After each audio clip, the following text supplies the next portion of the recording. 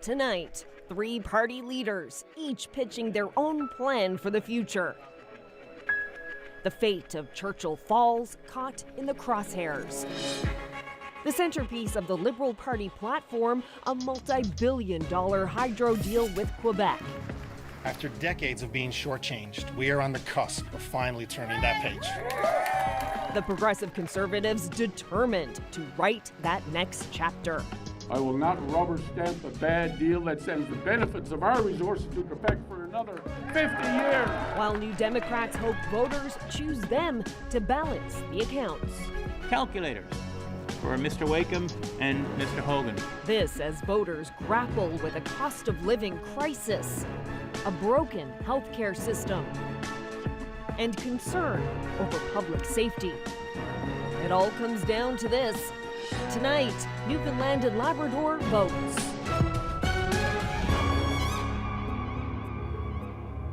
Well, good evening and welcome to Newfoundland and Labrador Votes, live from our CBC studio in St. John's. I'm Carolyn Stokes. There is just 1 hour left until polls close. It all comes down to this. Parties are getting those last few voters to the polls as Newfoundlanders and Labradorians choose the party they want to lead them through the next 4 years.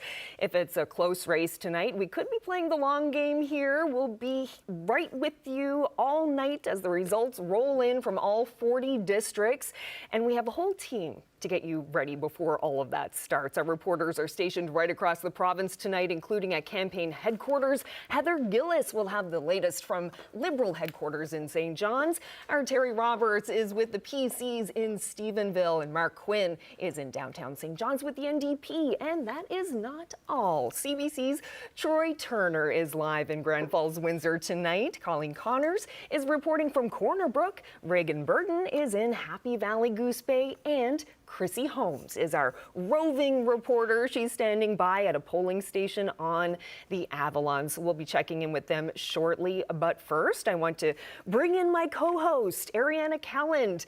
And Ariana will be on the results tonight. So Ariana, tell us, what will you be keeping an eye on? Well, that's right, Carolyn. I will be taking you through the results as they come in district by district, and there are many races to watch. But let's start with the big land. Let's take a look at Lake Melville, okay? Lake Melville, that is where we have a former cabinet minister at play, Keith Russell. You may remember this face. He sat with the Dunderdale cabinet, stayed low for a little bit. Now he's back, and there are a lot of blue signs, I'm being told, in Happy Valley Goose Bay. Sean McLean with the Liberals. He's making good ground, very good campaign on the ground in that area of Lake Melville. Of course, the MOU top of mind, and Jamie Ruby there with the NDP. All right, moving along to the Battle of the Mayors in Corner Brook. The seat, of course, open because Jerry Byrne decided he wasn't going to run for re-election. Jim Parsons knocked off Charles Pender for mayor of Corner Brook. Now he wants to make his way to the legislature. Former Premier Danny Williams has been on the campaign trail with Charles Pender in Corner Brook. And now let's take a look at Sarah Studley's district, Mount Scio. Very popular cabinet minister. She's being challenged by Daryl Hines, who has been behind the scenes for many, many years, has worked with both provincial and federal governments, and with the NDP, Laurabelle Emba, who has been making waves for the NDP. So, Carolyn, many, many races to watch. These are just three, and I'll bring you all that throughout the night. Wonderful. Yes, so many interesting races to keep an eye on. Thank you so much, Ariana. We'll come back to you in a bit to talk about the path to victory with David Cochrane. Power and Politics is having to do without David this evening. Of course, a familiar face to Newfoundlanders and Labradorians. You're back home tonight with us, providing some analysis, and you're also going to be moderating our panel. Can you introduce us? Yeah, I'll do anything for a free trip home, especially on a night like this. Look, we've got a panel of three people who know their parties, know the province, and know politics very well. We've got Steve Crocker, who is a cabinet minister in the Andrew Furey and Dwight Ball governments. David Brazel was a former leader of the provincial Progressive Conservative Party. And Mary Shortle, she is the president of the federal NDP. And they've been helping us out on Power and Politics throughout this election campaign to explain Newfoundland politics and Labrador politics to the country. Steve Crocker, your quick thoughts. What are you going to be watching for when the results start rolling in? Yeah, I think I'm going to be watching for a lot of what Ariana just explained, because I think that is the path tonight for a government. I think, I think it's nine incumbents not there tonight. Mm-hmm. So I think, there will be, you know, there will be some very close races there, and I think that's where government will be formed later tonight. Right, 9 incumbents, including you, Andrew Furey, people like Jerry Byrne. So Dave Brazel, the PCs are actually running more incumbents than the Liberals in this campaign, which is not normally the way things go. What are you watching for when we start to get the first results in an hour? Well, I mean, the fact that we're running candidates who ran in the last election already have an established team, already have an established base within those ridings itself. Again, with so many incumbents not there, a lot of these seats are open. Our policies have been outlined in rural Newfoundland, Labrador. There's some very close seats that we know now that we think, well, we've got a good opportunity to take back. So, and some here in the city. So this is going to be, you know, it's going to be a later night, I think, from my perspective on who's going to form government and at what level government is going to be in this province. Okay, well, Mary Shortall, I can't go too late. I got a flight to Ottawa at 8 o'clock tomorrow morning. So what are you watching for when the first results come in at 8 Newfoundland time? Well, for us, it's great because we have 40 full slate of candidates, and that gives a choice to everybody. The only incumbent, obviously, is our leader, Jim Dinn, and so we're going to be looking very closely at St. John's Centre, but also St. John's East Kitty-Vitty, also Waterford Valley, also Labrador. There's lots of areas where the NDP will certainly make an impact, I think. I know you got 40 candidates. You got people running in Corner Brook and Labrador. Used to be my neighbors when I lived in St. John's, right? So they're not really, I mean, they're local in the big sense, but well, there it you gives are. people a choice. Yeah, no, I hear you. All right, so Carolyn, we'll be checking in with Steve, Dave, and Mary throughout the night as we get the results come in. They can react in real time. All right, thanks, David. And, you know, as you might recall, back in 2021, an unusual election. It was during the pandemic, and just a little more than 50% of eligible voters cast a ballot. It was a historically low turnout, and just days before the election, in-person voting was called off. But now voters are back at the ballot box. Let's check in with our Chrissy Holmes, who's at a polling station on the Avalon. Chrissy. Yeah, Carolyn, the last-minute rush is happening here right now. We've seen a noticeable increase in volume as voters are rushing in to cast their ballots. And in fact, it's been a pretty unusual day. We'll put it that way. I mean, the day started with reports we were getting to our newsroom about some confusion around registration. We were hearing from some voters that were encountering some challenges, particularly around access for mobility reasons, for example, broken escalators at the Village, at the Dominion, Lake Avenue, for example. We reached out to Elections NL to try to speak with Travis Woolley, the new head of Elections NL. Too busy to talk with us today, but for what it's worth, Elections NL did not receive those complaints themselves. So still lots to talk about here. For the most part, the voters we've spoken with here today, Carolyn, have said that it's been easy peasy. Special ballots going to be the first ones that are going to populate here in the next little while. And actually, it's this district that has the highest number of special ballots, 20,000 total for the province. We've got about 1,100 in this particular district. But parallel to this election, there's a whole other election going on, and I want to introduce you to somebody. This is Dave Walsh. He is a teacher at McDonald Drive Junior High. So just give us the ballpark numbers, Dave. How did this work? We had over 15,000 students across the province. Almost 150 schools cast their own ballots in their shadow parallel election. So these, of course, votes won't count for the real result. But why was it important to run this parallel student election? Well, as teachers, we are there to educate, and this is to teach the students how government works, democracy works, how voting works, and so that when they come of age, they'll know that they can go in and they'll pick up that pencil and they'll cast that ballot. This was an important year, too. Yes, it is. This 100 years this year since women in the province gained the right to vote. And so it wasn't one that was given to them. They fought for it for years, for decades. And so we tell the students, 100 years ago, you couldn't do this. So take that vote. It's yours. It was fought for. Use it. Dave, we're really looking forward to seeing the results from this student vote, but my understanding we can't actually see those until after 8 o'clock. Will you join us with the results a little later? I certainly will. Okay. That's Dave Walsh here reporting live just outside of the Lions Chalet here in St. John's East, Kitty-Vitty. Carolyn? Thanks so much, Chrissy. And you're talking about results there. And I just want to point out to our viewers this bar that you're seeing there on the bottom of your screen. When the polls close, this is where we are going to start seeing some of those results. So they're going to stay at 0 for now, but we have just under an hour to go before polls close. And of course, tonight, it all comes down to the voters. Who will Newfoundlanders and Labradorians trust to carry the province through the next 4 years? We've been asking about the issues that matter most to you in this election, and you have not been holding back. My name is Chomaskina. I'm a mom, I'm a wife, I'm a friend, and I live in Conception Bay, South Newfoundland and Labrador. For the election, what I find really important to me is the cost of living. Grocery, childcare, home expenses, these are all things that concern myself and my family. We've had a lot of promises, we've had a lot of mandates, all beautifully written. But we want to know, are they just promises or will it come into fruition? Are we going to see changes? Are we going to see our leaders do something different? Would this be the first time that we're going to have people say what they're going to do and actually do what they said they're going to do? Yes, cost of living is certainly on the ballot tonight. It's a topic all three parties have been tackling on the campaign trail. And I should mention John Hogan, Tony Wakeham, Jim Dinn, all running for the first time as party leaders. And the Liberals, led by John Hogan, must hold on to all 21 seats if they hope to keep a Liberal majority. So let's head to Liberal headquarters now in St. John's. That's where reporter Heather Gillis is stationed tonight. So Heather, take us through what's at stake for the Liberals.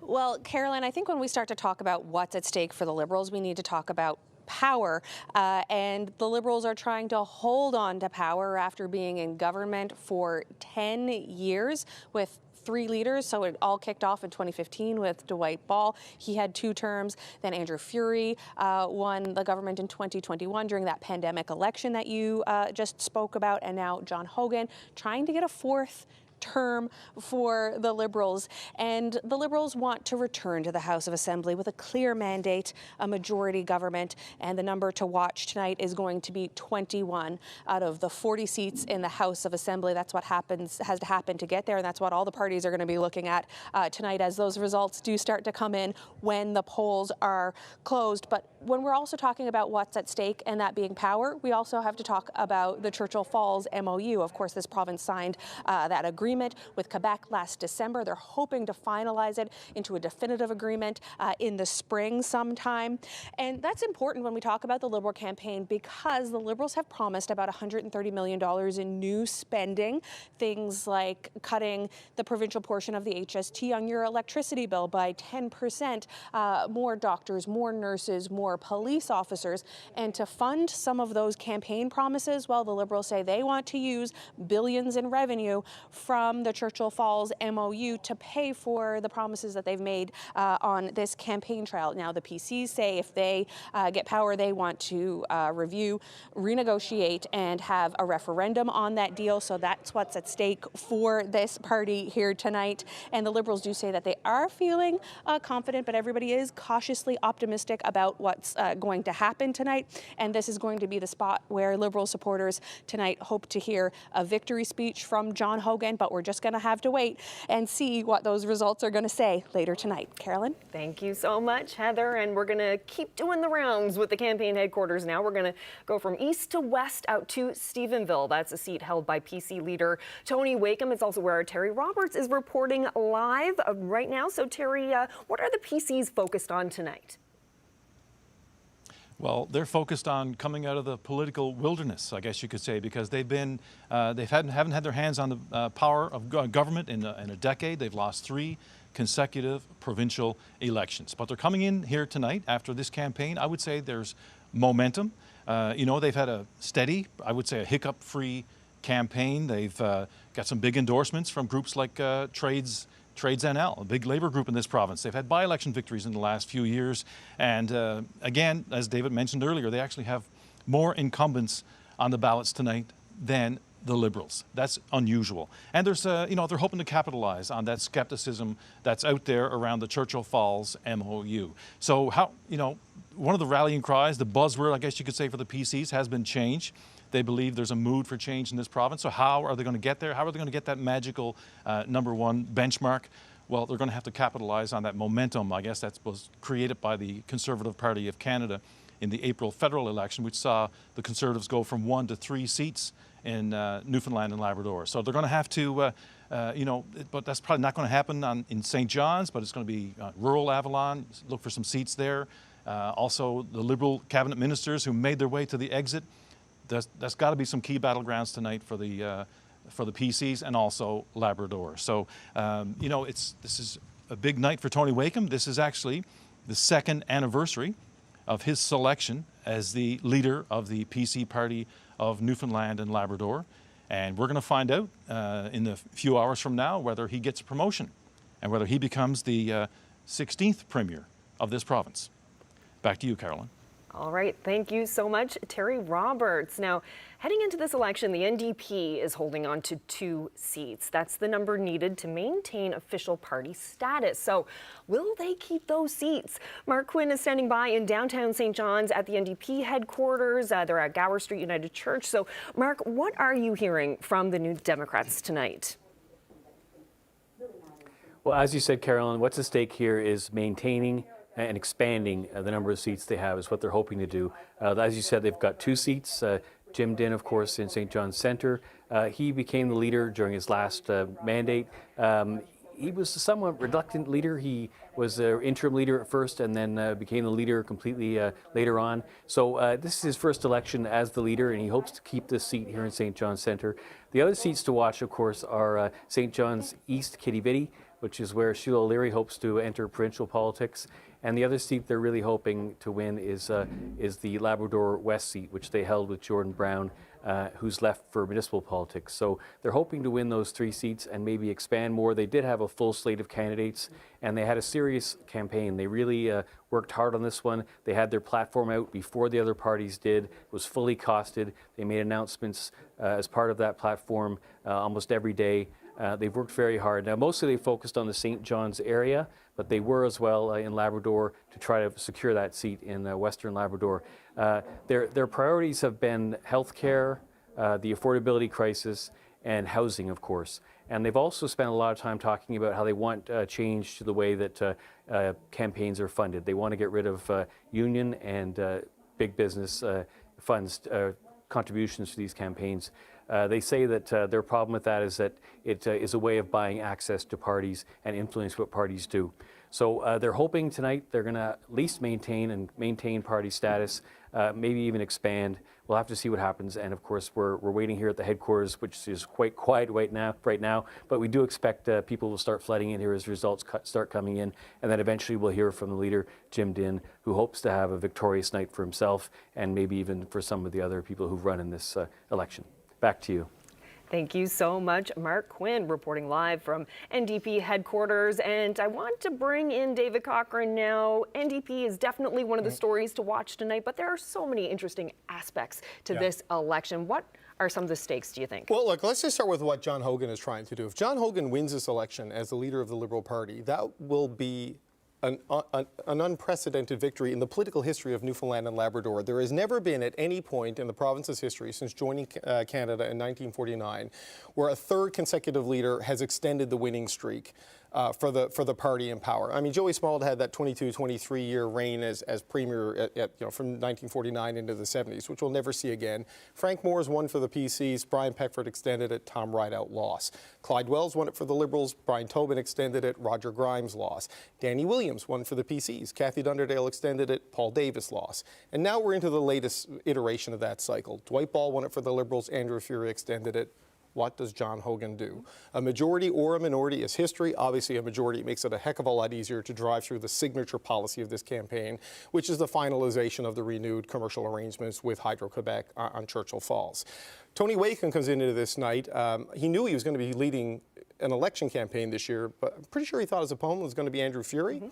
He's running against John Hogan. His argument is that changing the guy at the top is not enough change. You need to change the whole government. And for the PCs to get what they want out of this tonight, they've got to gain 7 seats, and it is unlikely to see significant, meaningful growth here in the St. John's area. So they need to at least split Labrador and then start running up the score on the west coast of the island in particular, and in central and eastern Newfoundland and the rural Avalon. Basically, you need to see Tony Wakeham win where Pierre Poilievre won on April 28th, where Carol Anstey, Cliff Small, and Johnny Rowe got elected. That's where you need to see provincial progressive conservatives get elected. And for the NDP, it's kind of as simple as 1, 2, 3. 1 is the bare minimum, get your leader into the House. 2, get you official party status. 3, that gets you power. Not because we're going to project an NDP government with 3 seats, but because with the 3 New Democrats, if you get to that level, you add in the fact that Paul Lane and Eddie Joyce are almost certain to get re-elected Carolyn as independents. That's a block of 5 seats. With 35 left in play, it is tough to see the Liberals or the PCs getting to 21, which means a majority government is highly unlikely, very improbable. And the New Democrats with 3 seats, they can negotiate and vote as a bloc, and that's real influence that they could have at the end of this night if they hold their seat in Labrador and take back their historic home in the Kitty-Vitty area of St. John's. Yeah, could definitely affect the dynamic of the House of Assembly. But of course, you know, voters will have the ultimate say here. And while concerns like the cost of living and access to health care are universal right across the province, districts can also differ when it comes to issues that matter the most. So let's hear now from a single mom in Labrador who says connectivity is a major concern. Hi, everybody. My name is Elizabeth Saunders. I live in Happy Valley, Goose Bay, Labrador.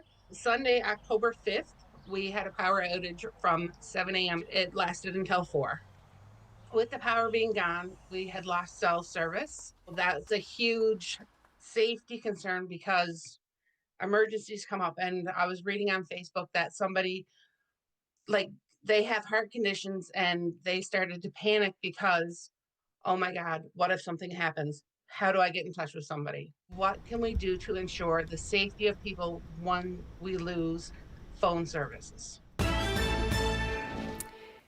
And thank you so much to Elizabeth Saunders for that. We heard similar concerns, of course, from residents of Conception Bay North during this summer's wildfires. But let's stay with Labrador issues for a moment. For the first time in a decade, Lake Melville will be electing a new MHA. Reporter Reagan Burden is standing by at a hotel in Happy Valley, Goose Bay, where PC candidate Keith Russell will be tonight. Reagan. Thank you, Carolyn. We're already starting to see some supporters come in, even though the polls aren't closed just yet. You know, we're talking about issues in Labrador this election. We've been hearing a lot on the ground from people that there have been some frustrations the last 10 years, you know, not feeling like the Liberal government is pushing through enough change. And that's certainly been something that the PCs have been campaigning on, change. But like you mentioned, we've had the same MHA here in Lake Melville for the last 10 years.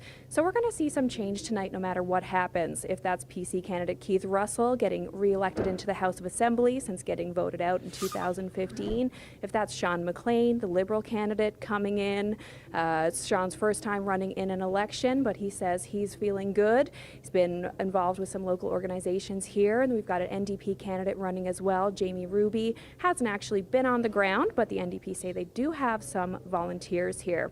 Of course, the MOU is top of mind for people quite literally closer to home than other voters in the province. People still feeling burned from the aftermath of Muskrat Falls. We saw issues in housing here, crime, drugs, and a lot of people credit that to when there was just a surge of money coming into the area. So people want to, you know, feel reassured that this deal is going to protect them. So whether or not the change we will see tonight will be a new party or a new MHA coming in with the Liberals, we're going to find out soon. Back to you. Thank you so much, Reagan. This is Reagan Burden reporting live from Labrador. So let's head to the North Shore now, Conception Bay North, to hear some concerns from voters in that part of the province. Hi, my name's Haley Poudan, and I am from Adams Cove. I recently moved here during the Kingston wildfires. An issue in this election that is important to me is about food accessibility and sustainability in the CBN and other rural remote areas of Newfoundland and Labrador. specifically when there is an emergency disaster response. Hi, my name is Robin Dwyer. I was one of the volunteer coordinators for the evacuation center during the Kingston wildfire. As well, myself and my family lost our home as a result of the Kingston wildfire. This, I believe, is just the beginning of what is going to be the norm in terms of wildfire seasons during the summer in this province. And it will happen again, unfortunately. There are almost 200 families that are currently without a home. We need to rebuild. We need to have provincial support and government support for that to happen, to ensure that the North Shore just doesn't become a burnt area on the province's map. Lots of issues cropping up across the province. Of course, one of the biggest challenges facing the next government is going to be the big financial burden government is facing. So, David, I'd love to hear a bit from you and your panel on that. Yeah, this has been a perpetual challenge for all the governments in the history of this province. And Steve Crocker, you know, as a cabinet minister who sat around the table doing budget deliberations, just how serious the challenges are. We've got the parliamentary budget officer saying the new province's finances are unsustainable. Not a big focus in this campaign outside of the promise of revenue if the Churchill Falls deal goes through. No one talking about cuts, no one talking about restraint, lots of spending on the table. Yeah, I think this campaign, you know, we saw the normal campaign promises, but, you know, at $130 million, the promises that the Liberal Party made, I think are quite reasonable, quite easily ways to, you're talking about a $10 billion budget. It's a very small part of that global budget overall. That there's always ways to fund your priorities, and when a government comes in and has the opportunity to fund their priorities, it's important to go in, look at it, and find ways to renew. One of the finance ministers I served with over the last 10 years would always say, find it in your envelope. And, you know, lots of times there are opportunities to find it in those existing envelopes. Right. When you're talking about a $10 billion budget and, you know, $130 million of commitments from our party's perspective. And as well, you know, we're confident that, you know, the MOU brings a definitive agreement, brings that necessary revenue to the province. So Dave Brazel, that's been the Liberal pitch, right? That everything we're promising you, we'll pay for with the deal we're going to do with Quebec. Tony Wakeham is, I'd say, skeptical of the deal with Quebec, wanting to put it to a referendum after a review and renegotiation period. So how do you pay for your promises as a party if you don't do the deal? Well, obviously, I mean, his policies are also going to outline in driving the economy to the right level we need it to have. That there's a multitude of other factors in Newfoundland, Labrador, and other industries that can flourish that have been neglected in some cases for the last 10 years, or the emphasis haven't been put on that. I mean, we've talked to people in the different industries, from the fishing industry to the aerospace industry to the AI to tourism, even for particularly. And there's a whole strategy on how you drive other industries. Now, Tony's talked about that the MOU itself, or the negotiating to get a deal for developing Churchill Falls and Labrador Power itself, is not off the table. It's about getting the best deal so that, you know, in 10 years, $1 billion may be minimal in comparison to what our debt load is going to be. Minimizing the debt load, delivering on the promises that people need and want right now. Their services here, our healthcare, our education system, our safe communities, cost of living, food security, are all key issues here that need to be addressed. Having a full-fledged process here where you don't give away stuff, because you still got to look at the next generation and the generation beyond that. You got to take care of them. Right. But also driving other industries. It can't all be about hydroelectric power here. Our offshore is very important here. Our mining industry is very important. All the other industries we have, our agriculture, our fishery, all the things are very important. So a holistic approach will generate billions of dollars to offset that while you're negotiating what needs to be done on the MOU. But, you know, Mary Shortle, when you look at where the financial shortfall is, and we did see Jim Dinn show up at the calculator for the other two leaders. I don't know if you brought them for your panelists. I'm just wondering, the quick, and the MOU needs to be brought to a finalized agreement. That's the quickest way to move the needle on revenue for the province, right? So how do you cover for these shortfalls in the absence of moving on that project? Well, I think what happened, what Jim's been talking about with the NDP platform, is that there are things that can be immediately done to help the cost of living crisis, the housing crisis, things that already exist. So what he did was take the budget that the government already has and repurpose some of that, so cut oil subsidies for profitable corporations, oil corporations, you know, the travel nurses budget, taking money like that and investing in real solutions that will be an immediate impact for that. Right. Everyone wants to get rid of the travel nurses, but if you do that, you got no nurses, right? Like, it's not just that it costs a lot of money, they're in short supply and in high demand. So, I mean, how do you cover the financial shortfall and the medical shortfall, just quickly, if you do get rid of the travel nurses? Well, I think. Go ahead. Yeah, just go in order. Go with Steve.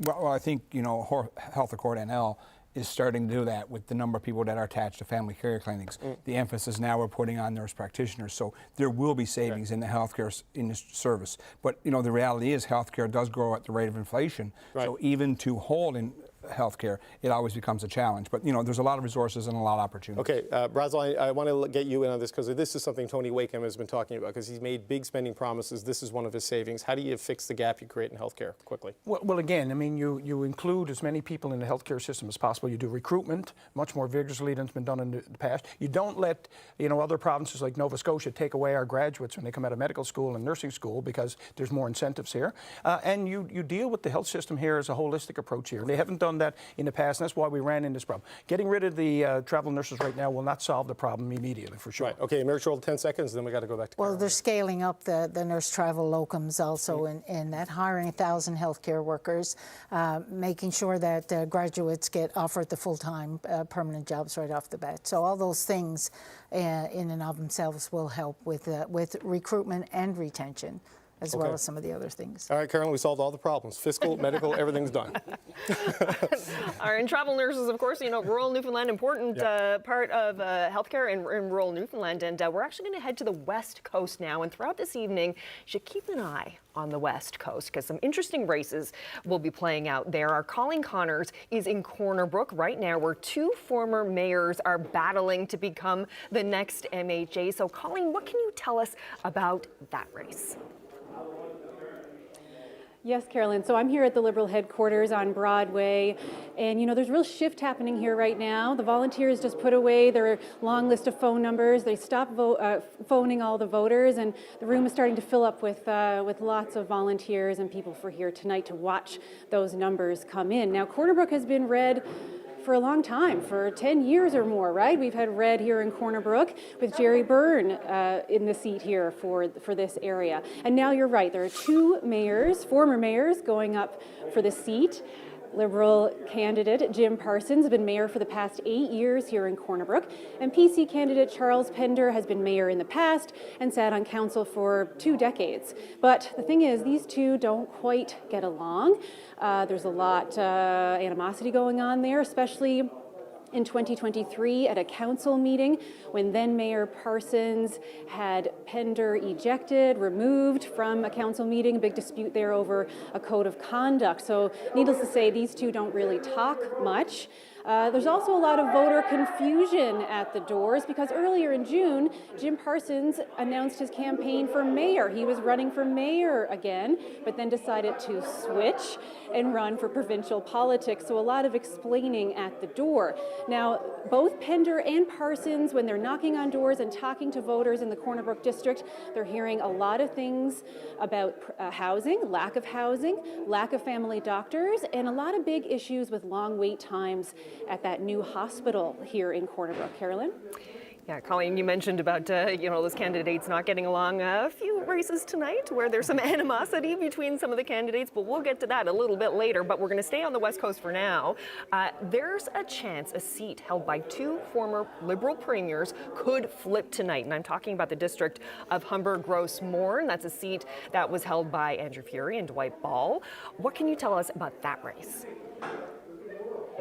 Yes, that's right. So Humber-Gross-Mourne, large district with Deer Lake, Rocky Harbor, Gross-Mourne National Park. So PC candidate Mike Guzny is going at that spot again. He ran against Furey, actually, and he also ran for the NDP back in 2015. His posters and signage is all over the area. So he's really hoping to take that one against Liberal candidate Helen Reid. Helen is a longtime volunteer, doting mother, new grandmother, who is also hoping to keep that area red for another term, of course. And so we will have to watch and see what happens there because, of course, in the long-range mountains riding in the last federal election, that whole area went blue with Carol Anstey. So that one is certainly one to keep an eye on tonight, Carolyn. All right, thank you so much, Colleen. That's our Colleen Connors in Corner Brook. Of course, Corner Brook is also where you'll find Grenfell Memorial University's West Coast campus, and none of the parties have promised to bolster funding for the province's only university. MUN has been slashing budgets, issuing layoffs, and cutting costs to stay afloat. So let's hear from a Memorial University student now about an issue that matters most to them. My name is Meg Scott, and I'm a 25-year-old marine biology master's student at Memorial University of Newfoundland and Labrador. The most important issue to me is unpaid work terms for students. Because I'm a former education student, I had to go through an unpaid work term for 14 weeks. During that 14 weeks, I had to try to make ends meet while not working any other jobs. This was extremely difficult trying to make ends meet, as I had to try to pay rent, pay my bills, and also try to get food on the table. And there are some districts in central Newfoundland that could be very close. I mentioned about some candidates who don't get along and some animosity there. We're going to check in Grand Falls, Windsor, Buckins. That's where our Troy Turner is tonight. So Troy, some tense moments between candidates in this district. Can you walk us through what's going on there? Well, right now I'm at Lefty's Pizzeria here in Grand Falls, Windsor, and it's kind of a party atmosphere here. Lefty's, of course, is a sea of blue tonight, so Lefty is leaning a little bit right here this evening. Anyway, the Grand Falls, Windsor, Buckins district has two front runners. Liberal Barry Manuel, of course, longtime mayor and spent last 12 years on council here in Grand Falls, Windsor, and he is running against incumbent Chris Tibbs. Now, Chris Tibbs has been very popular for the Progressive Conservatives here, especially online. He's got a lot of followers to his social media feeds. He's been the MHA here for about 6 years. Now, before that, Chris Tibbs worked in oil and gas, and on his spare time, he tells me, on his holidays, he actually still does work in oil and gas on those days. Now, that has come up several times, and it came up with the Barry Manuel camp, who said that they were calling for a full-time MHA. Now, Chris Tibbs didn't like that, obviously, and they got in a public debate last week where it was surfaced right from the start, and Chris Tibbs called Barry Manuel a liar and also talked about his family. Now, the two traded barbs back and forth for a while, and then what happened is it came to a boiling point. And what happened was Chris Tibbs was at the podium, called Barry Manuel a liar. Barry Manuel left his seat and confronted Chris Tibbs at the podium. The broadcast then took a break. For 9 minutes later, we were back on the air, and basically they traded a few more barbs, but finished out the debate. So safe to say, no love lost between these two. Now, also running in this district is Liz Noseworthy. She is running for the New Democratic Party. She is a home care worker in this district and a very long-time volunteer. Again, her campaign is a little quieter, so it'll be interesting to see what happens tonight in Grand Falls, Windsor, Buckins. Definitely some drama there, Troy, in Grand Falls, Windsor, Buckins. But what other districts in central Newfoundland are you keeping an eye on?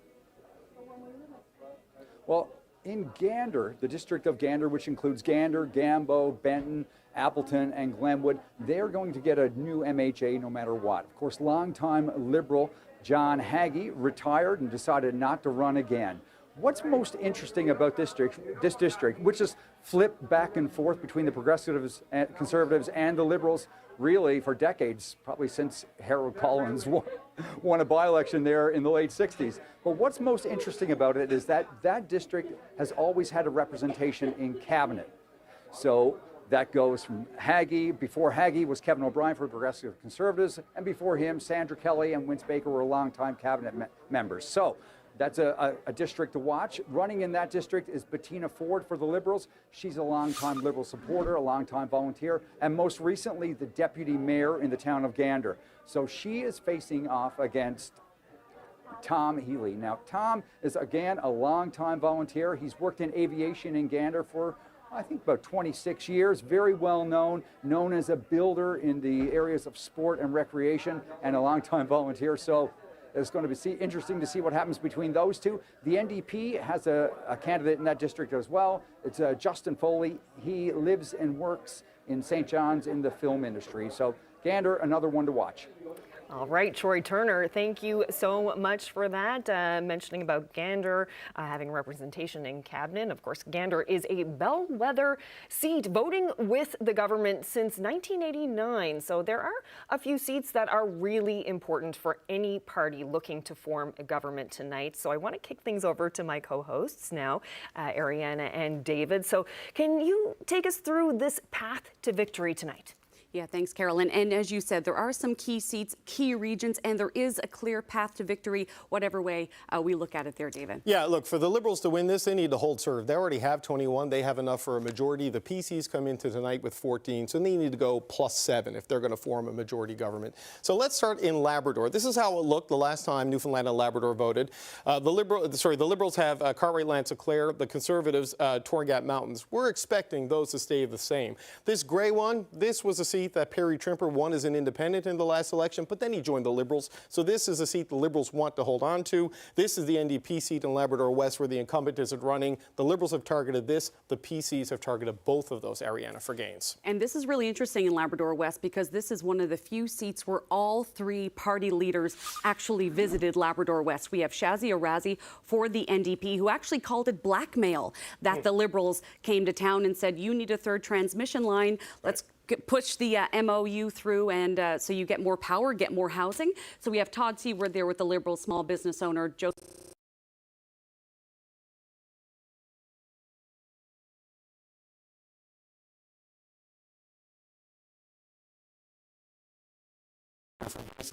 Some blue. There are gains. And here in the Northern Peninsula, the last time the Progressive Conservatives flipped the government from the Liberals, it started up here. Trevor Taylor and Wally Young won the seats for the first time in the case of Trevor Taylor in the history of the province. So St. Barb, Lanza Meadows,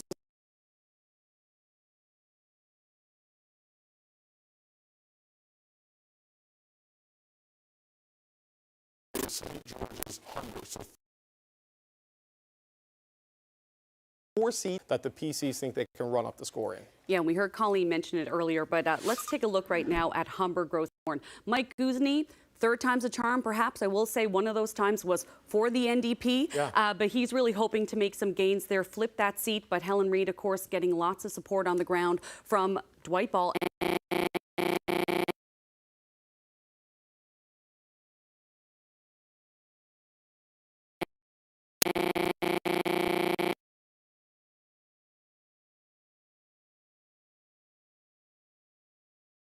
seats, so one won by a by-election, in a by-election, Placentia West Bellevue.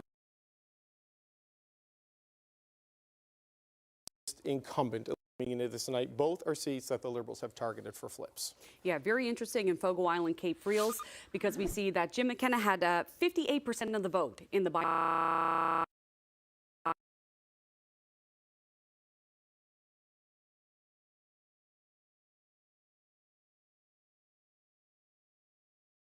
Had a really big. Hoping now to. This is a fall election, and Justin Trudeau is now gone. And finally, let's look at Metro. The expectation here is that the Liberals should hold most of their base here. This is, interestingly, over time, this has become the best.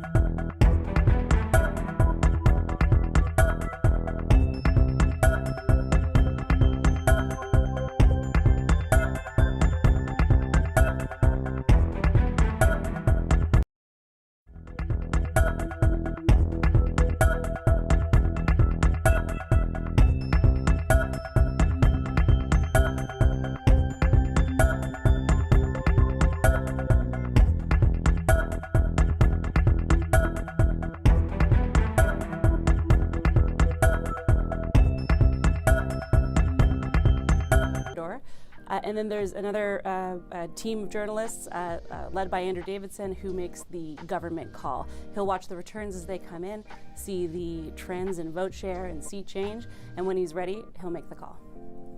We need results from every part of the province, and ideally for a government call we have results in every district so we have a sense of how it's playing across the province, not just regionally, not just in, say, city centres or rurally, but we need to have a fuller picture.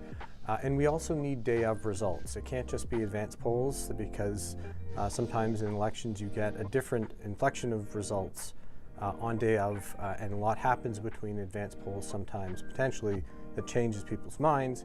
So we always require a bit more of a scale of results that give us a sense of both how the advance polls are going and how day of results are coming in before we make a full projection on both the government and on the individual district level. We get our results from Elections Newfoundland and Labrador, just like every other broadcaster and media organization. They come to us through an organization called the Canadian Media Elections Consortium. It's a group of broadcasters and journalism organizations that all got together, and they're the contact with Elections Newfoundland and Labrador. So the people in the individual districts here in Newfoundland and Labrador count the votes, report them to Elections Newfoundland and Labrador, Elections NL, and then they get fed to the media consortium, so we all get them all at the same time. There's one vote count, and so we know what we're getting is correct. Well, they call them too close to call for a reason, and oftentimes we're sitting and watching results come in real time, and we see leads flipping. We see dogfights where we have the races change, and sometimes we have a margin of only a couple of votes separating. In those cases, it's obvious to wait and take our time because it's too volatile a race to really make a projection, and sometimes we even have to wait for the results to go final. And the margins show often of cases where we've had ties in the vote that are later settled beyond our control and beyond our ability to project. When it comes to making a government call, our goal is always to get it right, not to be first, but to make sure we're right. The ballots here are hand counted, so that means that individual folks here in Newfoundland and Labrador are counting those ballots one by one. So we wait and make sure they get it right, and then we wait and we make sure that we get it right. So we watch the vote share, the seat change, what's going on in the regions, how it tracks up against historic benchmarks, who's winning incumbents, who's losing incumbents, and we put it all together, and when we've seen enough, we make that call. Yeah, a little peek behind the curtain there. A lot of busyness behind the scenes tonight for sure. And we've been asking voters about the issues that matter most to them in this election. Cost of living, affordability, big issues. So let's hear from a mother of three living in Newfoundland and Labrador housing about her concerns and a possible solution. My name is Tina Han. I live in Newfoundland Labrador housing in Center City, St. John's. It's called Buckmaster Circle. There are kids in this community that are in poverty. There's kids in this community that do not get 3 meals a day. There are families here that depend heavily on school lunch programs and breakfast programs. I cannot tell you the last time I actually bought a 2-liter of cow's milk. If the government implemented some sort of guaranteed basic income where nobody can fall below a certain threshold, that would help. All right, so let's return to Liberal headquarters now in St. John's. That's where reporter Heather Gillis is stationed tonight. So Heather, just over 11 minutes to go now. The clock is ticking, and we are here. We're joined by former Liberal MP Nick Whalen. Thank you for being with us. I know you've been out knocking on doors with some of the candidates. What are people saying to you? What sense are you getting on the doorsteps? Thanks for having me over, Heather. I will say knocking on doors in Virginia Waters for Bernie Davis, people really support him personally, but people have so much election fatigue. And how do you think that's going to factor into what happens tonight? Well, I think that Premier Hogan had a great opportunity during the wildfires really to demonstrate his compassion and his strength. And I think that's the last people really thought about the elections. I mean, going to the doors, people are turned out. They seem to have already made up their minds on how they're going to go. I think that bodes well for Premier Hogan. I don't think this is a change election. I did not feel that anywhere. And what kind of issues quickly are people talking about on the doors? People were talking about cost of living. Very little about the MOU, which although the Liberals tried to make that the election issue, I don't think people really felt that. But people like to talk about Donald Trump and how exhausted they are of elections. And that's the story. We've had 3 in the span of just a few short months. So Nick Whalen, thank you so much for your time. Carolyn, we're going to throw it back to you in the studio. Thank you so much, Heather. Heather Gillis live tonight at the Liberal campaign headquarters. So from east to west now, let's go to Stephenville for a check-in with Terry Roberts, who's standing by with a guest as well. Yes, Carolyn, I'm here at the PC headquarters here in Stephenville, of course, and still pretty quiet here so far. So we do have someone we want to talk to, and that's Shane Skinner. Shane is the president of the party and co-chair of this campaign. So I guess I'll just get right to it. Why do you think the PCs deserve a chance in power right now? First of all, thanks for having me, and thanks for having us here. This year, I do think it's time for a change in the province, and over the course of the campaign, we as the team, the 40 candidates, Tony as leader, we've really heard from individuals across all 40 districts that it's time for change. People want better health care, they want lower taxes, and they want safer communities. And unfortunately, over the last 10 years with the Liberal government, we haven't really seen that. So it's just time for a change, and people have expressed that. And I have no doubt, later tonight that we're going to see the good result of a blue wave coming across the province of Newfoundland and Labrador. Give us 5 seconds. What have you learned about your leader in the last 28 days? He's passionate and he's caring. All right. Shane Skinner, president and co-chair of this campaign. Back to you, Carolyn. Thank you so much, Terry Roberts, live in Stephenville. And Mark Quinn is in downtown St. John's at the NDP headquarters, and he's also standing by with a guest. So, Mark, a lot on the line for the NDP tonight. Absolutely, and people are starting to filter in here. We're starting to see more people come in as they expect results to start coming in the next while. I'm here with Mark Nichols, and he's someone who advocates for workers. Mark, I wanted to ask you, what's the main issue for you here, and how do you see the NDP's platform addressing it? Well, for me, as someone who's over the past 5 years been advocating on behalf of workers who earn less than a living wage, I was very excited when I saw this platform.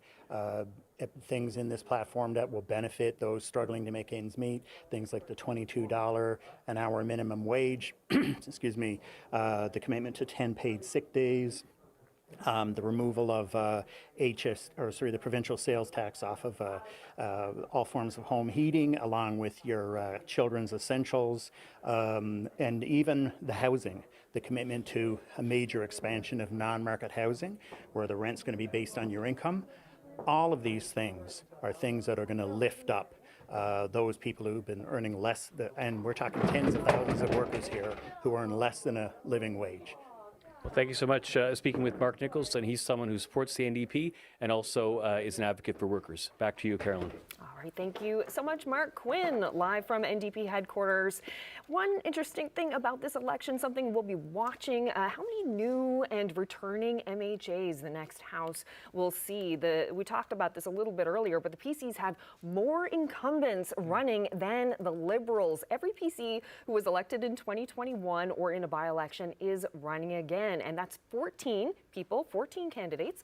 Between the Liberal exodus and losses and gains in by-elections, the Liberals have 13 MHAs running again. So, David, I want to bring you in on this. Very interesting aspect of this election. How meaningful is that? Typically incumbency can be a couple of percentage points, right? You have familiarity, you have name recognition, you already have a machine in place, and you've done your voter contact and IDs and have your signs ready so you can get out to a quick start. So it could really be a factor in a tight election like this. And, Steve Crocker, listening to Nick Whalen speak there earlier, the former MP, voters have election fatigue and they didn't really want to talk about the MOU. When that's the central pitch of the Liberal campaign, you don't have your incumbents, that doesn't sound good.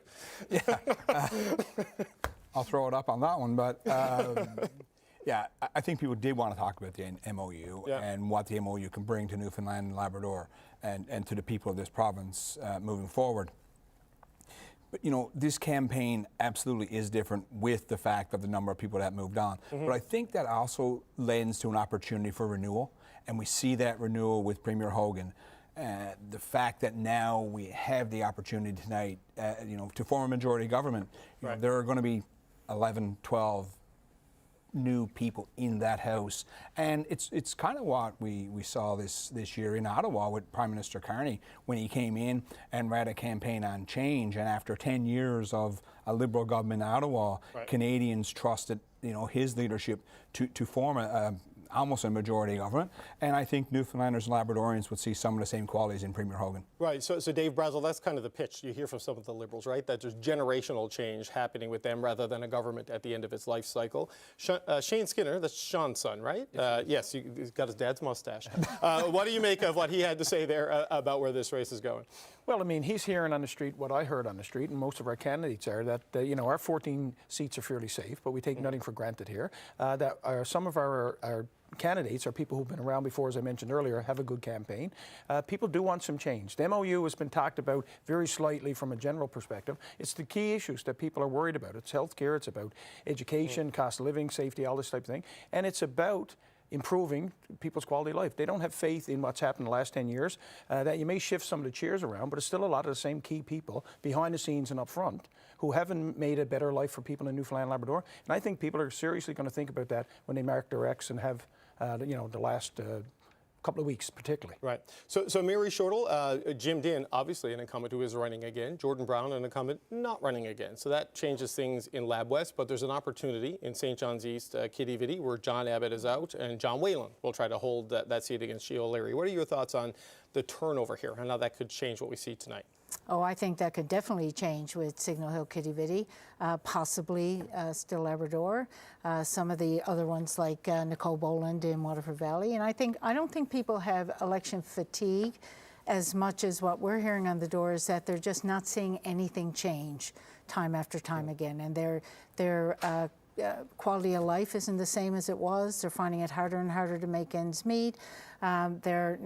They have nowhere to live, or they're getting evicted from their homes, and they need a voice, like the voice of Jim Dinn and the NDP that have been saying there is an alternative, there is a better way. We have the resources, we just need to jiggle them around and invest in you and the services that you need and the things that are going to lift you up. Okay, Carolyn, we got about 3 minutes until the polls close, and that's when we're going to stop getting the spin. We're going to get the predictions out when that happens. That's what we're going to be counting on after really, that. Really close now. My goodness. And Ariane, I just want to knock it over to you for a second. So much going on. Fewer incumbents and some independents in the mix. What are some of your thoughts on what's going on here tonight? Carolyn, one of the things I'm watching for is if the provincial Tories will mirror what the Conservatives did on a federal scene. Will we see those two maps kind of match up and merge? That's what I'm looking at. There are a couple of districts where maybe that flip will happen. That's what I'm keeping my eye on. I've heard people refer to it as the Carol Anstey effect. The Carol Anstey effect, the Johnson Rowe effect. Yeah, we'll see what happens. David, do you have any final thoughts? Yeah, I'm curious to see how sort of the reorientation of the political dynamic here in Newfoundland and Labrador manifests itself in the early results. I mean, for decades after this province joined Canada, St. John's was the bedrock of progressive conservative support. The Townies were Tories, the Baymen were Liberals. It's flipping, right? This is where the Liberals are strong here in the capital city. And as we saw with Jonathan Rowe and Cliff Small and Carol Anstey, the federal Conservatives got elected there, and this is where the hopes of the provincial progressive Conservatives rest. So this is not a pattern we're used to seeing in this particular province. It's always been sort of the other way around, though. It's starting to get more in line with the national trend in Canada, where the Liberals tend to win with urban, university-educated and college-educated voters. The Conservatives tend to win in the rural areas, and the suburbs swing the elections. You're going to look at the big population centers. You're going to look at the larger towns in the rural areas and see what happens there. So the early trend lines will tell us something.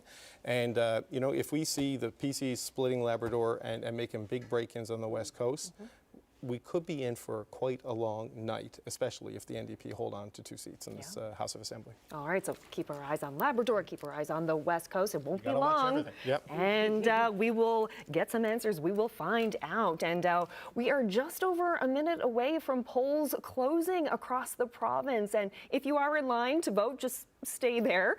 Tonight, we'll find out who will lead Newfoundland and Labrador through the next 4 years. Will the Liberals be able to hang on with their third premier in 10 years? Can the PCs take power for the first time since Paul Davis? And how many seats can the NDP turn orange?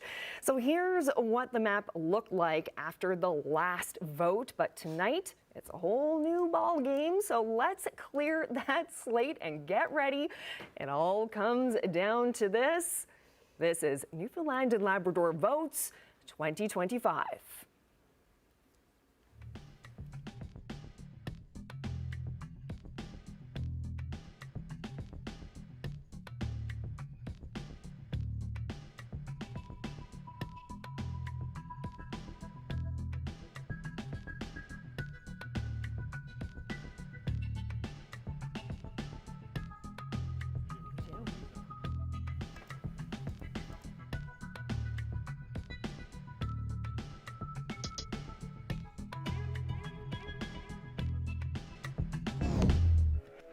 Tonight, 3 party leaders, each pitching their own plan for the future.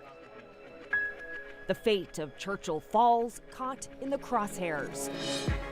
The centerpiece of the Liberal Party platform, a multi-billion-dollar hydro deal with Quebec.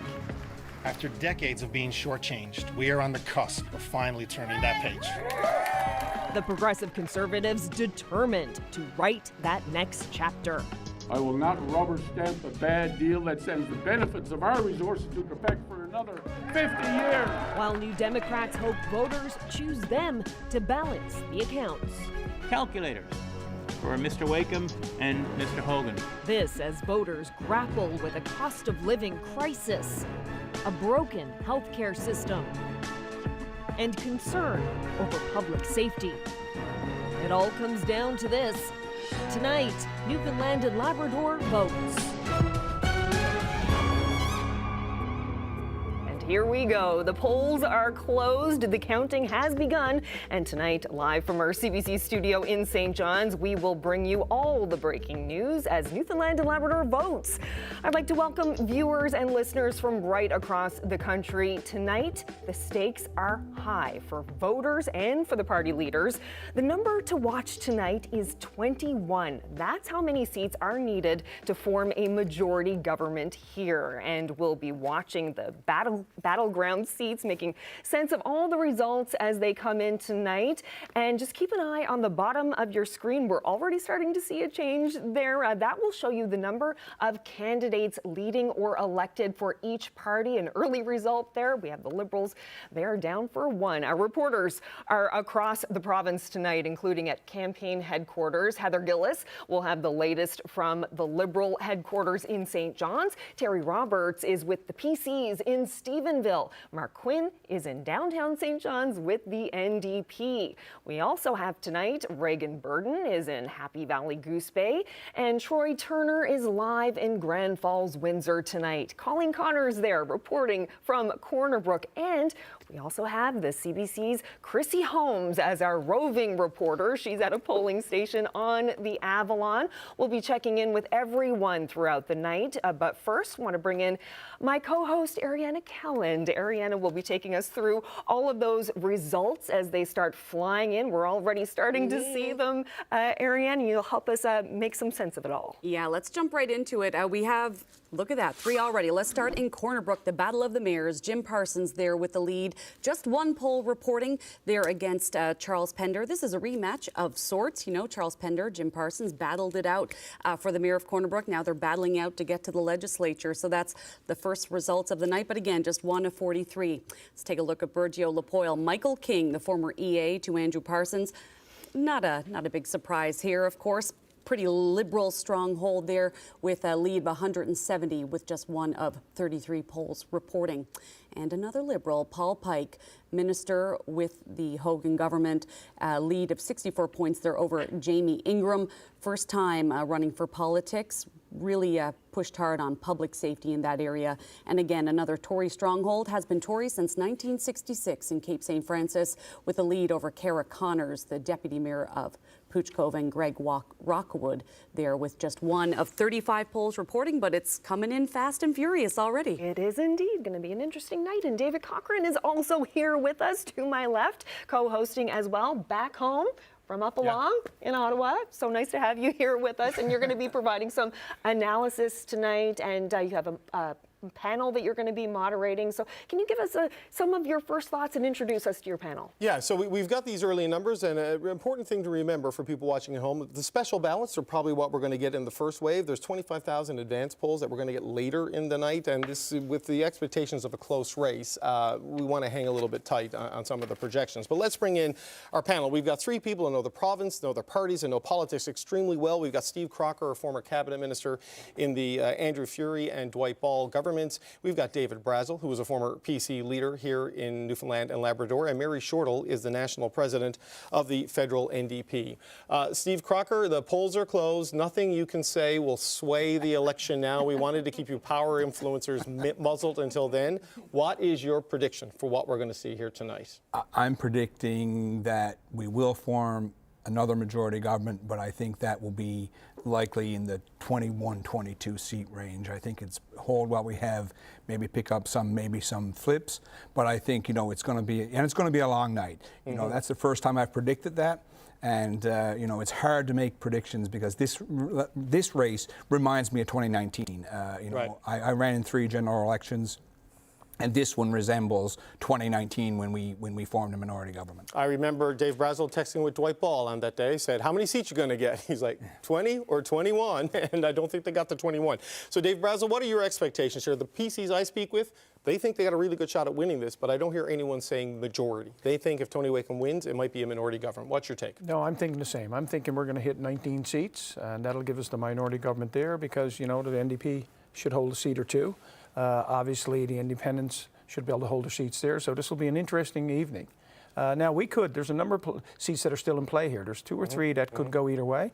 If they happen to, if half of them go our way, then we could get very close to that majority as part of the process. I think, and we've all agreed with, there's probably about 8 seats in this province right now that could go either way, depending on what the campaigns were like and what the end result's going to be on the numbers. And look, just to explain the independent comment that Dave Brazel made to the people who just joined us from the rest of Canada, there are 2 independents in this 40-seat legislature. You get to know the names Eddie Joyce and Paul Lane. Very likely to get re-elected again, which means you're trying to get a majority from 38 seats, not 40. So Mary Shortall, that's a trickier path for anybody trying to form a majority government here. What's your expectation of what the final result's going to be this evening? Well, there's not the same foreboding as it was when the polls closed for the federal election, that's for sure. I think we're still very unpredictable in a whole lot of districts, especially around St. John's, where the NDP have been working really hard with really good candidates. So I think anything can happen there. And like you said, David, with the independents and 2 or 3 NDP seats, that could make a big difference. Who forms government? Mary Shortall, what's your pick? It's really hard to tell, right? It is really hard to tell. I can't predict one way or the other. Right Okay, so Carolyn, the Steve Crocker decision desk is Liberal majority. Okay. The Dave Brazel decision desk is Liberal minority, and Mary Shortall's more of an indecision desk. Sorry,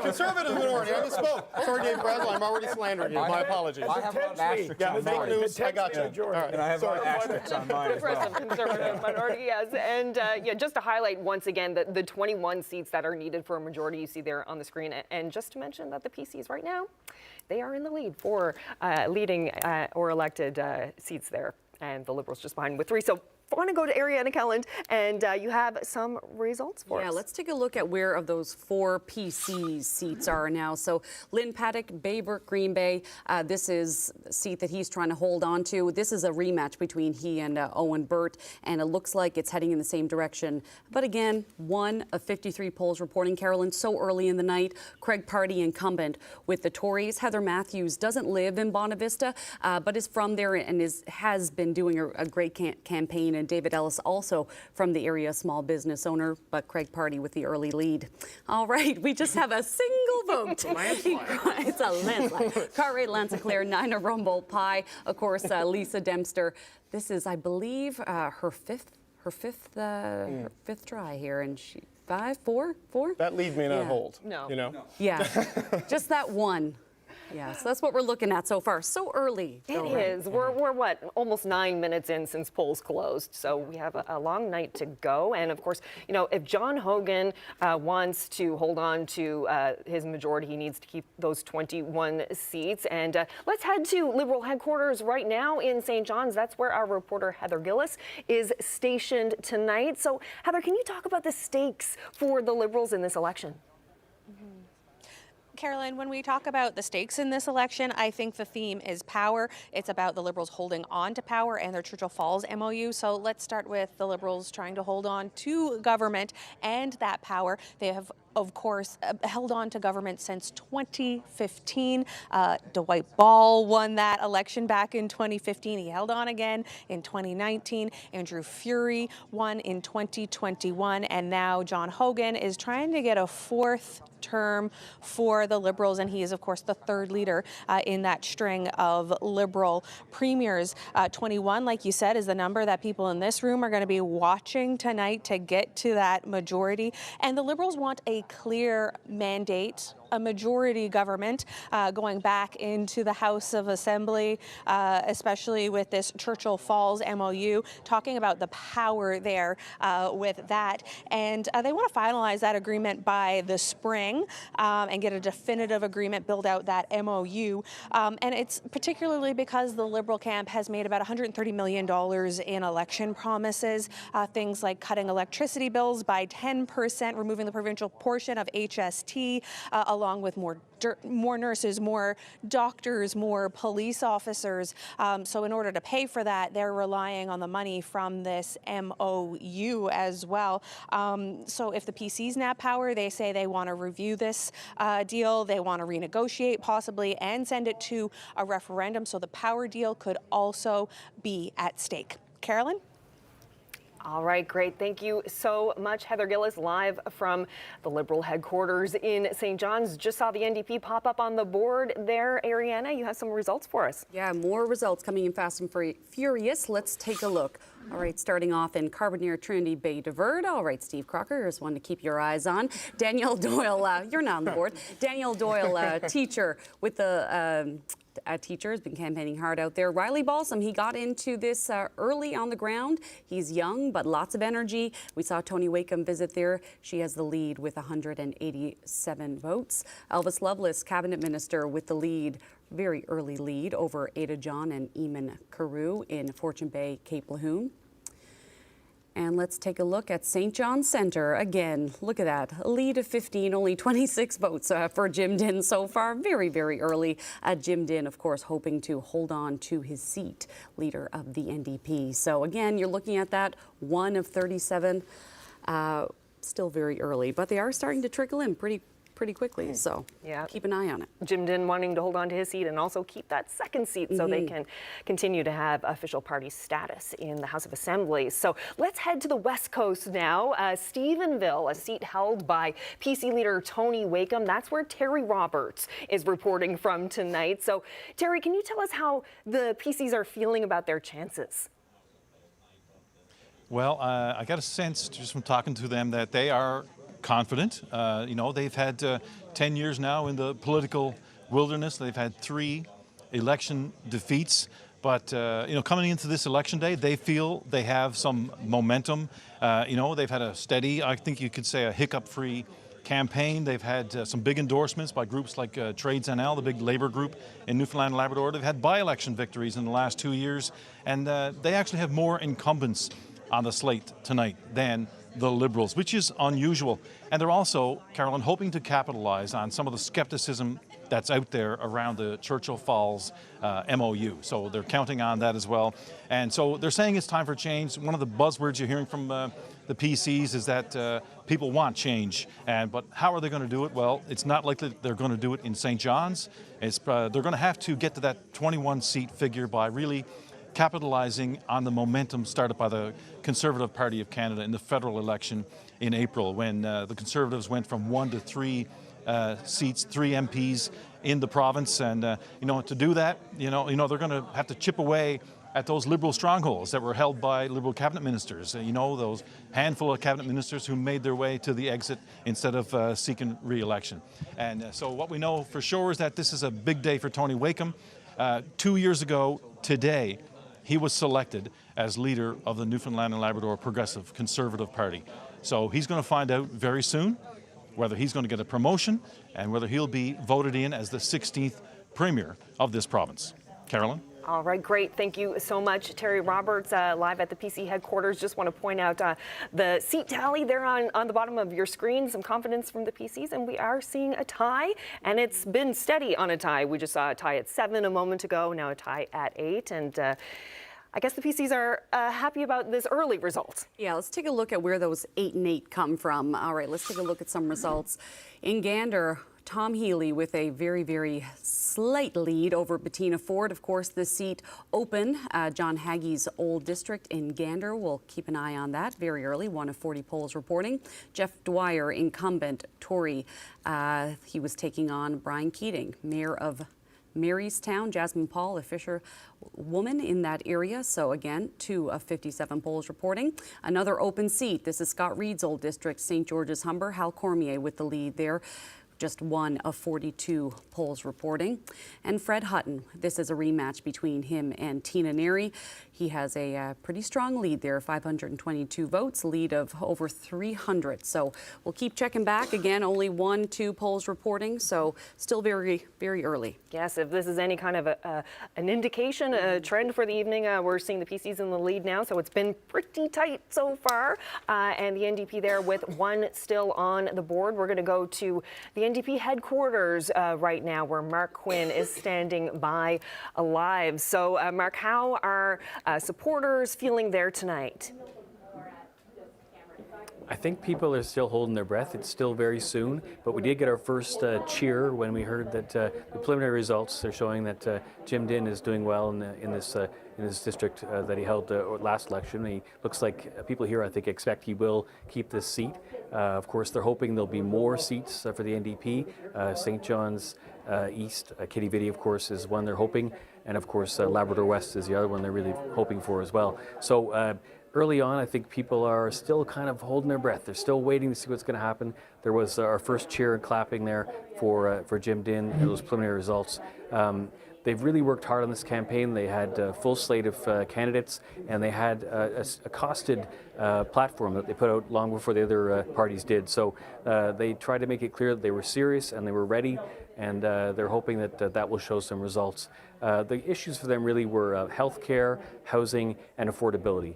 And those are the things they really focused on, and of course those are all intertwined, and the platforms all sort of speak to how all those things could be affected, and they hope they can find ways to help them. Now, they don't expect to form the government, I think it's fair to say that, but they have historically had policies that other governments have adopted. So I think they're hoping they'll have a strong voice in the House of Assembly, a few members who can actually influence policy and convince other governments, other parties to adopt those policies and enact them.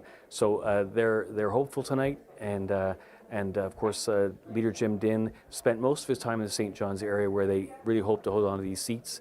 He did spend some time in Labrador, but they really focused on the metro area, the St. John's, and the Northeast Avalon. Carolyn, back to you. Thank you so much, Mark Quinn at the NDP headquarters. And just drawing your attention to the tally down there. The PC's now ahead, but only by 1. We're just watching these ties keep happening, and it's been very, very tight so far. Ariana, do you have some more results for us? I do. We were talking a little bit earlier about the path to victory, what that may look like, starting in Labrador, looking at the Northern Peninsula, and we were talking a lot about what it looked like when the federal election happened, and we saw that wave of blue, and it looks like we have a little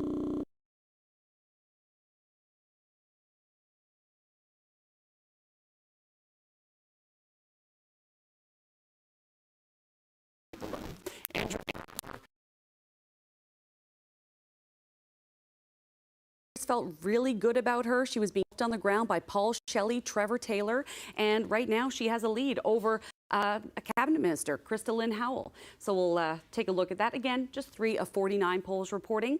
In Fairyland, this is interesting. This is a Tory stronghold. It's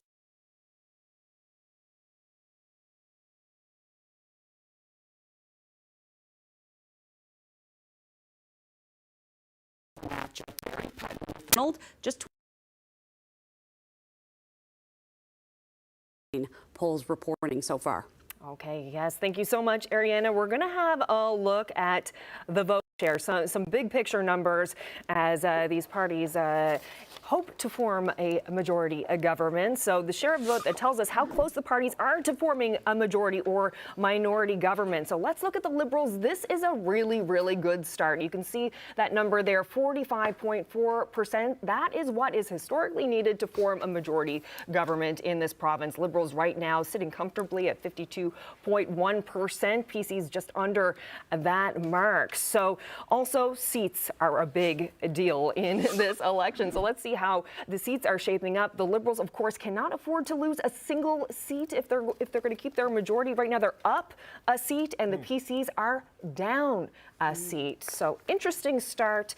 And at the bottom of your screen, you can see the Liberals in the lead there by 2 seats, and the NDP continuing to sit at 1. Okay, so what do you think, David? Look, if you look at the historic vote share, you need to get to a majority government. You stop the count right now. Congratulations, John Hogan. But Steve Crocker is not that simple, right? There's only about, I don't know, 11 or 12,000 votes in the system right now. There's quite a few special ballots. There's a lot of advance vote to come. But what do you make of the trend we're seeing to this point? And I wonder, one of the patterns that was persistent in all of the check-ins I did with the campaigns is they don't have good data on rural seats. They don't know what's going to happen in a lot of those districts. Yeah, absolutely. I'm not reading much into this at the moment. A lot of this is special ballot.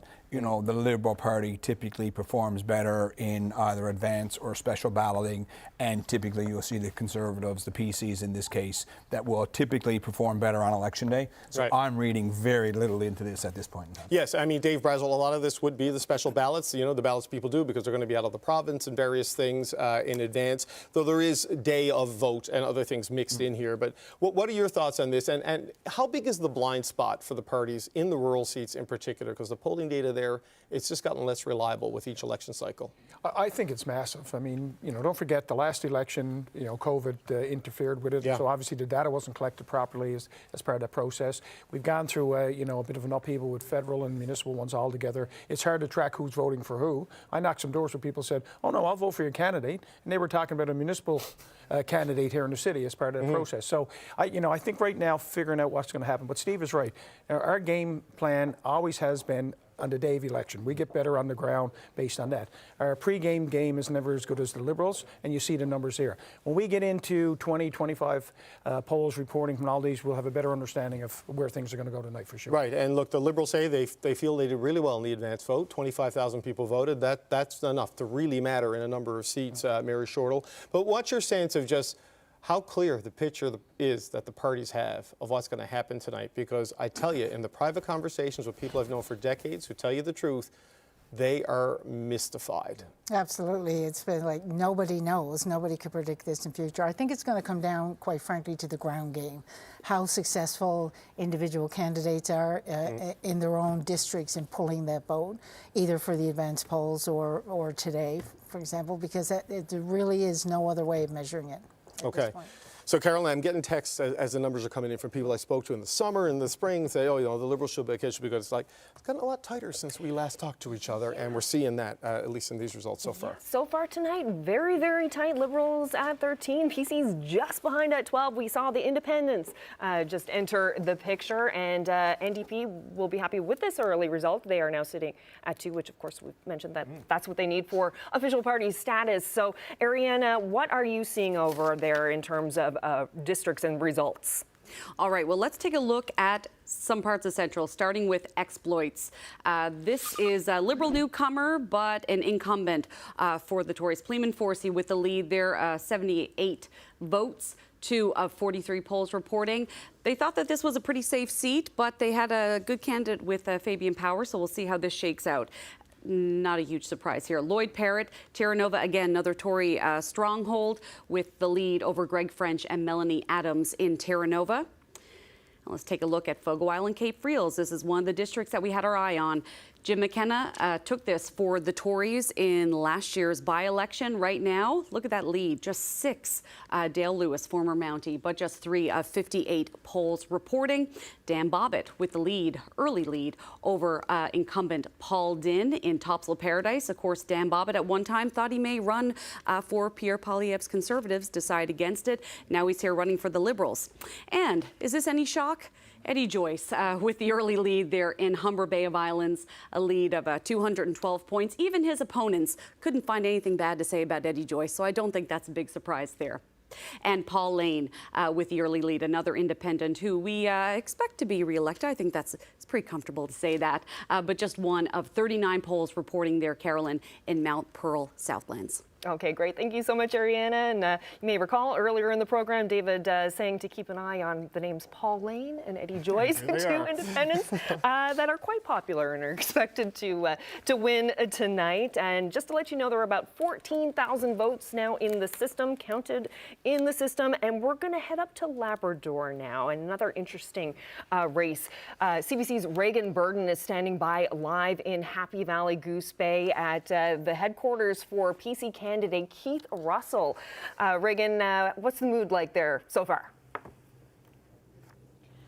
Well, people are watching the screens, eagerly awaiting some results for this district. You know, we're seeing the numbers change on the screen, some cheers when the PC numbers go up, but you can tell that the people here are really invested to find out what's going to be happening. So we've got PC Keith Russell candidate. Oh, we're seeing some claps here up on our screen. We've got Keith Russell has taken the lead. I've actually got Keith here with me right now. Only the first of the votes. Anything could happen, but Keith, how are you feeling? Oh, we're feeling good. We had a great team. We really did a good campaign. We got as far as we could, got to as many doors as we could. Our message was very clear, that we're here to help and we're here to invest in our communities, and people are very receptive of that. So we had a great campaign, overwhelming amount of support, just wonderful hospitality and conversations at the doors. All right, Keith, thank you so much for taking the time to speak with me today. No problem. All right, that's PC candidate Keith Russell. He's up against Liberal candidate Sean McLean, NDP candidate Jamie Ruby. Just the beginning of votes coming in here in Lake Melville. We'll be here at the watch party to see what happens. Okay, great. Thank you so much, Reagan. Yes, former cabinet minister hoping to take back his seat. And just to call your attention to the bottom of your screen, once again, we are tied with the Liberals and the PCs. 2 independent, 2 NDP on the scoreboard there. Ariana, tell us what you're seeing. Yeah, we're still getting some more results coming in. Let's take a quick look. Starting in Harbour Grace, Port de Grave, Pam Parsons, incumbent in that area, very well liked. No surprise there with a lead of 243 votes with 2 polls reporting there. All right, Helen Conway Ottenheimer, Tory incumbent with the lead, comfortable lead over former Avondale Mayor Don Lewis and volunteer firefighter Dion Hines there, 2 of 45 polls. And this is one to watch. Mike Guzny with the early lead over Helen Reid. Of course, this was Dwight Ball's seat, Andrew Furey's seat. Mike Guzny now hoping to turn it blue, and early days, but looks like he's on the way potentially to do that. But again, so early, 3 of 44 polls reporting there in Humber, Grossmorn. Yeah, we said early on to keep an eye, on the west coast of the island and in Labrador, David. So things looking like there's... Yeah, you look at 16, 15, 2, and 1. I don't know if I want the decision desk to have more coffee or more whiskey, because it's going to be that kind of a night. But it's interesting that right now, the 2 Northern Peninsula seats, the Conservatives are leading in those. Trevor Taylor, who was the candidate who flipped that seat on the very top of the Northern Peninsula, St. Barb Lanza Meadows, as it's called now, for the first time since 1949, he made it a Conservative seat. He lives in Nunavut now, and Trevor Taylor flew down last week to go door to door with Andrea Barber, and he called me during actually one of our rehearsals the other night saying, I think we got a chance. I think we can flip it. The seat has been changed enough that the importance of all of the votes in St. Anthony have been diminished because other larger towns have been put into it, and it's going to be a key seat, I think, to watch, because the last time the Progressive Conservatives flipped government, it started there. That was Brian Tobin's seat, the former premier, and he left to run federally. And Trevor Taylor came in and took it, and that was the beginning of the end for the Roger Grimes-led Liberal Party. All right, David. All right, we're going to head now to central Newfoundland, and our Troy Turner is standing by live in Grand Falls, Windsor, and he has a guest. He's at the headquarters of PC candidate Chris Tibbs. Troy. Thank you very much. I'm here with Jackie Shepherd, a longtime PC volunteer here in Central. Jackie, how long have you been working with Chris Tibbs on his campaign? Approximately 6.5 years. The first time he threw his hat in the ring. And when I met that man, honesty, that's what got me. His promises back then, he stayed true to. He's a man that's there 24/7. No matter what the issue is, if he can help you, he will help you. And that's why I stuck by him, and I always stick by him. How has this campaign been going over the last few weeks? It's been going well. It's been going well. It was a short preparation, but I think for the time span that they were allowed, it went really well. Obviously, the results are just starting to trickle in this district. We've seen a couple numbers come up on the screen. Sorry. And what are your impressions of the numbers so far, and where do you think it'll go tonight? I am quite confident that Mr. Tibbs will be our MHA for the next 4 years. There is no better man for the job, and I will stand by that. Thank you very much. Reporting from the Chris Tibbs headquarters here at Lefty's Pizzeria. Thank you.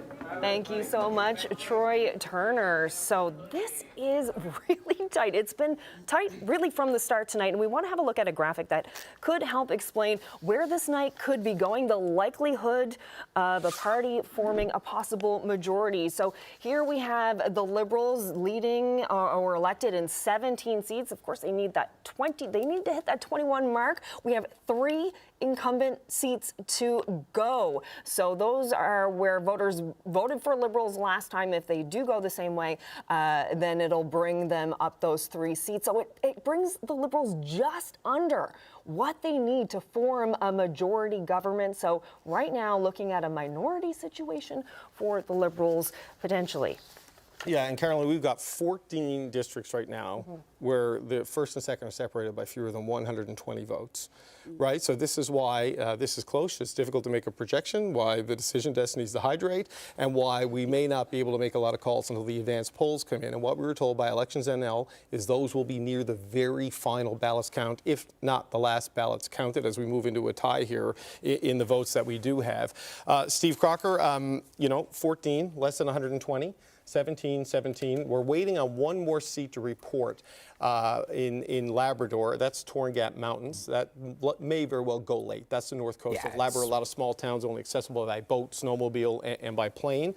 How nervous are the Liberals right now about their ability to get a majority? I think everybody was nervous from the beginning, because I think when we started out here tonight, I did say that this feels like 2019, and know the Toronto Maple Leafs fan in me made me optimistic early on. It's typically what happens, but we said from the beginning, I think from our first time with you 3 weeks ago, that this was going to be a super tight election, and I think that's bearing out. And I think to your earlier point, if you look at the Northern Peninsula right now and that loop down there, that is certainly a very important piece of the PC path. And if they continue to hold that, they certainly pave a way to make this a long and uncomfortable night for the Liberal Party. Well, Dave Brazel, the longer Steve Crocker spoke, the better the Liberals are doing, because the seat count has gone up to 18 for them. Leafs fans are optimistic, some might say masochistic. Tony Wakeham needs to get +7. He's +2 right now, so still a path to go. But it looks like it's a narrow one.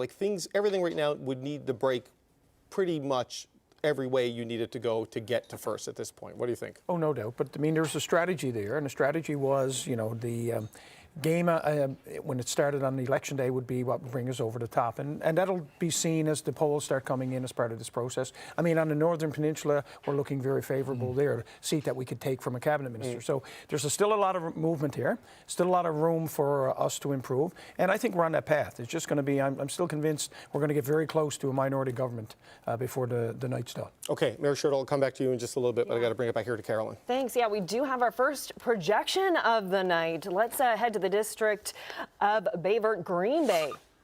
See how things are shaping up. Lynn Paddock, the PC candidate projected to win there. This is a rematch between Lynn Paddock and Owen Burt. So, yeah, Lynn Paddock projected to win in Bayvert Green Bay. Good news, a start for the PCs tonight. Checking out the bottom of your screen, though, the PCs are trailing behind the Liberals in terms of seats there. Ariana, what else are you looking at? Yeah, let's take a look at the big land. Let's go up to Labrador West, where we had a three-way race there. Todd Seward in the lead there, small business owner in Labrador West. Of course, the need for more power is what's driving a lot of the votes there. Third transmission line, MOU, those are some of the topics, and the need for housing in Labrador West as well. So Todd Seward with the Liberals in the lead there with full 4 polls reporting. And Torn Gap Mountains, Leela Evans, very popular in her district, just one of 12 polls reporting there, of course, with a lead of 57.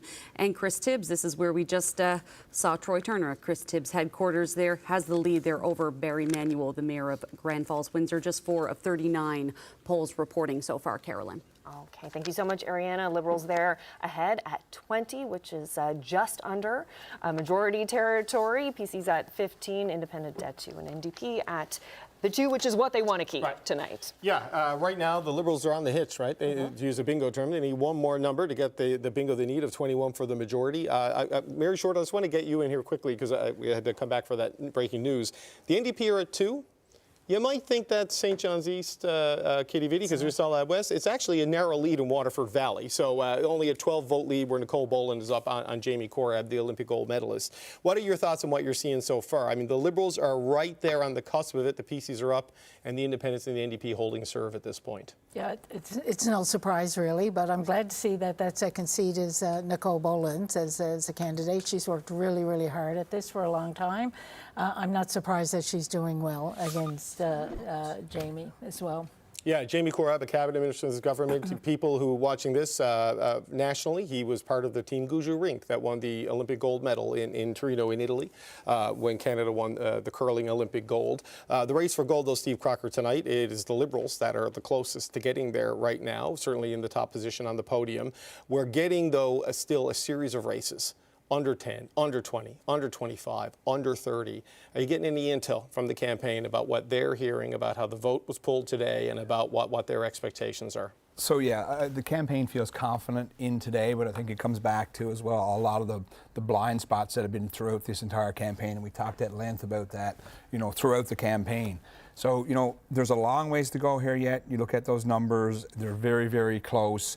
I'm looking at, seats that I know very well and some of the PC names on the board, and I'm still going to predict that this is going to be a long evening. We're still into like 20-25% of the polls. I'm seeing like 10 out of 43. So, and it's so important this early on where those polls are coming from.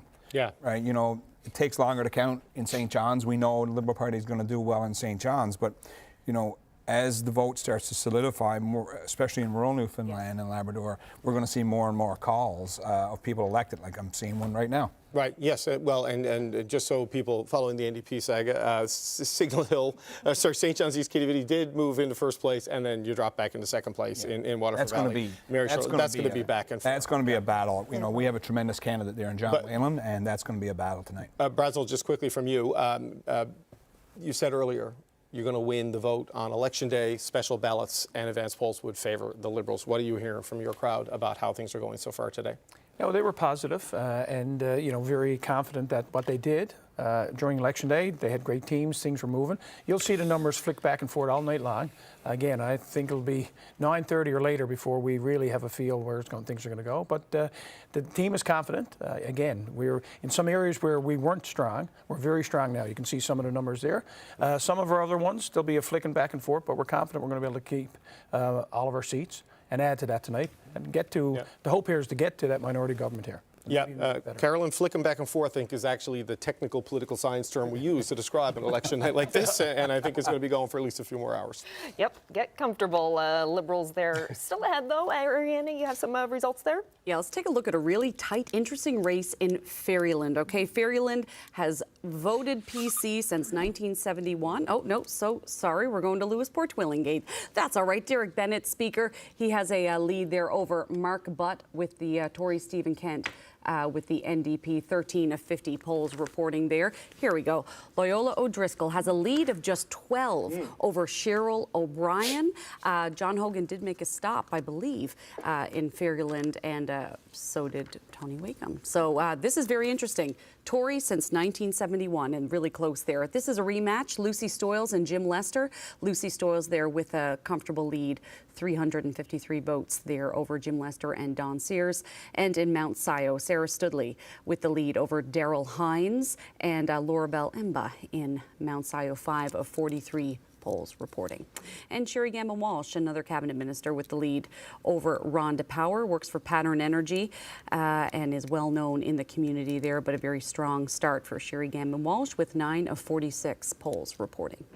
Thank you, Ariana. And Liberals still sitting just underneath the number they need for a majority. And let's check in with the Liberal headquarters now. Heather Gillis is standing by live in St. John's. So, Heather, the people who are in the room there tonight watching these numbers change, these tight races, things are looking pretty good. Just moved into majority territory for the Liberals. What's your sense of the room there tonight? Well, people are slowly starting to trickle in. I know Liberals have been busy this evening trying to get out of the vote, but I do have a guest here with me, Ashley Powerstack. She is the president of the Liberal Party of Newfoundland and Labrador. And Ashley, we see here on the screen that the Liberals have just moved into majority territory. We've seen some flipping back and forth as the polls have started counting the votes. How are you feeling? We're feeling very cautiously optimistic. We still are very thankful for our volunteers that have been working hard all year round. We had the leadership election and now we have this general election along with a couple other opportunities to vote. So we need to make sure, and we've been working really hard all day to get out the vote. Every vote counts in the provincial election, and we don't take anything for granted. And what's your sense of the campaign so far when you reflect on the campaign? How do you think that it went? I think Newfoundlanders and Labradorians want a premier that shows and demonstrates real energy, real momentum, and can guide this province in the future. We are very excited.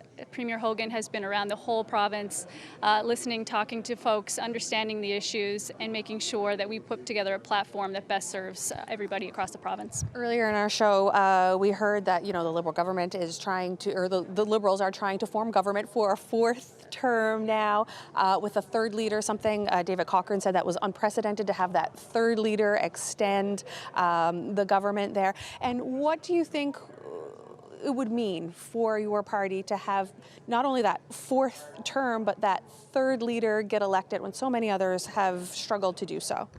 Right, so I think we can get there. I'm very confident that we can. We have this MOU, the historic deal that could bring future prosperity to our kids, grandkids, and future generations to come. I believe that John Hogan is the man to do that. And what is it about John Hogan and his leadership that you think is able to keep this majority that's on the board there now? John Hogan has the political experience, he has the business acumen, and he has the education. He, as a lawyer, is somebody that I want at the table to help represent me and my voice when negotiating the MOU with Quebec. All right, well, Ashley, thank you so much for sharing your thoughts with us. Carolyn, we're going to head back to you in the studio. Thank you so much, Heather Gillis. So pointing out that the Liberals still sitting there at 21, which is what they need to form a majority. Liberals cannot afford to lose any seats tonight. We're going to have a look at the vote share and see how the parties are looking in terms of getting to that majority that's pretty close. Liberals, they're just above that 45.4% benchmark needed to form a majority government. The PC's sitting just below that. And yeah, I mentioned that the Liberals cannot afford to lose any seats tonight and keep their majority. So let's look at the seat change. They are holding steady, but the PC's up a seat there. Independent down a seat. Of course, that being Perry Trimper, I guess, in Labrador, who was elected as an independent, but then was welcomed back into the Liberal fold. Yeah, that's one of the little anomalies of our system, that Perry Trimper was elected as an independent last time, rejoined the Liberal caucus. Eddie Joyce and Paul Lane are safely leading right now. Those are the two independents that really matter in the tally tonight. But this is why the Liberals are 21. That's what you need. That's the magic number for a majority. But let's just show you how close so many races are, and this is why it is way too early to make a call here. We have 13 districts right now where the margin is less than 100 votes. I mean, look at Fogo Island, Cape Friels there. It's just a 3-vote lead right now. Ferryland is just 14. So you can see how simple switches in this, and knowing full well that there are 25,000 votes banked in the advanced polls that are going to come late in the night. You're going to get a big data dump that can switch all of these things. The phenomenon we saw in the federal election, where 1,000 vote federal conservative leads became 1,800 vote federal liberal leads when the advanced polls came in later in the night, which is why it took so long to call that. So hopefully, Carolyn, we don't have that kind of delay. I have a flight back to Ottawa at 8 o'clock that I would very much like to make. But you look at this right now, with the Liberals at 22, the PCs at 14, the close races means there's still a wide range of outcomes. A PC minority still very possible at this point.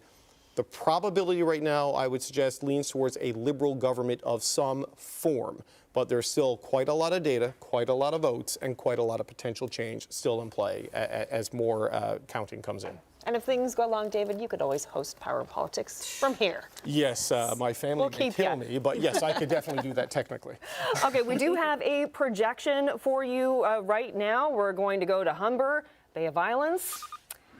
There we go. There he is. Eddie Joyce, Not independent. the shock of the night. Not the shock of the night.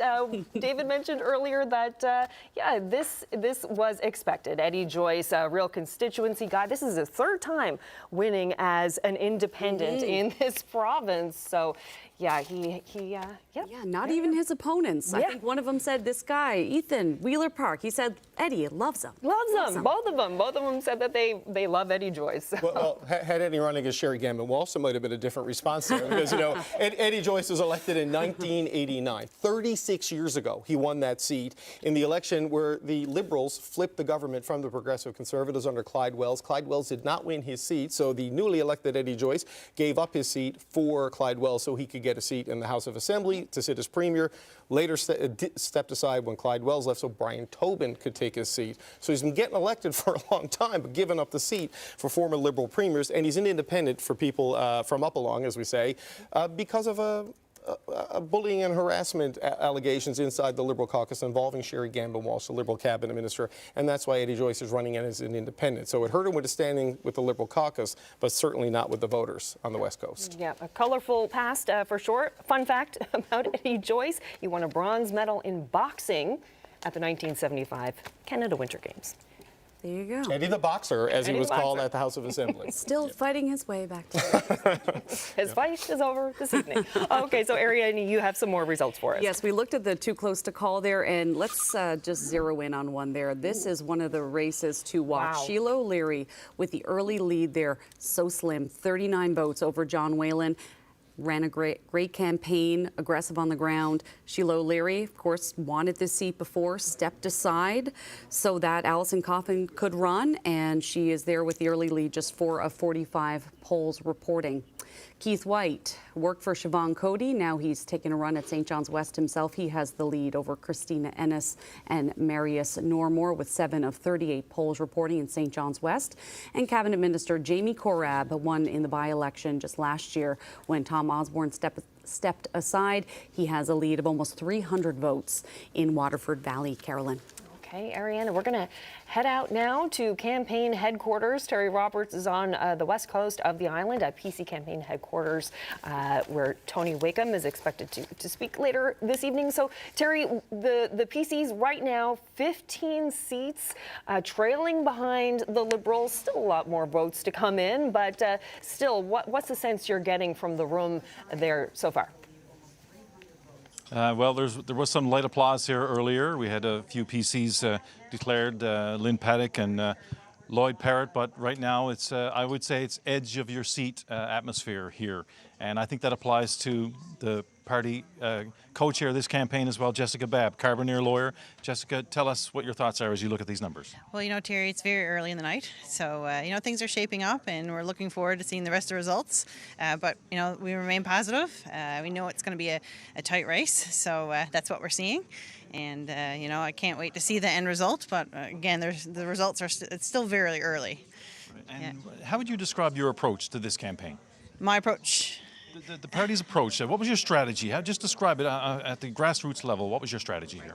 So we really listen to people, and one thing we consistently heard was change. People are ready for change. We listened to issues, and at the doors we heard. It was healthcare, it was crime, it was affordability. We listened to that. Our platform is reflective of that, and I think that really resonated with people. But yeah, we tried to reach as many people as we could at the doors. And yeah. But after 10 years in opposition, it's not easy to raise money, but it's expensive to run a campaign. How challenging was the financial aspect? I can't speak directly to that, but yeah, we've got a great team, and they put a lot of work into that, and I think they were successful ultimately. Your sales pitch. I mean, why would you want to give the PCs a chance at the helm of government once again? Well, we're ready for it.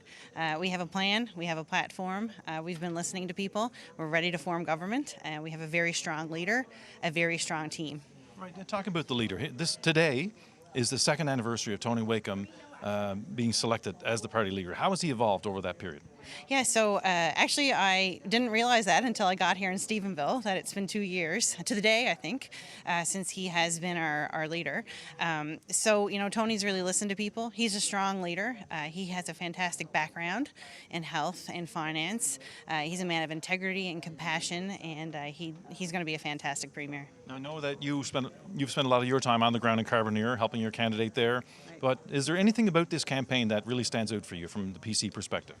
Well, Terry, throughout this, it's always been, it's about all of us, and it truly is. It's about all of us in Newfoundland and Labrador, and we ended that campaign very much in the spirit of that, with a cross-province drive, and we had some rallies across the province in Clarenville, and Grand Falls, and Deer Lake, and then the team went up the Northern Peninsula and back down again to Port aux Basques, and just trying to touch as many people in the last week that we could, and it was fantastic, and a lot of fun, and yes, it was definitely a high point in the campaign. Are you disappointed? 21 right now, Liberals, 15 PCs. Are you disappointed? Not at all, Terry. This is early in the night, and so it's going to be just fine. Okay, so there's still optimism here. Still optimism, yeah. Okay, Jessica Babb, co-chair of the PC Party's campaign for election 2025. Back to you, Carolyn. Thank you so much, Terry Roberts. And we'll tell you why there is optimism. There are 9 districts right now where the margins are so tight. We have a lot of tight races going on, so things could change dramatically very quickly. 9 districts where the margin is less than 125 votes. So the Liberals are leading or elected in 6 of those districts. But so they're at 21. But what happens if they flip? If they flip, look at that. Total different ball game. PCs then in majority territory. So that's how close things are right now in some of those races. Yeah, it's a smoke them if you got them kind of night, because they got to flip them all if they're going to form government here. So you can see why nobody's unclenching at any of the party headquarters, right? Because the Liberals are right where they want to be. The question, Carol, is whether they can stay where they want to be. And it's interesting to see, you mentioned Fairyland earlier.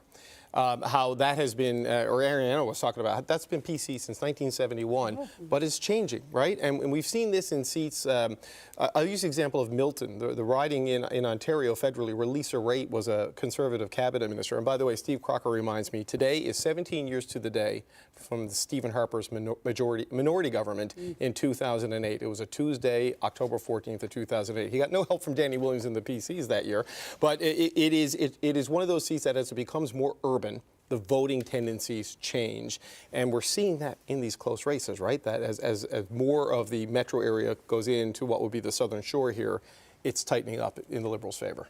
Okay, now we have some more results. Just want to, we have some breaking news on one of our leaders. Going to take you now to the West Coast. Yes, Stephenville, Port-au-Port. Tony Wakeham, the PC leader, projected to win his seat tonight. All right, there you go. So the PCs are still trailing behind the Liberals in terms of the seat count there. Liberals just bumped up to 22. And we were talking about Fairyland. Yeah, David was talking about Fairyland earlier. As you said, Tory since 1971, I believe. I was quoting you there, so I hope you're right. Well, I don't know. I just made it up. This is actually Cheryl O'Brien's second attempt. In 2021, she went up against Loyola O'Driscoll. 44% of the vote then to his 52. And just a second ago, there was no difference. They were tied. Let's just take a look at the vote share. Look at that. Look at that. So the Liberals 48.7% right now. PC's 48.5%. Incredible. And as I said, you see them crossing over there.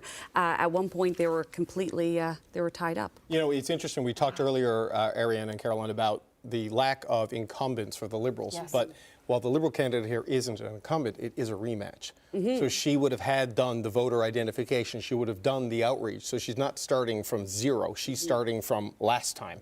And that helps you bring it to a tighter margin here, right? In a place like Fairyland, where that familiarity and getting to know you, that will help you in future campaigns.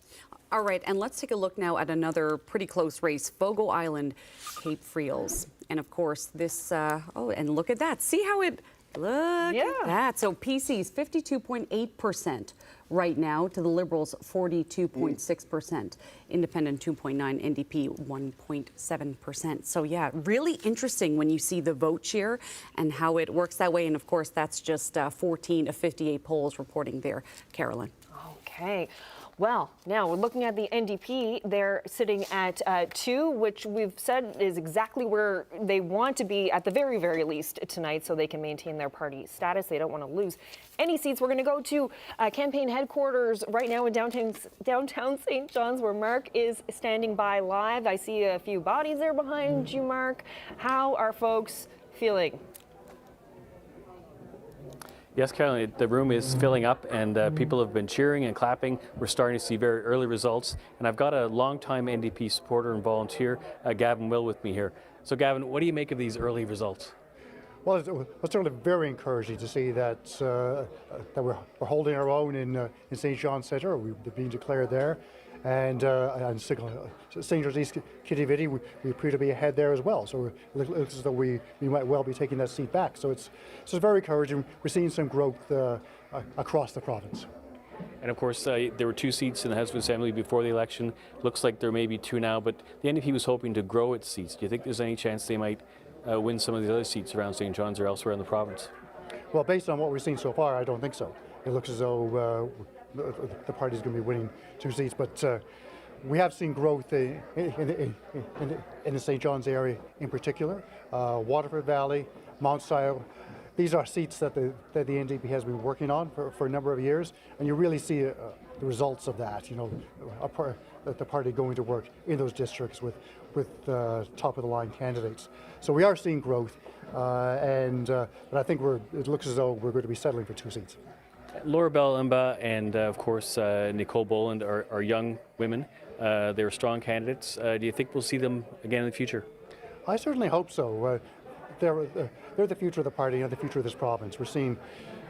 I'm really encouraged by the diversity of candidates that the NDP has put out this time. You know, we got more than 50% women.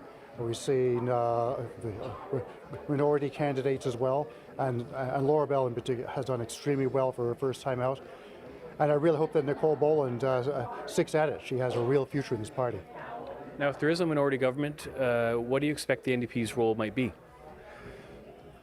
Well, that's up to the caucus to determine. But I do know that Jim Dinn is talking about taking money out of politics. That's something that people really responded to on the doorstep. I know for myself in helping out Laura Bell, no matter where you went, people agreed with the NDP message on that. And so I would not be at all surprised to see that Jim Dinn saying we got to take out corporate donations from the equation. Okay. Well, thank you so much, Gavin Will. I really appreciate it. You're welcome. Okay. And back to you, Carolyn. That's Gavin Will, who's a longtime volunteer and supporter with the NDP. Great, thank you so much, Mark Quinn. Some cheering happening there, and we want to stick with the NDP here now. Ariana, you have some results for us in the St. John's area. Yes, thanks, Carolyn. Just talking about the NDP, let's take a look at this map. You're like, where is the NDP there? Where are they? Here they are. They're down there. Teeny, zoom it up. If David had his monitor, we'd have more luck doing this. So here they are. So we have 2 districts in play right now for the NDP. The first being, well, let's see which one they're going to put up for me. Let's just say, let's go to St. John's East Kitty-Vitty. Here we go. I'm pretty good. I'm getting good at this. Sheila O'Leary with the lead, 113 over John Whalen. This has been a good race to watch. So Sheila O'Leary there wanted to get this seat before, stepped away so Alison Coffin could take a stab at it, and now she's back with the lead. And now let's take a look at St. John Centre and Jim Dinn, and there he is with the lead. This is a rematch between Gemma Hickey and Jim Dinn. Jim Dinn with a comfortable lead there, 400 votes, 13 of 37 polls reporting there, Carolyn. So much, Ariane. And David, how important is it for these results to hold for the NDP tonight? Well, they've got a beachhead. You can see it right there. They came up through Kitty-Vitty Govt. They right now are leading in St. John's Kitty-Vitty and in St. John's Centre. So Mary Shortle, you look at this. I mean, Sheila O'Leary, it is still like a close race, but that has to be optimistic for you to see 2 on the board right now, your leader and a high-profile St. John's candidate. Oh, it is for sure, and well earned, because they've been fighting very strong with a strong campaign for that. But to what Gavin said with Mark down at headquarters as well, the caliber of the candidates that have put their name forward in a party that is growing has been beyond, and they're getting such good reception at the door. I think you'll see that in future as the party begins to build, and hopefully we'll have more candidates, diverse, that put their names forward in future elections, because I think it is a message that is a little bit different than the other parties, and people often want to have those conversations at the door, and I think that's important. So Steve Crocker, right now, the tally is right where the Liberals want it to be, but the closest 4 seats in the province are Liberals first, PC second, by a combined margin of 194 votes across 4 districts. So this can flip on a sneeze. Absolutely. And we know, just looking at the numbers, there are a lot of polls left to come. But just something to what Mary was just saying, and it's interesting from a Liberal Party perspective. The reality is, as the Liberal Party has moved to be more of an urban party, we're going to have, as a party, face it on 2 fronts, because in rural we're going to have the battle in the future with the Progressive Conservatives, and you see the growth in the NDP tonight with some very strong candidates. That's going to be the focal point. So it's going to become more of a national standard what Canada looks like, I think, as we move forward, where the NDP, with the strong showing that you're seeing in some of these seats tonight, are going to be, the Liberal Party opponent in Surrey and urban. Yeah. No, I think we're all hoping to make Canada more like us, but maybe they won that one. But Dave Brazel, we look at this, right? St. Barb, Lansing Meadows, one of the top targets for the Progressive Conservatives. Liberals holding out by 21 votes. Lab West, 34 votes. 46 in Topsail Paradise, 56 in Placentia West Bellevue, which those 2 would be losses for Tony Wakeham and the Conservatives right there. So you're trading paint with the Liberals, and the St. John's East seat is down to a 67 vote lead for the NDP. So there's real room there, Dave, for the PCs to move up, and real room there, some room there for the Liberals to gain as well. I think so. And my colleagues here are exactly right. The whole momentum is going to change over the next couple of elections on who you target, the type of candidates you target. That you take nothing for granted. Incumbents no longer have total control of their own ridings as such. So, right now we're still in a good place. Like I said, it's so close there as part of this process that at the end of the day, some of the polling, one thing about rural Newfoundland Labrador, one community can put you over the top because it's where you have a stronghold. It's been traditionally voting for your party. That may be the difference. Some of these candidates would know where their strengths are, and I would think they'd know if they're in a good place now or if they've got to, have a worrisome evening ahead of them. But Mary Shortle, the St. John seats typically sometimes a little bit slower to report, right? A lot of people getting off work, going to vote, staying, voting past 8 o'clock. This is what some of the campaigns are suggesting to me and the messages that I'm getting. And the consensus there, or the thought there, is that maybe that might favor the Liberals. Does that make you worry a little bit, certainly about the St. John's East Kitty-Vitty seat? Well, sure, because it's been flipping back and forth for a long time. And to an earlier point, I think the ground game will be very important. I mean, the campaign itself, I know all candidates gave it their all in that district in particular, because it has been Liberal and NDP for either or for a fair amount of time. But I think at the end it'll be really down to how many of their identified vote that actually got out to vote. I'm Steve Crocker. We're seeing the change already, right? The Liberals are back down to 20, so you're back to being on the hitch. You're one seat short of the majority, and the PC is back up to 16. Yeah, I think we're going to see a lot of that yet tonight. Really, there's a lot of vote to be solidified here. It's really, it goes without saying, it's where those votes are coming from. Yeah. And I think as the evening goes on, you're going to see, seats flipping back and forth quite regularly, I think. And, I think the only trend we're starting to see here is there's nobody getting a supermajority tonight. Okay. All right, we'll check back in. The seat change, things are moving up on the Northern Peninsula. But Carolyn, this is going to be longer, probably the most provincial elections. Steve Crocker keeps talking about 2019. It feels like it. Yep, for sure. And I just want to bring in, we do have a projection for you in Windsor Lake. The Liberal leader, here we go, John Hogan is projected to hold his seat. Of course, we don't know yet. He will remain as Premier. That is yet to be decided. The Liberals are sitting at just below majority government there, but yeah, we'll just have to wait and see. He keeps his seat, but we don't know if he'll keep his job on the 8th floor yet. That one, not so much of a close race, but we have a lot of close races and a lot of flipping back and forth. So let's take a look at some of these races. Topsail Paradise, Dan Bobbitt, Paul Dinn. Paul Dinn, of course, the incumbent Tory. Dan Bobbitt, you got to wonder how much of this announcement, Hogan came in, made the announcement about this new road to Paradise. Oh, that's pretty good for people stuck in traffic, hey? Former mayor of the town of Paradise, Dan Bobbitt, with the lead there, just 43 votes in that district, with 18 of 43 polls reporting. This one keeps flipping. Andrea Barber right now with a lead of 83 votes over Cabinet Minister Krista Lynn Howell in St. Barb, Lanza Meadows.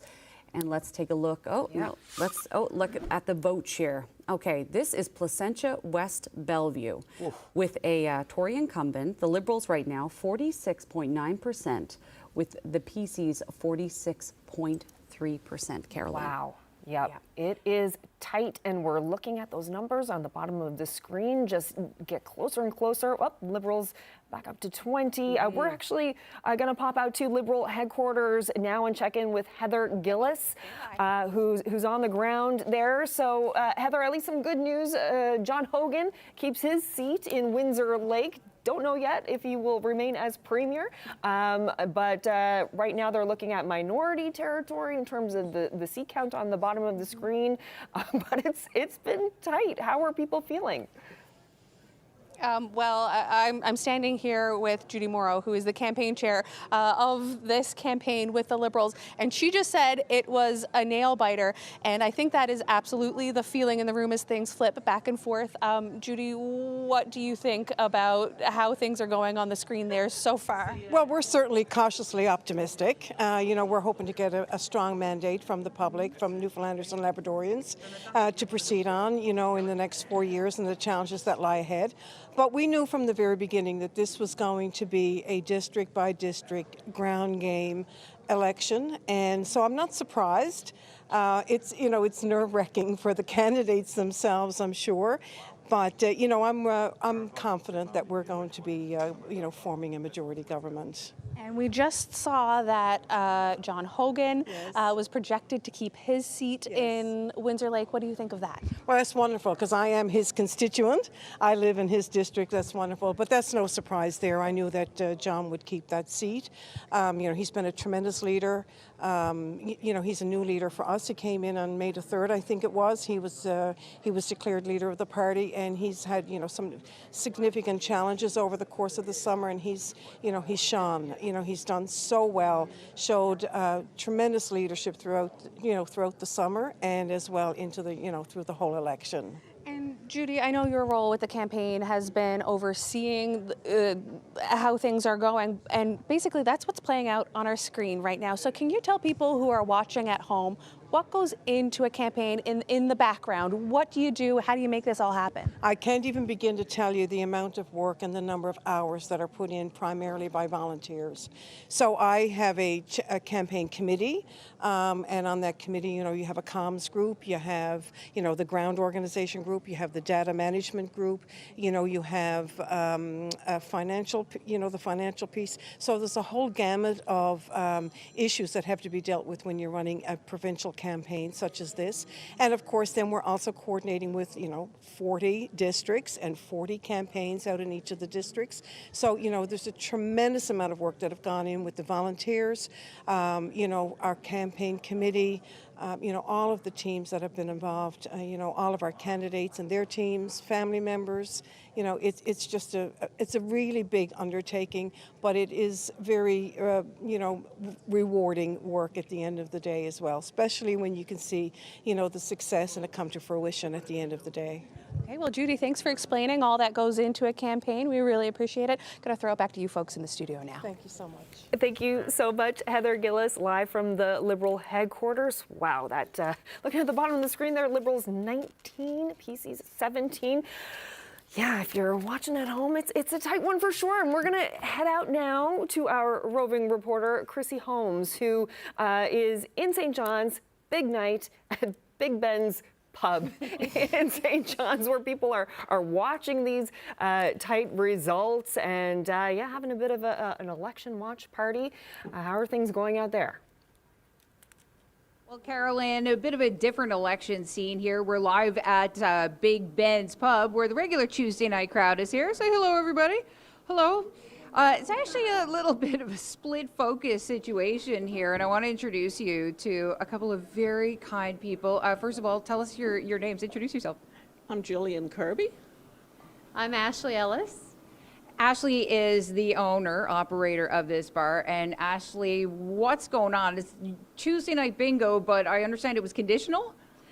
Very. So unless I had the election on the TVs, some customers or some patrons' friends was not going to attend. So Jill was one of them. So that was the story, Jill. You weren't coming down for bingo unless the election was on. That's right. I always watch the election. Had the sports stations on, so yeah. So I asked my daughter to ask her if she'd turn on the election tonight. So she did. Yeah. At first, I thought she was just joking because we were going to have the elections on anyway, of course. But yeah, no, I was like, no problem whatsoever. We got it on this one, this one, this one, and this one. Yeah. We're also on a break from bingo right now, but bingo happens here every Tuesday, 7:30. It's usually a full house, but some people may have ducked away from the camera. Well, I tell you what, when the bingo game was up and running here, Carolyn, there's a lot going on. There's numbers going all over the place. Ashley she's yelling out B, whatever. And at the same time, you're keeping track of the election. How are you keeping control of the puck and all this information flying at you? Oh, well, every now and then I'll glance at it and see who's winning and stuff. I don't really care who wins, but, I just love elections, that's all. I love that. Yeah. And bingo. And yes, bingo. And bingo. I thought she was going to say because I gave her the updates throughout the commentary of bingo tonight. We'll let you get back to the game. Thank you so much for this. Thank you. All right, Carolyn, back to you. All right, thank you so much, Chrissy. Well, numbers going all over the place. Bingo night at Big Ben's. Numbers holding kind of steady here tonight for the parties. There on the bottom of your screen, Liberals at 19 right now, PCs at 17. Ariana, you have some more results for us.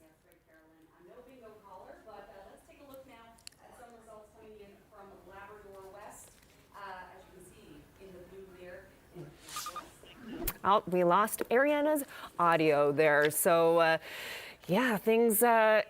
That's how you know it's live, Carolyn, when the battery in the mic pack dies, and it's right? a long you got to make a quick so pit the batteries stop. only last so long. So. There are all these things for people. These Formula One style pit stops where people come in and swap out your batteries and change things and fix things, And it's happened on my show a bunch of times. I forget to turn my microphone on, and you just got to tread water on national television until things are ready. Yeah. I see Ariana back at her spot, so yeah, she did it good enough. is ready to go.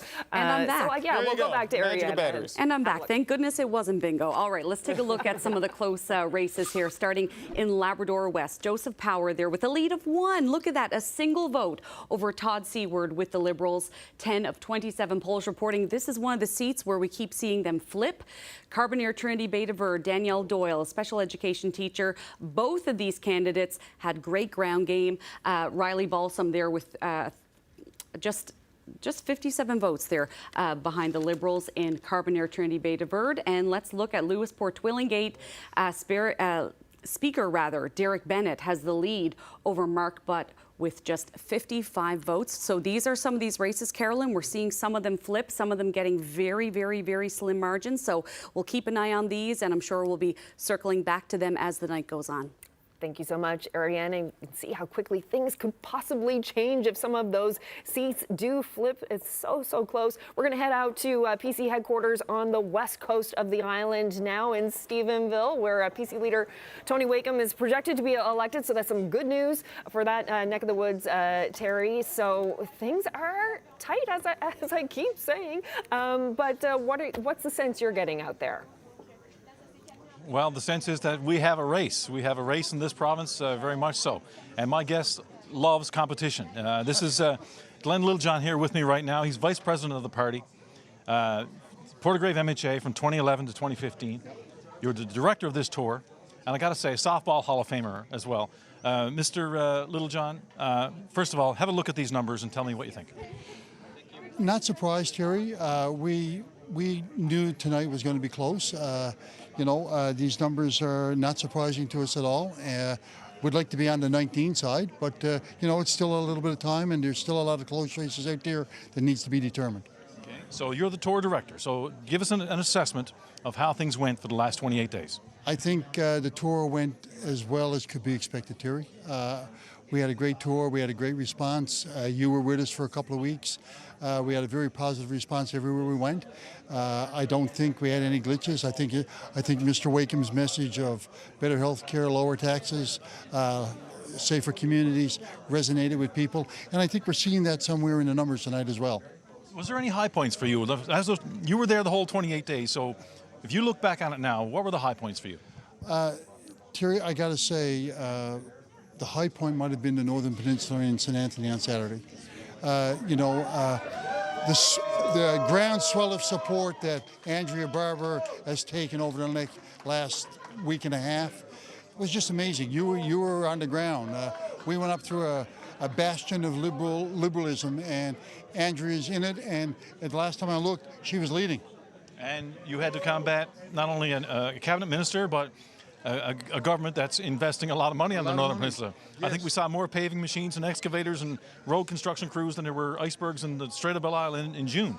And you're still in this race tonight. And we're still in the race tonight. And look at that, Terry. 18 all.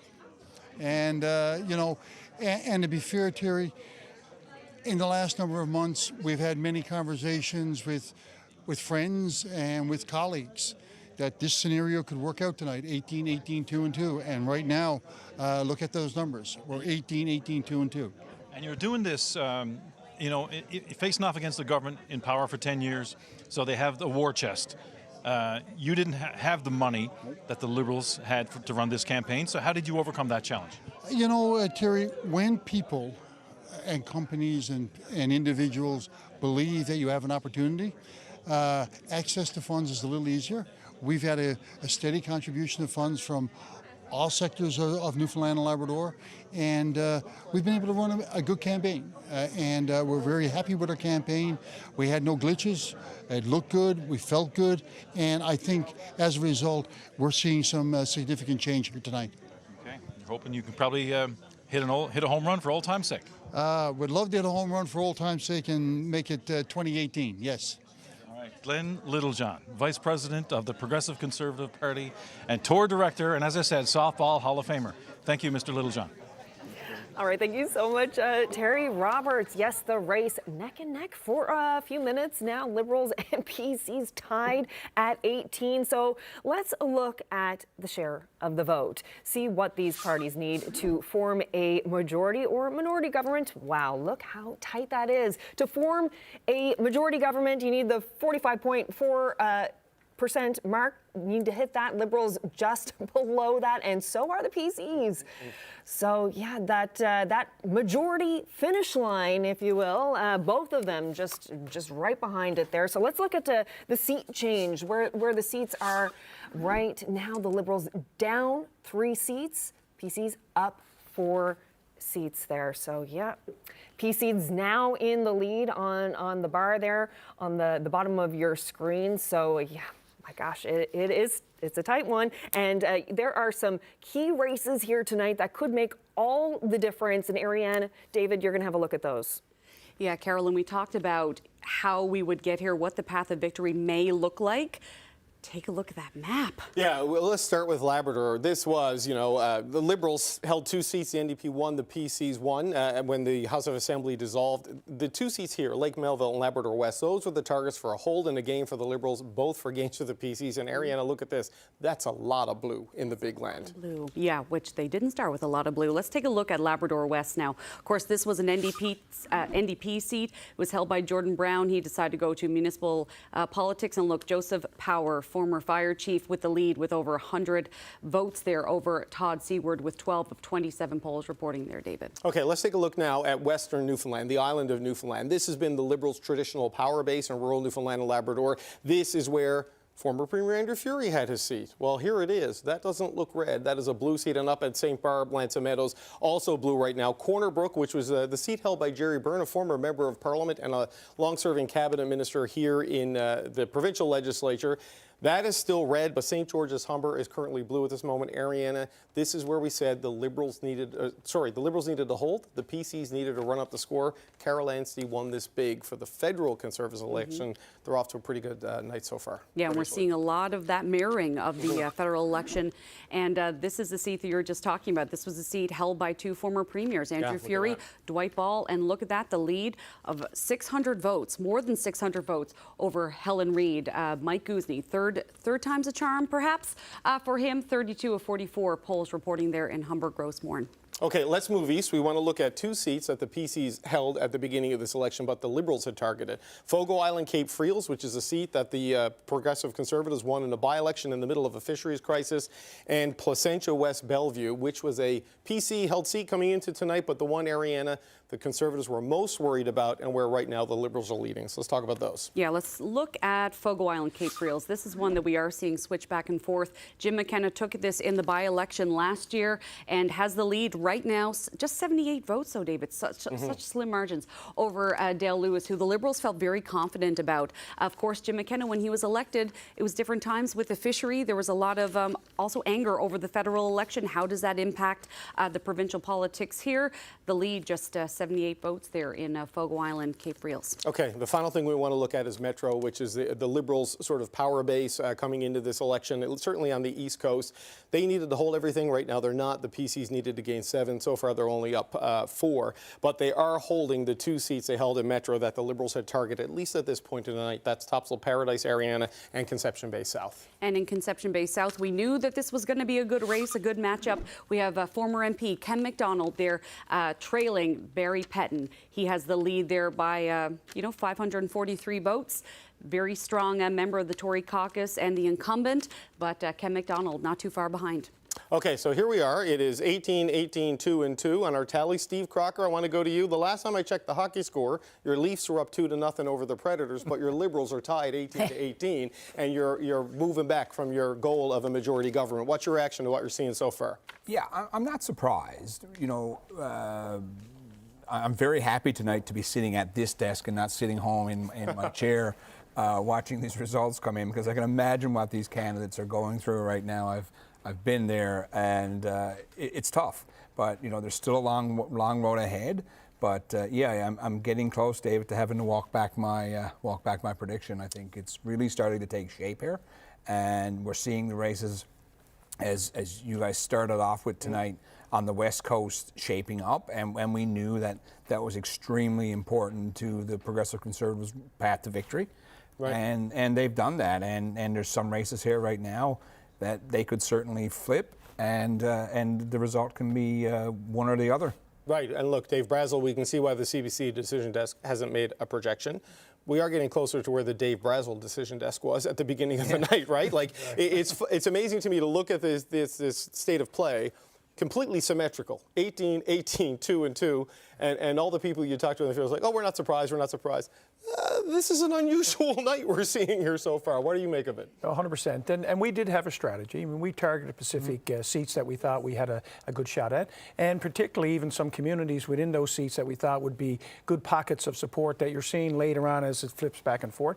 I mean, there's still a lot to come here, but I give strategy, kudos to the team here. When they outlined exactly what the issues were going to be, how Tony traveled right around this province, and you just saw when Glenn outlined that there was a strategy to even our traveling modem. And when you see what's happening up in the Northern Peninsula, that speaks volumes here. And that's an impact not only on the candidate, but the organization that we had here, and Tony's message resonating with the people across this province. So there's still some work to do on inroads in urban Newfoundland, but we're keeping our strongholds, and we're making inroads in rural Newfoundland and Labrador. You know, Mary Shortle, as you look at sort of the way the seats are breaking down right now, in the metro area, the St. John's area and the suburbs around it, it's pretty much status quo. Like the Liberals haven't lost a seat there, the PCs are holding theirs, the NDP is holding theirs, though, because the Liberals are now back in the lead in St. John's East, Kitty-Vitty. But if you look at where the PCs are, they kind of needed to draw an inside straight in the rural seats on the island and in Labrador, and so far the River, the Turn and the Flop are coming up their way.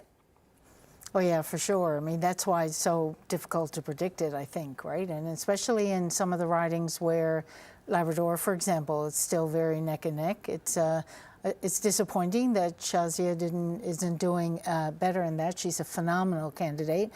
First ever visible minority ever elected to municipal council in Wabush in 2021. So that's unfortunate, but it really is telling that there's so many factors at play there besides not just who the candidates are, but what the issues are that are actually drawing people one way or the other. Yeah, Dave Brazel, the PCs have now moved back into 19. There's been this snip, snap between the PCs and the Liberals, and it's mostly been the Lewisporte-Twillingate seat that is ping-ponging back and forth, which is interesting to see that one is remaining this close, kind of this late in the count, because my sense from speaking to all the campaigns is they felt the Liberals might be okay there, and this one's looking like a bit of a dogfight. Yeah, no, we knew we had a good candidate. We knew we had a strategy, and there's certain Pacific communities out there that are more apt to want to go PC, that weren't pleased with the Liberal policies. We targeted those. Our candidate made sure the message got out there. So, I mean, we weren't sure we were going to win it, but we knew we'd be in the game. And as I mentioned earlier, and we've been saying that since the whole campaign started, we've been in a number of these seats that people didn't think we would be. And we knew we'd be challenged by the Liberals and a couple of other ones, and we're still holding our own there. So the strategy that was put in play for the last 3 months is now starting to come to fruition, and hopefully it maintains this and we get to where we want it to go. I mean, ideally a majority, but you know, I'll live with a high minority for sure. So, Steve Crocker, your old seat, Carbonear, Trinity, Beta Verde, you're still leading in it, though there's some buzz that the PCs are pretty encouraged with what they're seeing in different things. I mean, what are your expectations on what may happen in your old seat? Do you think it end up changing the picture even more? Well, it's certainly a bellwether. That seat has always voted with government. That one, I think Gander, there are a few in this province that have certainly always been bellwethers. So it'll be interesting to see as the night goes on. I haven't gotten any inside information from the district, but you know, Riley ran a very strong campaign, and he campaigned for many, many months, and he campaigned hard, and that pays off when you have a solid ground game. And so kudos to that. No matter what the outcome is tonight. It's been a very strong campaign, but you know, there's still a long ways to go. You know, optimistic, as we talked about a lot tonight, you know, with the votes to come, the advanced votes to come, but you know, this is starting to solidify. Yeah. These numbers are starting to, the spreads are starting to get a little bit greater as we go further, and that just is proving the trend, and right now you see it's just flipping back and forth. So I think, you know, the board at the end of the night may very well look something like this. Okay. You know, Carolyn, when we started that conversation with Steve Crocker, it was tied. It changed about 7 times. Now it's back to tie, and then it changed again. I didn't even get to finish my point before it already flipped.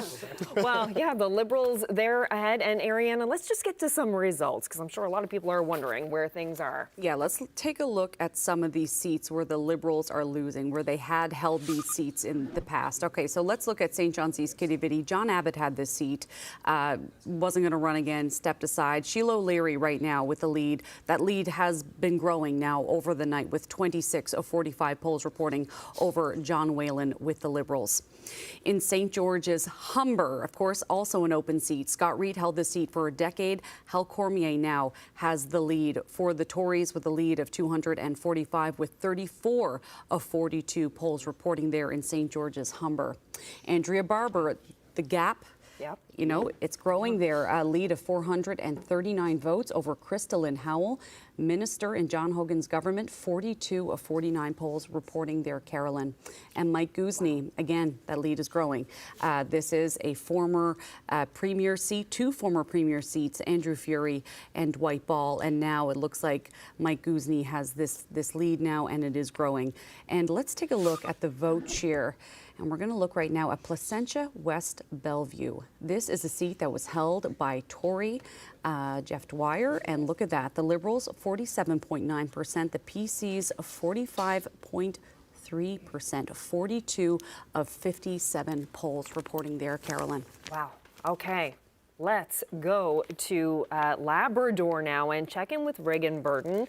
She is at the headquarters of PC candidate Keith Russell, who's hoping to win back his Lake Melville seat that he held years and years ago. So, Regan, my goodness, we're seeing this super tight race unfold tonight. What are you hearing from the people in Keith Russell's camp?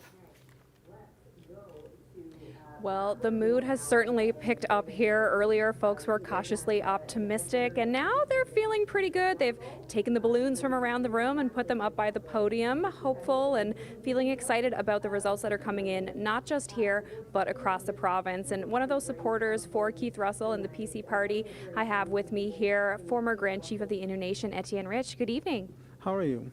I'm doing well. How are you feeling tonight with the results coming in? Well, I'm pretty good feeling about Keith Russell over there tonight, and I think it's a really good run-in. And as we see the results coming along, and like what I'd expected, and I think it's moving positively where we want as Labradorians and as Innu for Innu Nation as well.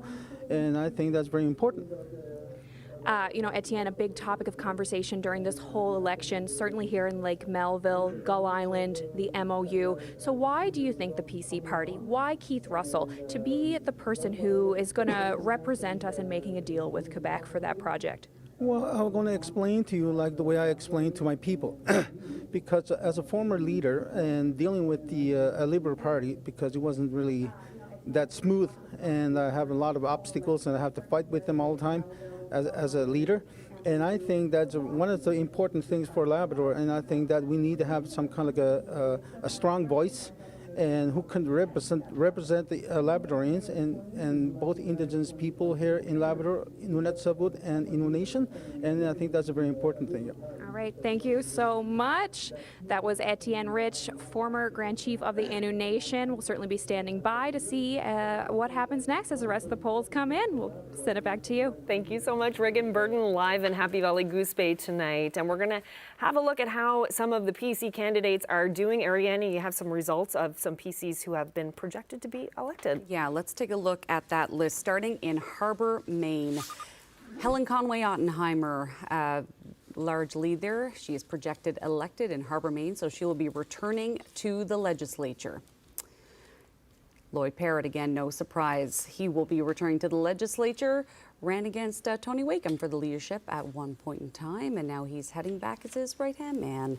Leela Evans, Torngat Mountains, again, not a surprise. These are seats that... That's quite a lead. Quite a lead that Carolyn, the Tories knew that they were comfortable with. And look at this, Barry Petton.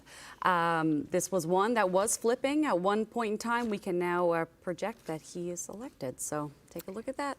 Okay, there we go. Some happy progressive conservatives so far this evening. And we have another MHA who is celebrating tonight, Eddie Joyce. We have on the line here now in Humber Bay of Islands. So congratulations, Mr. Joyce, on your win this evening.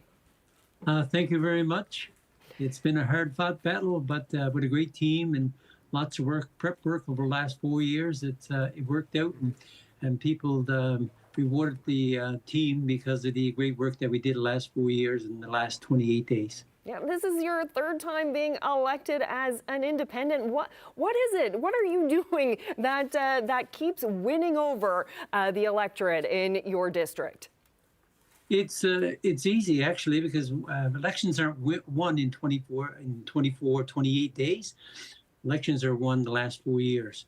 The work myself and Judy has done for the constituents of Humber Bay of Islands, they reward us because they know that we're dependable, we're available, and we do what we can.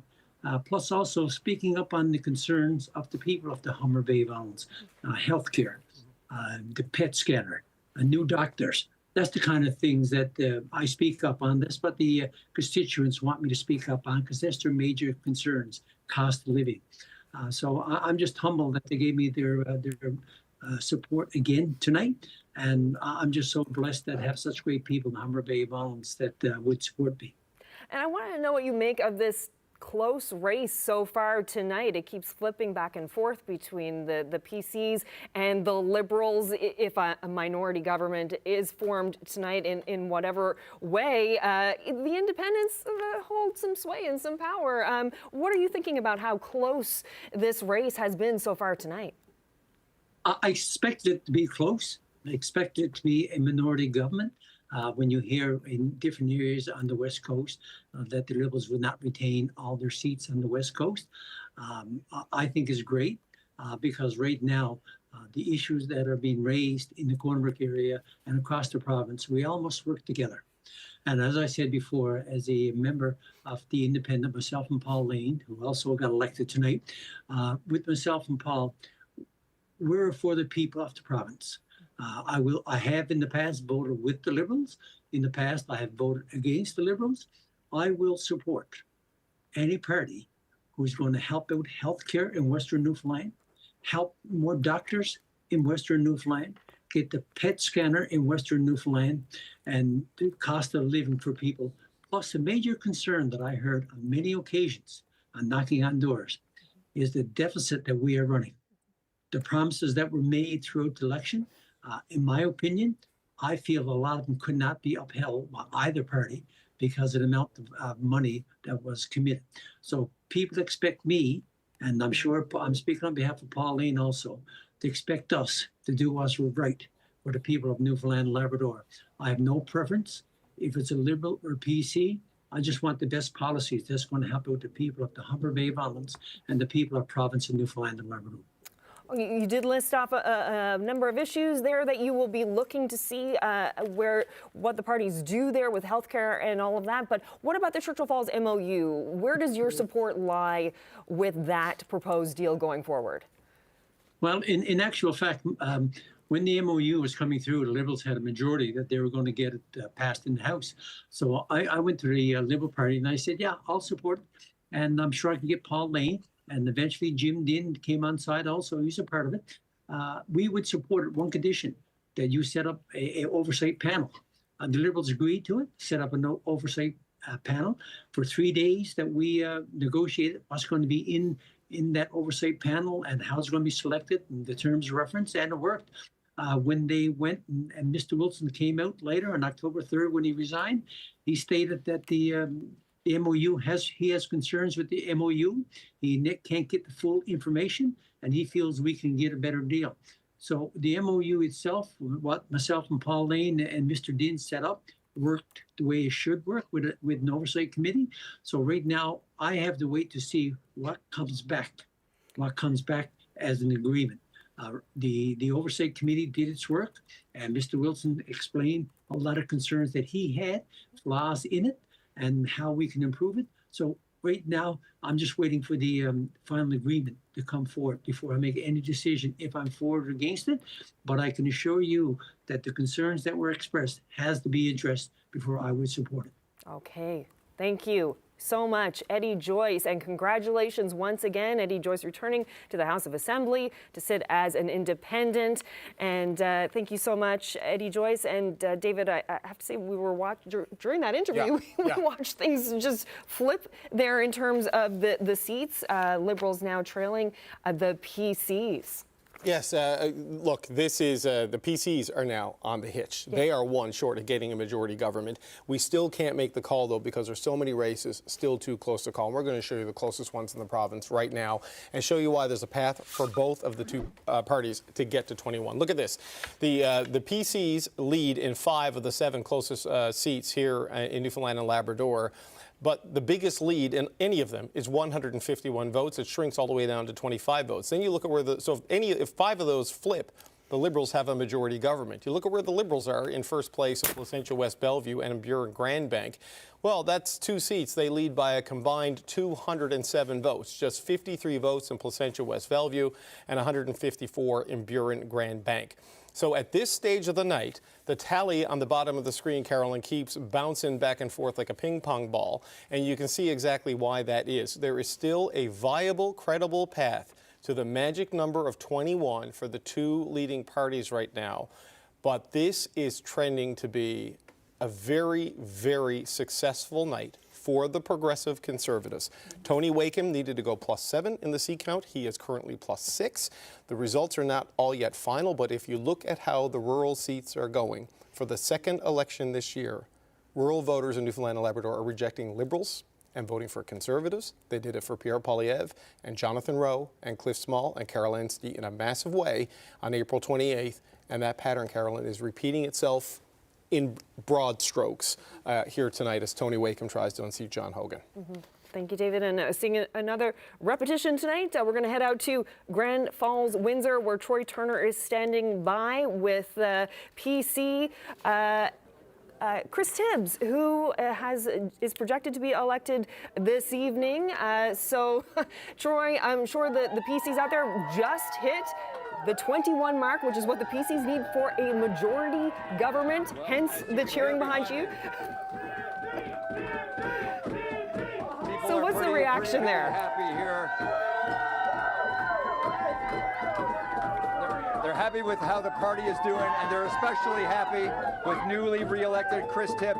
Chris, how do you feel right now? I feel absolutely fantastic, but you know, at the end of the day, I couldn't have done it without my supporters, without my team, my campaign manager. I just want to thank everybody else out there for your support. It means the world to me, and I look forward to serving you for a very long time. Chris, this is your 3rd successful election. How would you characterize the campaign this year? This one was a bit of a different one, of course, because I did go up against a strong competitor, and I wish him the best luck moving forward. But like I say, if it wasn't for my team, I wouldn't be here today, and we're looking forward to forming government at some point tonight. What were the issues at the door, and what do you think gave you the advantage going into today's vote? My voice. I mean, in my opinion, it's my voice. I've stood and I've stand tall for my constituents. I've spoken on their behalf over and over again.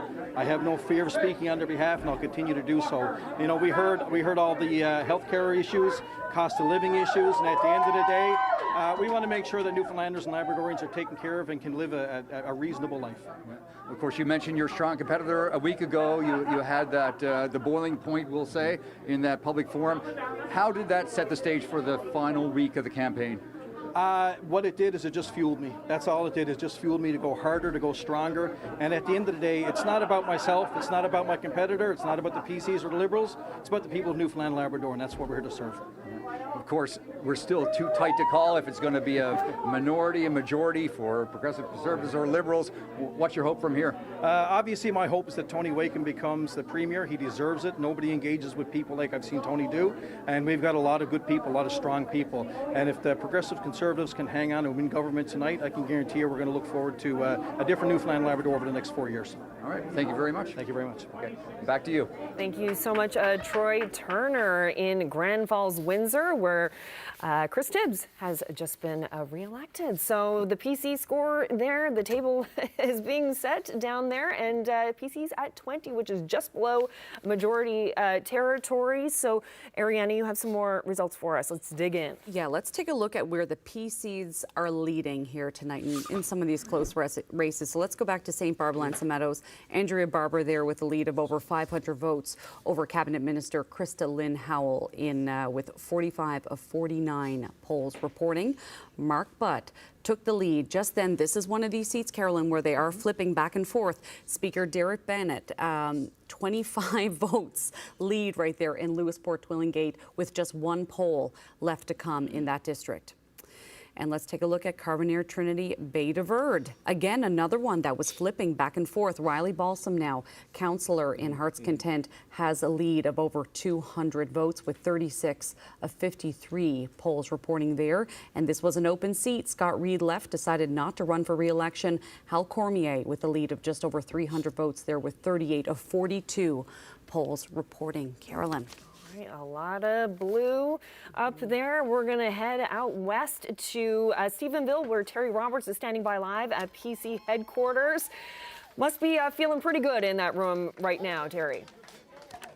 Well, the people here are pretty pumped. Every few seconds, it seems, there's applause. And so unlike the last time you were here, this is the mood sure has changed here right now. And I'm thrilled to have a guest here right now who can put all this in perspective for us. And I'd like to welcome Mr. Fred Stagg. Been a lawyer in this province for 55 years. And you helped lead Frank Moores to a government, the first PC government in this province in the early 1970s. October 28th, 1971 to be exact. Well, you got a good memory. Yes. I want you to tell us what you think of what you're seeing here tonight. Well, I think that we may be seeing a revolution, a reversion to the PC party that has distinguished itself over the years leading Newfoundland, with Danny Williams and Brian Peckford and Frank Moores. And I'm delighted to see what appears to be a trend that's breaking now. And what were the issues that stood out for you that you think caused what's happening here tonight? Well, I think that it's time for a change thing is what people looked at. The Liberals had a lot of people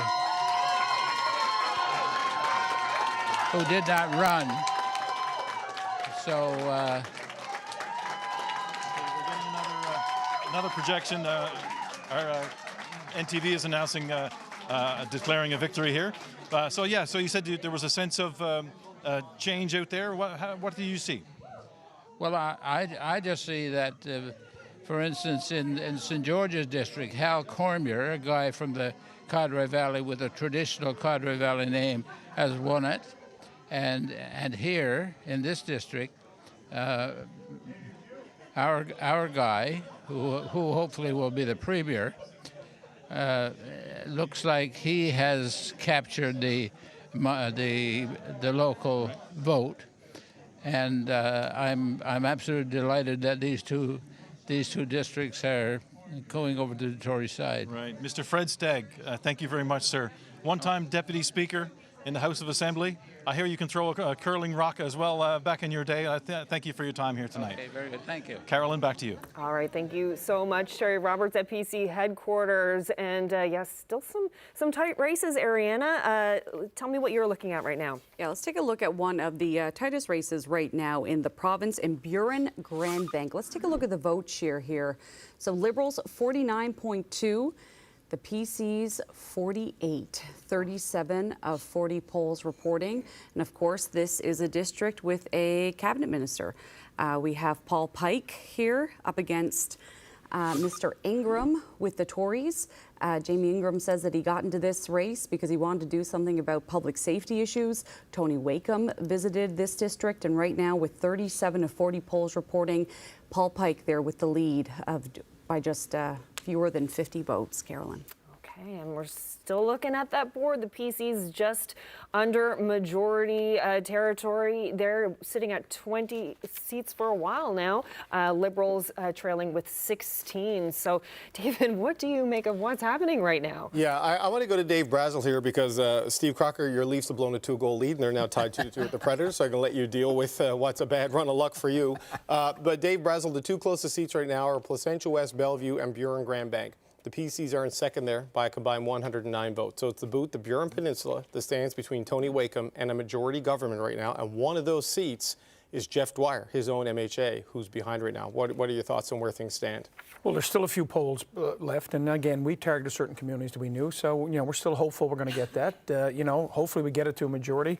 But at 20 seats, I would hope that Tony Wakeham would be offered to form the next government in Newfoundland and Labrador. 21 would make it without any debate as part of that process. We're very close to being there. It's close to where we thought we'd get, maybe even a little bit better. If we get to that 21st seat, we're in a good place. The people of Newfoundland and Labrador, in my opinion, will be in a good place also. Right, because if the Liberals are within striking distance of a governing number, they could try to meet the confidence of the House, work something out with the independents of the NDP. But, Mary Shortall, I don't know if Jim Dim would go along with that. I don't know if Eddie Joyce and Pauline would go along with that.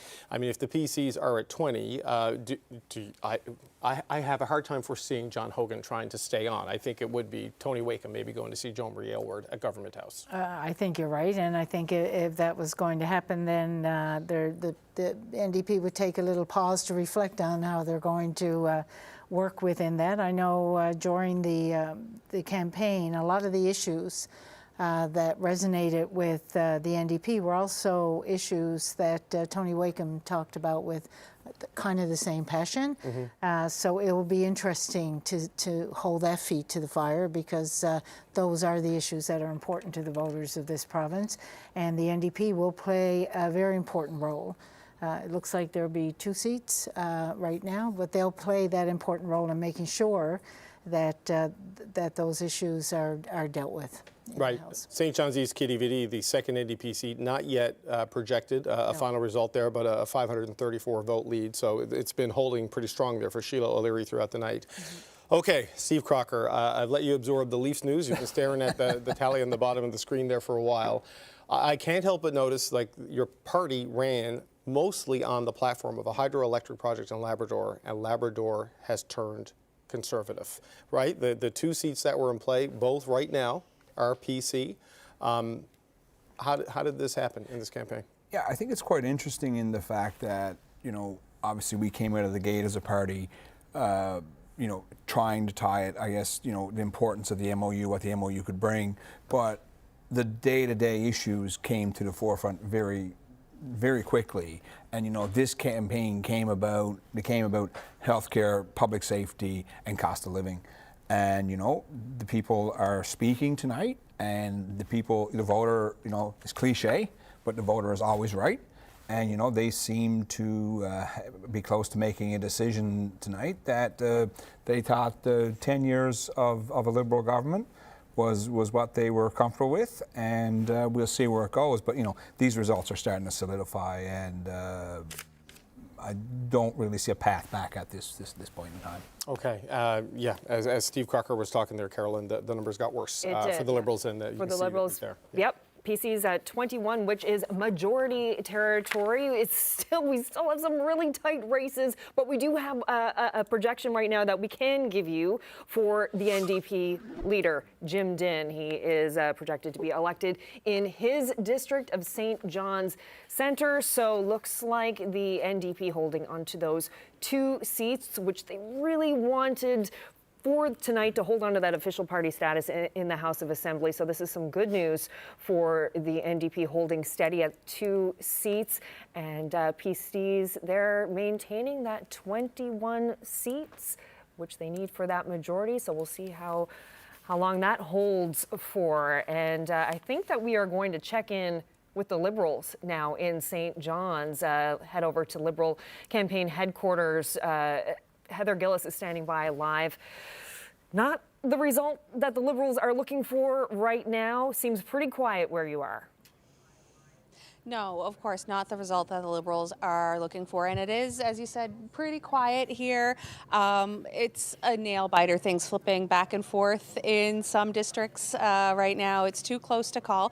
But I do have a guest with me, Ben Oates. You are a young Liberal. That's correct, yep. Thank you for being here with me. No problem. What do you think of this result that you're seeing on the screen right now? I mean, you know, it's a bit too early to tell, but again, it's not where we exactly want to be. It's not where, you know, we've fought really, really hard to get. But again, the night's young. Not 20 minutes ago, half an hour ago, we were on the other side of this coin. I know that this team has fought really, really hard to get the trust and support of voters, and I believe, you know, we're the team to do it. So, you know, don't count the chickens till they hatch. We'll see what happens. Yeah, still lots of polls to come in, and we're all, of course, watching that. But tell us a little bit about your involvement in the campaign. What have you been doing? For sure. So I've been privileged enough to work with John Whalen, who was running the district of St. John's East Kitivity. John's a great candidate, great guy. It's been a pleasure to work with him. I've learned a lot from him and also from his team.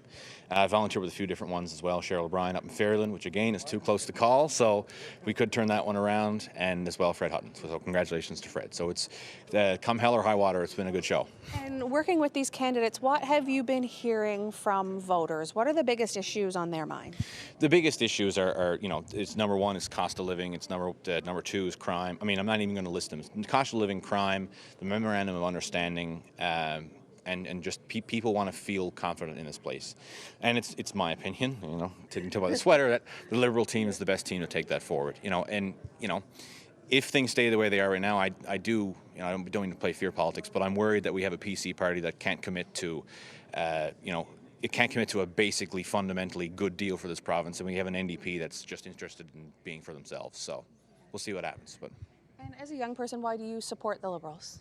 The Liberals are the only team that are able to correctly diagnose and figure out the actual problems that this province faces. You think about something like the Muskrat Falls deal, you think about the healthcare system, you know, a lot of these things are big problems that take a long time to turn around, but they're the team that's been able to make a dent in those issues. So I do firmly believe in this team. I hope the province does as well, but no matter what, you know, I know this team is capable and ready to fight for Newfoundlanders and Labradorians, whether it be in government, knock wood, or in opposition. So we're ready to go. All right, well, Ben Oates, thank you so much for explaining how you're feeling and what you're thinking about this result so far.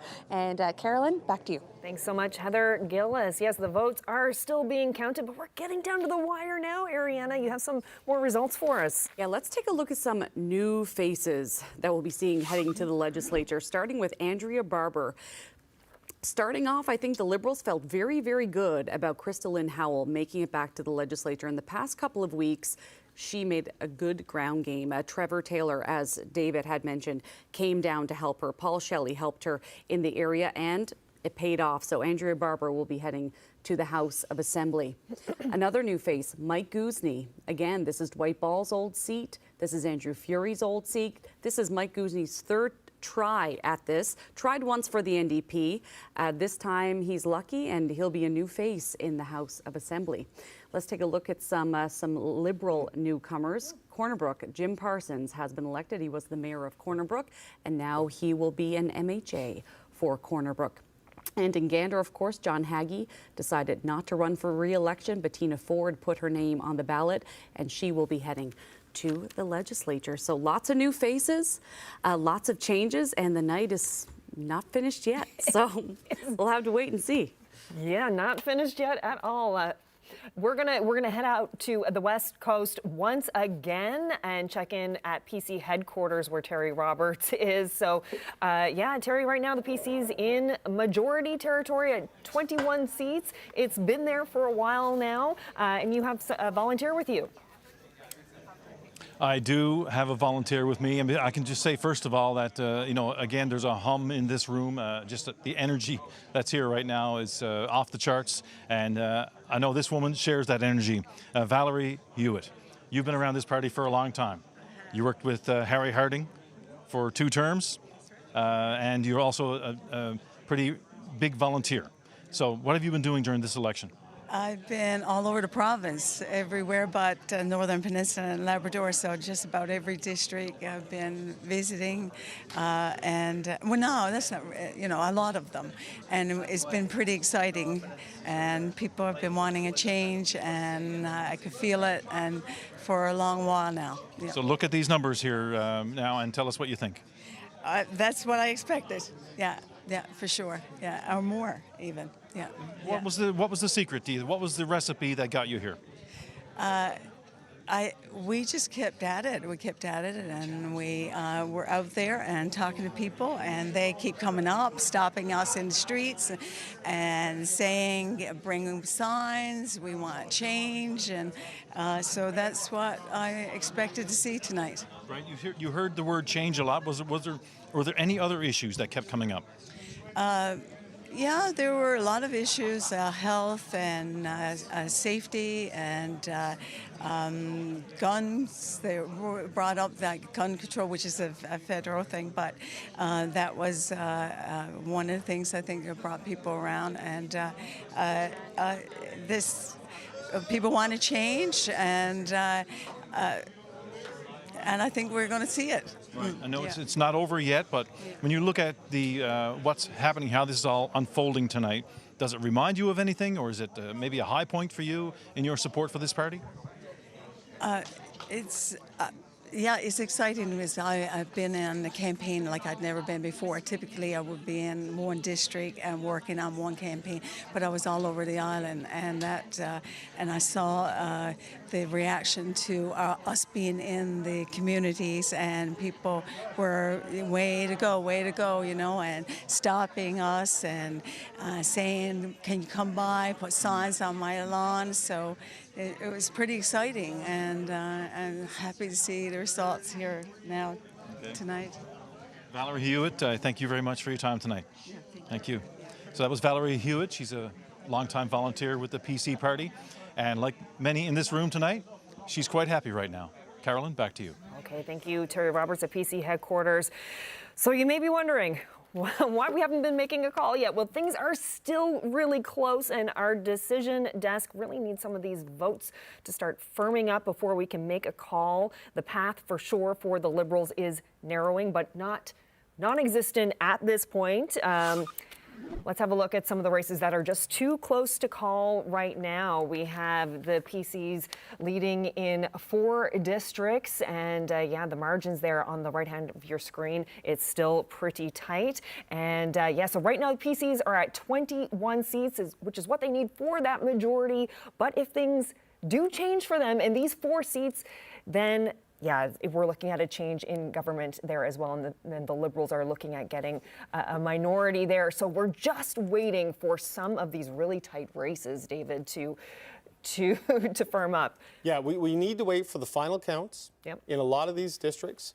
But as we get deeper into this night, the path is not non-existent for the Liberals, but it is narrow, and it's only to first place. There's no path to majority. It's the sort of path you have to navigate to throw the one ring in Mount Doom, and that is an ominous thing to be doing at this point of the night. The PCs are very close, not just to a win, but to a surprise majority government, I would say. This is not a final projection. Don't anyone clip this and then turn this into something, but they are tracking in a direction. Because when I landed here after midnight on Thursday night and started talking to people on Friday, people were asking me questions. Do you think Tony Wakeham stays on? Do you think Tony Wakeham survives as leader? Do they mean possibly Premier Designate Tony Wakeham? Because that is where this is trending. They are almost there. Something was wrong with the Liberal data, it would seem to me, because they were supremely confident they were going to win a lot of seats in rural parts of the province. And while they have a good split in the vote share, they have a vote efficiency problem, Carolyn, in that they have lots of wins in the Metro St. John's area by massive margins. But if you win by 2 votes or 2,000 votes, it's 1 seat. And that's what really counts in the first past the post system. And the PCs, they needed the run up to score in Labrador in the rural parts. They are doing it so far, and they're doing it at a nuclear level. Yeah, let's dig into some of those tight races. Ariana, you're looking at those right now. Yeah, let's start with the tightest race in the province right now. A second ago, it was just 35 votes in the difference. Take a look at the votes here in Placentia, St. Mary's. 50.8% for the Liberals, 41% for the PCs. I think that might be Placentia West Bellevue, actually. Yeah, there we go. Jeff Dwyer, the incumbent Tory, with the lead. Slim margins there over Brian Keating, the mayor of Marystown, hoping to get in there for the Liberals. 54 Carolyn, 57 polls reporting there in Placentia West Bellevue. So this is the tightest race right now in the province. With an incumbent. And the seat the PCs were the most worried about coming into this election was Jeff Dwyer. I've known Jeff for a long time because he used to work at the liquor store closest to my house when I lived in St. John's. So, I'd see him all the time. And, I think Steve Crocker and some Liberals might be going to that liquor store tonight if these numbers continue. Well, we're going to head out now to NDP headquarters in St. John's, where Mark Quinn is standing by live. Mark, the NDP looking like they're hanging on to their 2 seats in the House of Assembly, which is what they wanted to hold on to that official party status. Seeing some movement there behind you. What are you hearing on the ground there? Yeah, so people are jubilant here. They're really happy. They're happy they held on to the 2 seats, it looks like. I think people are relieved. There was concern that there wouldn't be 2 seats, but it looks like now there may be. And I'm with one of the candidates, Laura Bell Embal, who was the candidate in Mount Scio. And tell me, what do you make of these early results? I think they're really great. I think it's great to see that we seem to be holding on to our 2 seats at bare minimum. And so we're growing. The momentum is still there. There's still a lot more races to be called. So we're enjoying it so far. And tell me your experience campaigning. How did it go for you? I think as a first-time candidate, this was definitely one of the highlights of my life so far. It was a pleasure to talk to the people on the doors, to find out the issues that matter to them. As a longtime advocate, it was really important for me that people felt like their voices were being heard, and they felt like they could have someone who would want to speak for them on the House floor. And it looks like the NDP is going to have 2 people in the House. What do you see their role going forward in this next government? I think the role is there to be the balance of government, to kind of hold the balance of power, to continue to advocate for the people of this province, to make sure that whoever ends up in government and forming government still listens to the issues that are important to the people, that they hear the voices of the people who are living through the policies and programs they're creating. And at the doors, what were the issues you heard about? What do you think the government should focus on now? I think for a lot of people, the cost of living and healthcare were primary issues for people. So making sure people can afford to live and stay in this province. They want to call this province home. Let's give them the means to do so, and making sure we take care of our healthcare system, not just for those using it, but for those working in it too. We need to make sure we take care of the staff, the people who continue to make our healthcare system work, make sure they're respected and they have the things they need to be able to do the work they so desperately want to do. And for you, do you expect you'll be running again? I think for as long as the people want me to advocate, I'll do it for them however they want, either on the House floor or outside the House floor. I'm there for the people of this province in whatever way they'll have me. Excellent. Well, thank you so much for speaking with us, Laura Bell Emba. Really appreciate it. Thank you. And back to you, Carolyn. Thank you so much. Mark Quinn, live from NDP headquarters. And David, I want to get some insights from you and your panel now about where things are sitting, and it's sitting steadily for a while now. Yeah, that makes 2 of us. Dave Brazel, the 21 isn't completely locked in, but it is setting a little bit. It is firming up. I mean, there's a 35-vote lead in one riding, 48 or district, 48 in another, but then the numbers get into the triple digits. Tough to see some of those flipping this late in the count, but those Placentia West Bellevue and Fogo Island Cape Friels, that's the watch right now. No doubt, but we're in a good place here to form government, whether it's a majority or minority, very much so. And I think Tony should be poised to do that and start thinking what his decisions are going to be in the early morning tomorrow morning when he starts looking at putting together a government, talking to the Lieutenant Governor and forming things in the right direction. You're right. But again, our strategy has been working. I think in some of the polls that are left, there are communities that we've done well. So I still am very hopeful we'll keep the 21, have the majority, and then Tony can govern as the premier who represents the people of this province. Steve Outhouse did tell Terry Roberts earlier that the whole strategy was to get to 21. It was like, bold strategy, Cotton, but it looks like it's paying off, at least right now. So, Steve Crocker, I'm texting with some people on your side of the file here, of the aisle here. There is a path, but they're conceding it is closing rapidly. Right now, you're not leading in any of the closest races. You're second in all of the closest races. I'm always optimistic, as I started the show, optimistic, but I'm also honest to the point that this is solidified, and I think Won't call anything yet. There's a lot of tight races and a lot of stuff to come. But an interesting point in this campaign, we've seen little or no public opinion polling up until this weekend. We've seen a barrage of polling. And the Liberals were one in all of them. Yeah, but I think that was top line in those polls. If anybody were to take a deep dive in that polling information over this weekend, you would have quickly noticed or observed that the underlying currents of what we're seeing tonight were there. We weren't polling strong. We were doing extremely well in St. John's, and that was pushing the numbers.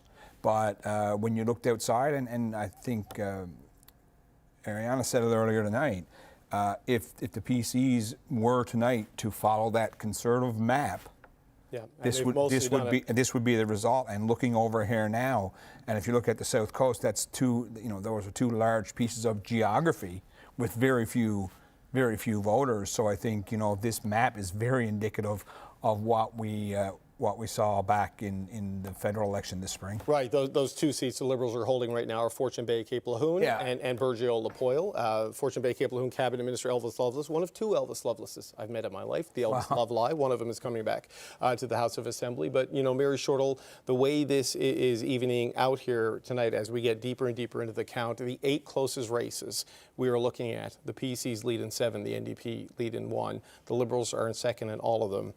But this looks like an incredibly difficult path. It sure does for the Liberals. I think the challenge for them was when they realized that the MOU was not really the issue that resonated with a lot of people. Labrador excluded. I think that was a big issue for the people in Labrador. But other than that, I think the failure to understand the issues that you now understand are the issues that people wanted somebody to talk to them about at the doors was probably an error in judgment. And to Jim Dinn's point, making the MOU political rather than deal with those at the door issues probably hurt the Liberal Party a fair amount. So Dave Brazel, as Tony Wakeham's last, waits for the last counts, the last calls, the last projections, and gets the certainty he needs to start giving what seems increasingly almost certain at this point will be a victory speech. The question is, what kind of a victory speech will it be? What do you think they're thinking about at this point? You were the interim party leader until Tony Wakeham got the job on a full-time basis. I mean, what do you think they're looking at and getting ready for as they move closer to what they hope to achieve here this evening?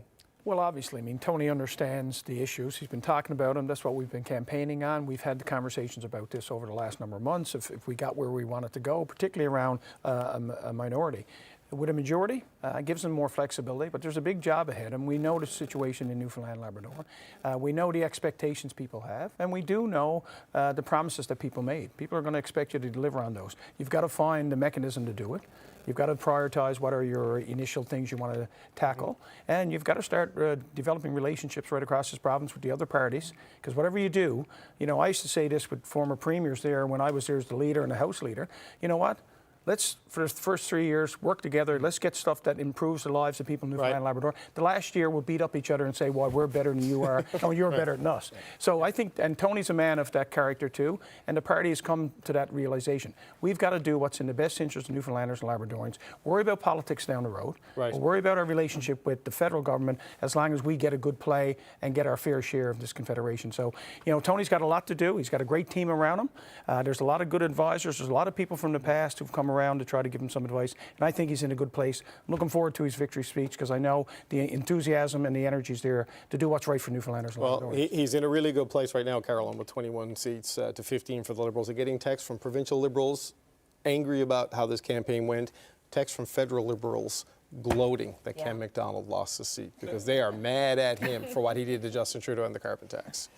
Yeah, and we're still waiting here for these votes to firm up. We're gonna take a live look now at the NDP headquarters in St. John's. The NDP, of course, holding on to their 2 seats tonight, which is what they were hoping for to hold on to their official party status. Some hugging there. We are waiting for Sheila O'Leary to come in. She projected to win the seat in St. John's East Kitty Vitty. So that is a seat that she had wanted years ago, and stepped aside to allow then NDP leader Alison Coffin to run there. And you have some more results for us right now that we'll look at. We do. Let's go back now to Fairyland and see what's happening there. Loyola O'Driscoll is projected elected. He will be returning. This was a rematch, and for a while there, oh boy, it was close. But Loyola O'Driscoll heading back to the House of Assembly.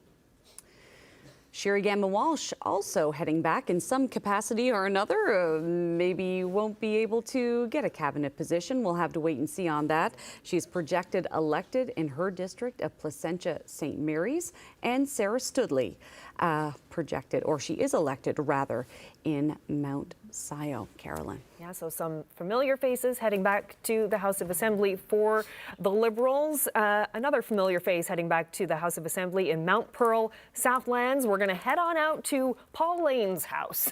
Chrissy Holmes is standing by live. Paul Lane. She's actually in the house. In his living room. Independent Paul Lane in Mount Pearl, Southlands. So, Chrissy, he let you in. That's right, Carolyn. We just called. Paul Lane said, come on over because there's some celebrating to do. This marks the 5th win for Paul Lane, 3rd as an independent. Congratulations, and thanks for inviting us to the HQ here. Well, thank you very much, and thanks for coming.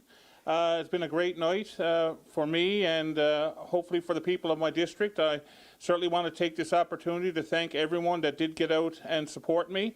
Really appreciate it, and to all that helped get me here. And like I say, it's been a great night. We're very, very pleased with the results we've received. It has been an exciting night, too. I know everybody's been glued to the TV, right? There's a lot going on. Paul, you've seen a lot of elections in your day. How does this one compare? Well, I think every election takes on a bit of a life of its own. It's always nerve-wracking. I knew going into tonight, like by the door-to-door and the phone calls we were making and so on, I was expecting a positive result. But no matter how many times you do it, you still get that feeling in the pit of your stomach when you're watching those votes come in. And there's this great sense of relief when the numbers start rolling in and they go your way. A little while ago, we heard Eddie Joyce speaking about you as well. I mean, based on some of the numbers that you're seeing roll up here at this point in the night, how are you thinking about this next session of the House of Assembly, the role that you and Eddie Joyce in particular as independents will be playing? Well, I think that independents have a very important role to play in the House Assembly because we can certainly call it as it is. We don't have to toe any party line. I heard Eddie interviewed earlier, and as he said, there's been times when we have voted with the government, there's times we voted against the government, there have been times when we voted with the NDP against the Liberals and the PCs, all based on what we thought was the right thing to do, what was best for our constituents, what was best for our province, and we're going to continue doing that. I'm not sure how tonight will finish off in terms of if we're going to have a majority or a minority. I'm certainly hoping for a minority government. If we have that, then we're going to have a much greater role to play to hold government accountable to make sure any policies going forward are good policies for the people. We've seen a lot of back and forth here tonight with some of the projected results. What are you reading into the appetite in the province right now based on that? I think it's a case of, the Liberals have been in for a long time. So certainly we all know how cyclical elections can be. So I think that's played a role here. I also believe that the whole debate over the MOU, I think John Hogan was playing that as his trump card and thinking that that was what was going to bring him over the finish line. But as time has gone on, and certainly since Mr. Wilson resigned and others have come out and questioned the MOU, I think it's actually come back to bite him. I think that's playing into the results tonight as well. Well, Mr. Lane, we really appreciate your time. Congratulations once again. And thanks for having us over to the HQ, your home here. And thanks everyone else for letting us crash your party here. And I'm sure we'll be speaking again very soon. For now, I'm going to throw it back to you in studio, Carolyn. Okay, thank you so much, Chrissy Holmes, live at Pauline's house in Pearl, Southlands, our hometown. David, Yep. both from Just up the road. Mount Pearl, yep. So let's talk about this as we wait for some of these races to really firm up. What is this going to mean? They were just talking about the Churchill Falls MOU. What does this mean for the deal and the negotiations going forward with Quebec? So, look, on this, this is obviously a very disappointing night for the Liberal Party of Newfoundland and Labrador. I think this is also a very worrisome night for Premier Francois Legault and the government of Quebec. They are in a very difficult situation in that province politically. The CAQ, as they're known, they are cooked if you look at the polls. That the Parti Québécois is poised to win a majority government in the provincial election there next year. So Tony Wakeham says he wants to review, renegotiate, and put to a referendum any kind of a deal with Hydro-Quebec with Churchill Falls. The calendar for that may not line up with the political calendar in Quebec because there's going to be a transition here, a new cabinet, all of these things. Whether they can get that alignment, the massive hydroelectric deal with Hydro-Quebec is on life support tonight as the PCs are close to the majority. Okay. And one of the districts, of course, where that was top of mind, the MOU was talked about a lot. All three leaders went to Lab West. So let's take a look now at Lab West and the results there. So Joseph Power with the PCs elected in Labrador West. Again, this was a situation where the Liberals, they were touting the third transmission line that would come from the Upper Churchill project. Shazia Razi there saying that's blackmail. You can't say that you have to vote Liberal to get this to go through, to get housing, to get the third transmission line. But in the end, Joseph Power, former fire chief in Lab West, elected. Paul Pike, former Liberal minister, he is back in Buren-Granbank. But a squeaker, look at that, 53 votes between him and Mr. Ingram with the Tories. And let's look at the vote share there because that is pretty close. 49.1% for the Liberals, 48% for the PCs, with all polls reporting there. So yeah, you can really see on that graph just how close of a race that was in Buren-Granbank. And moving on now to St. George's Humber. This was a Liberal seat. Scott Reid held this seat. It is now a Tory seat. Hal Cormier, a newcomer, and he got in there with more than 250 votes over the Liberal Mark Lambswood. Okay, we are going to go live now to Mark Quinn, who is at NDP headquarters with Sheila O'Leary, who is projected to win her seat in St. John's East Kitty-Vitty. She's been leading all night. It's been a bit of a tight race there. I see someone taking a photo there right in front of you, Mark. All right. So tell us, how is Sheila? You have Sheila there with you. How is she feeling? Well, yes, Sheila O'Leary came in to thunderous applause. People here are really pleased to see her here. And of course, she's doing very well in the polls. So I thought we'd ask her, how you doing? How you feeling now? Oh, I'm feeling pretty fabulous, I have to say. I mean, to run a campaign, as we all know, it takes a village. And I'm just so utterly proud of the work that the NDP party did with so many people from all walks of life to support me and the campaign, and to try to get the NDP back in St. John's East Kitty-Vitty, because we matter. In this district, we matter. We have a huge voice and an opportunity to represent people who are falling between the cracks, let's be honest. So I'm so excited, of course, cautiously optimistic always in this political realm. Now that this is my 7th campaign, I think it's extremely important that you breathe, you take your time, and you wait to see the final results before you really truly celebrate anything. You're well known here in St. John's as a municipal politician, of course. Yeah. This is your second crack at provincial politics. How does it feel to be doing this well at this point in the night? Well, actually, this is my 3rd crack at the provincial. But how does it feel? St. John's East Kitty-Vitty has always been the district. I'll be completely frank with you. I grew up in Churchill Square, born and raised and schooled and worshipped and raised my family in this district. Moving from Churchill Square to downtown St. John's, working as a cultural producer, a businesswoman, and of course a municipal leader. I've been doing the work. I've been listening to people. I want to continue to listen to people. I want to ensure that people's voices are elevated. We are living in very complex times, and I'm optimistic. I know that we can make change happen. I mean, one foot in front of the other, but it's so important that democracy is upheld.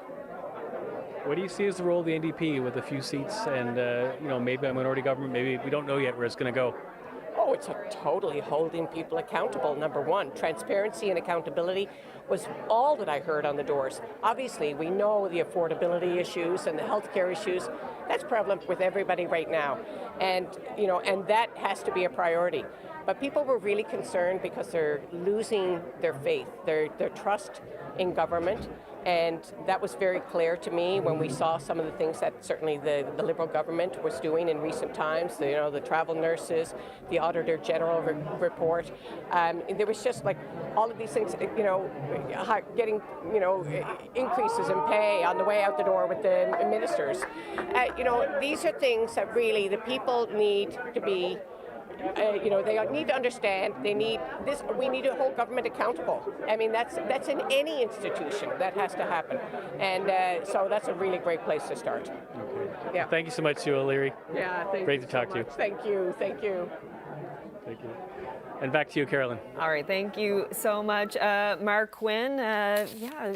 Kind of a full circle moment for Sheila O'Leary there tonight. She had hoped to run in that seat in 2019, but stepped aside for Alison Coffin, so it's looking like she might take that one tonight. She's projected elected. Ariana, let's head over to you to look at some of these races that are really holding us up from making this call. Yeah, Carolyn, I will say that the list is getting smaller. It's getting shorter. Let's take a look at Placentia West Bellevue. We have Jeff Dwyer, elected incumbent Tory. It was very tight. Look at that. Just 64 votes between him and Brian Keating with the Liberals. But we still have some races that are just too close to call. Let's take a look at Jim McKenna with Fogo Island, Cape Friels, Dale Lewis, just 16 votes. Another one that just keeps flipping.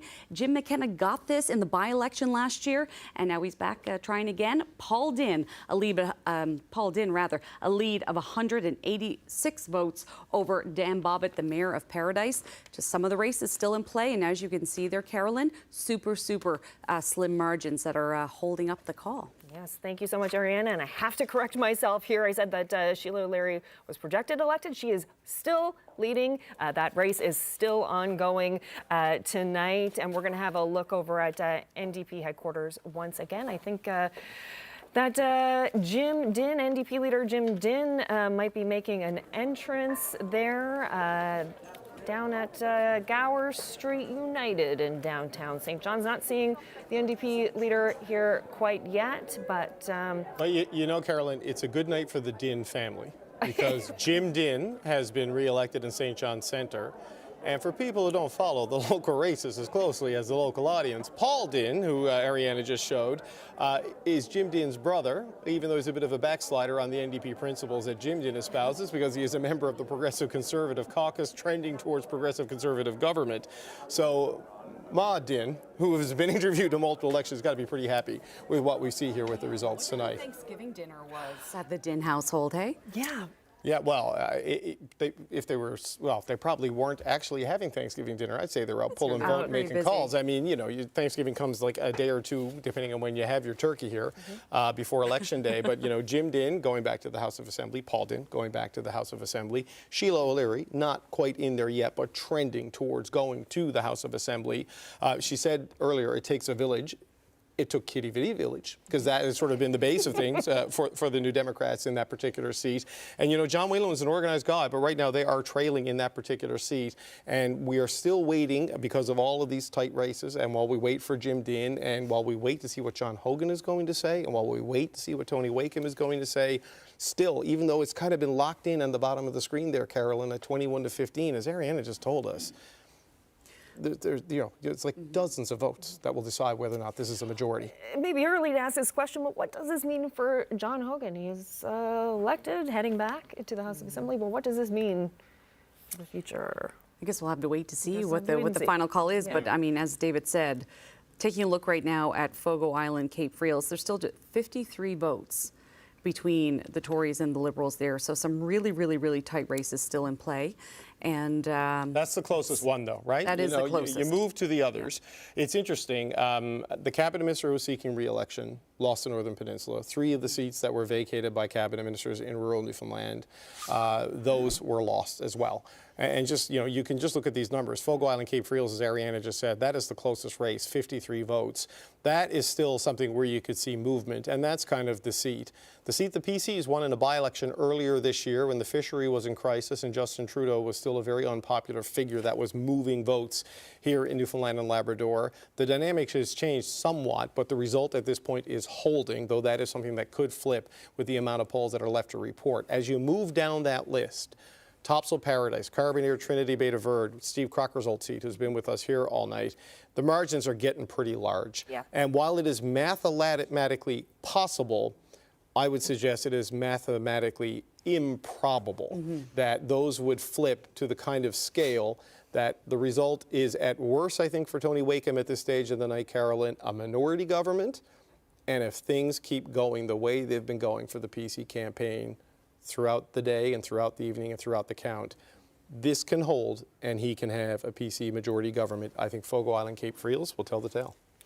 Yep, still some counting happening out there. You can see at the bottom of your screen on the right-hand side, NDP headquarters waiting for NDP leader Jim Dinn to come in and speak with supporters there. So we've said a good night for the NDP, yeah, but it's still going. It's still going. PC is still sitting at 21.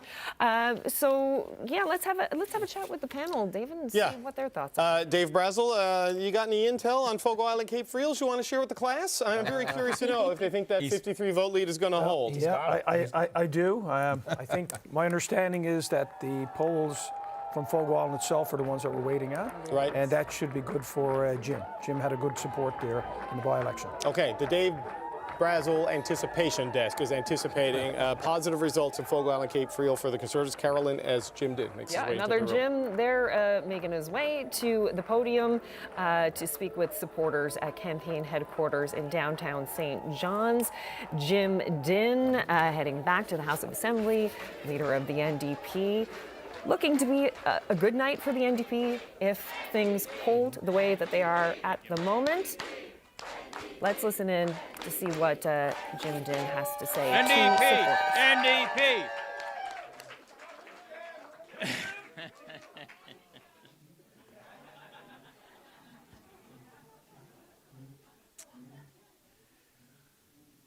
Thank you. And it is indeed a fantastic evening. It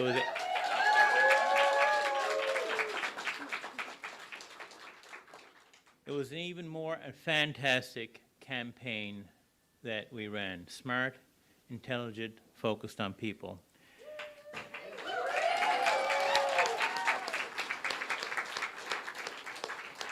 And regardless of the outcome, there was energy in our campaign, and it's the same energy in this room that we feel right now. So good job.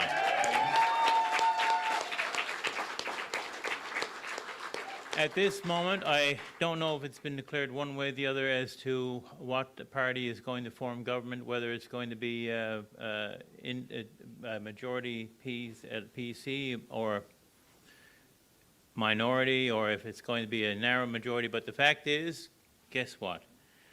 It's going to be the NDP putting forward the ideas that will benefit all people of this province.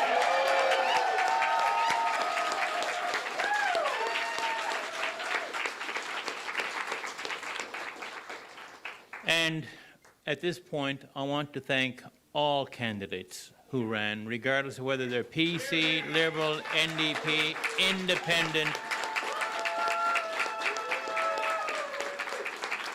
regardless of their political affiliation, because it takes a lot of guts, a lot of commitment to step up and to run and to put your name out there and to face the criticism and whatever comes your way, but it takes a lot of work and effort to do that. Thank you.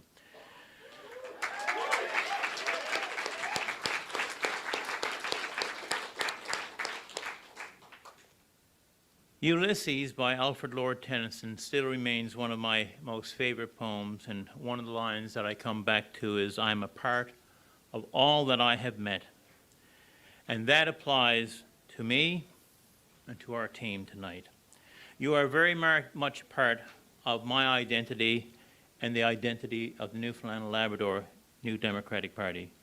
And you and the people who voted for us and the people who volunteered have shaped who we are as a party. I was fortunate to have had Jordan Brown by my side for the past 6 years, and our discussions helped shape our approach to things as well.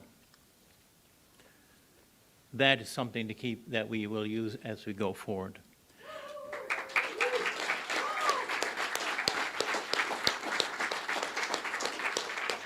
I do want to say thank you to my wife, Michelle.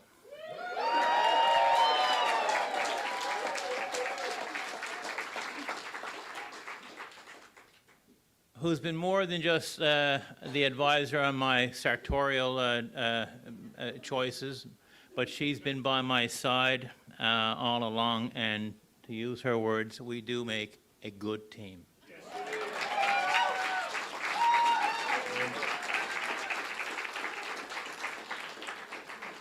A thank you to my family, to my children, Kate, Sarah, and their spouses, and to my son, Jamie, and to our grandchildren. I'm there for you guys. To my tireless, hard-working constituency assistant, Elizabeth Zedell. Elizabeth, are you here? She may not be.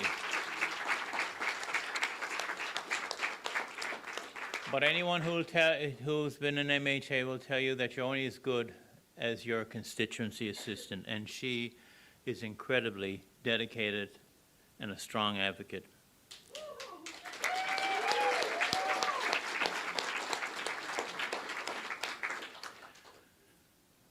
To the many constituents who voted for me in this in my district, to the volunteers who helped out on my campaign, to my neighbors who took on a job that they probably didn't realize they're getting into. Bob learned a lot more about the district than he expected to. Thank you. And at this point, I just want you to put your hands up when you hear the name, because I want to draw a point here about who we are. I want to talk about, say thank you to my incredible campaign team. And that's Linda, Devin, JP, Mary Shortle, Monique, anyone else. Put your hands up, please. Keep them up, keep them up.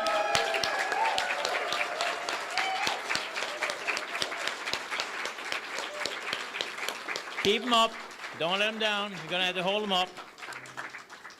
To our equally incredible provincial campaign team, Garrett Spelsey, Brock Bowman, Carly Hanoski. Where are you? Put your hands up, keep them up.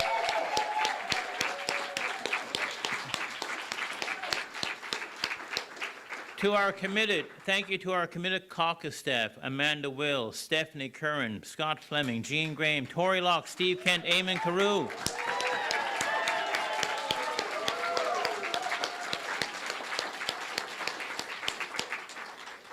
And certainly to Stephanie, who's been my communications director over the last 4 years, and to Scott, who was instrumental in designing and in doing the research on our COSTA platform, which I think was one of our secret weapons.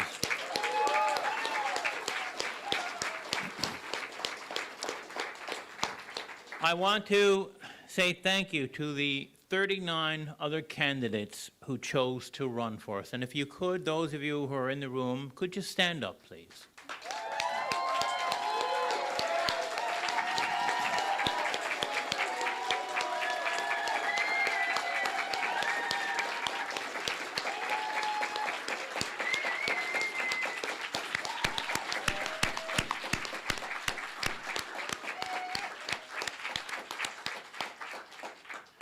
They are diverse, over half of whom are women.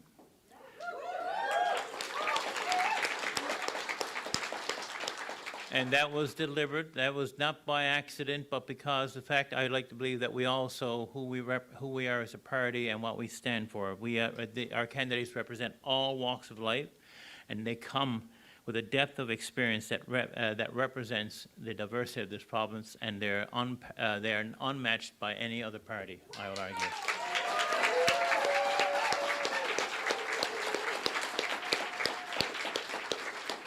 I want to thank you as well to your campaign teams and to your volunteers who stood by you, who came out with you, to your donors and supporters, and to the people who voted for you. Folks, that's what makes us who we are as the New Democratic Party of Newfoundland and Labrador. It's not just the leader, it's you guys that give me the strength. I am deeply thankful, and I'm incredibly proud of all of you. I really am. It's the thing that inspired me significantly throughout this campaign, that we had a good campaign. It was well noted. When you get one of the leaders after the debate reaching out to say we ran a really good campaign, that's high praise coming from your competitors. So good job on all of you.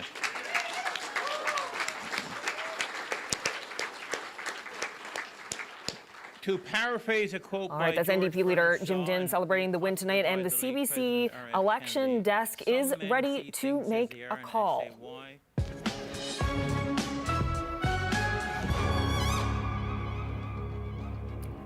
Newfoundland and Labrador has a new government. The Progressive Conservatives will form the next government. How big that government will be, whether it will be a majority or a minority, we still don't quite know. Still sitting at 21 seats, and a few races could change things, but voters have delivered change. Just how dramatic that change will be, we still don't quite know. Still too many races to call. We're going to head out and have a live look at PC headquarters in Stephenville. Now, Premier Designate Tony Wakeham will be moving into the 8th floor office at Confederation Building, taking the reins from John Hogan. So regardless of the ultimate seat count tonight, Premier Designate Tony Wakeham clocking a win, turning the tide for the PCs in this election. We're going to have a look now at the vote share and see how we got to this place so far. So 45.4% is the benchmark, and the PCs just a shy below that at 44.2%. So still waiting on a few of those races to see if they can just make it over that benchmark. And the seat change here, PCs had to gain a lot of seats, and they did. 7-seat gain here. Liberals down 6 seats. So quite a dramatic change. We are going to head back to PC headquarters in Stephenville, where Terry Roberts is standing by live right now. So Terry, we've been waiting a while, but we have some answers. We don't quite know the ultimate makeup of this government, but we know the PCs will be taking over from the Liberals. That's right. The chance of Tony. They paid off here tonight, and when we just called the majority or a win here for the PCs, as you could see, there was a lot of noise, and so it looked bleak here early on, and we spoke to a lot of the party brass, and we asked them, even asking them, were they disappointed? No, they said it's still early yet. They did not lose faith. They did not panic, and they're still okay. And we're hearing chants of Tony here now, so I'm not sure if that means that Tony Wakeham is showing up or not. But, so I did see signs of it. I did spend some time on the Northern Peninsula with Andrea Barber. Is Tony coming? No? Okay. No, Tony's not coming. They're just cheering him on here. But I saw it everywhere I went with the PCs. Sometimes I'd break away from the party, because I know a lot of times that they would have events and they would be partisans with them. But I would break away, and I kept hearing that word, change. There's a mood, there is a real mood for change, and I sensed it, especially in rural Newfoundland. And I saw it on the Northern Peninsula. As you got further north, all I could see up by St. Anthony were paving machines, excavators, There were more, you wouldn't see as many icebergs in the Strait of Belle Isle in June as the number of paving machines. So the Liberals tried really hard to hang on to Crystal Lynn Howell on the Northern Peninsula. But again, you got to come back to it. There was just that feeling of change. And Andrea Barber, she's a social media phenomenon. She's got tens of thousands of followers. She's, her whimsical loves ya with her sign off from all of her videos, dancing, cooking. Came late to the campaign, said she was bringing heart, going there for all the right reasons. And look what happened. She pulled off a victory on the Northern Peninsula tonight. And we talked about it earlier, how there had to be a breakthrough in Labrador. And of course, it happened in Labrador, where the MOU, you would have thought that it might have influenced the vote in favor of the Liberals, but it didn't. So I'm going to sign it off from here now from the PC headquarters. And back to you, Carolyn. All right, thank you so much, Terry Roberts. Yes, still waiting for that final count. The PCs at the 21 majority mark, but there are still some tight races, so we still don't quite know if they will keep that majority that we're seeing right now or if they will drop back to minority territory. But still, how did we get here? How did the PCs get this win? Let's throw it over to Ariana and David to have a look. Well, Carolyn, as Terry just said, that they had to break through in Labrador, and they did. Yeah, they're chanting Tony, Tony, Tony. The band Tony, Tony, Tony had a 1990 hit called Feels Good, and they feel good at PC headquarters tonight. Look at this. Ariana, we talked about the need to grow in Labrador for the PCs to win. Lake Melville and Lab West, that was the two targets. 2 for 2, Ariana. Pretty good way to start the night. Yeah, and let's take a look now at Lake Melville. And this is the return of a former cabinet minister, Keith Russell. Had a bit of a shaky time as a cabinet minister with Dunderdale's government, but that's all in the past, because look at that. One of the things in Labrador too that was a big issue was public safety. Massive concerns around public safety in that district. That was something that Keith Russell promised change, and you'll see it there tonight in Lake Melville. Okay, Labrador have been reliably Liberal for many, many years. So was the west coast of Newfoundland and Labrador. Not tonight. Look at this. From the top to the tail, you've got blue with a little speck of red in Corner Brook, and the independent Eddie Joyce holding on to his particular seat. But up here, we talked about this earlier in the night in St. Barb, Lanza Meadows. It was on the Northern Peninsula back in the early 2000s where the PCs broke through with Trevor Taylor as their candidate, flipping a Liberal seat for the first time in the history of the province, and that sparked the wave that ended the Liberal government and elected the PC government of Danny Williams. Just below that, the seat of former Premier Andrew Furey, former Premier Dwight Ball, blue, and blue right here in Scott Reed's old seat. They only held on to Corner Brook, Ariana. That is a bad showing for the Liberals, a great breakthrough for the Conservatives. And especially when you look at Humber Gross Moran, because of course this is a district that held two former premiers, Dwight Ball, Andrew Furey. They were campaigning with Helen Reid.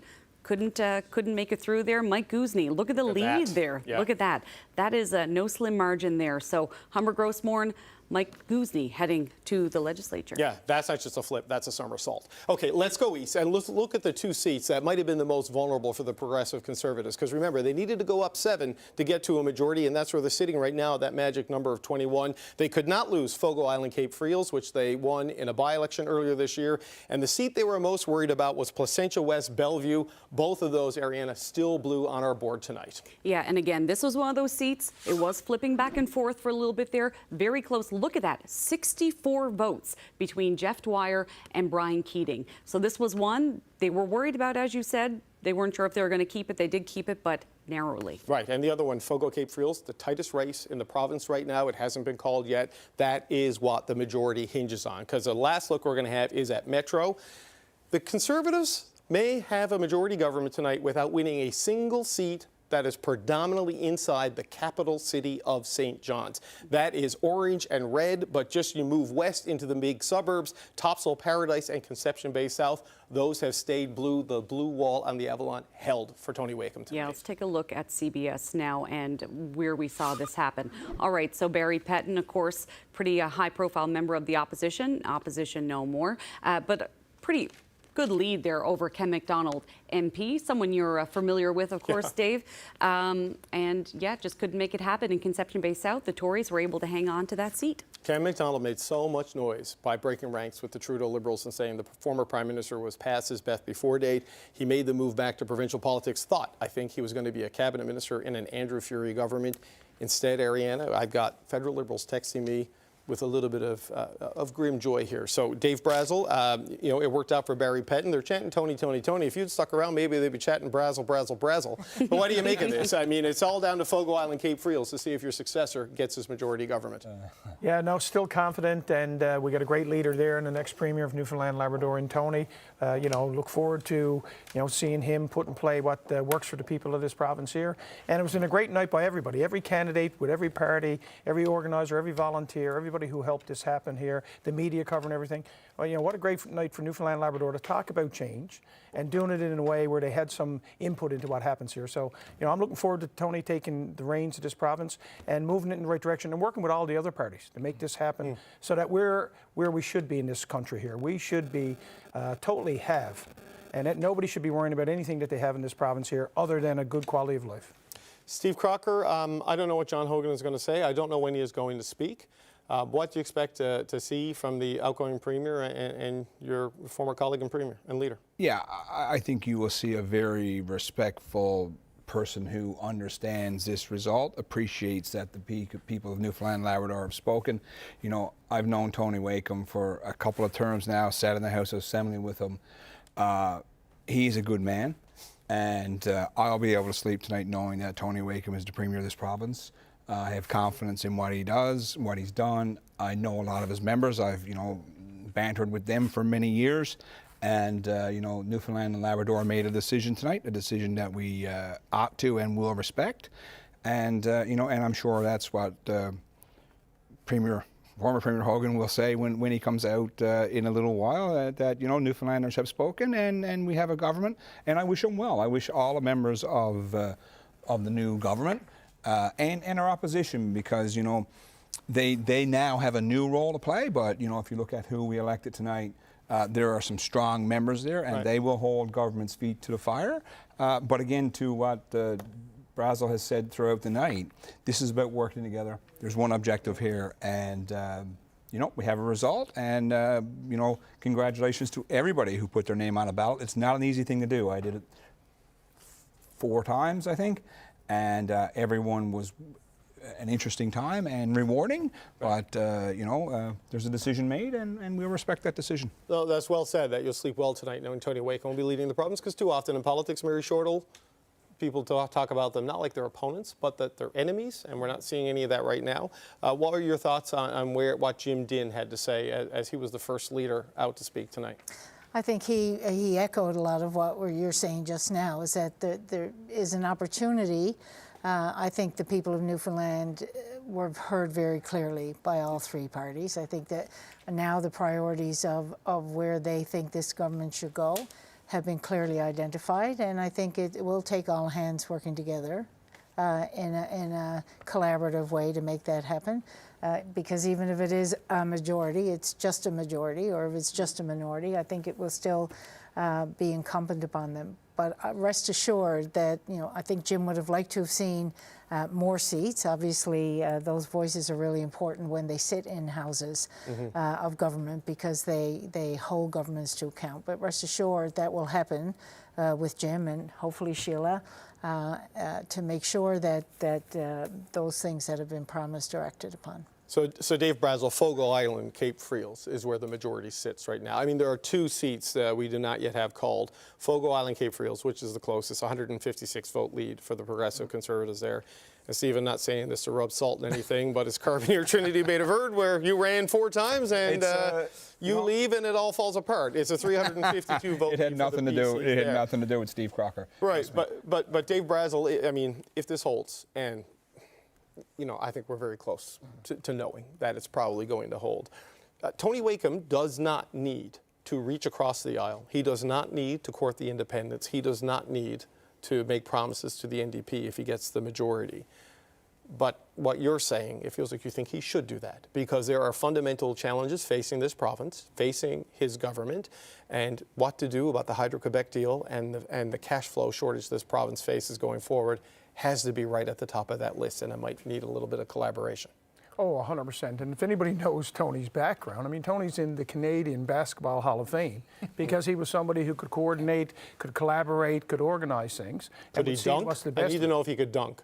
and he could dunk. Because he dunked tonight. I wouldn't ask him tonight, He's but very tall. yeah, he's dunked a big one tonight, big time. But I mean, Tony has always been open and very collaborative here. He's, you know, don't forget, he's lived in the cities, he's lived in the rural and urban areas, he's been a business person, he's been a senior bureaucrat and a politician who took a shot at the leadership, then, you know, stood up and said, I'm going to lead by example, ran for a nomination, then won in the opposition, and then since then, took the leadership role. He's very collaborative. He has a great team around him. I'm looking forward to putting things in the right direction. And again, what I liked about this election, there was no attacking each other. This was about what we stand for, and hopefully this will be in the best interest of people in this province. Okay, sorry, I just got to get it back to Carolyn. And Carolyn, I'm hearing from senior members of the Wakeham campaign saying this is insane. The way that they pulled this off. They're waiting for John Hogan to speak. Then we'll hear from Tony Wakeham. Yeah, they are surprised. Not truly that expected this evening. This result, and as you say, we see on the screen there in the bottom right-hand corner there that we're waiting for Liberal leader John Hogan to come in and speak with supporters. Now opposition leader. That's right. John Hogan. So we'll see what happens and what he has to say tonight. And you do have some more results. Can I just interrupt for 1 second? Yeah. The call between John Hogan and Tony Wakeham is happening right now. They are speaking, the leader of the Liberal Party and the leader of the PC Party. They're having the conversation right now. Once that is concluded, I suspect we'll see John Hogan come down there. So sorry for interrupting, but a little bit of news I wanted to give you there. Yeah, and I guess the question is cabinet ministers. Yes, right? Carolyn. So, of course, one of the things Tony Wakeham is going to have to think about is, who's going to go in my cabinet? So let's take a look at who we're thinking, okay? If we were to help Tony Wakeham, I'm just kidding. We're not helping Tony Wakeham around here. Lynn Paddock, he's an accountant. Perhaps he's someone that they're going to consider for finance. I'm also thinking of names of Chris Tibbs. We're thinking of Lloyd Parrott. But Mr. Paddock here has, you know, history. His background is in finance. What about a justice minister? Helen Conway Ottenheimer, a lawyer. Her practice included being staff counsel for the Provincial Human Rights Commission. Perhaps she's someone who Mr. Wakeham will have on the cabinet around cabinet. And also Leela Evans, Indigenous Affairs Minister. I would assume that's a pretty fair assumption there. Leela Evans, of course, one of the reasons why she is so popular in her district is because she is such an advocate for the people of Torn Gap Mountains. And I don't think that would be a stretch to think that she would be considered for that post. Yeah, so a lot of PCs returning to the House of Assembly. Going to be seeing some new faces as well. I would love to know how that phone call is going between John Hogan and Tony Wakeham. Right now, we're still waiting for John Hogan to come down, but yeah, we should be hearing from him fairly soon. Yeah, I mean, look, Caroline, it's remarkable. Like very early in this campaign, I went through a path to victory scenario in a conversation with some of the people who are organizing the Tony Wakeham campaign, and they identified sort of the 10 seats that they thought they could move and get into play. They held Burin Placentia West. They flipped Humber Gross Moore. They came really close in Burin Grand Bank. They won St. George's Humber. They won St. Barb Lance Meadows. They won Lab West. They are winning Carbonear Trinity Beta Verde. They won Lake Melville. They, you know, everything they had in their sights, they either hit the bullseye or the ring around the bullseye. They came that kind of close. And to go from 14 seats to 21 right now without breaking through in the capital city of St. John's, to flip every single sort of marginal, for the most part, seat, and I don't mean marginal, I mean marginal in terms of the vote chances, to do that, it's a remarkable example of targeting, vote efficiency, and then getting out the vote, because you know, it didn't feel like a massive change election until you went to the towns of rural Newfoundland and Labrador, because that's where the change in government came from. Yeah. Still counting those votes in those key districts, and hoping to have a chat with NDP leader. Yeah, and we're just down to one right now, one race. Fogo Island Cape Friels, 172 votes, 50 out of 58 polls reporting. And we saw a bit of a flip back and forth. Of course, Jim McKenna took this seat in a by-election after the passing of Derek Bragg. And of course, this came at a time where there was a lot of unhappy fishermen, very unhappy with the Liberals. And Jim McKenna came in with that by-election win. Dale Lewis, though, you know, he had a really good campaign rally. A lot of people came out in support of him, former Mountie. And that is the one race that is still in play here tonight, Carolyn. Yeah, everything hinges on that district. And let's take a look at the vote share. Fogo Island, Cape Friels, look at that. PC's 50, Liberals 46, the Independent 2.8, and the NDP 1.3. Look at the way the graph goes, though. With 50 of 58 polls reporting, this is the holdup right now. This is what we're waiting for tonight, is to see the outcome in Fogo Island, Cape Friels, and see if Jim McKenna can get back in and return to the House of Assembly. And deliver a majority government for the PCs. Still waiting to see. No pressure, Jim McKenna. No pressure at all, Jim McKenna. Yeah, okay, we're going to head on out now and have a chat with NDP leader Jim Dinh right now. He's standing by live. Mr. Dinh, congratulations on your win tonight as well. Sheila O'Leary projected to win in her seat of St. John's East Kitty Vitty, so it looks like you're heading back to the House of Assembly with 2 seats. How are you feeling about the win? It's bittersweet. Glad I won my seat. I'm glad that we took back St. John's East Kitty Vitty, a seat I think that rightfully belonged to us, and but very disappointed that we didn't maintain Labrador West. Shazia Razi was an incredible candidate and one who would have done the district proud. We're seeing a real big flip tonight in this government. I'd love to know what you make of this change. The PCs have been pushing for change, and change has been delivered. We're still waiting to see whether it's going to be a majority or minority government for the PCs. But what do you make of what happened tonight? I think there was certainly a groundswell for change. We did offer that change through our platform very clearly. We had 40 candidates in total, so there was an opportunity for anyone who wanted to vote NDP in all districts to vote. But certainly we'll see what change that they're proposing. If it comes down to needing the NLNDP support, then we're going to be looking. I guess we're going to be looking at pushing the issues that are important to us. And if nothing else, Carolyn, the people in both parties and across the province know exactly where we stand on what we want to see change. It's in our platform. It's been there. We've been transparent about it all along. So we'll go from there. It's going to be an interesting. It's going to be an interesting few years for sure. Yeah, absolutely. So change definitely a factor in this election. But what about some of the other factors that people have been talking about here? The Churchill Falls MOU, the Liberals had been pushing for this to be, the centerpiece for their campaign. How much of this do you think has to do with the Liberals' position on the Churchill Falls MOU? I'll start with this. If it were not for the NDP and the independents, there wouldn't be any independent oversight panel. That's the first thing. So we've been pushing for transparency on this deal. We've also been making sure that we want to take politics out of it, which both the PCs and the Liberals have done their best to drag into this partisan politics. Whatever this deal is, it's going to have to be a good deal for the people of the province, and Labrador West in particular, because they're the ones that are going to bear the brunt if it doesn't proceed. But it's going to be about making sure it makes good economic sense, that it gets the best deal for the resources, that people locally are going to benefit from this project. So that's something we're still committed to, and we're going to keep fighting for that, and we're going to make sure that whatever the conversation is, it's going to be about the economic return and benefit to the people of the province, to the workers, and to the communities who depend on them. Okay, well, you'll be returning to a very different House of Assembly this year. NDP leader Jim Dinh, Yep. Congratulations once again. Thank you so much for your time tonight. Thank you very much. Appreciate it.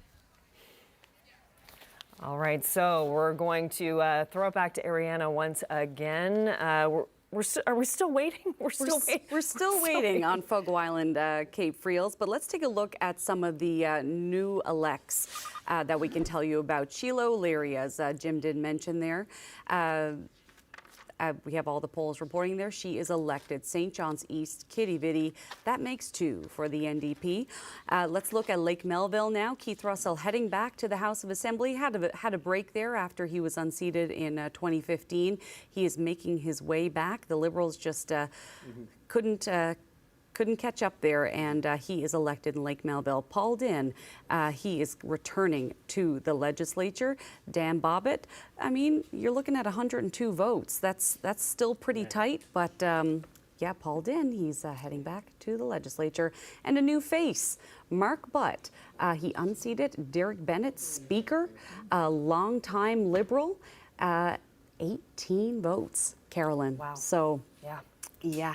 It's a close one. And we're still watching. We're still watching. Still watching, still waiting, and still waiting for John Hogan, the Liberal leader, to come in and speak to supporters there. We're going to circle back now to Fogo Island, Cape Friels.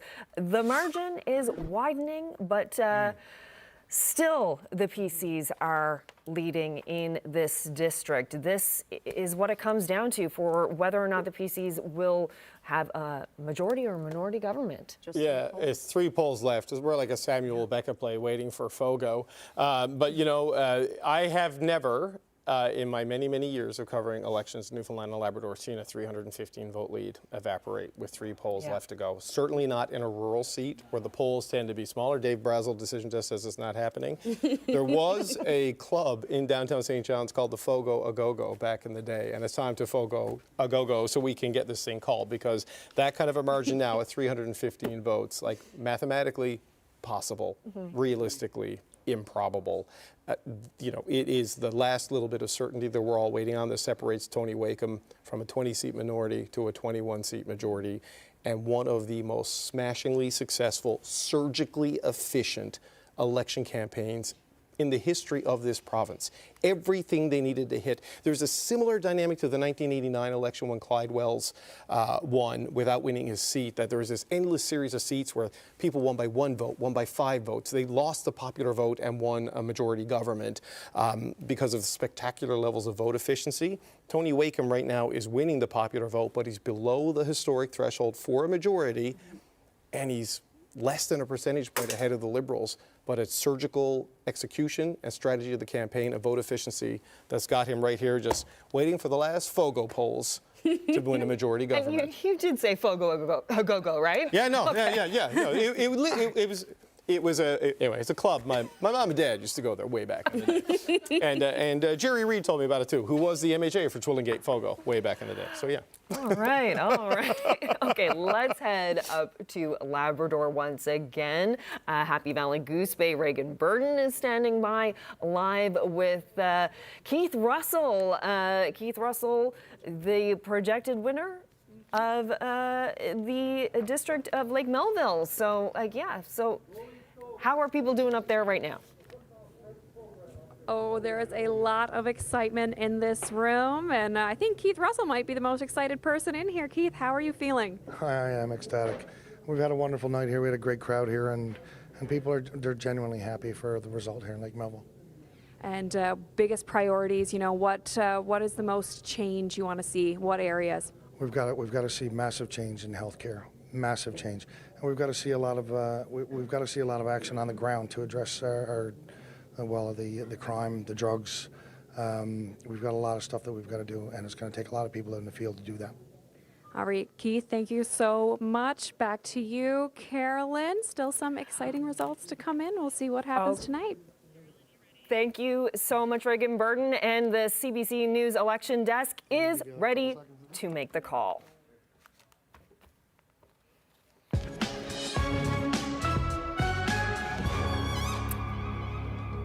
Yes, here we go.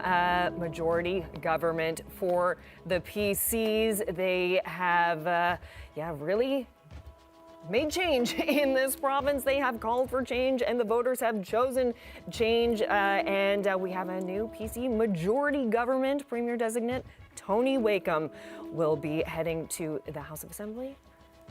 And it was down to a single poll. One poll we were waiting on. And here's a live shot of the PC headquarters in Stephenville, waiting for now Premier designate Tony Wakeham to take the podium to speak with his supporters. A tremendous victory for Tony Wakeham and the PCs tonight. A lot on their plates, a lot of celebrating happening. Yeah, so now Tony Wakeham will have some pressure on him, though, to deliver on his many expensive campaign promises on healthcare, ferries, public safety, and then we have the path forward on the Churchill Falls MOU, some promises made there on an independent review and on a referendum, and making what they say will be a better deal with Quebec on that. So, yeah, quite an incredible turn of events tonight. Well, first of all, good night, Fogo, and thank you, Fogo, for delivering the final count. And you cannot underscore enough what a incredible victory this is for Tony Wakeham, the Progressive Conservatives, their campaign manager, Steve Outhouse, who I was speaking to Steve in the New Brunswick election last year, where he said he made some mistakes and learned some lessons that he would apply to this election campaign. And boy, did it ever work. The sticking to the issues, the focus on the argument of change, the ruthless efficiency with which they targeted and flipped all of those seats in Labrador and on the rural parts of the island of Newfoundland, the entire target list just about hit. You know, we were hearing as recently as today, Carolyn, that the ceiling for the PCs in this campaign was 21 seats. Hitting your ceiling and getting a majority government is the best possible outcome you can have in an election campaign. Incredible. And we started the night talking about Labrador and the western part of the island, and there you go. That's what happened tonight. We're going to have a look at the vote share for the PCs. What got them there? They just set a new benchmark for a majority government. Okay, this is the first time this has happened. Historically, a party would need 45.4% of the vote to get a majority, but now this is a brand new benchmark, 44.3%. The PCs have their majorities. So let's look at the seat change here. Wow, up 7 seats at the expense there of the Liberals, down 6 seats. So quite the flip, quite the change. And Ariana, you have a look at some of those districts that did that flip. Yeah, let's take a look at some of the -6 that we see there for the Liberals, starting with St. John's East, Kitty Vitty. What was a Liberal loss turned into an NDP gain. And we know that Sheila O'Leary now. Jim Dinn won't be the only one heading back to the House of Assembly. He'll have Sheila O'Leary there with him. And that is one of the key seats that they were hoping to hold on to with John Whalen, but went to the NDP. Keith Russell, we just heard him speak there with Reagan Burden, another seat. This was, of course, independent at first. Perry Trimper elected as an independent, but rejoined the Liberal caucus. Sean McLean was hoping to hold on to it there for the Liberals, but just couldn't make it happen. Paul Dinn, and look at that lead, 102 votes. Dan Bobbage, you know, you saw John Hogan go into Paradise, promise some new infrastructure, a new road. That's a big deal for the electorate in that area. And but again, Paul Dinn, really strong constituency guy, and he made it work, even though that is a slim margin. And a new face to the House of Assembly, Mark Butt. And look at that lead, 18 votes in Lewisporte Twillingate.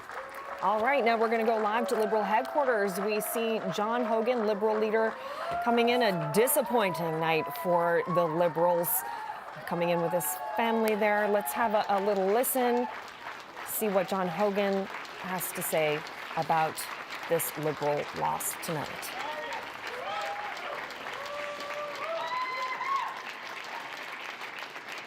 Thank you. Thanks, everybody.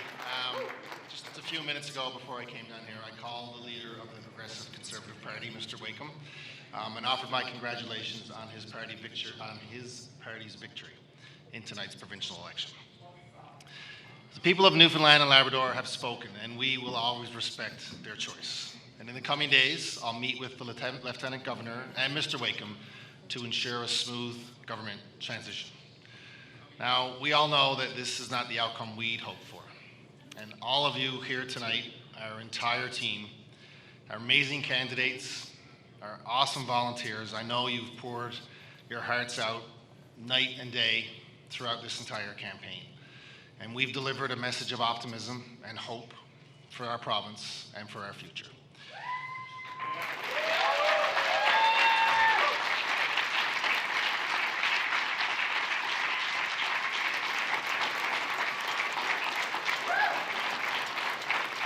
And I am tremendously proud of the campaign that we ran.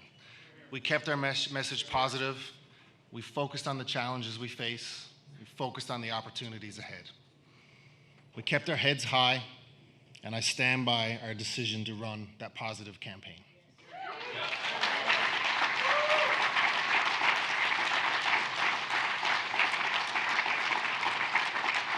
And democracy is not just about tonight. It's a living, breathing process. And we're lucky to live in a place where the free will of the people is expressed and respected. The challenges we face as a province are real, and they'll require everyone across party lines and throughout our province to work together. So to the incoming government, I and we wish you success, because your success is Newfoundland and Labrador's success.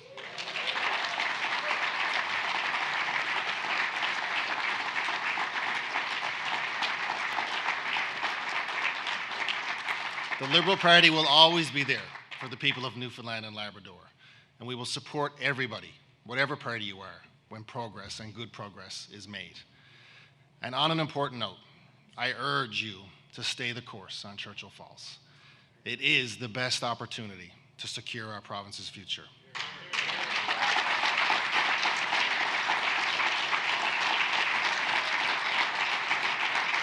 So listen to the experts, because there is no better deal, but there is a better future for our province.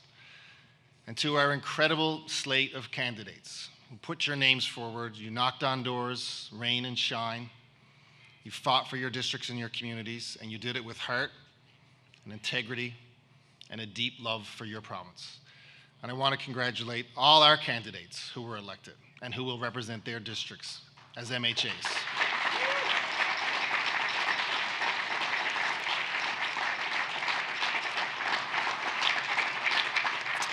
To our volunteers, our organizers, and our supporters, thank you for your tireless efforts, for believing in us and the values that the Liberal Party stands for giving your time and your energy. And your dedication is the only way any of this will be possible. And to the young people in the room or watching at home, some of you may have voted for the very first time. And let me say this, that politics matters, and your voice will always matter. Don't ever be discouraged from engaging and leading and from imagining what this province can be. And to my family,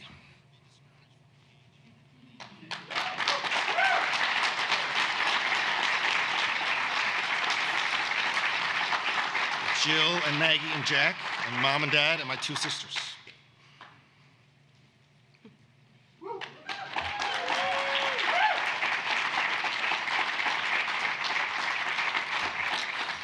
You've supported me and encouraged me and put up with late nights and long nights on the road.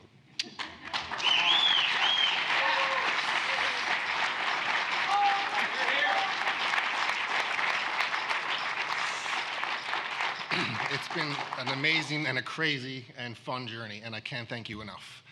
And finally, to the people of Newfoundland and Labrador, serving as your premier has been the honor of my life. And from everyone from Labrador West to Port Saunders, Burin to Bonavista, I've had the opportunity and the privilege to meet so many of you and see the best of our province. We're strong, we're proud, and we're resilient. And when we set our minds to something, there's nothing this province can't achieve. So tonight we pause and reflect, but tomorrow we work to build the stronger, prosperous Newfoundland and Labrador that we all deserve. So from the bottom of my heart, thank you, Newfoundland and Labrador, and good night.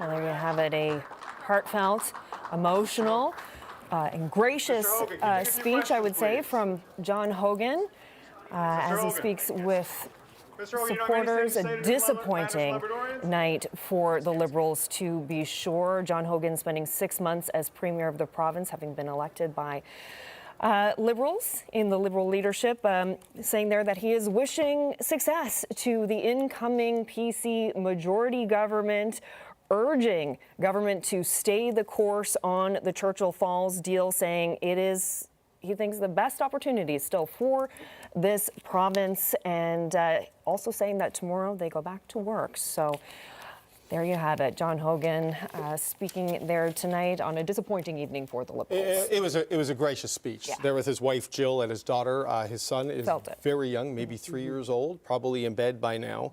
But it's interesting as you look at this result and you look at John Hogan there. Him and his wife are both professionals. He's not yet 50. They're a young family with young children.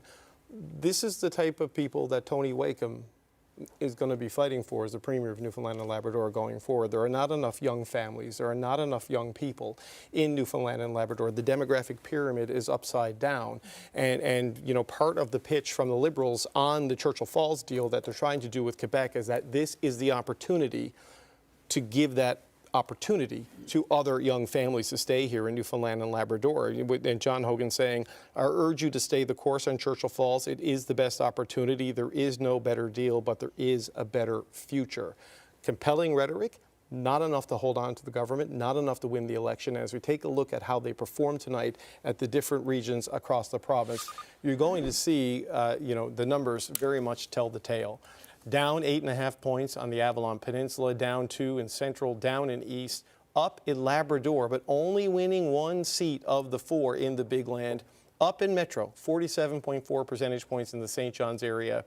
That is where the bedrock of support is, but that is very much an inefficient vote, as it turns out, because they had some big margins in the city, but dropped in seats, and they're down 5.5 percentage points overall from the last election. So 43.5, Carolyn, very close to that number we talked about at the beginning of the night, you know, that gets you a majority government. But Tony Wakeham set the new benchmark even a little bit higher, but still below that number. And John Hogan saying work continues tomorrow. The transition work does. That would leave you with the impression he's not resigning as leader tonight. Whether he stays on for the long term, I do not know. But it was interesting when the Muskrat Falls inquiry was happening. John Hogan was still a lawyer in private practice. This is the other big hydro deal on Labrador that went sideways and has been a financial burden on the province. John Hogan was the lawyer appointed to represent the ratepayers of Newfoundland and Labrador in that inquiry. He could be the opposition leader across from Tony Wakeham as there's a discussion of what to do with the next hydro deals in Labrador. And this relationship with Quebec as well. The Liberals have been fostering what has been a much better relationship with Quebec than this province has seen in a while, working towards this Churchill Falls MOU. So what will be the next steps now on that? And the Quebec media, the French language media in Quebec tomorrow is going to be fascinating. The reaction from the Parti Québécois in Quebec will be fascinating. The reaction from the François Legault and his government will be fascinating, because normally they don't pay too much attention to provincial elections in Newfoundland and Labrador. But Ariana, Carolyn, I don't know how they don't pay attention to this one, because this was something they wanted to present to their voters next year to try to save a government that has been in power a long time, governed through COVID, and is very much in trouble. It's impossible not to see the parallels to what happened tonight. Yeah, and they hope to get the deal done in April. Clock is ticking. Yeah. So we are hoping to hear from Premier Designate Tony Wakeham fairly soon. But right now we're going to turn to Ariana, and we have all of these PCs that are now in government. And it means that Tony Wakeham will have to choose his next cabinet. And we touched on this a little bit earlier, but what are some of the potential choices here? I mean, you kind of have to look at the background of some of the people who Tony Wakeham has to choose from here. So finance, of course, the biggest job, one of the biggest jobs. I mean, look at the financial, what they have to deal with, whoever takes on this job, right? Lim Paddock, he has a background. He's an accountant. Right now, he is the finance critic for the Tories. Is he someone who maybe Tony Wakeham would like to have in his cabinet, maybe overseeing that portfolio? You know, it's possible. Of course, justice is a big one. Tony Wakeham campaigned on public safety. I think that was one of the big election issues. A lot of focus on the MOU, but a lot of people focusing on public safety as well. You need a strong justice minister. Helen Conway-Ottenheimer is a lawyer. That's a possibility. Leela Evans, a strong voice for Labrador, a strong voice for Indigenous people in this province. Very likely that would be Tony Wakeham's Indigenous Affairs Minister. But again, new fresh faces as well, Carolyn. So we'll have to wait and see, of course, and see who he decides to go with, really, when it all shakes out. And yeah, this is a live shot here of PC headquarters on the west coast of the island in Stephenville, waiting for Premier Designate Tony Wakem to come in and speak with supporters here tonight. A resounding success for the PCs, who had been pushing for change, and change they did receive from the voters tonight, securing a majority government, to the disappointment of the Liberals this evening. So, well, the door to that room is closed right now, but the door to the House of Assembly is open, and Tony Wakem is just going to walk through both, as he has had a tremendous victory here tonight with 21 PC seats, the magic number for Jordy Met. Now he's going to greet the people to help get him there. Just an incredible night for the PCs. A lot of disappointment for the Liberals, however. A lot of big decisions. It is impossible to overstate how unlikely this was. The path they took to get to 21, Carolyn, as Ariana was walking us through all night, all these seats in play, all these incumbents who left for the Liberals, they had to win most or all of them. And tonight, it's mission accomplished, right? Absolutely. Let's have a listen in on Premier Designate Tony Wakem as he speaks to the room and to the people of the province. Wow. Thank you. Wow. Wow, wow, wow. First of all, let me say thank you very much to Shane and Jessica. Thank you very much to everybody here tonight. Thank you to our entire team, our candidates, and our volunteers. And our volunteers province-wide. You know, I've spent over 30 years of my life coaching basketball. And in basketball, you learn that no stat is less important than to score at halftime. Well, it was only a couple of months ago, a whole lot of people were looking at the halftime score and thinking this election was over. Pollsters and pundits were saying it was going to be another Liberal majority. But we knew, all of us,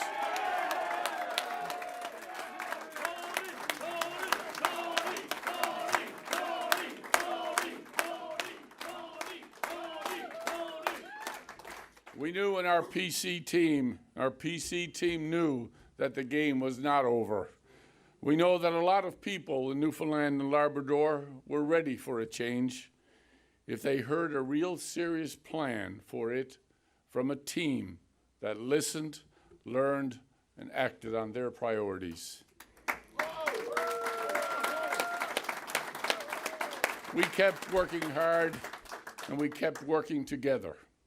We didn't quit. We kept believing in each other because we knew it wasn't over until that final buzzer and all the votes are counted. And tonight, we all know it because we all feel it. There is nothing quite like a comeback.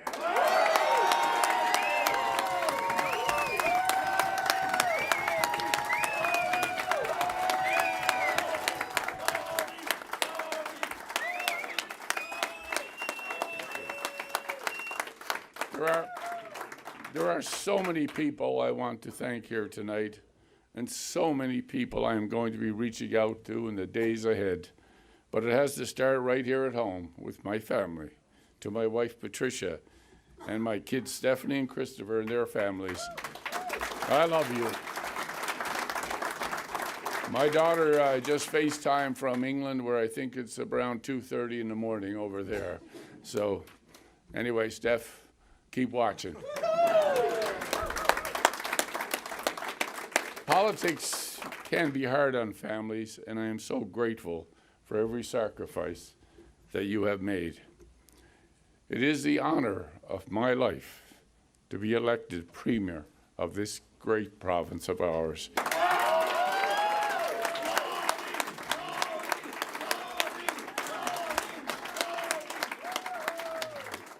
And now, to the wonderful people of Stephenville, Port-au-Port. Thank you for entrusting me as your MHA for a third time.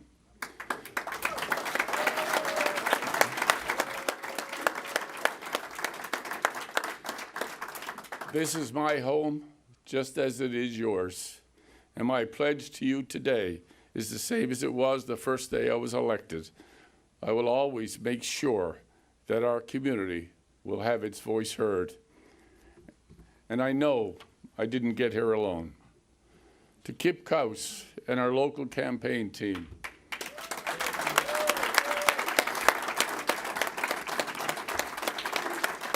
thanks for running an outstanding local campaign in this district. I know it was a little bit harder this time, as my job as party leader meant I could not spend as much time in this community.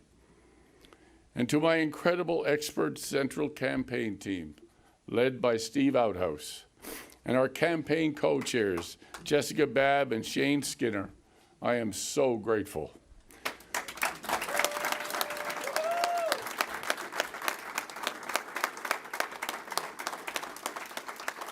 One more basketball coaching lesson.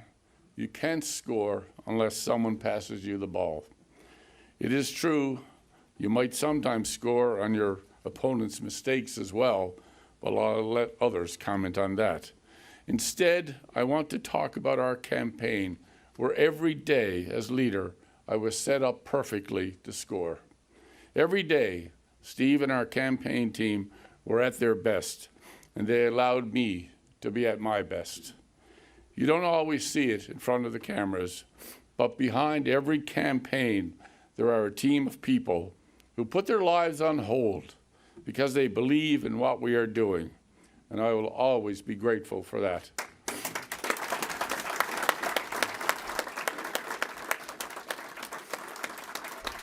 And this brings me to our team of PC candidates from every corner of Newfoundland and Labrador. Thank you for putting your name on a ballot. Thank you for putting your faith in me. As I said, politics is a team sport. No leader can win it on their own. And everywhere I've traveled in our province, I found dedicated, hard-working candidates representing the best of our party to our province.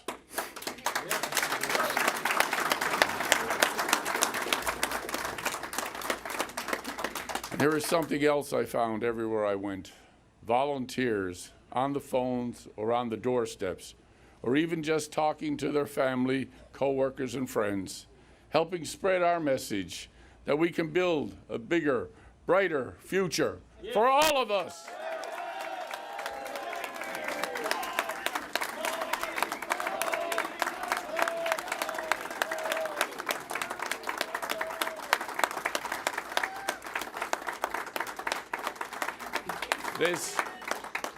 This victory belongs to all of you, too. I know tonight that while many of our local candidates are celebrating a victory tonight, some of you are disappointed. I hope you, your family, and your supporters can hold your head high, because in putting your name on a ballot and giving your neighbors a real choice, you help make our province a better place. In fact, I want to congratulate every candidate from every party for putting their name forward in this election. This was a consequential vote, and you helped give your community a real choice.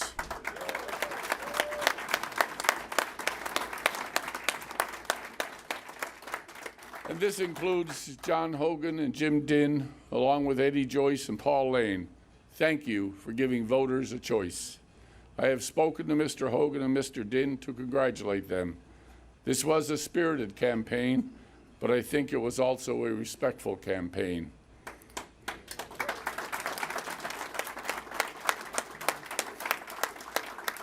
In a time when democracy is under a lot of strain elsewhere, it was Newfoundlanders and Labradorians who once again showed the world how it's done.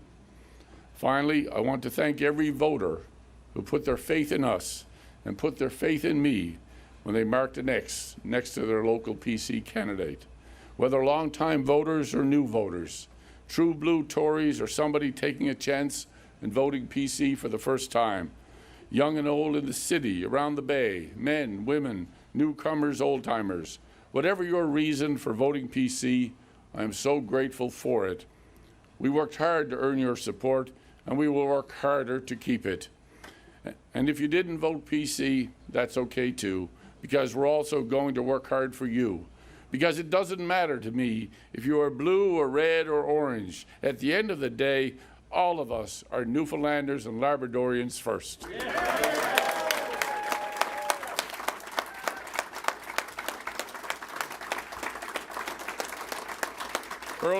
Earlier this evening, somebody asked me what my top priority would be if we won this election. My answer should surprise nobody, because we have been talking about this for every single day of this campaign. I answered, no surprises. I am going to do everything I can to build a better, brighter future for all of us.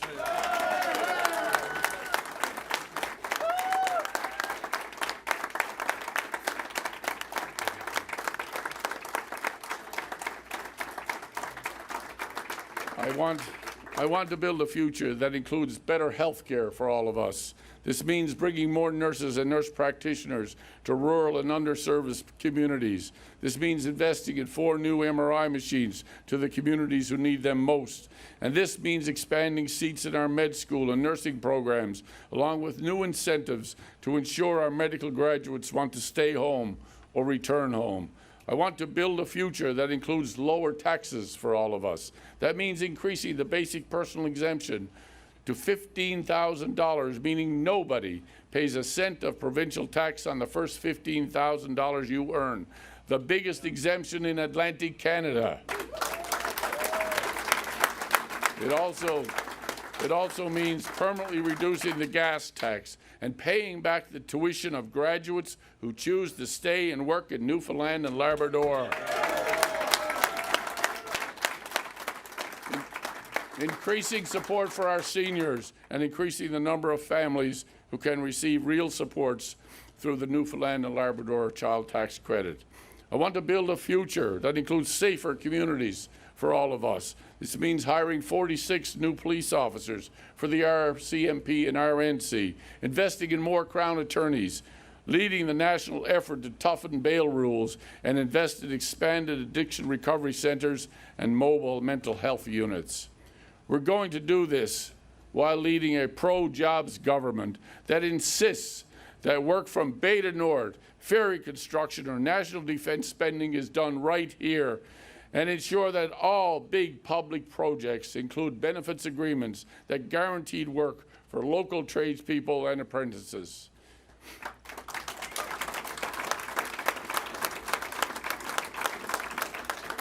And we will do more, and we will build more, while ensuring that Newfoundlanders and Labradorians are always the beneficiaries of our resources. We will develop Churchill Falls. We will develop Gull Island. We will electrify Labrador. We will develop our resources with our workers for the benefits of our communities.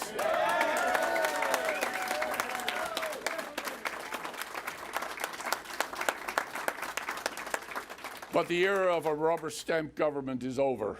When it comes to our province's resources, we will be the ones calling the shots. I will demand a true independent review that will share its conclusions with the public.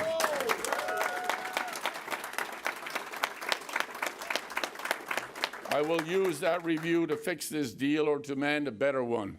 And given the generational stakes, I will not sign any deal that Newfoundlanders and Labradorians do not approve in a referendum.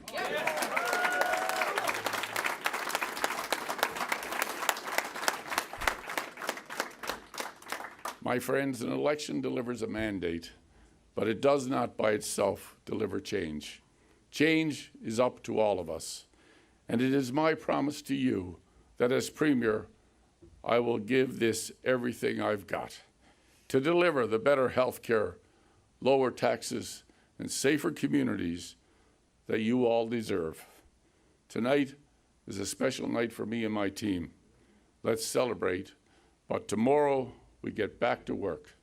Let's build a better, brighter future for for all of us. Thank you.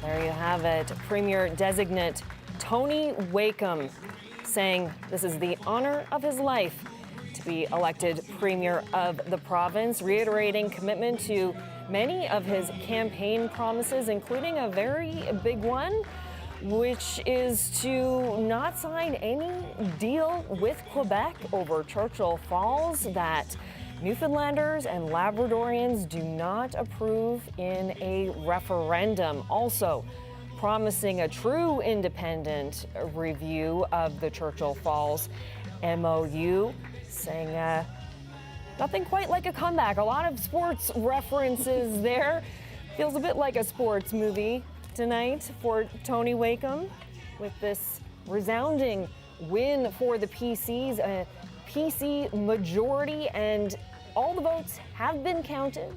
So if you look at the bottom of your screen there, those numbers represent the new shape, the new landscape at the House of Assembly. PC's 21 seats, Liberals 15, Independent 2, NDP 2. So quite the night for Tony Wakeham and for the PCs. The first word out of Tony Wakeham's mouth when he hit the podium was wow. And I think a lot of people in the province tonight also saying wow with the results of this election. Yeah, incredible night for the PCs. A lot of decisions, a lot to come, a lot of expensive campaign promises made on healthcare, on ferries, on public safety. So Tony Wakeham will be facing some pressure to deliver on those promises, but once again did reiterate his commitment to fulfilling a lot of those promises. Tonight, a lot of happy faces there at PC headquarters, a lot of hugs. Going to throw it over now to Ariana and David to have a look at how we got to this place. Yeah, well, Carolyn, we said at the beginning of the night it was going to likely start at Labrador when we looked at the path to victory, and it certainly did. Yeah, Carolyn's saying, a lot of people saying wow. I don't think one wow is enough for the way the PCs pulled this off. It's like wow, wow, wow, and wow. Look at Labrador. 3 of the 4 seats blew tonight at the end of the count. The Liberals held Cartwright, Lance Clare. This was an independent seat last election that went Liberal on a floor cross. These two were both targeted for the gains by the Progressive Conservatives. And Ariana, with just about every target Tony Wakeham and his campaign manager Steve Outhouse had on their list, they did it. Yeah, and let's just take a look now at Labrador West. This is really interesting. Jordan Brown had the seat for the NDP. The NDP still did have the union support there, but the MOU was top of mind. The third transmission line needed to help with the burgeoning mining sector in Labrador West. They need housing. They need the third transmission line. So it's interesting that it went this way. It seemed like the Liberals were really banking on the MOU to be their path forward in Labrador West. Joe Power with the Tories took it anyways, former fire chief in Labrador City. Yeah, the Labrador results are going to be fascinating in the postmortem because even the seat they held, you were talking about this all night, the Liberals usually win that with 90% of the vote, 138 vote victory for Lisa Dempster down there. Okay, let's go to the west coast of the island where it's an equally grim picture for the Liberals and another smashing success for Tony Wakeham and the Progressive Conservatives. We highlighted at the beginning of the night 4 seats that the Liberals held that the Conservatives had targeted up here in the Northern Peninsula, St. Barb, Lanza Meadows, Humber, Grosse Moorne, and St. George's Humber. The one they did not take was Corner Brook. It's the smallest dot on the screen, but it's the biggest population center on the coast. But again, this is where Liberal heavyweights have been elected throughout history, Ariana, and tonight 75% of the seats we looked at went PC. And we're also seeing a lot of this map. When you look at this map, it mirrors a lot of the federal election, right? Indeed. You see, look at the Northern Peninsula there, the Carol Anstey effect. Let's take a look at St. Barb because this was a seat held by Cabinet Minister Krista Lynn Howell. Well liked, but Andrea Barber, you spoke with Trevor Taylor on the ground there, and they had a really good ground game, and she was a late start campaigning, got on the ground, and it worked. So that will be red to blue in St. Barb and L'Anse Meadows. Trevor Taylor's watching tonight. He lost his feed. I sent him the YouTube link. He's streaming it right now. So congratulations, Trevor Taylor, on your work. And just hold it here for 1 second before we go to the next region. Just to pick up on your point, show the island if we can. To pick up on Ariana's point about this mirroring the federal results, right, where Jonathan Rowe, Cliff Small, and Carol Anstey won. This is Carol Anstey's area broadly. This is where Cliff Small won, and this is where Jonathan Rowe won. I know you see the red here, but the Trans-Canada Highway sort of runs right through the middle of the island. So that's where most of the people are. So where the Conservatives won are the larger population centers in the island of Newfoundland. This is the federal results, right? You can see it right here, just to prove that we weren't lying. This is, but these areas are smaller, less populated centers, long, vast. There's a wilderness reserve in the middle of it, and so where they won here provincially is very similar to where they won federally. And just to go to the eastern part of the island of Newfoundland to show you that, we highlighted two specific districts held by the Progressive Conservatives, and we made the point they needed to hold those if they were going to win, because they needed to go +7, which is where they landed. That was Fogo Cape Friels. You may have seen us waiting for that all night. And Placentia West Bellevue. Two close races, Ariana, but two races the PCs won. Yeah, let's take a look at Fogo Island Cape Friels. Down to the last poll for the majority there, Jim McKenna was able to get ahead, and, Dale Lewis, former Mountie, as I said, they had a really good rally out there. The Liberals really confident about Dale Lewis. Jim McKenna took this in the by-election, and he'll be back again in the House of Assembly. Okay, we're going to look at a district on the Avalon Peninsula. I just had to check the Leaf score on my phone and give a trigger warning to Steve Crocker, because this is Carbonear Trinity Beta Verde. The Leafs are winning 7-4, Steve, so that's good for you. But his old seat is now a PC gain on the Avalon Peninsula. One of the key ones they got from seats that current and former cabinet ministers vacated that they were able to flip tonight, Ariana. Yeah, and also very, very, very close race here. And this was also, we have to note that this was an area that was hit really hard with the wildfires. Riley Balsam, young guy, young councillor with Heart's Content, started very early, started on the ground early and made a world of difference. I mean, only a lead of, fewer than 400 votes over Danielle Doyle, who I was told also had a great campaign, but again, was red for a decade. Now it's blue. Okay, they've done this, Carolyn, without gaining seats in the capital city in St. John's. The Liberals lost ground there to the NDP. The PCs held the seats they came in with tonight, and all of those stacked on top to get to the magic number of 21 for the PC leader, Tony Wakeham. Yeah, a lot of magic for the PCs tonight. We're going to check in now with Premier-designate Tony Wakeham, who's standing by live. Mr. Wakeham, congratulations on your win tonight. You made it to a majority government. You started your speech just then, I mentioned, by saying the word wow. Wondering, were you expecting this outcome tonight? Well, all along we knew that seats were in play all across Newfoundland and Labrador. And our message has been crystal clear right from the beginning of our campaign to the very end. We talked about better access to health care. We talked about lower taxes. We talked about safer communities. And those messages and those plans were what resonated with people all over Newfoundland and Labrador. And I think that was reflected in the voting. And it's just exciting to actually be a part of that. I think the people of Newfoundland and Labrador, we're looking for change, and we've given them a clear direction on what we intend to do. How much of this election would you say was about the issues that you just mentioned, health care and safety, and how much of this was a referendum on the Churchill Falls MOU and the Liberals? What do you think did it for the PCs in this election? Well, clearly healthcare was the number one issue we heard at the doors. And we also talked about the issues with taxation and the struggles that people were having with the cost of living. And as I have said before, I mean, in many small communities, Newfoundland and Labrador, we've now seen crime increase that was never there before. So it's not just an urban issue. And all of those messages were key. The MOU was not top of mind for most people. They were concerned about their own individual issues around, like I said, healthcare, the cost of living, and their own communities, and that's what resonated. And we outlined for them, we were able to outline for them what we planned on doing as a party, And that message resonated with people, and they turned out to vote us, support us, and give us a majority government. And you will have to chart a path forward now with the Churchill Falls MOU. And you mentioned that you will not be signing any deal that Newfoundlanders and Labradorians do not approve in a referendum. Can you walk us through what your plans are now going forward on this deal? We've been talking about this since January, about the need for an independent analysis, an independent review, take it outside of the political arena, where we can dig in and find out exactly what it is we're signing up for. Because what we're talking about is entering into another agreement for 50 plus years. And we clearly have a direction that's been given to us from a previous inquiry. One of the number one recommendations was to make sure that before we entered in any of these mega things, projects, we turn around and have an independent review and analysis done. That's exactly what we're going to do. We're going to get in there and make sure and have this truly independent review done. And if this deal needs to be changed, needs to be renegotiated, we'll make sure that happens.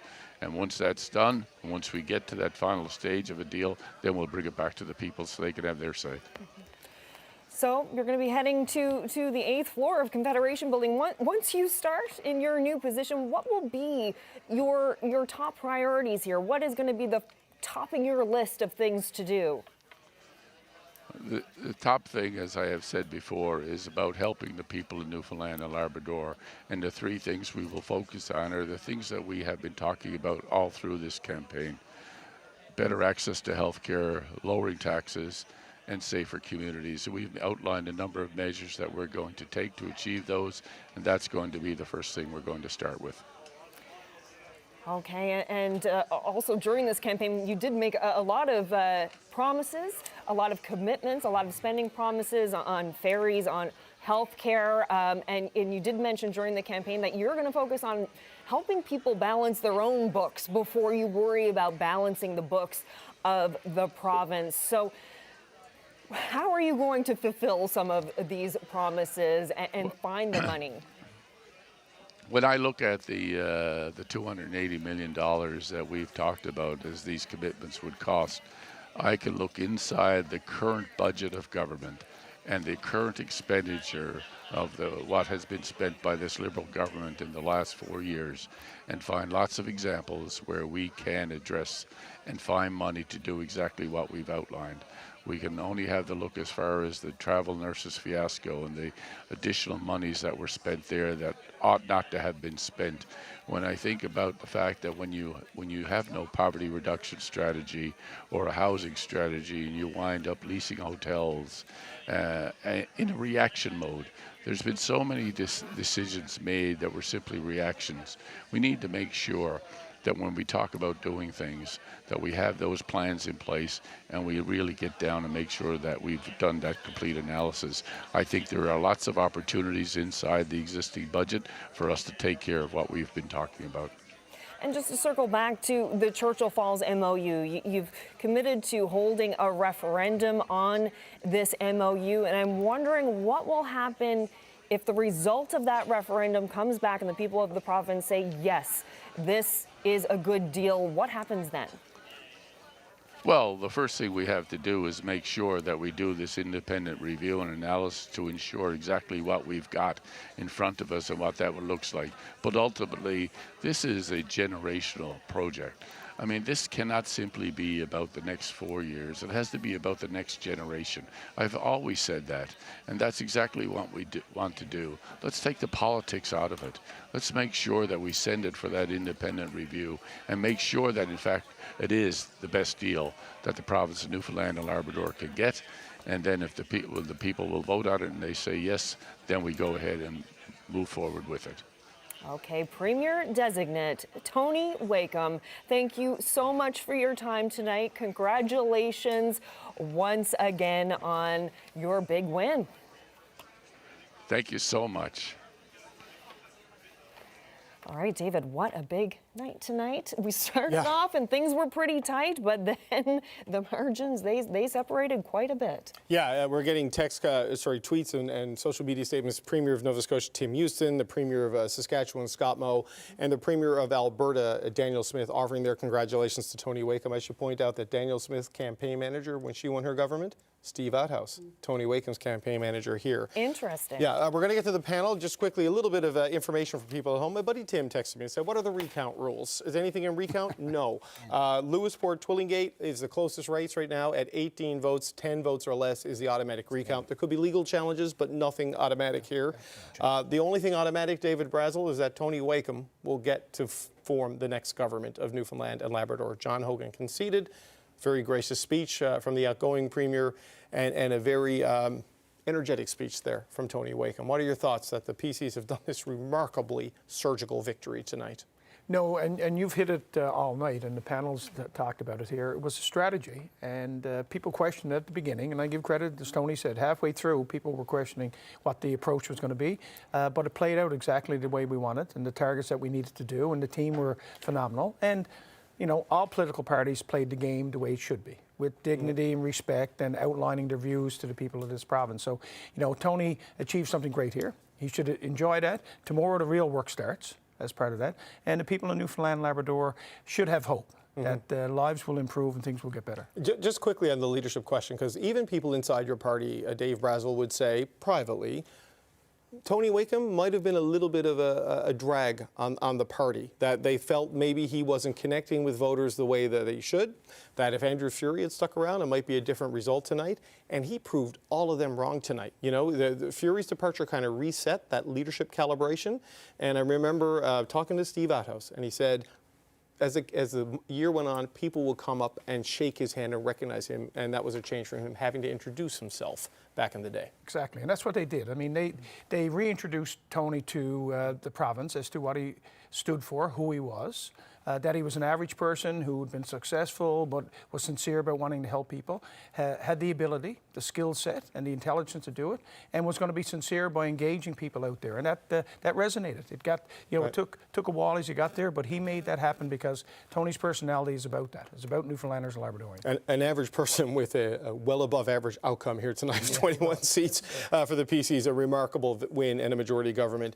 Dave Brazel, thank you so much for being with us throughout this campaign of Power and Politics here tonight. Steve Crocker, I want to get your final thought, and thank you as well, and then Mary Shortle, and we'll say goodbye.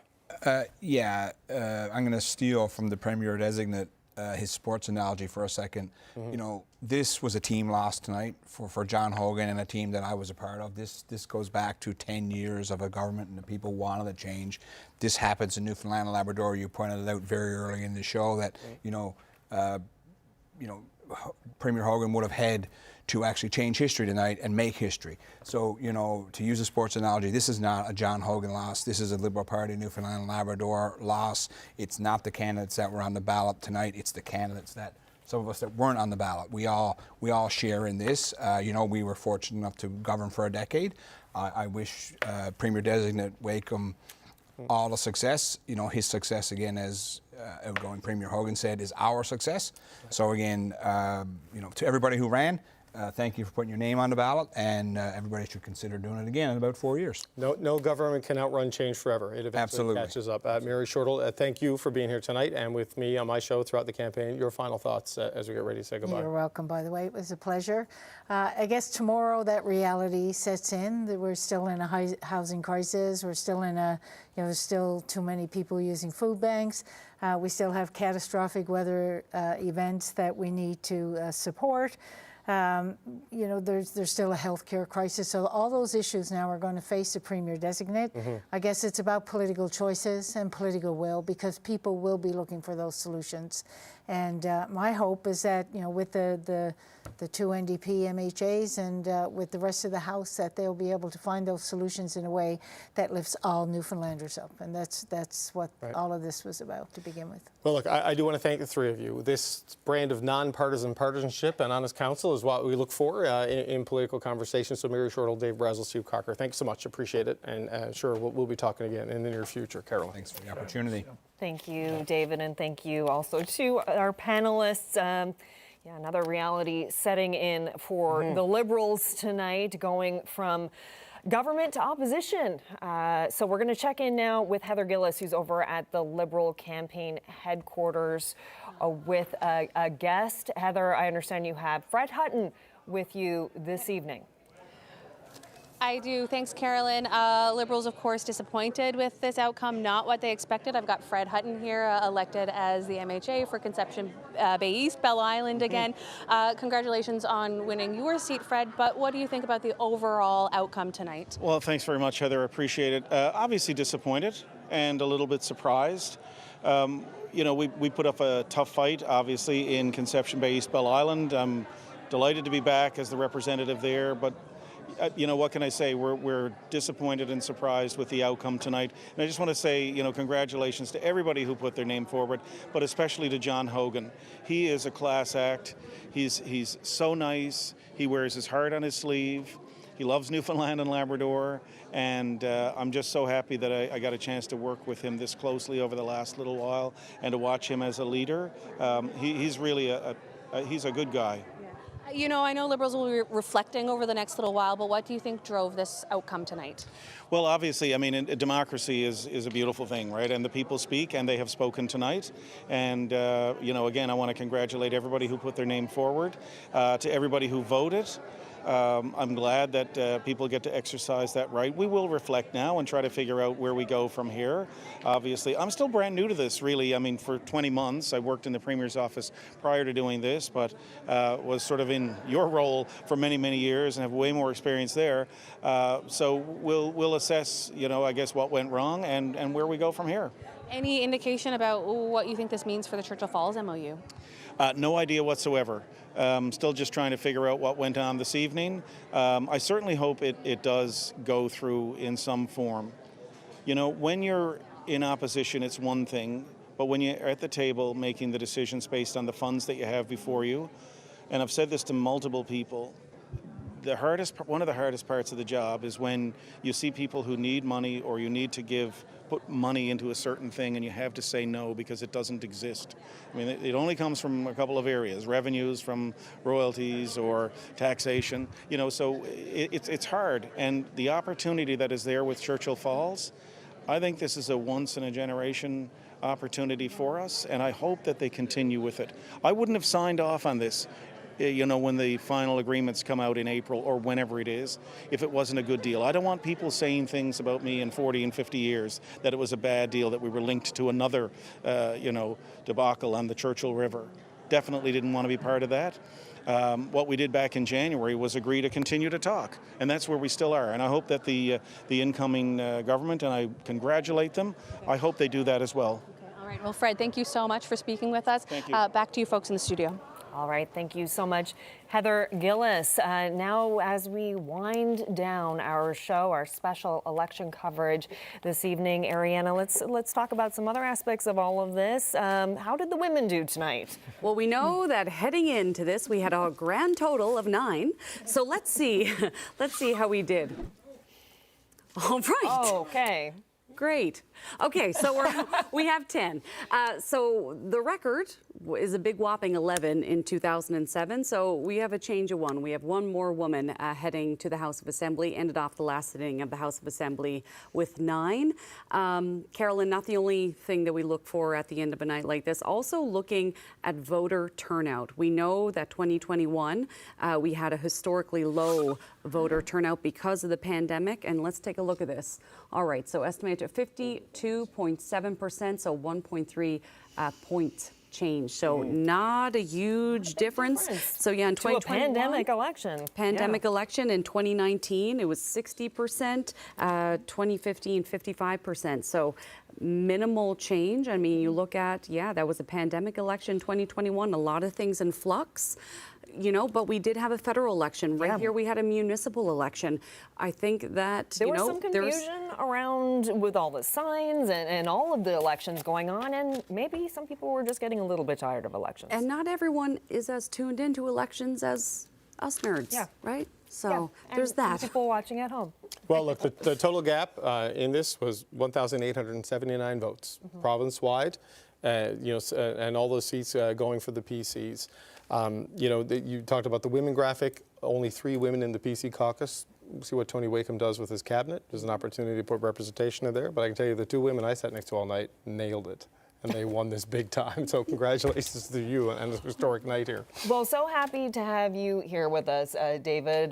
So glad to have you home to do this. I know you've been keeping such a close eye on this election, so it's great that you could share your analysis and expertise with us. And also, do you ever get to go into Paul Lane's living room on Power and Politics? I don't think so. Well, we'll see what we can do tomorrow. Tony Wakeham's going to come on the show, apparently, so maybe he'll be in his house. Who knows? So many highlights during the show. Paul Lane's living room, definitely one of them. What a night. My goodness. Thank you so much for joining us for our special election night coverage. And of course, tune in to your regional morning show on CBC Radio 1 tomorrow for so much more coverage. A lot to talk about in the days going forward. What do these results mean? What comes next for this province as now Premier designate Tony Wakeham and takes over with a PC majority government, a big change for this province, ending a decade of Liberal rule. So once again, thank you so much to Ariana Calland. Wonderful to have you, and David Cochran for joining us tonight. The whole team here at Newfoundland and Labrador Votes. And for those of you watching on News Network, we'll be joining the National in progress, and audiences on CBC television. The National starts in just a moment. For radio audiences, we return to your regular programming. I'm Carolyn Stokes. Thank you so much for joining us, and good night.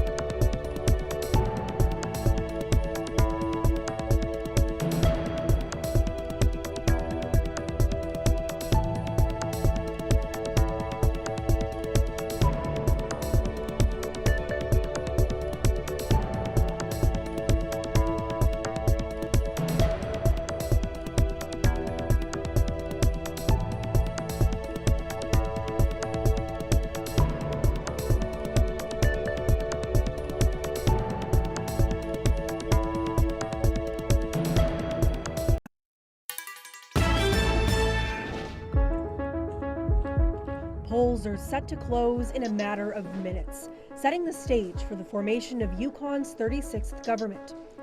3 candidates are vying to become your next premier. Our team is ready to deliver results for you. We need to make some difficult decisions, and the way you make those difficult decisions is by working closely with communities. We have a plan to make sure that we are being responsive to the communities and their needs. To tackle the issues that matter most across the territory: childcare, affordability, and healthcare, just to name a few. I think the government needs to probably focus on a good mining plan. Housing is really a main point that needs to be addressed. Tonight, you will decide the path forward, and we'll be here to take you through it every step of the way.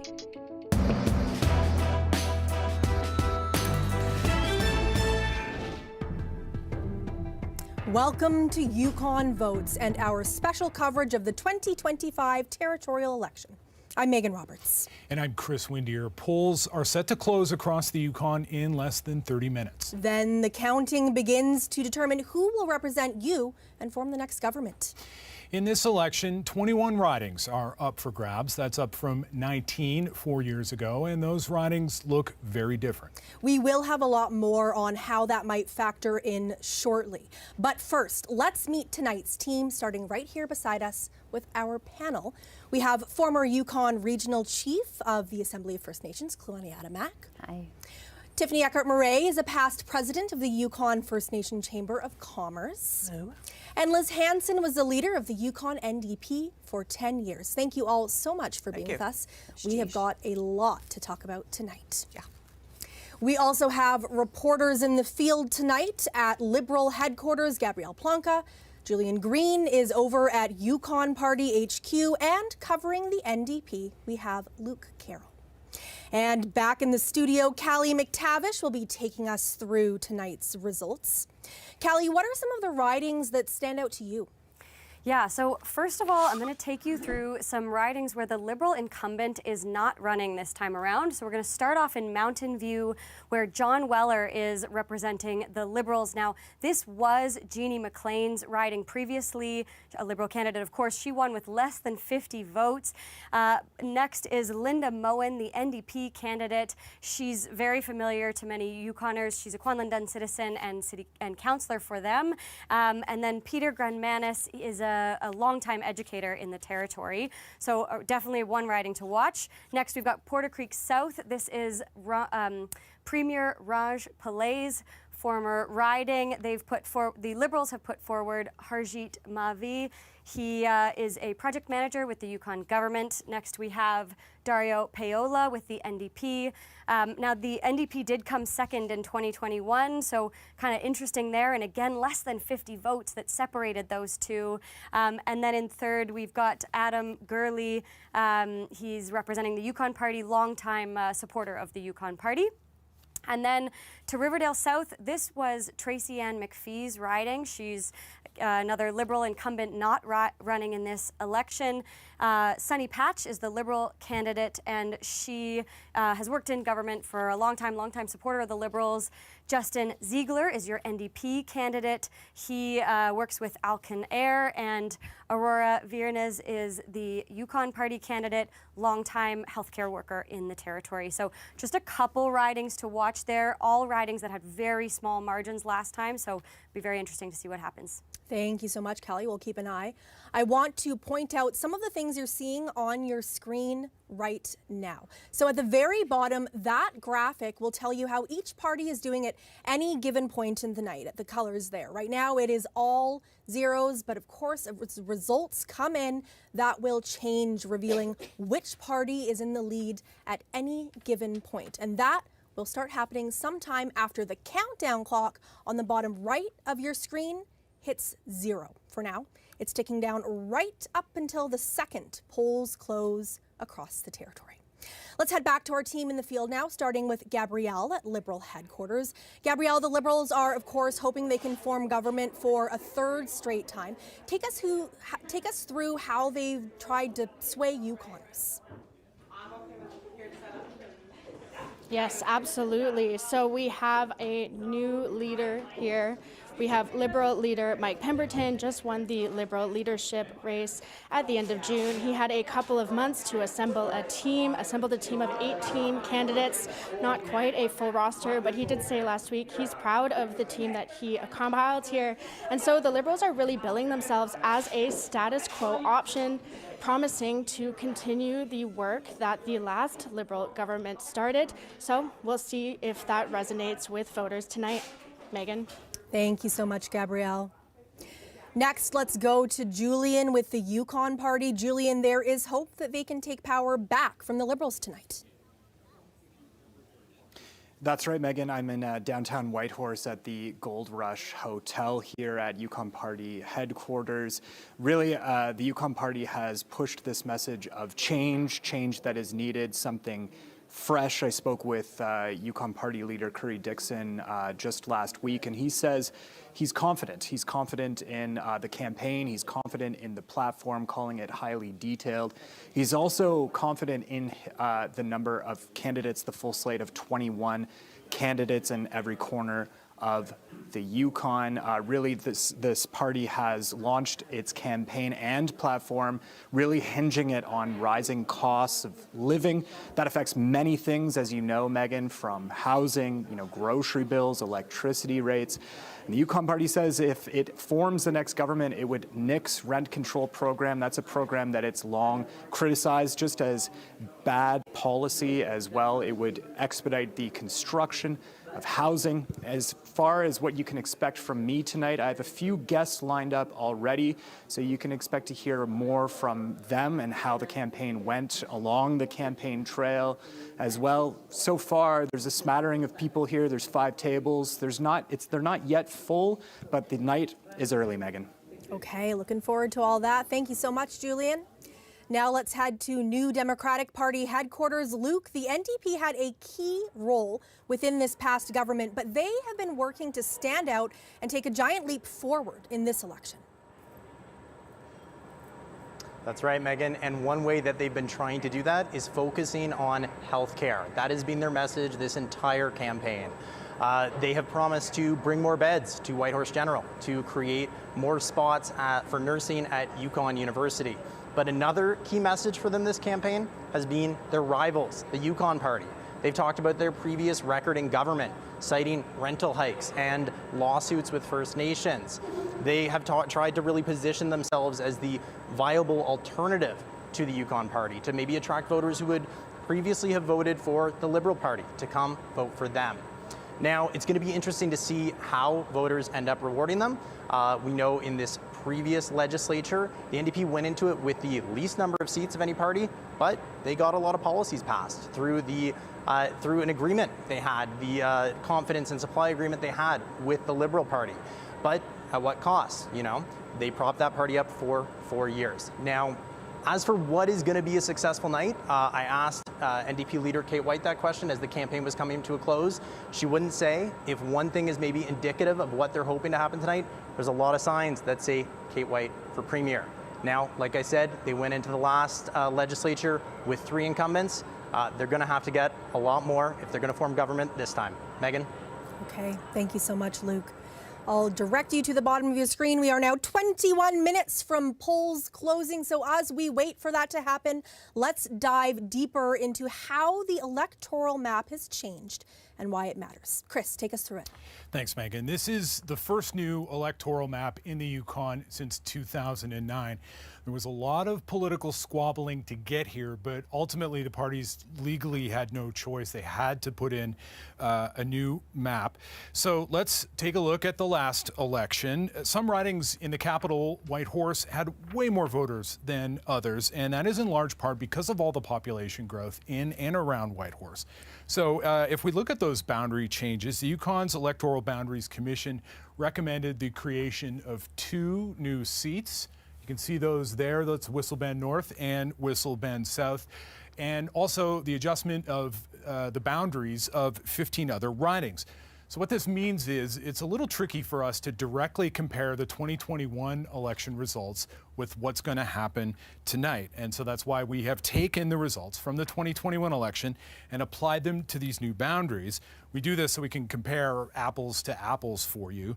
And basically, if the 2021 election happened with the 2025 boundaries, the Yukon Party would have won 12 seats, the Liberals 6, and the NDP 3. So tonight, when we say a party has gained or lost seats, those are the figures we're comparing them to. Megan. Thank you so much, Chris. Polls are now set to close in 19 minutes. We have much more straight ahead, including our first conversation with our panel. We're back in just 90 seconds.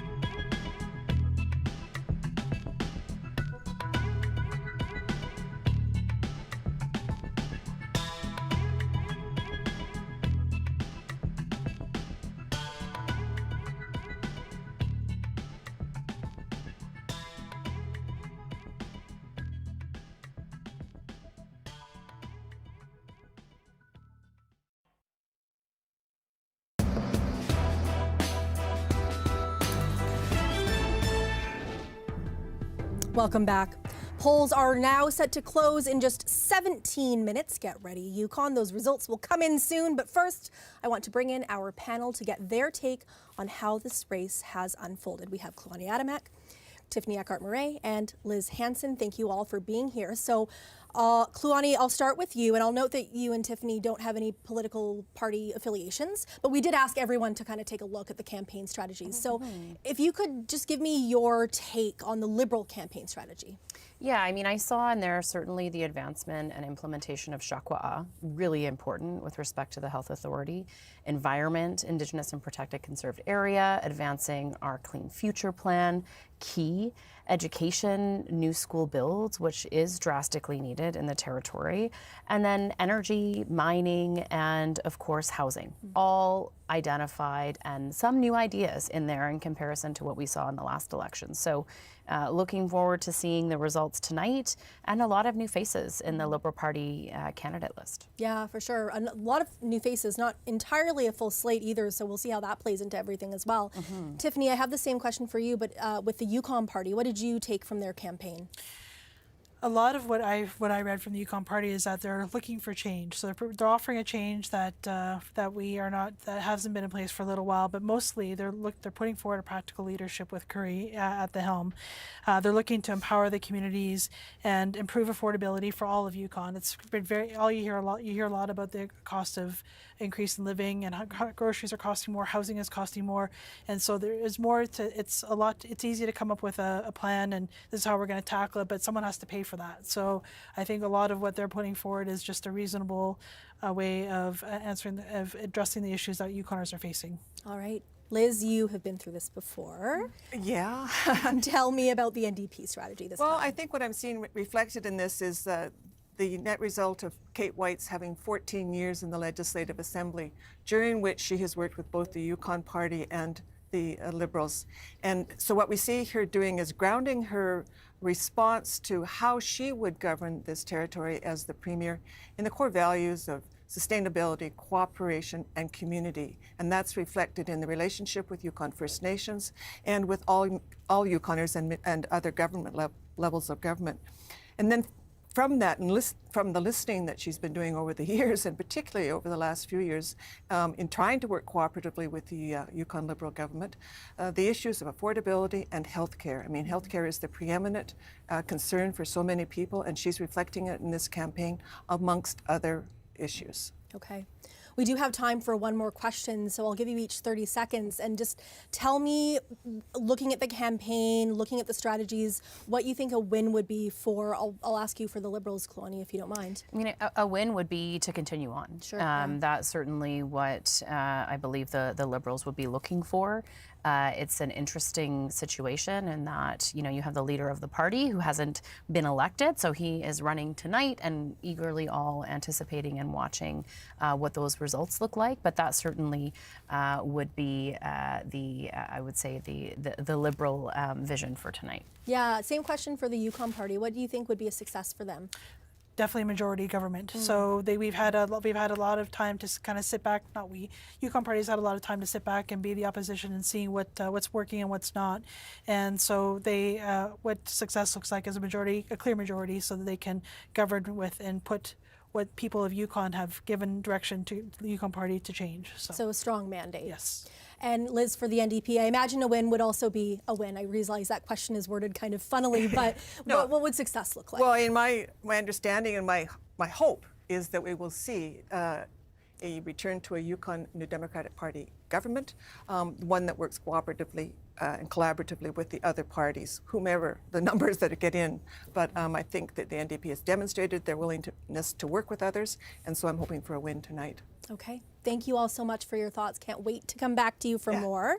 Now let's head over to Chris with the other issue on the ballot tonight. Chris? Yeah, Megan, Yukoners are actually voting twice in this election. The second ballot they're going to cast is for a plebiscite on electoral reform.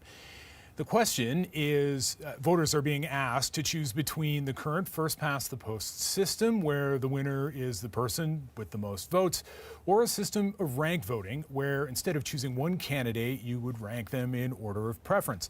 Then counting happens in rounds. The candidate with the fewest votes is eliminated, and votes are redistributed until one candidate has a majority. One very important thing to note about this plebiscite is that it is not binding on the government. The Liberals and the NDP say they will adopt ranked voting if that's what voters choose tonight, while the Yukon Party says it will not. And joining us now to talk about the plebiscite is Floyd McCormick. He is the former clerk of the Yukon's Legislative Assembly, and he is, full disclosure, in favor of ranked voting. Floyd, what impact do you think ranked voting would have on future Yukon elections? Well, I think the impact that it's intended to have is to ensure that the people who get elected to the Legislative Assembly have a majority of support within the electoral district, the riding that they represent.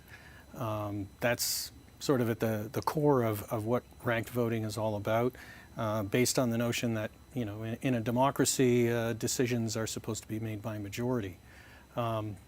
Whether or not it will have any effect in terms of the prospects of any of the political parties benefiting more than the others, I think it's it's really up to the parties to adjust to a new system if a new system is implemented.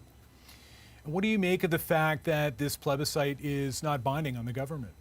Well, that's the nature of the Plebiscite Act. It doesn't bind the government to whatever opinion is expressed by the public through the plebiscite. I think that these plebiscites are usually geared towards some issue that falls within the competence of cabinet in terms of policy selection or whatever. It's a little bit different when you're dealing with something like electoral reform, because the conduct of elections is really the responsibility of the legislature and not cabinet. So that's a bit of a difference.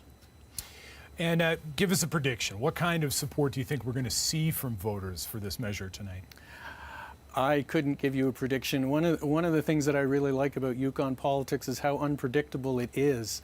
I guess that the best thing in any vote, whether it's a plebiscite or for electing MLAs, is to have something that is decisive, in the sense that you get a good turnout of voters and that the opinion that they express is either strongly one way or the other. Floyd McCormick, thanks for this. Megan. You're welcome. Thank you. We are now just 10 minutes away from polls closing. Coming up, we're going to head back to all of the party headquarters. We'll be right back.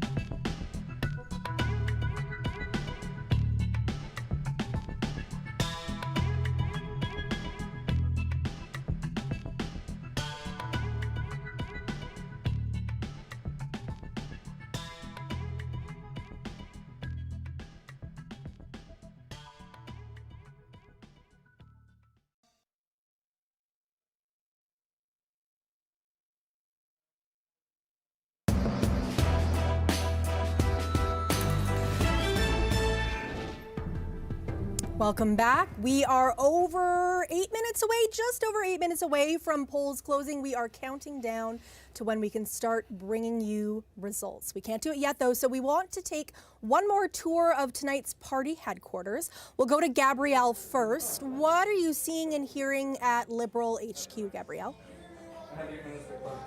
Yeah, so you can see I'm here at McBride Museum, but not upstairs in the main halls, but actually in the back at the Gold Rush exhibit. So we're standing in the Gold Rush era saloon behind me. There are more exhibits, so any Liberal supporters who are a fan of Gold Rush history will have a fun time here tonight. Lots to look at for sure. Still pretty empty though, just a few people milling in. We're expecting people to be coming and going tonight. We're also expecting to hear from Liberal leader Mike Pemberton fairly early in the evening. He will be making a speech at the podium behind me around 8:30 is what I'm hearing, and so we'll be back for that. Megan. Thank you so much, Gabrielle. Not a bad place to spend the night in an exhibit like that. Looking pretty cool. Let's go to Julian now at Yukon Party headquarters. Same question, Julian. Yeah, thanks, Megan. I don't know if you can hear, but there's a bit of a din now in the room. There's a bar that it seems to be a particular hit this evening. Yeah, no candidates, I'm told, are here quite yet. Just the party faithful. I haven't seen, say, Brad Cathers or Curry Dixon yet. However, there's a stage just behind me. I'm not sure if you can see that, but at the end of the night, Curry Dixon and others are due to make some speeches, I'm told. Plenty more coming tonight. I can talk more about some of the policy planks as well, peppered in. And once again, many guests will join us this evening. Megan. Thank you so much, Julian. Luke, give us a sense of what's going on at the NDP HQ. Yeah, Megan, so not a whole lot happening just yet, still just setting up. It's a lot of staffers and a few members of the press here as well. We are expecting the Whitehorse candidates, or at least many of the Whitehorse candidates, to be here to watch the results when they start pouring in. NDP leader Kate White is also expected to be here and should be giving a speech on this stage just behind me later in the evening as well. In terms of the vibe here though, we got a DJ that's set up. We're expecting some music to start probably shortly. I'm told that people can also go get drinks while they're here. So again, not a whole lot to report just yet, but we still got results to come. Megan? Thank you so much, Luke. Some big vibes coming from these party HQs, setting up for some big parties. Let's head to Callie now at the results board. Callie, take us through some of the ridings that have seen their boundaries change for this election. Thanks, Megan. Yeah, let's take a look. Okay, so Kluane is a really interesting one, a piece of Kate White's old riding. Kate White is the leader of the NDP. A piece of her riding got absorbed into Kluane this time around. So that already made this actually a 50-50 tie. And then, as you can see, no Liberal candidate running in this electoral district. So this is a really interesting riding to watch. And then Marsh Lake, Mount Lorne, Golden Horn, this riding, when they did that redistribution, this used to be John Stryker's riding. They split Southern Lakes and Marsh Lake, Mount Lorne, Golden Horn, excuse me, a bit of a tongue twister there. And so, yes, this redistribution favors Jen Gamer here, is the Yukon Party candidate. Long time in government. She's worked for a long time in government and a long time supporter of the Yukon Party, up against James Robury, who is the Liberal candidate, and Kevin Kennedy, NDP candidate, professor at Yukon University there. So this will definitely be a riding to watch. And then Mayo Tachin. So I'll just point out Jeremy Harper is the incumbent in this riding.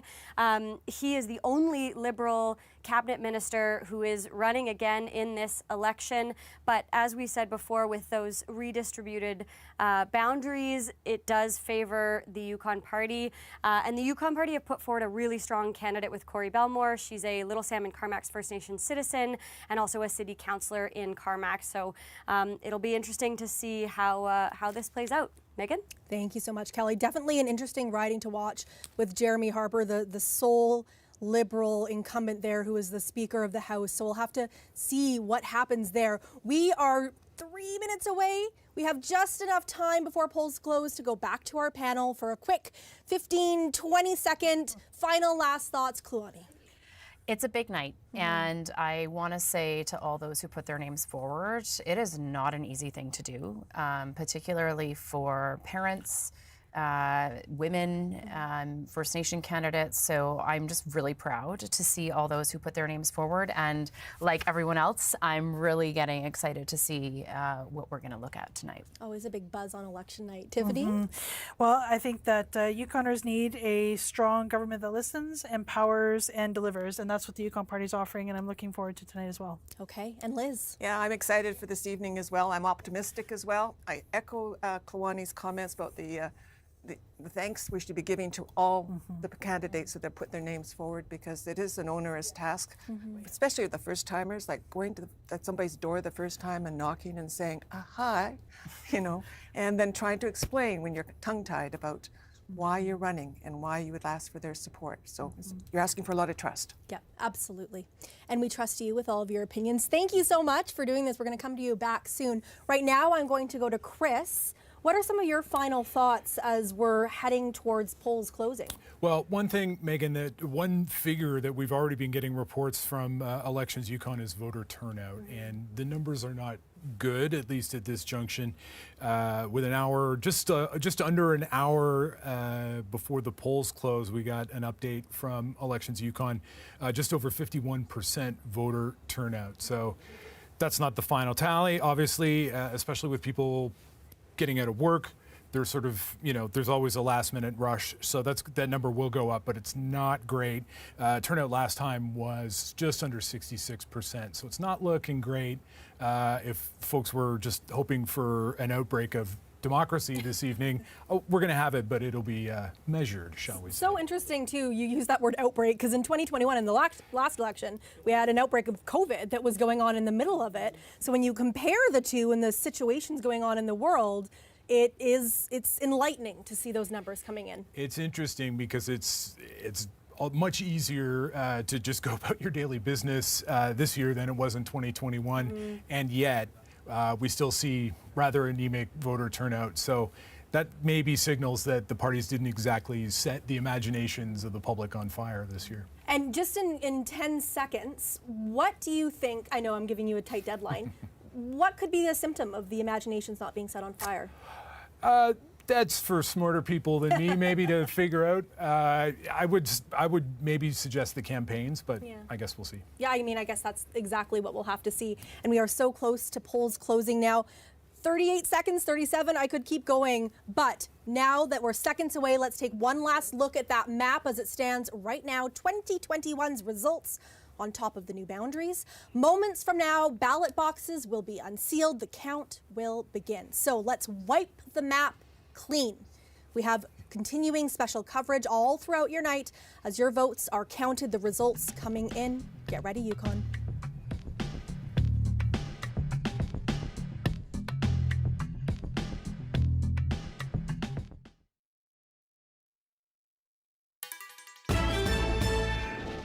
This is your Yukon, and it's growing. More people, more ridings, and for those elected, more responsibility. Biggest issues for this election would be the housing situation. What's happening with childcare, recruit and retrain educators. With me, it's medical. You get doctors here, they're here for 2 years and then they're gone. Three parties are fighting for the opportunity to deliver for you. We have a record of action and we have a record of results. The system they tried to build between the two parties has failed, and we need to make adjustments. The Yukon NDP will build an economy that works for Yukoners, by Yukoners. The Liberals looking for a rare third consecutive mandate, but this is a new look Liberal Party. Pemberton, 442. With a new leader and only one incumbent seeking re-election. There are challenges that the territory's education system is facing. Following 9 years as the official opposition, the Yukon Party sees a window for change. Its leader also attempting to become the first premier born in the territory. Create more good paying jobs for Yukoners. The NDP leader aiming to accomplish that same feat. After 4 years supporting the Liberal minority, the question now, can they return to government for the first time in 30 years? From affordability to healthcare to the environment and so much more. The stakes are high. The polls are closed. The decision is yours. This is Yukon Votes.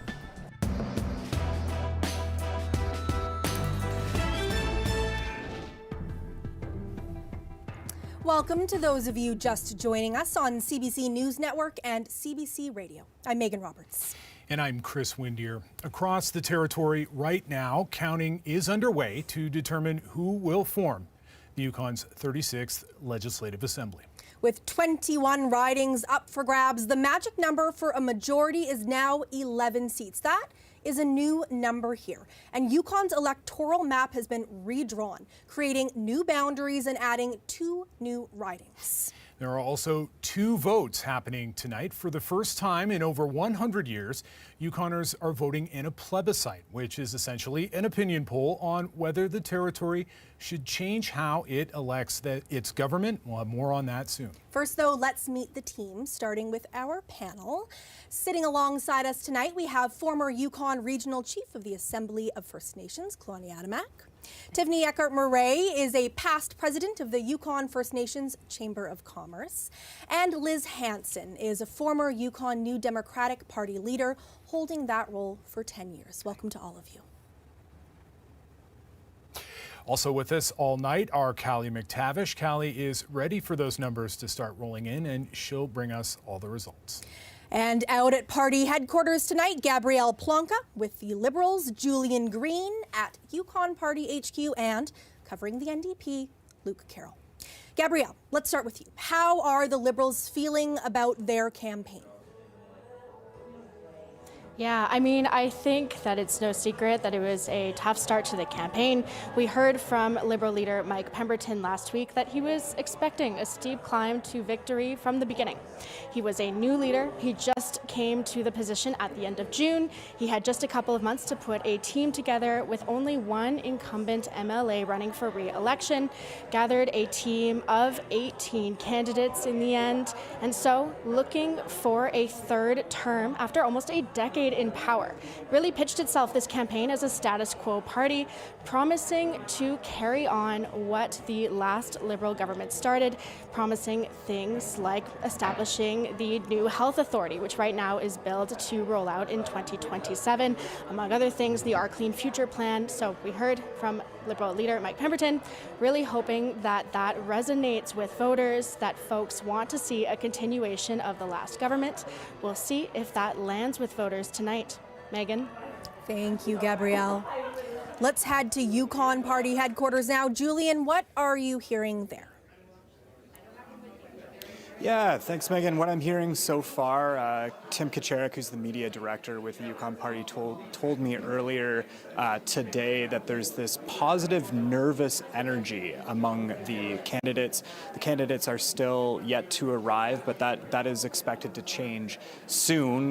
Once again, Yukon Party leader Curry Dixon has really said that he's confident in his team, along with the campaign and platform. I was also told that those 2 pieces, the campaign has been in the works for a couple of years, as well as the platform, so plenty of time to sort of create that slate of candidates, I've been told. And Curry Dixon, was elected as leader in 2020, and I think it's fair to say he has since been seeking that mantle as premier since then, and probably even longer than that, with the government, with the previous Liberal government in power for about 10 years. I think it's fair to say that the Yukon Party is hoping to secure a victory in the form of a majority government, I have been told as well. And, as it for the platform, it seems very highly detailed, dealing with things like housing, building more and more quickly, as well as accommodating growth across the territory, especially in Whitehorse, though.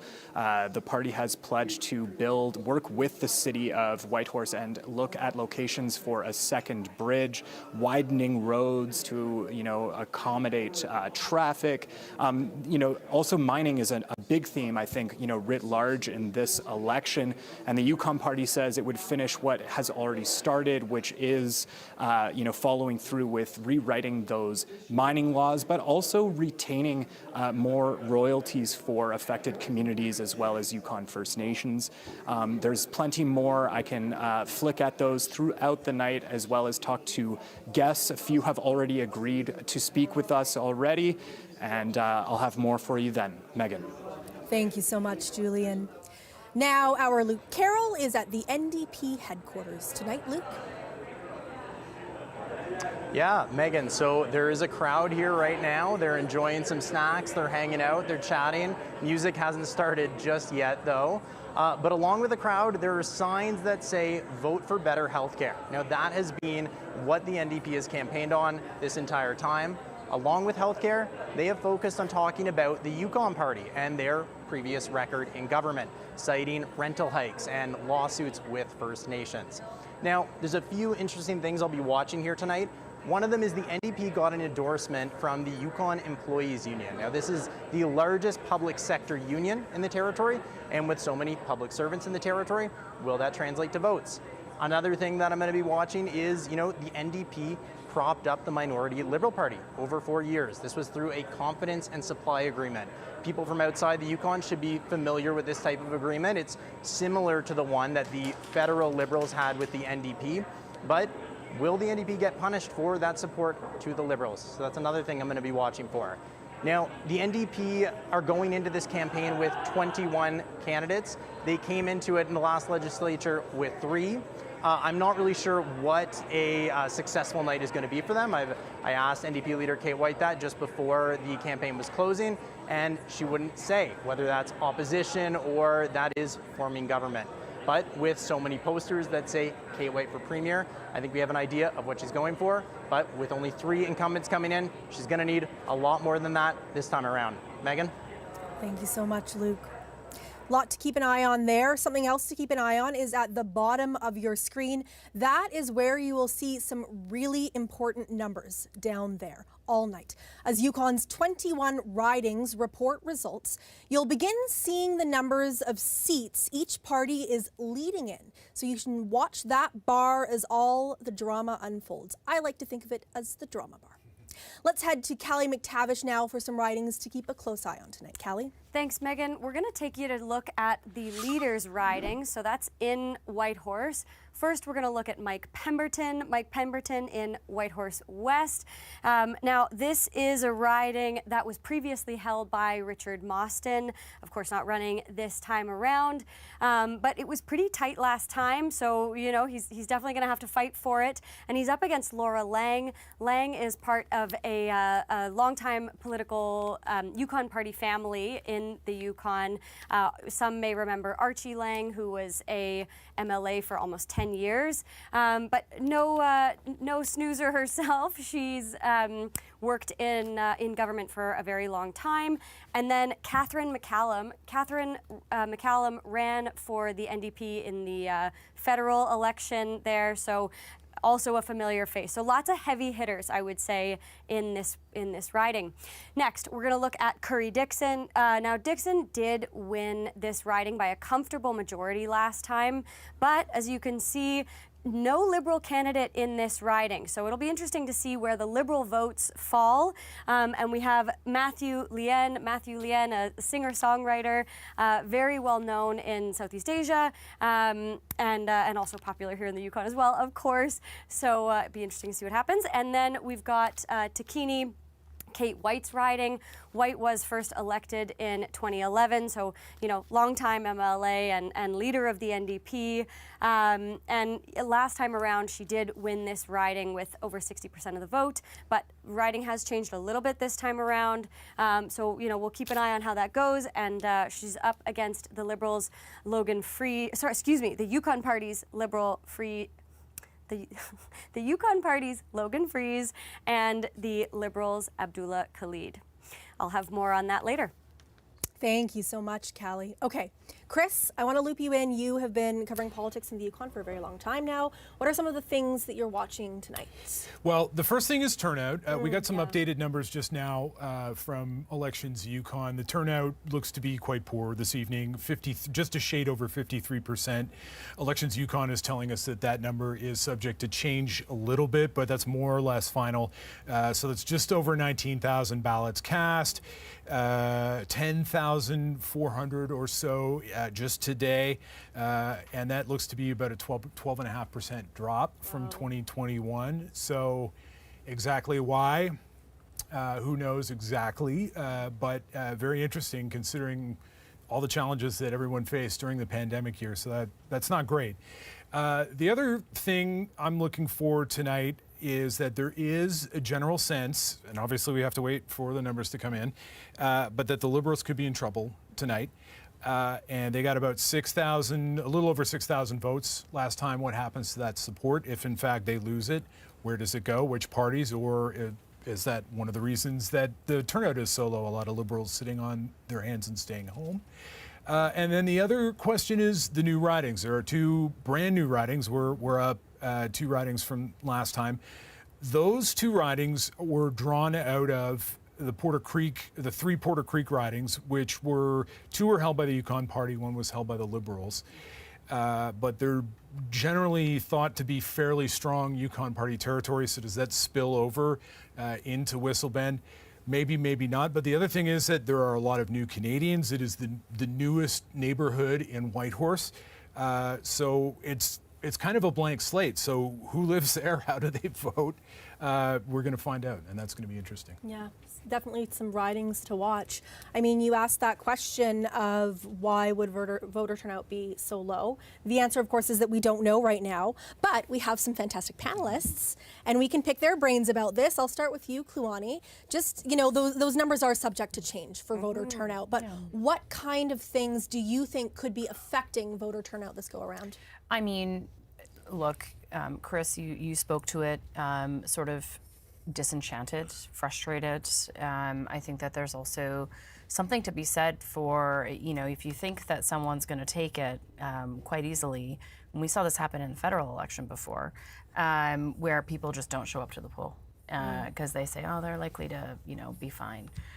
So I think those are 2 pieces. I'd also be interested to learn more about some of the special ballots, just considering the Canada Post strike, sort of where did that land? I don't know the numbers with respect to how many of those ballots, but that's something else that I've been thinking about. And yeah, I mean, it's a bit disheartening. I would have hoped to see much stronger turnout, but I think that does say something, and I'm interested to know more around what that actually means. Yeah, Tiffany? You know, it's pretty hard to top what Kwani said because I do agree. I'm also very surprised and shocked. We know it's not because of the Blue Jays game, so that's kind of a plus. And I guess thanks for that being over. But but in all honesty, I'm definitely surprised to hear because Yukon typically likes to go out and vote. And it's kind of something we're prideful about doing. So it probably didn't hurt some of the parties that. One of them released their opinion poll just days before the election came, but we'll see what really happens. Yeah. Liz? Yeah, there's that, and I also think, despite the great efforts of CBC, you know, our media is greatly diminished over the last few years, and so like there's only one sort of newspaper that's 3 days a week. There's nothing. There used to be a newspaper in Dawson, and so there's like really is a challenge, and lots of times. People look at you blankly in an election. I didn't know there was an election. Like, despite the fact you see lots of signs, and so it is a challenge to sort of grab people's attention. And there's a lot of other stuff going on. So, but I'm shocked if it's 53%. Like, to me, that's not Yukon. Yeah, I mean. Speaking to your point about some of the media landscape in the Yukon, in the face of that reality, and I'll start with you, Liz. What do parties do? What do people do to get people engaged in elections and politics? Well, it's a real challenge, you know, and one of the things that makes me think back in the day, there was political parties actually didn't rely on social media, or that they actually relied upon district committees and that to engage and to talk about the issues that were important to them. And I think the emphasis has switched to having the leader or somebody else taking charge of that, as opposed to the committees or riding associations, whatever you want. All parties use a different terminology, but it used to be that, and that's changed over the last 10 to 15 years as we've seen more emphasis on social media and less emphasis on sort of the broad media that we used to have in place. Tiffany? Yeah, it's super interesting to see the role that social media has played in this election for sure. I've definitely noticed an impact. Some candidates have really chosen to run with that, but I also know that there's been a lot of candidates that have stuck with the tried and true method of going out and talking to people, and so we'll have to keep going. But I think that I have no answer for that. I'm definitely quite shocked, but I think that's such a brilliant point about the media not being like, what is the impact of them not having that daily newspaper and us reliance online, because we're in a generation where not everyone is relying on online. They don't go online. We can't even look at the news online sometimes. So definitely interesting. Yeah, I mean, it's a fair point, especially here in the North. Internet can be spotty, depending on where you are. Maybe that's a generous term.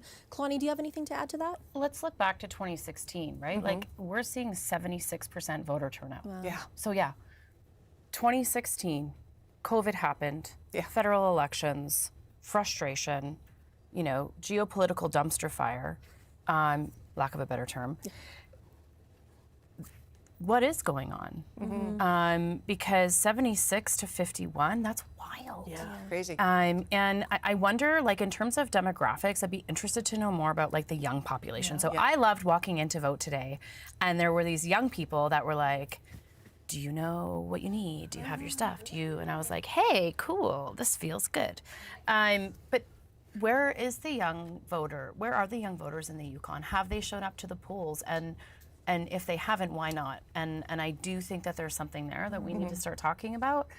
Voter engagement early and often in high schools, because that seems to be a population that we saw really being, I would say, looked to in the federal election.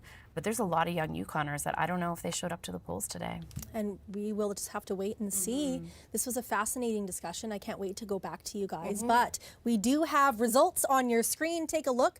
Our very first results of the night, and the NDP are leading in 1 seat. Callie, do you want to break this down for us? Yeah, I mean, very early, so we can't get too excited just yet. But yes, it looks like Brent McDonald is taking the lead over Richard Nagano. Brent McDonald, longtime Dawsonite. He's been there 30 years, very involved in the community there, part of getting their recreation center off the ground. So, and I mean, 24 votes cast so far, and he's taken 23 of them.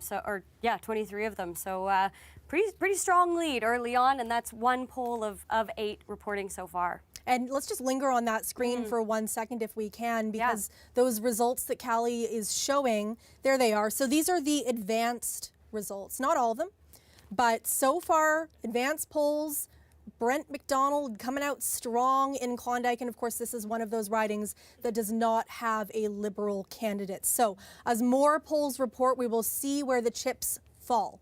Let's go now to the Yukon Party headquarters, where Julian Green is standing by, and he has the Yukon Party, I believe, campaign manager. Julian. Yeah, that's right, Megan. Beside me right now is Danny McDonald. He is the Yukon Party's campaign manager and was previously the chief of staff for the Yukon Party also. This is an interesting situation just with the hung Parliament. Of course, the former Liberal government established a minority government, and McDonald tells me that since there's been a lot of preparation for the Yukon Party's campaign, and joining me now is Danny McDonald to tell me a little bit more about that. Okay, Danny, so tell us a little bit more about how this campaign has gone. So in terms of this campaign, we started relatively early. With Curry's sort of leadership, his plan was to ensure that we had quality candidates, and he's approached folks and Yukoners across the territory to step up and run under the Yukon Party banner. And that's obviously been something that as the only party that really didn't have skin in the game in the CASA, we've somewhat been on the front foot for a couple of years in terms of anticipating there may be a snap election called on us if Kate decided to pull the trigger on the government or if the Liberals decided to continue. So he's made it an exercise to continuously be out there recruiting candidates and making sure that we had an incredible slate to put together, and I think that's one thing we're quite proud of is the Yukoners that we've assembled. So that group has been worked on and sort of collected and recruited over a number of years, and then we sort of thought there was a possibility of a election in the spring, so we sort of got started earlier in the year. As you saw, we were rolling out candidate nominations earlier in the year, and then went into the spring session, and then continued out throughout the summer. So there was a plan that Curry sort of put together with the team, and we executed that, and it led into going all the way to the November 3rd day today, and we'll see what happens. And yeah, there's a lot left to come here tonight. It's still fairly early. What are you looking at closely here in terms of ridings? So in terms of ridings, I think one of the ones we start with in our terms of our electoral math is Whitehorse West. That's a riding. The last 2 elections, we've lost by 22 votes with 2 different candidates, Elaine Taylor in 2016 and then Angela Drainville in 2021. Laura Lang running there in quite a contested election with the Premier trying to get a seat, and with the federal NDP candidate, Catherine McCallum, running. That's a seat we're definitely watching, key to us. And I think the Porter Creeks as well, the 3 Porter Creek ridings are ones that we're watching as well to see what happens in Whitehorse. And of course, the Yukon Party always has good representation in rural Yukon, so I think there's a number of seats that we're looking to add in rural. So. Thank you very much, Danny McDonald. That's Danny McDonald, the Yukon Party's campaign manager. Megan. Okay, thank you so much, Julian. We are heading to Liberal HQ next with Gabrielle Plonka, and you have an outgoing cabinet minister, I understand, with you. Absolutely, I do. So we've talked a lot this campaign about the lack of cabinet ministers running for re-election. So let's talk to one of them. We have Richard Mostyn here. Tell me about the decision to not run for re-election. Why did you decide? Well, listen, I'm not a career politician. I've had several careers in my life, and this came late in my career. And it has been an absolute pleasure representing the constituents of Whitehorse West over the last 9 years. But as I said, this wasn't a lifetime thing. I'm an older man now. I wanted to spend some time with my family, so it was really time for the Liberal Party to come up with new candidates and new ideas to refresh. And I think Mike Pemberton has done that. I've been out with a number of the candidates around at Whitehorse. We've assembled a really, really talented team, and I was really happy to help out. I'm going to continue to help out the party in the coming months and years. So, what's the feeling amongst your team of outgoing cabinet ministers? What are you hearing? Well, really what it came down to was we're all about the same age. We're all in our 60s, and we're a very close-knit team. I have had the pleasure of working with really talented people over my lifetime, but I was really lucky to get this cabinet, and we're all very cordial, friendly. We still hang out together, and it's a very, very close-knit group who has done, we've been through the pandemic together, we've been through election campaigns and everything else. We've managed to keep our civility and actually warmth and a friendliness within the caucus, which I haven't seen I've been watching politics now for 30 years.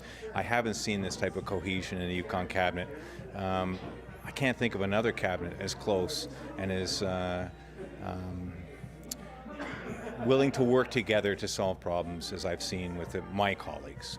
Right. And what would you say to folks who say that this is akin to cabinet essentially jumping ship before this election or resigning at the same time? It annoys me, quite frankly, and it's wholly wrong. I mean, let's face it. I've lost parents. I've gone through health issues. Most of us have lost someone in this role in the last little bit. It has been as rewarding as it's been. Politics is hard. It's all-consuming. I mean, John Stryker is down out in rural Yukon. He's racing back here. He's up in Faro. The man works very hard. Niels Clark was in a tragic car accident. We've all had things happen to us. We're all in our 60s, and we're all looking to refresh the party. And what the party's done is recruited a really good slate of very strong candidates. I've been out door knocking with many of them over this campaign. I've really been fortunate to meet a lot of really talented people, made some new friends, and I think they're a really group of community leaders. And I was happy to see them come forward, and I think they'd make a great contribution to Yukon public life going forward. So, I think that's what I wanted to do. That's what my colleagues all wanted to do, and I'm glad to see a new generation come forward. Fair enough. We'll leave it there. Megan? Thank you so much, Gabrielle. Okay, we are starting to see that drama board light up with drama. Yukon Party now leading in 3 seats, the NDP in 1. That was a big jump just while Gabrielle was talking there. Chris, one of the questions throughout this evening is where will some of the Liberal votes go, specifically in those ridings where the Liberals aren't running a candidate? And I'm just wondering if you can reflect on that. Well, it's a good question. I mean, I think you can. Obviously, you can't attribute the entire drop in voter turnout to the Liberals being down 3 candidates, but that's part of it. I mean, there literally are fewer people to vote for just as a result of that. You know, it's not a good look for a sitting government trying to get a 3rd term. And despite Mr. Mostyn's, valiant effort there, his optimism, I mean, it's not great that they have no cabinet ministers running again. If they do form another government, you are somehow you're instantly down a huge amount of experience. It's a big problem for them, and it's really hard to rally the troops, your supporters, your party members when you don't have a full slate. It's not, I don't envy the folks who are in charge of putting together party slates to try and convince people to run for office. It's obviously hugely disruptive to everyone's life, just to do that. So, yeah, I would put it up to that. Yeah, okay. Yeah. Well, we'll keep watching those results come in and maybe see where we can find where those votes are going. And one of the people helping us do that will be Callie, who has some explanations as to what's happening right now with the bottom of your screen. Yeah, Callie. Let's dive into them here. So we're gonna take a look at Southern Lakes. So, I mean, this is pretty classic Yukon, I have to say. Just a couple of votes spread out. We are looking at special ballots here though, so, just a couple, but spread out. We'll definitely come back to this one, but Tyler Porter, the Yukon Party candidate, is in the lead right now with 4 votes. He's leading by 1 over the NDP candidate Tip Evans, and then we've got Cynthia James in 3rd, and our only independent running in this whole election, J.M. Harvey's got 1 vote right now. And then we're going to take a look at Kluane. So Kluane, as Megan pointed out earlier, no Liberal candidate running in this riding, so really interesting to see where those votes fall. But it does look like right now, Wade Ushtenko, the incumbent, is pulling into the lead there. He's got a 31-vote lead over the NDP's candidate, John Vandermeer. Thank you so much, Gabrielle. Let's go now to Luke Carroll. He is at the NDP headquarters. Luke? Hey, that's right, Megan. So, when those first results came in there was a big cheer that went up when the NDP saw themselves leading in 1 riding. Obviously, still early yet. But I was just chatting with Margaret Commodore, who's beside me right now. She was the longtime MLA for the riding that is now Whitehorse Centre for the NDP. Margaret, thank you for joining us. To start off, why don't you just tell me what brings you out here tonight? Well, I've been listening to a lot of stuff on Facebook and watching what the NDP was doing in the Yukon, and the elections excite me. And then I started to get more excited about what I was hearing and what people were saying, and just out of the blue, I said to my daughter that, gee, we should go up for the election, and so here we are. So you're just visiting now, but you were the longtime MLA. You served in the 80s and 90s, right? Tell me, how has the NDP party changed, since you've been a part of it? Well, it's changed a whole lot because, 1982 is the first year I ran, and that's over 40 years ago, and there's been a drastic change in politics above all and everywhere. But I think we were new. The party was new to the Yukon when we became a part of it, and people had to get used to us. Who are they? They're not Liberals, they're not Tories. They have to get rid of the NDP. What are they? So Tony Pennicott, who was the leader at that time, did a really good job of making sure that the Yukon was aware of the NDP, and I think I can't remember how many. I think they had 3 or something. But the first time I ran, we ended up with 6 out of 17, so that was not bad at all. Yeah. And tell me, like, just going back to when you first started running, what was the issue of the day? What got you involved in politics at the time? Well, I was involved with a lot of other things that helped change things that were happening in the Yukon. And I had never considered, being an MLA. And then one day I went to question period, and I think I was a Justice of the Peace at that time, and we went to watch question period because there was something important regarding Indigenous people. And I was sitting there watching and listening to these guys talk back and forth, because they were mostly guys. And I said to myself, I can do that. And and I was only joking, but in the end it became real, and I decided to run in the next election. It wasn't that easy either. And, well, the rest is history. So that's Margaret Commodore talking with me at the NDP headquarters. Megan. Thank you so much, Luke. Okay, I'm going to turn to Chris now, because there is actually another vote going on tonight. That's right. Yukoners are actually voting twice in this election. The second vote is for a plebiscite on electoral reform. Voters are being asked to choose between the current first-past-the-post system, where the winner is the person with the most votes, or a system of ranked voting, where instead of choosing one candidate, voters would rank them in order of preference. Then the counting happens in rounds. The candidate with the fewest votes is eliminated, and votes are redistributed until one person has a majority. One very important thing to note about this plebiscite is that it is not legally binding. The Liberals and the NDP say they will adopt ranked voting if that's what the voters choose tonight, while the Yukon Party says it will not. Okay, thank you so much, Chris. Really important to get that information out there. So let's look again at your screen, and we're right now the Yukon Party leading in 3 seats and the NDP leading in 1. And let's go back to the plebiscite again, Chris, because we have Floyd here, and I know that you have some questions for him.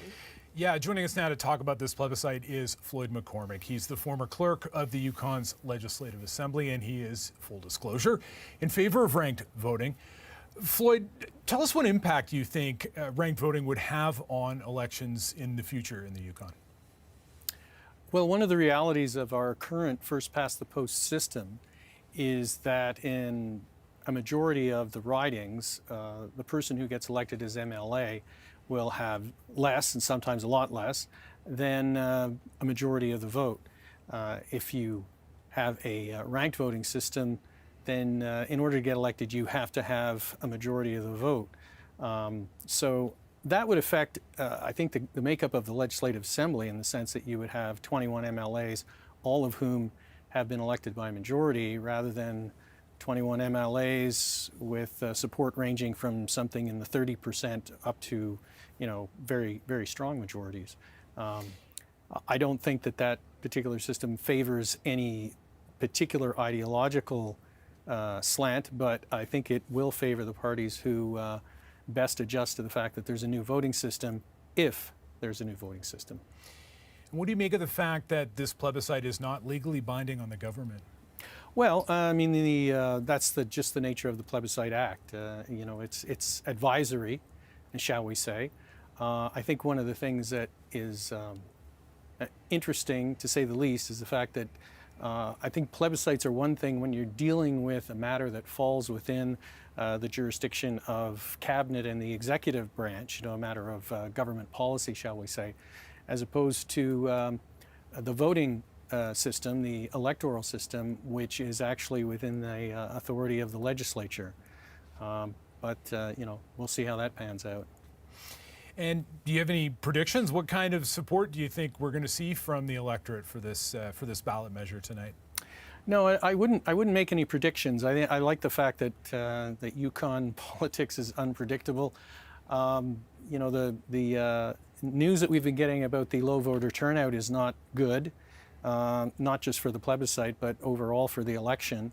I think that whether you're talking about electing MLAs or whether you're talking about making a decision on the voting system, it's always better if you have a strong voter turnout and a very clear indication from the voters as to what their preferences are. Of course, you don't always get what you want, but I suppose that's the thing that would be optimum. Okay, Floyd McCormick, former clerk of the Yukon's Legislative Assembly. Thanks for this. Thank you. Megan. Thank you both so much. Okay, let's look at the bottom of your screen again. Yukon Party leading in 3 seats, NDP in 1, 17 seats to come. And again, for this election, the magic number is 11. So with all of that, let's go back to Callie and she can break down some of the numbers for us. Callie? Yeah, let's take a look at this map. Starting to fill in here. We're getting somewhere, but we'll just dive in to one riding in particular. So this is Porter Creek North. This is Geraldine Van Bibber's riding previously. She was a Yukon Party candidate. She won this riding handily the last time around.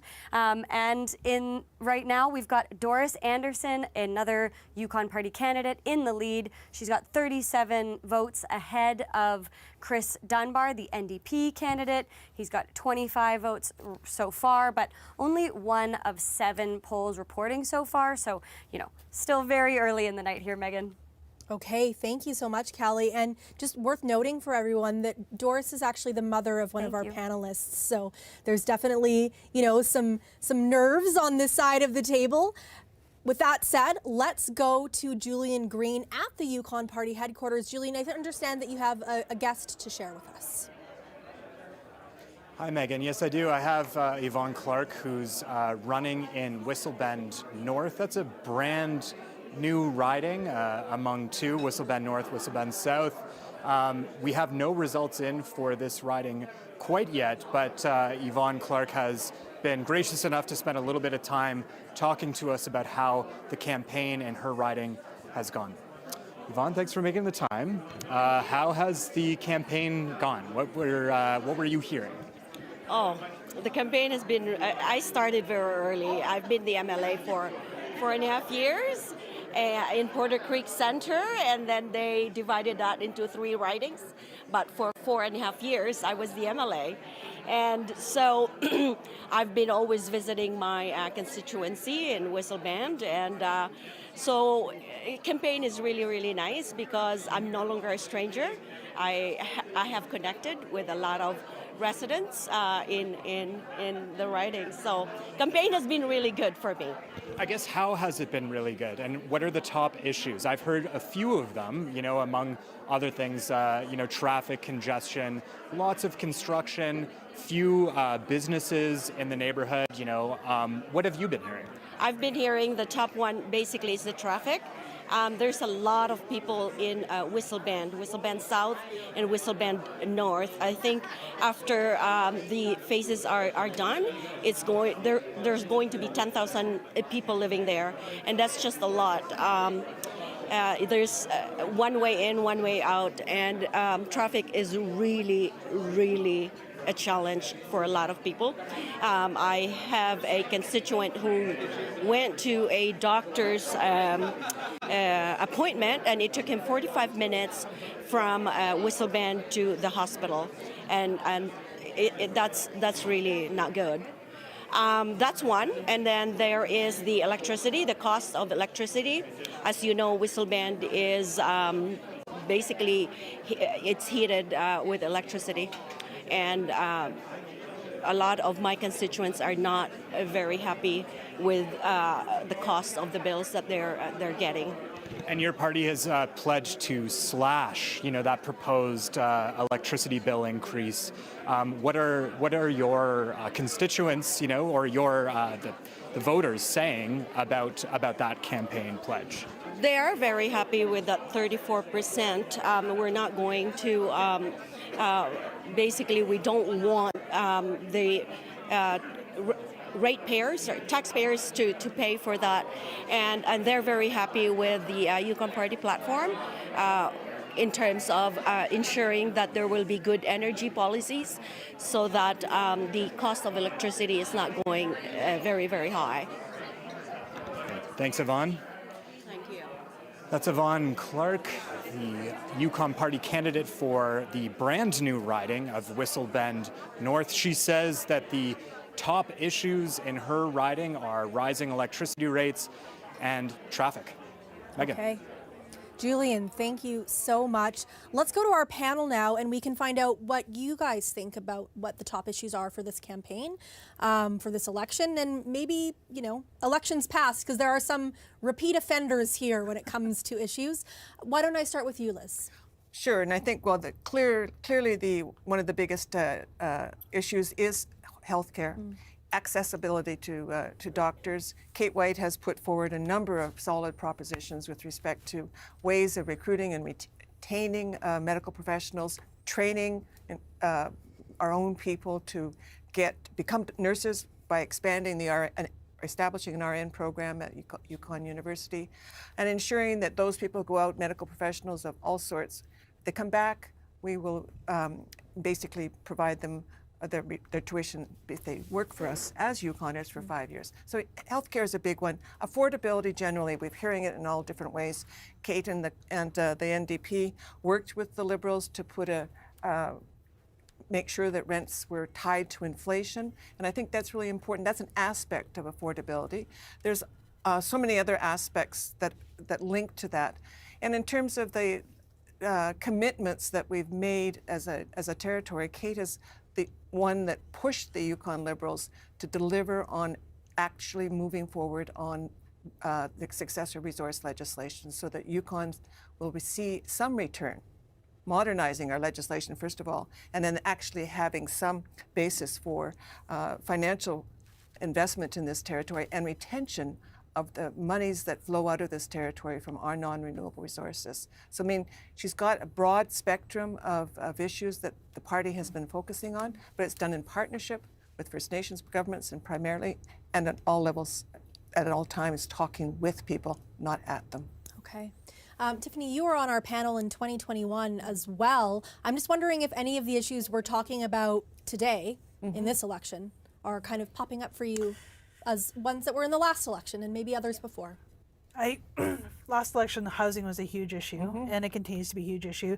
With my day job, we have landlords and we have tenants, and we've seen firsthand the damage that rent cap has actually done and delivered to Yukon and affordability. So it actually does the opposite of what its intention is.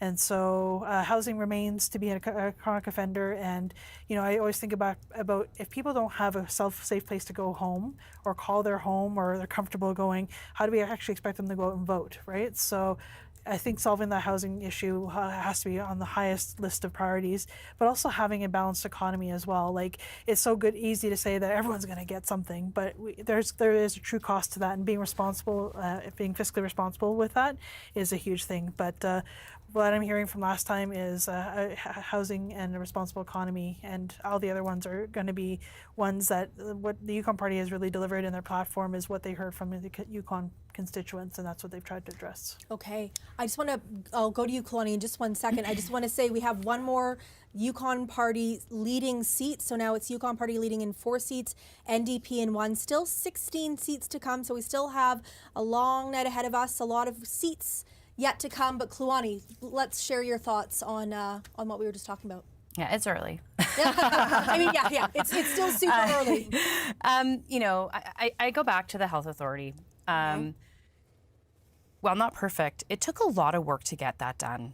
And for us to have 2 parties that are overtly committed to doing that, you know, the NDP and the Yukon Liberals, that's really important.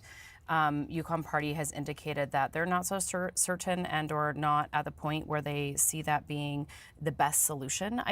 That concerns me because there's been a lot of work done. Another, I think, issue, as you know, Tiffany spoke to, you know, housing, clearly an issue. And I've been on both sides of that, actually. I'm a homeowner myself, but I also rented out my place and rented. And so I know that if I, as a renter myself, even doing that 5%, the fact that market rent is so high is like comparable to, if not more than, downtown Vancouver.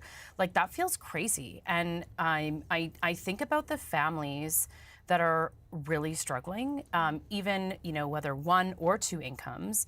And I'm just really concerned that we're building a situation where, you know, only those who have access to generational wealth can buy a home. And if you can't afford to live here, then good luck with social housing because you're going to be put on a list. And I just, that to me is a problem. So I think that there's lots of different perspectives of the rent cap. That wasn't a Liberal policy. We know that. That was, you know, definitely through the Casca Agreement. So I think there's a lot of ideas out there that we really do need to look at. I don't know if any single one is the best at this point in time, but I think that there is a lot that can be said. And then lastly, you know, something that hasn't, I would say, had a huge push, but as a mother of a 2.5-year-old is like, what are we doing for our kids? You know, like, we've got the subsidy that's available right now, and I really hope, and I haven't seen a lot, and I stand to be corrected, it's looking like everyone's committed to keeping that in place, but like, can we double down on that? And can we look at making more investments into early childhood? Like, the daycare teachers of my daughter, I'm just like amazed at what they do, and I know that they are way underpaid. So I'd like to see there be a lot more investments into kids, into education, and particularly the First Nation School Board. Okay. And that includes education for daycare workers as well, because that's one of the commitments Kate has made, because that's a big challenge. You know, if I may, one of the things about affordability, when I got elected in 2010, but then in 2011, when we were the official opposition, housing was a huge issue. And part of the issue is we created the problem. The Yukon Party stopped developing lots in the mid-2000s. And then they went, oops, we need to build it. And then they said, no, Yukon government, instead of selling in the lots at development costs, we're going to do it at market price. You created a demand, and then you've got an inflated demand. We got a history here that we keep forgetting, and you know. It's not me though. No, we. I said we. We have a history here. Guys, I will leave it there for now. Yeah. Thank you so much. Housing, I mean, we could talk about it all night, forever. right? Yeah. So many of these issues are so important. We have some results rolling in. So, Yukon Party now leading in 5, NDP now leading in 2. And just a quick note for our viewers outside of the Yukon, when Kluani was talking about the CASA agreement, the confidence and supply agreement between the Yukon Liberals and Yukon NDP. So, with all of that, let's go now to Callie, who can tell us more about these results. Callie. I'm going to take you through 2 of the ridings of some leaders here, Megan. So first of all, we're going to look at Whitehorse West. As I said earlier, this is Mike Pemberton, Premier Mike Pemberton's riding. He is in 3rd right now. Laura Lang, the Yukon Party candidate, is in the lead. She's got 46 votes ahead of NDP candidate Catherine McCallum. So a little bit of a lead there. We do have only 1 of 8 polls reporting there so far, so you know, more to come. But yes, Laura Lang taking the lead for now. And then we're going to take you to Takini. This is Kate White's riding, incumbent Kate White, leader of the NDP party, and she has 14 votes ahead of Yukon Party candidate Logan Freeze, and then Liberal candidate Abdullah Khalid is trailing there right now, but only 1 of 8 polls reporting so far, so much more to come there. Thank you so much, Callie. And again, worth noting, these are, as we mentioned before, advanced ballots and also special ballots that are reporting right now. So we do have lots and lots of numbers, lots of votes to come in. For now, let's go to Luke Carroll with the NDP at the NDP headquarters. Luke. Yeah, that's right, Megan. So Kate White just showed up here at the NDP headquarters. It's a pretty crowded space. You can probably hear people hanging out behind me. But I'm joined with Francois Picard. He's the campaign co-director for the NDP. So, Francois, to start with, tell me, what was the #1 issue you heard from voters while out door knocking this election? Yeah, we've heard a lot about healthcare and how we need to improve our healthcare system in the Yukon. And the other one that I can't not mention is the cost of living crisis, whether that's power bills, cost of food, and housing. Yukoners really are looking for a relief when it comes to cost of living. And 3 incumbents, but you're running with a lot of new candidates to territorial politics. How did you guys recruit candidates for this election? I mean, I think the work that Kate as leader and Lane and Annie, our other 2 incumbents, have done over the last 4 years did a lot of that work for us, to be quite honest. We've assembled an incredible team of candidates. They're rooted in their communities. They're people that have been fighting for their communities for years, and now they're just taking it to the political scene. And how would you describe the campaign strategy this election? I mean, I think for us, it was about showcasing that team and that leader who people know. People know Kate. She's been an MLA for a long time, and she's delivered. So it's really about showing that team are people that Yukoners can trust to fight for them. And it's been a bit of a low voter turnout so far. Does that surprise you at all? It is surprising, honestly. We've felt a lot of energy on the ground on our campaign. We've talked to almost twice as many people we talked in the previous campaign, so we had strong presence on the ground, and we're excited to see the results come in. And what results are you expecting tonight? I mean, we've been saying from the start, we're hoping to give Yukoners a government that they can count on, a government that's going to tackle the cost of living crisis and really work with our frontline healthcare workers to make our system better and make sure that things like community health center closures for weeks or months just never happen again. All right, Francois Picard, that's the campaign co-director for the NDP. Megan? Thank you so much, Luke. Okay, we are now going to Liberal Party HQ. Gabrielle Plonka is standing by with a guest there. Gabrielle. Yes, absolutely. So as we've already discussed tonight, lots of new faces on the tickets for the Liberals tonight. So let's talk to Derek Yap. Derek, you are running for office for the first time. Yes. What made you decide to run? I just decided I've been in the Yukon for over 20 years and it's time to try something new. So I decided to put my name forward and run. And what was it like? It was amazing. Like, Yukoners are just a fantastic group of people. Nothing but encouraging faces and encouraging words and lots of support. Really had a good time. All right, if you had to give somebody advice, somebody who also hadn't run yet and was thinking about it, what would you say to them? Oh, absolutely. You have to do it. It's an amazing experience and it's a great way to meet your fellow neighbors and friends in the Yukon. Did you have a favorite part? Just being out with people and being available to answer questions, you know. Like, we got a lot of things going on in the territory people want to know about and want to have some answers and solutions to. So I was happy to be there to provide some answers to some good questions. Well, thank you so much. That's Derek Yap. Back to you, Megan. Gabrielle, thank you so much for that. Okay, we are getting more results coming in and in and in. Yukon Party leading in 6, Yukon NDP leading in 3 with 12 seats to come and many more votes to be counted. Let's go to Callie now and she can tell us where all of these results are coming in. Thanks, Megan. Let's drill down into Whitehorse here. Take a look. So in the lead right now in Riverdale South, Aurora Viernez is in the lead, 22 votes ahead of NDP Justin Ziegler.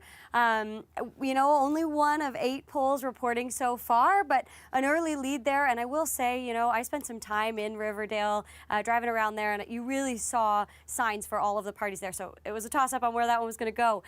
Next to Watson Lake, Ross River, Faro. This is one of those districts where the lines have really been redrawn. This is Casca territory, and Josie O'Brien, she is from Ross River. She is a Casca, you know, a Casca person, and so she's taken the lead there. The NDP candidate, 27 votes ahead of incumbent Patty McLeod with the Yukon Party, but only one of 9 polls reporting in Watson Lake, Ross River, Faro. Now to Porter Creek Center, where Ted Laking, the former city councillor and candidate for the Yukon Party, is in the lead.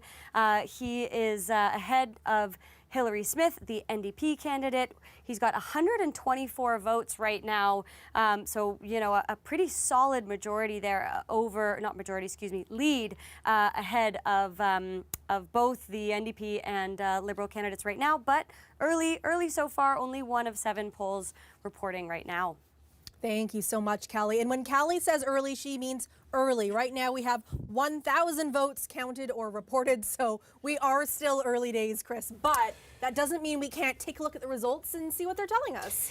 It's time to look at the vote share here. It's very interesting. I mean, obviously, these numbers extraordinarily early.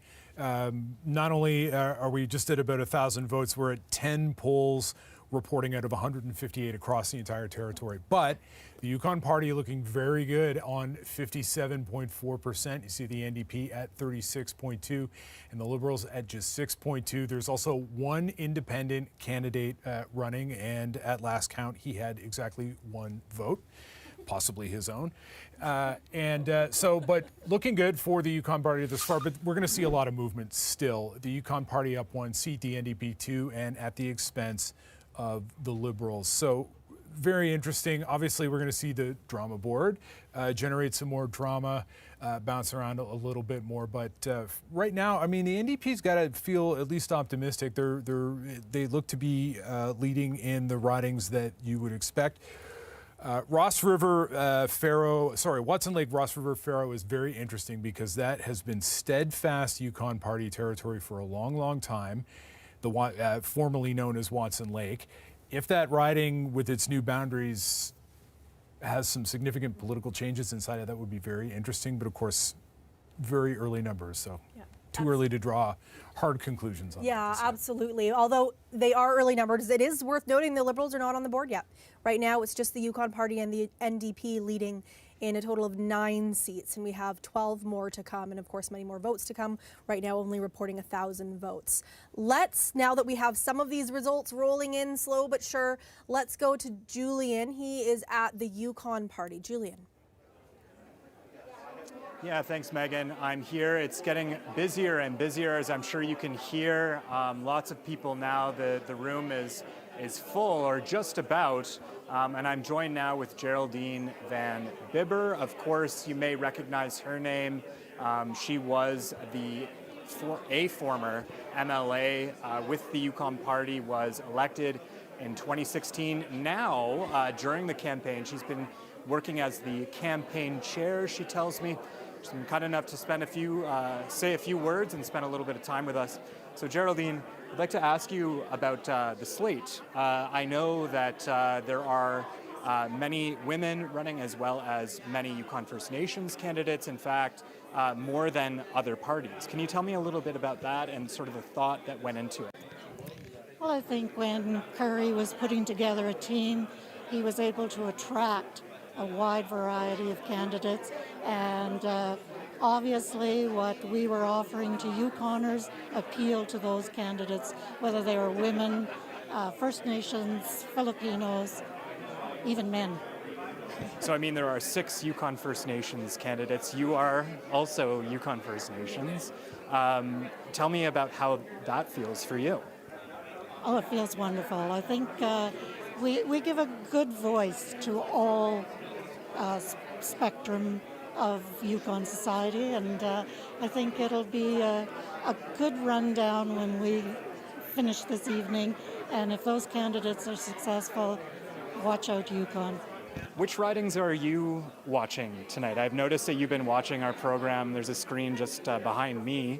What ridings are you watching this time around? Well, even though I'm a rural or urban MLA, Porter Creek North, I have a fondness for the rural areas. So Dawson, Klondike, my home area, and of course Mayo Tachin, all have a special place for me. So I'm just keeping my fingers crossed. All in all, how has this campaign gone? Very well. I think it's gone smoothly for us. We've worked hard. We've knocked on doors. We've met so many people who have given us their stories and how we possibly could help, and it's been very well received. Hopes, expectations for the rest of the night? Well, let's keep hoping those numbers on our side go up. That's it. Okay, thank you. That's Geraldine Van Bibber. She is the Yukon Party's campaign chair. Megan. Thank you so much, Julian. Okay, we are seeing these results. Yukon Party leading in 6, NDP leading in 3, Liberals not on the board yet. Chris, there is a lot that's different about this election, yet there's some things that are a little bit the same. So tell us that. Yeah, there's some things, just looking at some of the numbers that are coming in and some of the ridings that are reporting. Again, with the caveat, of course, we're very early. We still don't have a ton of votes, but just some things to note. Takini, the seat of NDP leader Kate White, She is out in front, not a surprise there. Perhaps a bit of a surprise is that Klondike result. Now, granted, again, that is one poll, and we expect that probably to favor the Yukon Party. That was Yukon Party territory for many, many years under Peter Jenkins and others, former cabinet minister in Dawson City. Riverdale South, traditionally not been a huge area of strength for the Yukon Party, but yet they are leading early in that riding. And if I just call out my figures here, again, so some things that are the same. Porter Creek seats, Yukon Party out in front in Porter Creek North and Porter Creek Center. Ted Laking by a big margin in Porter Creek Center. Whitehorse West, another traditional Yukon Party riding. Yukon Party leading there, and Kluane as well, where Wade Ischenko running against John Vandermeer with no Liberal. Some rumblings that maybe Wade Ischenko might be in trouble, or there was some complaints about him in Kluane. Maybe an opening for the NDP. Again, a lot of vote to come in, but so far it's going well for Wade Ischenko. So. Well, let's actually dive deeper into some of those results and a possible path, again, early days, but a possible path for the Yukon Party to take a majority. So let's take a look at where they are on the board right now. Again, this is just a path. Right now, they are leading or elected in 7 seats. This is the Yukon Party. They need 11 for a majority. Now, there are still 12 more seats to come, 11 more seats to come now, because now the Yukon Party has 7 seats. Yeah, there's the math.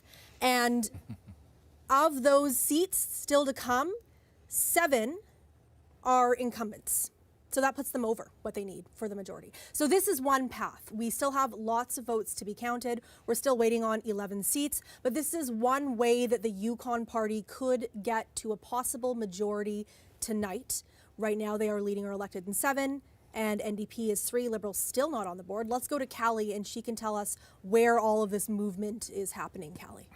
So I'd like to look at some of the rural districts, if you don't mind. We are going to start here in Klondike, pardon me. So in Klondike, we have had a couple more votes come in, but this one, so Brent McDonald still in the lead here with 22 votes over Richard Nagano.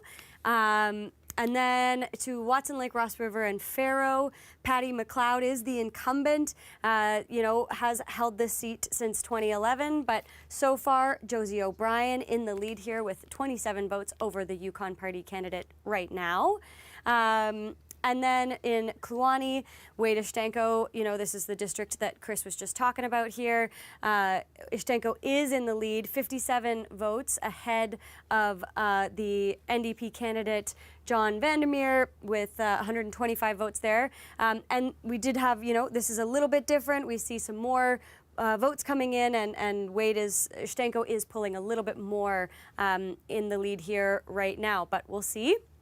And then last but not least, Southern Lakes. So Southern Lakes, this was the district that was combined with another one, was John Stryker's district, who was a cabinet minister, very popular in that district. But Tyler Porter's got that 1 vote lead right now.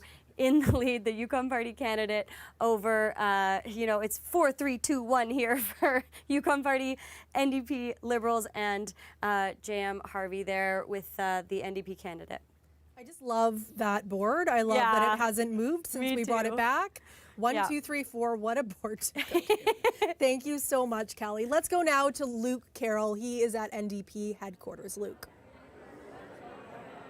Yeah, I'm joined by Tiara Tops. She is the candidate for Whistle Bend North.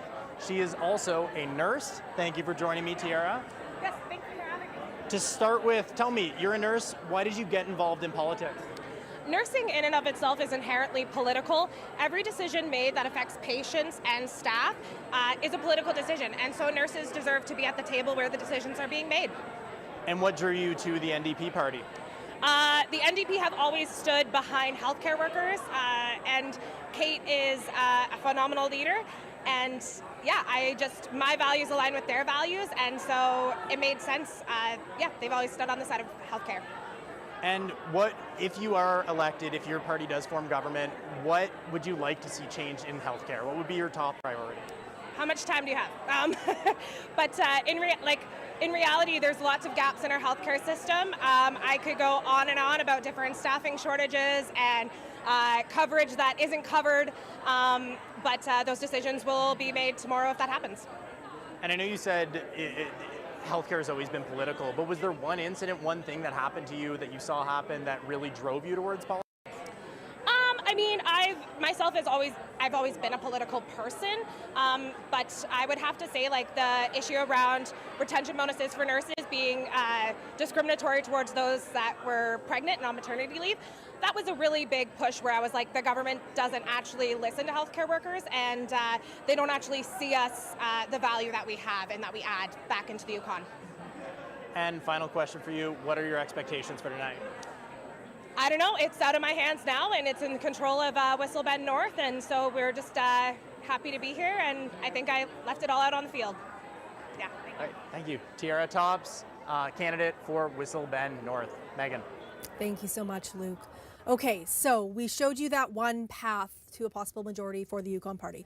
We are still early. The early results looking pretty good for the Yukon Party. Let's go now to our panel to gather some of their thoughts on what we're seeing right now and what you think that it means for Yukoners and what they want. So, Kalani, as you're watching these numbers, and they've just changed again. So now the Yukon Party is leading in 8 seats, NDP in 3. So what are you making of these numbers and what it speaks to about what Yukoners are voting for? Yeah, I mean, some of these numbers are higher than others. Some of them are by like two votes. So, I think, again, we're all eagerly sort of like watching this and waiting. There is a path. There's a path to a minority government. There's a path to a majority government. I didn't always think this way, but I actually do feel like when we're in a minority government situation, it forces people to work together. Mm-hmm. And I know that there is sort of this perhaps position that the NDP may have limited themselves by supporting the Liberal government. I actually don't think that's the case. The Liberal government got some really critical commitments that they identified. Mm-hmm. We're able to get those across the finish line by collaborating. It's and true. Having been in this political space for, nearly 8 years serving as a regional chief, and before that, in and around the political circles, I worked for cabinet office, to be very clear, for former Minister Frost. So I have a sense of how this all works, and I think that, again, the minority government situation is one that can actually be very compelling to get things done, as much as some would say, well, no. Because when you're in a majority government situation, there's not a lot of opportunity to bring forward new ideas that will be supported by another government purely for partisanship. Like, let's be honest. So I think that we are also in a very hyper-partisan moment. I acknowledge that even within myself, but it is something that I think about, and I just really hope that whomever becomes government tonight, whether you're minority or majority, you don't take that for granted. You don't take a minority government as a loss. Like, I've seen that happen before, and I think that that's really poor leadership, respectfully. Yeah. People have put you there. The numbers will speak for themselves, and it's a matter of acknowledging and accepting that and carrying on and finding the best path forward with those who have also been elected. Okay, and I'll just point, as we're talking about minority versus majority, the Yukon Party now leading in another seat. So now it's Yukon Party leading in 9 seats, NDP in 3. Tiffany, what do you think of this discussion, majority versus minority, and what are you reading into these early results tonight? The results are really good. I think that just goes to show you the work that the Yukon Party's put in there into getting that message out with the people and saying, they're delivering a message saying we're ready to change. We're ready to change right now, and so people are obviously very early on have heeded that call and are wanting the change. I've actually, again, I totally don't represent anybody, but I really disliked the CAST agreement. I've been very vocal about that as well, because I felt like, as a citizen who went out and voted, it actually robbed my vote. Because if I wanted to hold up a one government, I would have voted for that government. And by those two parties coming together and forming their own government, they actually took away my power and gave it into someone else. So I'm going to be a fan as well. While governments may want to work together, that will ultimately decide. The people will decide what they want, and I think the decision tonight will really kind of indicate what the impact of the CASA was. And yeah. So to sum it up, I'm very excited about the results. Again, I do acknowledge that it is very early on, though, and we'll see what kind of change is going to happen. And just as we're going around to each of you, the numbers change every time someone talks. So right now, the Yukon Party leading in 11 seats. So that is majority territory. I know that we're early in the numbers, but the Yukon Party now leading in 11 seats. So that is majority territory. I want to break that down with Kelly. Liz, I'll go to you really quickly. I know this is a topic that is not a quick one that we were just discussing, but if you could sum it up for me in a couple of sentences. Well, I think it's really early. I'm not taking too much, not too worried about this early lead, because I think we've seen it's one poll, really. Let's come back to that in a little bit. Okay, fair enough. Let's go now to Chris, and he can break down a little bit about what's happening on the bottom of the screen. Chris? Yeah, we're not only just seeing new ridings come in as the panelists are speaking, we're also seeing poll by poll coming in, and the number of polls are rising really quickly now. We're up to 15% of polls reporting, so that's 24 out of 158 territory-wide. But what this means for the vote share is very interesting. The Yukon Party is well clear of 50% and are holding steady well clear of 50%. The other thing to look at, obviously, this is a good night for the NDP, by the way. Don't want to give them short shrift. They're up 11% over the last election, so they'll be happy to see that. But we are seeing in progress, and again, with the caveat, there are plenty more polls to report, but an utter collapse. The Liberals are hemorrhaging votes right now, and this is, well, it's clearly bad. Fewer votes, for breathtaking political analysis, fewer votes are bad. When you're running for political office, this is why we get paid the big bucks here. But the Yukon Party +4, obviously you can see on the mini board, they are well into majority territory here, and if these trends hold up, they're going to add some more seats to those totals. The NDP +1, they'd like to see that a little higher, but the signs are not looking good for the Liberals tonight. I mean, that's plain to see. We're still in a small sample size kind of territory, but it's hard to come back from 6% of the vote. Yeah, I mean, we'll have to see when these numbers start to firm up, if this picture holds, if it changes. We've seen a lot change in Yukon politics, but for the time being, let's go to Callie, and she can explain where these numbers are coming from, what ridings are producing these numbers, Callie. Those results are coming in fast and furious, so kudos to whoever's counting the ballots. You're doing it really quickly. Let's take a look here. Whitehorse Centre. So this is incumbent Lane Treasure's riding. They won this riding handily last time, so a bit of a surprise potentially for the NDP there. Keith Jacobson, the Yukon Party candidate, is in the lead with 21 votes ahead of Treasure. Early so far, one of 8 polls counted so far, but anyways, I'll say more about that later. Let's go now to Copperbelt South. Incumbent Scott Kent, Yukon Party's Scott Kent, in the lead in Copperbelt South with 154 votes over the NDP's Robin Reid Fraser. Reid Fraser has 105 votes right now, and that's 2 of 7 polls reporting. So, a pretty comfortable lead for Kent so far. Now, in Mountain View, a tie between Peter Grunmanis, the Yukon Party candidate, longtime educator, and Kwanlin Councillor Linda Moen. A tie there, 3 of 8 polls reporting so far. That's really interesting. We'll see how that one goes. Wouldn't be the first time that there was a tie in a riding, right, Chris? Yeah. The Untitled tie. Untitled tied in 2021. So, yeah, absolutely. We have seen it before. I'm sure, hopefully not, but we'll see what happens. Yeah, I mean, it's always close to call in many Yukon ridings. You'll see now the Yukon Party is now at 11 seats. leading in 11 seats, the NDP leading in 4. We are now at 3,000 votes that are in the system. So we're moving away from that early territory to maybe the early medium territory. We're not like medium rare yet. Let's go to Julian with the Yukon Party and see what it's like at the headquarters with these numbers starting to come in. Hi again, Megan. Yeah, I'm here at the Gold Rush Hotel in downtown Whitehorse. Filling up. I mean, it's near full, packed to the gills with many candidates, party faithful. As the results have started to pour in, there has been several rounds of cheering. People seem really elated even, and just behind me over my shoulder, there's a large crowd that's gathered round to watch our show. We've got, more tables have been brought out, more chairs, the food's starting to go. The bar, like I said, remains popular, more popular now, I think maybe with the results starting to trickle in. And I do have a guest for you. Jason Bilski is the former CEO of the Yukon Hospital Corporation.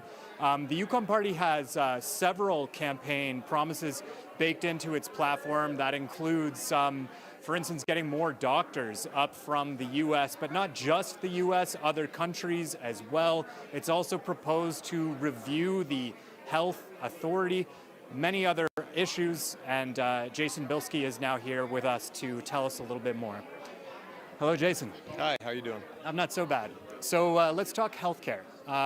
What do you make of the platform when it comes to healthcare? What are the most salient details for you? Yeah, a thriving Yukon really requires a very robust healthcare system, and I think that right now, today and going forward, is going to require significant investment in that healthcare system, and investment in people. And that's what speaks to me in the platform, is attracting healthcare professionals, and not just one shade of healthcare professional, but all shades of healthcare professionals, working with all of the different associations and regulatory bodies as partners to attract and retain those healthcare professionals. I like the platform that speaks to investment in systems, investment in facilities, investments in services. The hospitals are going to require a major expansion. Long-term care requires more beds to keep up with the population growth and the aging population that we have, and also, home care to keep up with that aging population. So, I guess the theme that I'm looking at is investment in our healthcare system, which is required right now. And also, I believe that the surgery backlog, comes up in the platform. Also, the Yukon Party has pledged to do like a blitz, they call it, to really cut through some of that backlog. What do you think of that promise? I think that that's a logistical problem that needs to be solved. People expect to be taken care of, right place at the right time, and surgeries are really important to people. You and I can only imagine if a loved one is waiting for a surgery, and it takes time. It's complex, that's for sure, because it requires the right facilities, the right people, but it also requires a bed capacity. Having that bed capacity to make sure that people are taken care of safely after. So it is a logistical complex problem, but this is where I think the Yukon Party can be pragmatic about its approach to deliver that. Getting more doctors is one thing, but processing, getting through all that paperwork, what do you think needs to happen there when it comes to making sure that, it's one thing to attract, it's another to get them here quickly? How can that happen? That's a great question, another complex question. I think that the best thing to always do is work with the professional body that's representing, say, physicians or pharmacists or nurses. When you partner with those bodies, you'll actually understand what some of those rub points are, what the pain points are, and hopefully alleviate as many as you can. I agree, red tape. I agree, billing issues. I agree that that's not what people who really want to care for people have signed up for. That the administrative burden, that doesn't help. What they want to be doing is actually caring for patients, and that's what's really important. And we'll actually retain people in the territory. Thanks, Jason. Thanks very much. That's Jason Bilski, the former CEO of the Yukon Hospital Corporation. Back to you, Megan. Thank you so much, Julian. We are now having a projection to make. You see the Yukon Party leading in 10 seats, NDP in 5. One of those 10 seats we have a projection for. It is Brad Cathers. We are projecting he will be elected in Lake Labarge. He is the incumbent, and if he stays for his full term here, sometime within that term, he will become the longest serving MLA in the Yukon's history. 2 of 8 polls reporting we are projecting that Brad Cathers will keep his seat. So, Chris, we heard some tears. Maybe not a huge amount of surprise at this table for Brad Cathers getting his seat again, but I know you have some other seats to talk about. Yeah, no, death taxes and Brad Cathers winning in Lake Labarge. I mean, that's just, he does it election after election. We're going to talk about where the Liberal vote has gone and the vote share that the Yukon Party is getting. The Yukon Party is still well over 50%, as you can see, and you can see that the Liberals remain in full collapse. And a big question, again, we had a lot of evidence suggesting that the Liberals were going to be in trouble tonight, and the big question that was going to decide this election is where that Liberal vote went. Well, it's going to the Yukon Party mostly. The NDP also picking up a good portion, nothing to sneeze at, nearly 10%. But this is the thing is that the Liberals in this territory, obviously Liberal parties vary from territory to province, and so on. But the Liberals are a very centrist sort of Chamber of Commerce party here, and a lot of their voters clearly comfortable with going to a center-right party like the Yukon Party. So they've seen that migration to the Yukon Party tonight. And I mean, so far, that's the story. Yeah, and I mean, another Yukon Party seat projected or elected there are now at 11. And it's also worth noting 11 ridings, there are less than 70 votes in between the first and second candidates in 11 ridings. Less than 70 votes. So a classic Yukon toss-up right now in a number of ridings. Let's go to Callie, and she can show us where some of this action is happening. Callie? Yeah, let's take a look at where this is going on. So we're going to look at some ridings here where the Yukon Party is doing really strong. So we've got Adam Gurley leading by 76 votes over Dario Paola, Dario Paola is the NDP candidate there. So strong lead from the Yukon Party right now with 3 of 7 polls reporting there. And then Riverdale North, we've got Carmen Gustafson with just 8 votes, just an 8-vote lead over Rose Sellers, the Yukon Party's Rose Sellers there. So, pretty close right now. And then again, Mike Pemberton's riding, the current premier, but the Yukon Party candidate Laura Lang, with a healthy lead there, 106 votes ahead of the NDP candidate Catherine McCallum. So 3 of 8 votes so far, but yeah, some strong showing for the Yukon Party and the NDP right now in those ridings. Yeah, the Liberal Party still not on the board, and Mike Pemberton, Liberal leader, the premier going into all of this, trailing pretty far behind right now. The Yukon Party now leading or elected in 11 seats, so that's still majority territory, and the NDP at 5 seats, so still a gain over that. Chris, let's bring you in right now, and we can talk more about, where the numbers are going and maybe how the NDP is performing specifically. Well, the NDP, again, maybe Liz can speak to this a little more, but 40% is great for the NDP. It would be amazing for the NDP were it not for the fact that the Yukon Party is at 52%. So that is a problem. The big issue, I mean, some of the things that are surprising me is that, we see the Yukon Party leading in Whitehorse Centre. That is unheard of. They've never won that riding, ever. And the NDP leading in Klondike, and that is more than just small sample size. We've got a number of polls, 4 of 8 polls reporting, and the NDP leading in what has traditionally been Yukon Party territory. So that's very interesting. So there are bright spots for the NDP here, but it's just that, the Yukon Party is just bulldozing the Liberals basically right now. Well, let's go to the Yukon NDP headquarters now. We can see how they're reacting in the room. Luke Carroll is there to tell us all about it. Yeah, Megan, so I feel a bit bad for the DJ here. We've been a bit of a buzzkill. We keep asking them to turn down the music for our interviews. It's definitely been a bit of a party vibe. There was a big reaction when the Carmen Gustafson's lead was announced just a few minutes ago.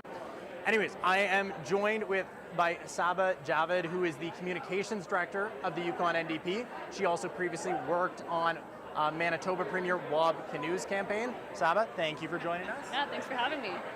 So to start off, why did you join the Yukon NDP party?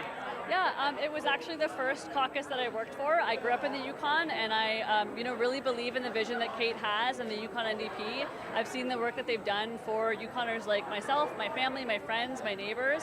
And so, ever since I was young, I've supported the Yukon NDP. I've had the chance to work with them. I've worked on other campaigns down south, and I've come back home because I love what the Yukon NDP has to offer to Yukoners. And yeah, you mentioned the campaigns down south. Tell me about some stuff you learned from working on Premier Wab Kinu's campaign that you brought back to this campaign. Yeah, I mean, the thing that you'll notice is the similarity on healthcare. Really, we hear from Manitobans, and we heard the same thing from Yukoners on this campaign.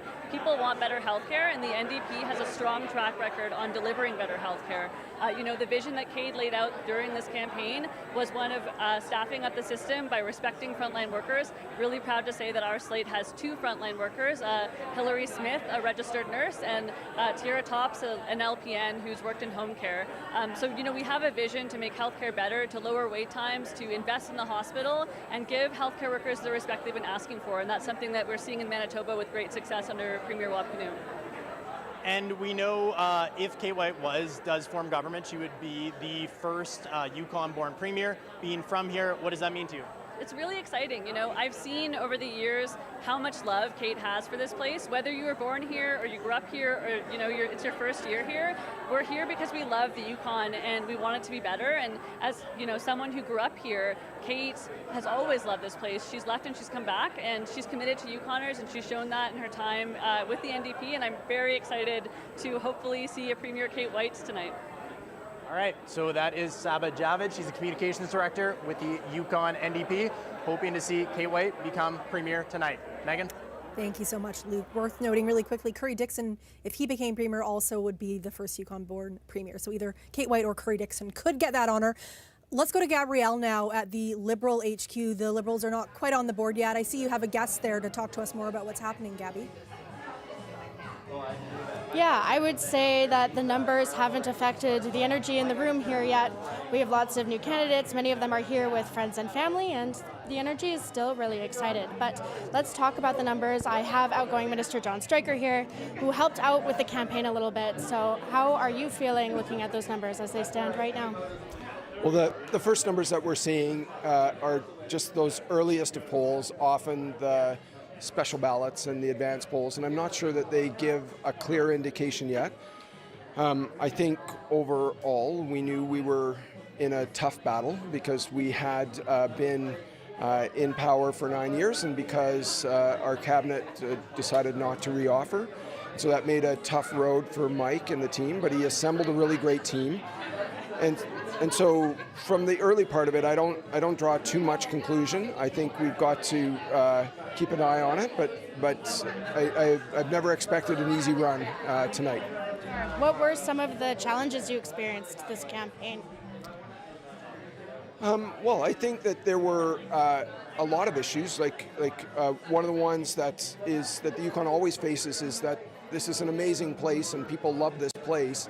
But we don't see some of the similarities to problems across the country, and so it can come down hard on folk. And so the issues that people were facing, like housing, cost of living, healthcare, those were pretty universal issues.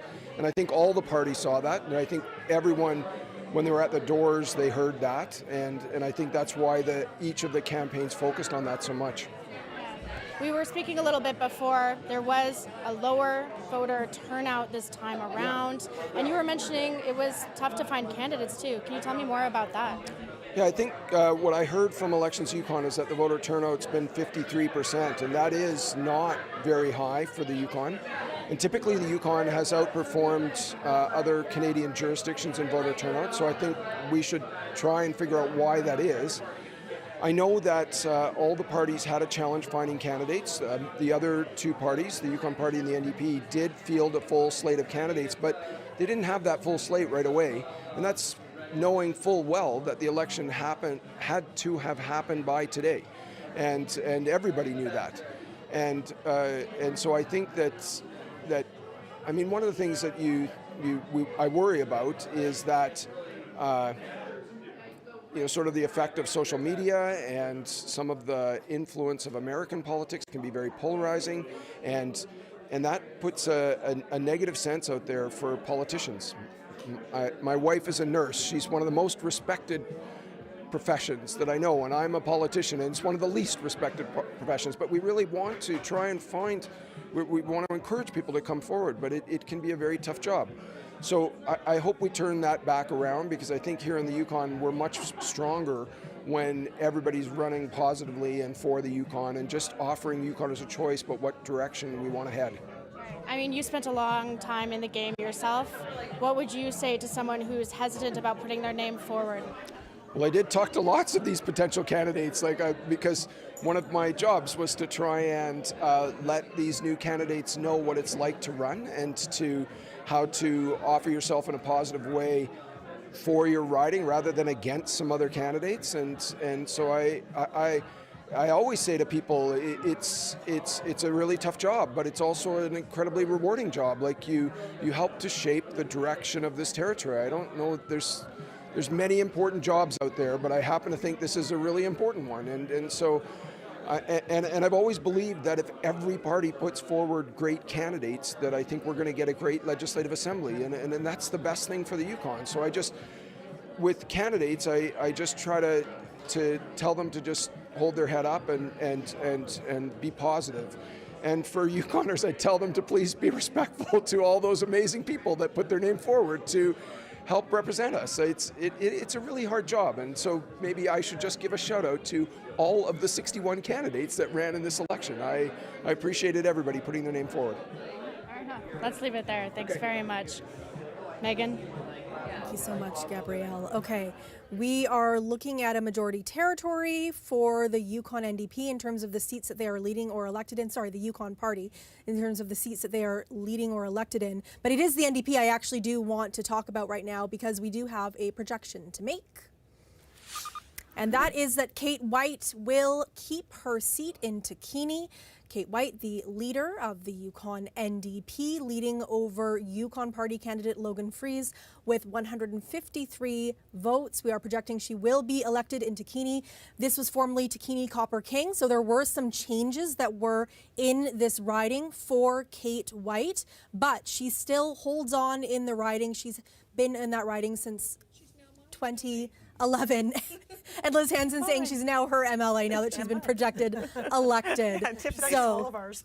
Oh, the whole panel, really? No, not. Yeah. So anyways, part of the panel. And there it is. That is the live shot at Yukon NDP headquarters. Everyone clapping, happy that Yukon NDP leader Kate White will keep her seat in Takini, formerly Takini Copper King. This is a seat she's held since 2011. And right now, the Yukon NDP leading or elected in 5 seats. So let's go to Callie now, and she can show us where some of these numbers, where some of these ridings are standing right now. Let's take a look at this board, this map, for a quick second, Megan. Look at all that blue right now. I mean, a lot of strong showing, I would say, for the Yukon Party. We'll jump into a couple of these ridings real quick here. So, as we said earlier, Lake Labarge projected that Brad Cathers will be elected, and he will, if elected, he will be the longest sitting MLA in the Yukon's history. So that's one that the Yukon Party's got a very strong showing. And then in Kluane, the incumbent Wade Ishtenko, strong lead there. He's got 69 votes ahead of John Vandermeer, the NDP candidate. 5 of 11 you know, so far. So that's about half polls reporting, or not quite half polls reporting. And then Watson Lake, Ross River, and Faro, you know, that was incumbent after incumbent after incumbent. The Yukon Party candidate takes it. So yeah, pretty strong there, but just a 45-vote lead over the NDP's Josie O'Brien in the Watson Lake, Ross River, and Faro riding for the moment. And then last but not least, so, you know, we just heard Gabby speaking with John Stryker. This was part of his riding in the 2021 election, but looks like right now pretty close race between Jen Gamer, the Yukon Party candidate, and Kevin Kennedy, the NDP candidate. The Yukon Party candidate 35 votes ahead with 2 of 6 polls reporting so far. So, you know, still lots of votes to come in that district there, but really strong showing for the Yukon Party. Okay, thank you so much, Kelly. Let's go back now to the NDP headquarters where Luke is standing by with a guest. Luke. Hey, yeah, so I'm standing here with Dario Paola. He is the candidate for Porter Creek South. He's also a former Liberal campaigner. So, Dario, thank you for joining me. To start off, why don't you tell me what brought you from the Liberal Party to the NDP? So what brought me was values.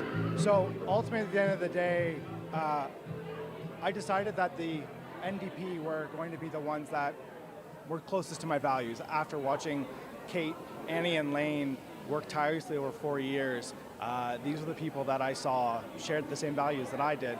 And quite frankly, I'm witnessing the collapse of the Liberal Party in many ways, and I think that's because of the value shift, right? We're seeing that now, clearly breaking out, and that is something that, you know, I witnessed from within, happening very early on, and that Yukoners need a party with values. And when did you make the decision to shift? Was there one thing that pushed you over to the NDP specifically? So, like I said, watching Kate and Lane and Annie over the last 4 years really made my shift, but I know I departed from the Liberal Party about 3 or 4 years ago. I knew they were no longer going to be my party. They didn't speak to me anymore in that case. And so now I'm where I'm at.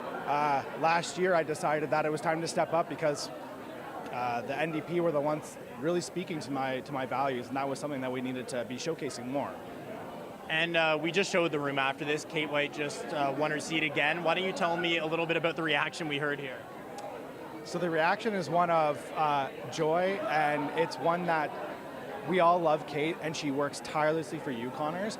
And I think people see that. I mean, that's the reason why she gets elected, right? Because she shows up time and time again for the people. And in the riding, as you know, Porter Creek South took on parts of Takini with the new electoral boundaries. And when I got to go through with Kate and speaking to people that she used to represent, the love and adoration that they had for her was clear. And it's because she shows up for people, because it matters. People really matter. And what do you think this election is about? I think this election is about having a government that listens to people, and I think Yukoners are waking up to that fact that for the last, say, 25 years, that there hasn't necessarily been a government that's been listening to them. We've seen time and time again the failures that have come forward, and right now we're living in that reality, right? And this is the thing, is that Yukoners are seeing that, and they're seeing the hope in the NDP, and I think that's going to be reflected in tonight's election results. Okay. Dario, thank you. That is Dario Paola. He's the candidate for Porter Creek South and a former Liberal campaigner. Thank you so much, Luke. Okay, we are still waiting on results for 5 seats. Right now, a strong showing right now for the Yukon Party. Chris, tell us more about that. Well, it's interesting because one of the things we're noticing is that there are still no numbers coming out of Copperbelt North, which is the riding where Yukon Party leader Curry Dixon is running, and also no Liberal candidate in that riding, as well as the 2 Whistlebend seats sort of thought to favor the Yukon Party, but we of course don't know for sure, but no figures from either of those. So that's going to change what we're seeing on the board quite a bit, obviously. The other thing to note, just from the percentage here, is that the Yukon Party is still over 50%, just barely now, and the NDP over 41%. But if you look at the difference in seats, the Yukon Party much more efficient with their vote. They've turned 50% of the vote into 11 seats, while the NDP have turned 41% of the vote into just 5 seats. If anything, will reinforce both the Yukon Party and the NDP's positions on electoral reform. It is these numbers. The Yukon Party will be simply fine with an electoral system that produces this results. The NDP will be less enthused, to say the least. So it's pretty interesting. And again, I mean, I'm running out of ways to describe it, but I mean, just complete collapse for the Liberals here. They're going to have some rebuilding to do, it looks like. Looks like it. And that board, too, the +3 for the Yukon Party, +3 for the NDP, -6 for the Liberals. So you can see where some of those votes are going. It was split 3-3 while the Liberals were losing 6. Let's go to our panel now and talk about some of the results. Liz, I shortchanged you last time, so I'm going to start with you this time. What do you make of what we're seeing so far and where this vote is going? Well, I do think, and I think that a significant portion of the Liberal vote is going to the Yukon Party. I think that we saw over the course of the last 9 years that the Yukon Liberals are small seat Conservatives in many ways, and that's manifest in their policies and their reluctance to actually move forward in an assertive way on commitments that they made in 2016 or 2021. And I think about the commitments that they made to work in active partnership with Yukon First Nations in terms of the whether or not it's the implementation of all of the Truth and Reconciliation recommendations, and or acting on the commitments made in the Devolution Transfer Agreement that would see the Yukon government acting like a real government in terms of developing its own successor legislation for mining, for example, so that we would see a return on our non-renewable resources to the territory. I mean, last year, for the only stats I could find, 99,000 ounces, crude ounces of gold, placer gold, value $284 million, $36,000 to the Yukon government. Really? I mean, we've got to get with this. Plus, you know, the notion that none of our hard rock mines are returning resources to the Yukon government, with the exception of Minto when it was operating for a period of time, because it was Selkirk First Nation who wisely during negotiations chose that land as Category A. They owned the subsurface, and they were able to negotiate. They negotiated as a government with that mining company to get royalties. None of the Yukon Party nor Liberal governments have negotiated with mining companies to see a return to the Yukon for our non-renewable resources. Once they're gone, they're gone. So, I mean, I think that in a long ways around to answer your question, I would suggest that a significant number of the Liberal vote went to the Yukon Party on this one. Okay. Tiffany, do you want to share your thoughts about that same topic in terms of where the votes are going right now? And, you know, it's kind of half and half. Oh, and we've just had a little switch. I'll just point to the screen. The Yukon Party now leading or elected in 10 seats, and the NDP leading or elected in 6. So that brings them out of majority territory into minority territory. We are not projecting anything yet in terms of what a government will look like. Things just aren't firm enough. But the numbers now, 10 Yukon Party leading in 10 seats and the NDP leading in 10 seats. So, I mean, the story kind of stays the same a little bit. There's still no Liberals on the board. So, same question, Tiffany. What do you make of this? Well, I think it's way too early to figure out where those votes are gone. It also, I mean, obviously it didn't go, it hasn't quite gone the Liberal Party way yet, but it's also hasn't helped.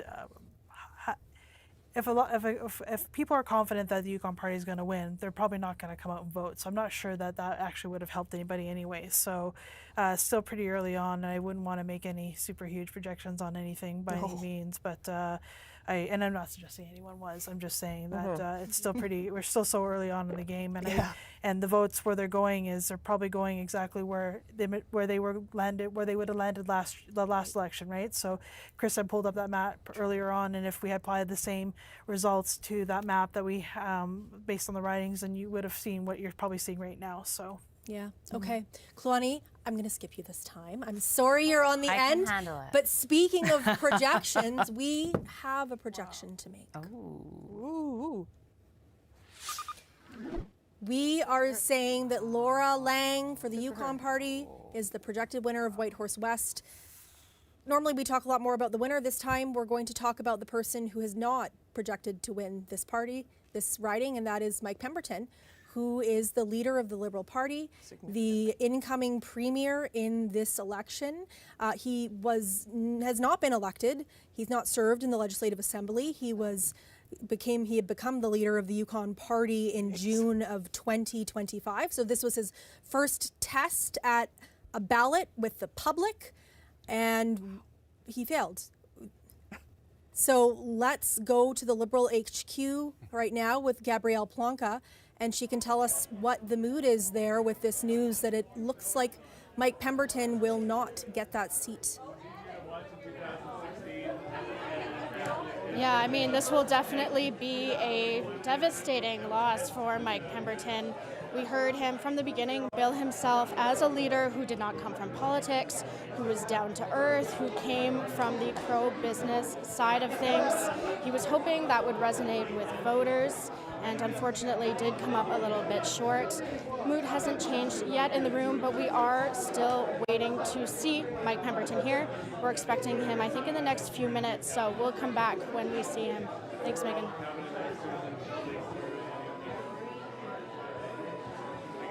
Acting that Liberal leader Mike Pemberton will not take the seat that he was running for. He was only the premier for a couple of months. And we are going back to Liberal HQ right now? Is that where we're going? Pardon me, I just didn't hear that in the air. My apologies. We're going to the plebiscite. So just to wrap up what I was saying, so apologies, this is live television, so sometimes I don't know where we're going. But now I do know where we're going, and it's to Chris for more information on the plebiscite. Hello, yes, I have some information on the plebiscite. We have results from 11 ridings on the plebiscite. Now, just to note, Elections Yukon said from the beginning they were going to count the ridings before they were going to count the plebiscite vote. So they are now getting to the plebiscite vote and reporting it. We have results from 11 ridings, as I just said. Bit of a surprise. The early numbers there, and they are very early, I will just caution, my board just changed to 55.1% in favor, voting yes, 44.9% voting no. In raw numbers, that is a little over 1,600 votes in favor and a little over 1,300 votes against. Now, the thing about this, an evening full of caveats, is that if indeed the Yukon Party forms a government tonight, it doesn't matter if the yes side wins, because they have said they are just simply not going to implement any kind of electoral reform, which is within their rights because the plebiscite is non-binding. It's considered an advisory plebiscite. But a little bit interesting, Canadians in general have tended to be very conservative when it comes to referenda on electoral reform. People tend to vote no. And again, we're not done here, but very interesting to see a very strong showing by the yes side. Okay.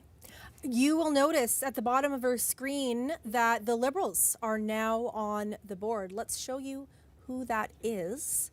It is the only Liberal incumbent, one of 8 polls reporting, in Mayo Tatchin and Jeremy Harper, the former Speaker of the House, the only Liberal incumbent running in this race. He is leading over Corey Belmore in Mayo Tatchin, a lead of 19 votes with 1 of 8 polls reporting. So the Liberals now on the board for the first time tonight.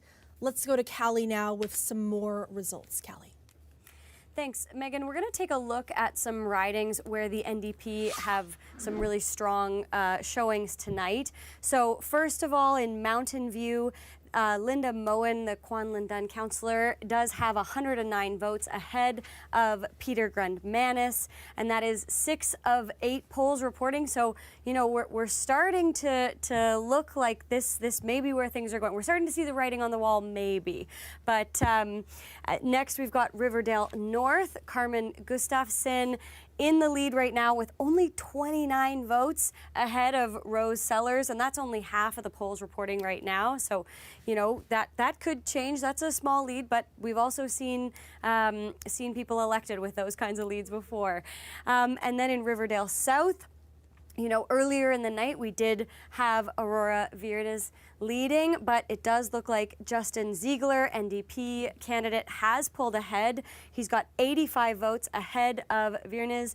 So that's the NDP candidate in the lead, and Yukon Party trailing just a little bit behind there in Riverdale South. I believe we have one more. Yes. In the Klondike, we have Brent McDonald has 74 votes ahead of Richard Nagano. So that's half of those polls reporting so far, but a really strong showing in those ridings for the NDP. Okay, thank you so much, Kelly. You'll notice now the Yukon Party leading or elected in 12 seats. The NDP 6 and the Liberals 1, so they are on the board now. I want to talk about the Yukon Party, though, because we do have first results from one riding, and it's a big one because it is the riding of Curry Dixon, who is the leader of the Yukon Party. We'd mentioned before, both Curry Dixon and or Kate White, were they to become premier, would become the first Yukon-born premiers. Right now, Curry Dixon, with 3 of 9 polls reporting, is leading in Copperbelt North. He is the incumbent. He held this riding first in 2011, then he took a break, then he came back in 2021 and won with 53% of the vote in 2021. So these are the first results that we are getting for that riding of the Yukon Party leader, Curry Dixon. With that, since we got some results from the plebiscite, we'll go back to Chris, and you want to bring in somebody else to break this all down. We're going to bring back Floyd McCormick. He is the former clerk of the Yukon's Legislative Assembly. And Floyd, first I want to ask you, I mean, again, as always with the caveat that the numbers are a little bit early, are you surprised with what we're seeing in the plebiscite vote? It's hard for me to say that I'm surprised, because I really didn't have any expectations going in about how this would unfold. You know, I talked to people about this issue during the course of the campaign, and, you know, people that I know, friends of mine who said they're not voting in favor of electoral reform, and there's quite a bit of talk and exchange of ideas on some of the social media platforms where some people said yes, they're quite in favor of it, and other people said no. So there was really no way for, at least, you know, in terms of who I was talking to or listening to, and be able to, you know, develop any formed idea about how this was going to go. So, I mean, I'm obviously pleased that the yes side is ahead at this point, but you know, so I'm pleased, but not surprised. And Floyd, I want to ask you about, we saw the news earlier that Liberal leader Mike Pemberton is going to lose his seat in Whitehorse West. Before we went on air tonight, we had a little chat, and you told me an interesting fact about some previous premiers who had lost their seats in general elections. Can you tell us that? Yeah, sure. Piers MacDonald was defeated in his seat in 2000, and Darryl Pazlowski was defeated in his seat in 2011. But Mr. Pemberton will be the first premier to have been defeated who never sat in the Legislative Assembly at all. No, who knows? He may make a comeback at some point in the future, but that's the way it looks right now. Yeah, that's interesting. Floyd McCormick, thank you so much. You're welcome. Okay, we have another projection to make, and this is for a Yukon Party candidate. Drumroll, please. It is Curry Dixon. 4 of 9 polls. We got a whole bunch more polls in since we brought you those first results not too long ago. And we are ready to project that Curry Dixon will keep his riding of Copperbelt North. Right now, 4 of 9 polls reporting Curry Dixon with a lead of 113 over the NDP's Matthew Lien. This is a district that a riding that Curry Dixon has first held in 2011, pardon me, and then he came back in 2021. So let's go with this news now to the Yukon Party headquarters and Julian Green, who can tell us what's going on in the room. Julian. Yeah, for sure, Megan. You just missed another round of cheers as the results have come in favor of Curry Dixon here. Yeah, so far, I mean, it's sort of the same as it was when we last spoke. People are, excited, elated, ecstatic at times, it seems. The room is still full. It's a buzz and celebration. And right now, I'd like to talk a little bit about mining and what the Yukon Party has proposed. It has proposed, among many other things, beefing up compliance and monitoring, following through with rewriting the mining laws, a process it says it would be done hand in glove with Yukon First Nations. And to join me right now, I do have a guest. It's Jonas Smith with the Chamber of Mines.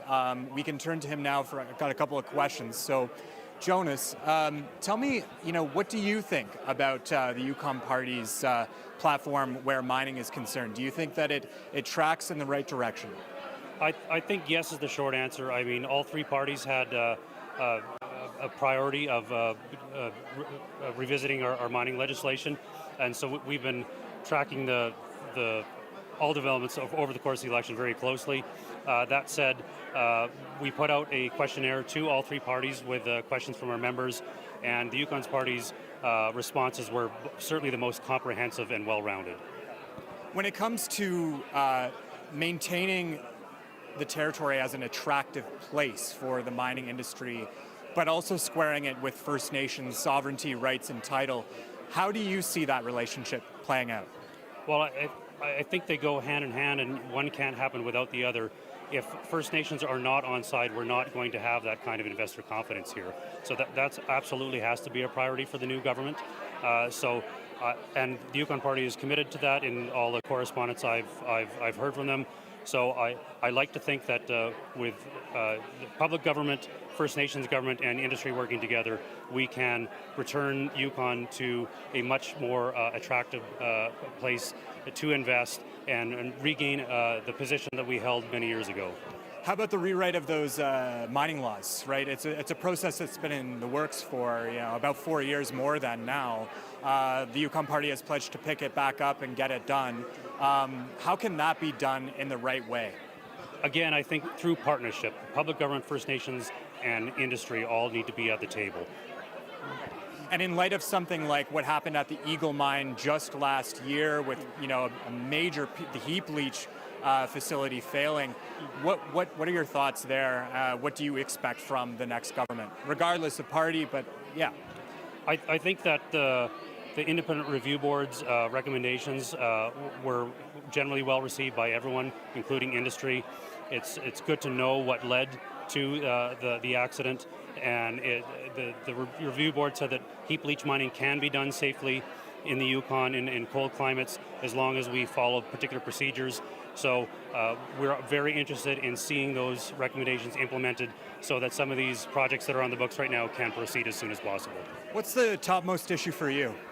Well, it might not be as sexy as rewriting a century-old act, but there is a lot of internal process on the permitting side of things that really needs to be addressed as soon as possible. And I hope to see whoever forms the next government here, once a cabinet minister is named, that they can get busy right away. Thanks, Jonas. Thank you. That's Jonas Smith. He's the executive director of the Yukon Chamber of Mines. Megan. Thank you so much, Julian. Okay. At the bottom, you will see our drama board, as I like to call it, the Yukon Party leading are elected in 12, NDP 6, and Liberal 1. We're still waiting on 2 seats. Here is Liberal Party HQ, and that is Mike Pemberton. He is the Liberal leader. He was just defeated in the seat that he was running for. So you can see he's in the room there. Looks like he's moving to the podium. So let's hold on this for a minute. Mike Pemberton, as we projected, lost the seat that he was running for. He was became premier in June of 2025 when he became the leader of the Liberal Party. So he hasn't run in an election like this, you know. He's a newer face to the public, perhaps not entirely new to politics. He was somebody that was behind the scene. You can see him there hugging some cabinet ministers, some outgoing cabinet ministers. And so Mike Pemberton not going to be going to the Legislative Assembly, losing his seat that he was trying to get for Whitehorse West. So we'll keep an eye on that. Maybe Mike Pemberton will speak at some point. In the meantime, the Yukon NDP now leading are elected in 7, and the Yukon Party in 12, the Liberals in 1. So we only have results from one riding that we're waiting on. But Chris, I understand there's still some ridings in classic Yukon style that are very close. There are, yes, as always, there are many ridings that are close. And if you're joining us from down south in a larger market, I know that some of these margins will look positively adorable to you. But it's very interesting. We have a bunch of ridings that are fewer than 40, separated by fewer than 40 votes, and many of them. Tonight, a major test for the Carney government, the Prime Minister's first budget.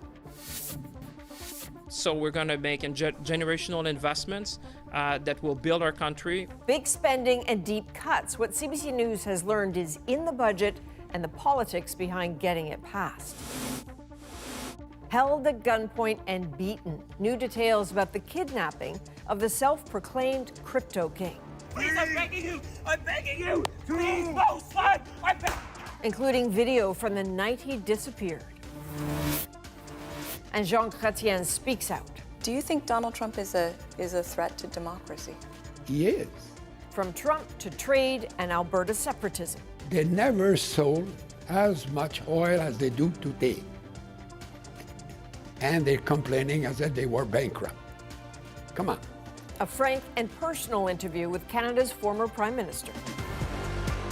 From CBC News, this is The National with Chief Correspondent Adrienne Arsenault. Thanks for joining us. In less than 24 hours, Canadians will finally get a good look at Mark Carney's financial plan for the country. His government will lay out its first federal budget, and tonight, some new details are trickling out. The Liberals have been signaling big spending and big savings to come. Exactly how they'll make those work together is yet to be seen. The Finance Minister promising this budget will have something for every Canadian.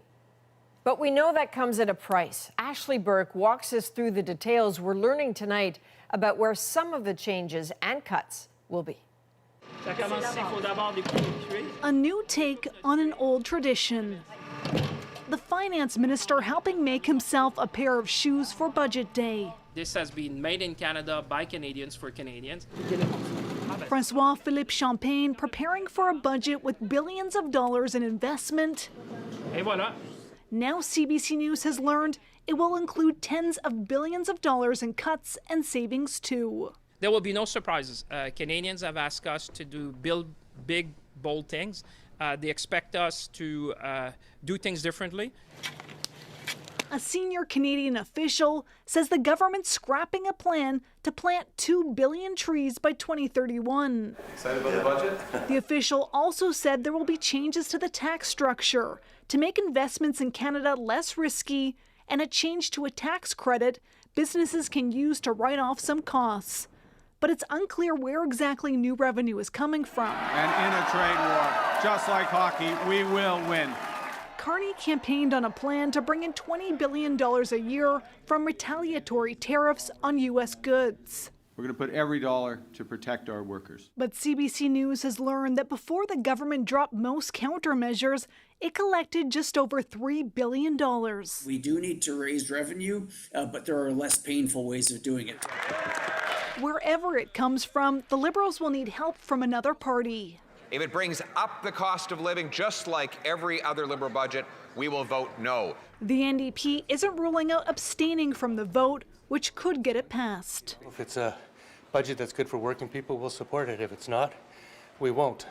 So all options are on the table. The government's plan will come with a cost. Economists have forecasted a substantial deficit that could be between $78 to $100 billion. Ashley Burke, CBC News, Ottawa.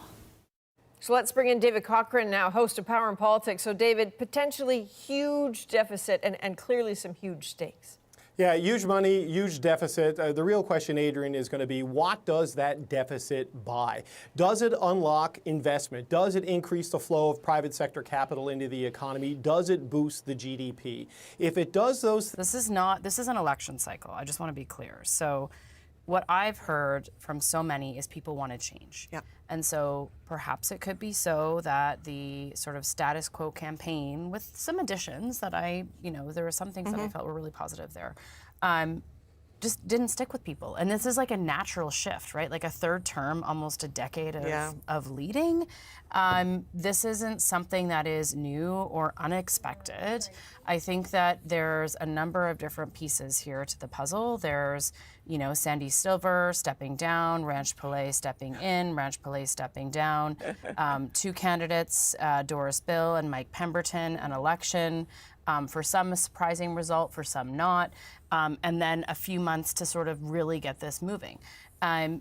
We also heard from some of the cabinet ministers that they were potentially tired. Like, they've been doing this for a long time. I mean, I don't know, Brad, Scott, Ken, like, you guys are going, Wade. I have more thoughts on that because I do feel like at a moment in time where the Yukon Party could have really been a strong leader and said anyone who sent those inappropriate text messages needs to be removed. And I wrote a letter about this, so I'm going to stand firm in that. But the Grand Chief and I put out a statement, and I still feel strongly that there was a moment where something else could have been done because I'd love to know what kind of training happened.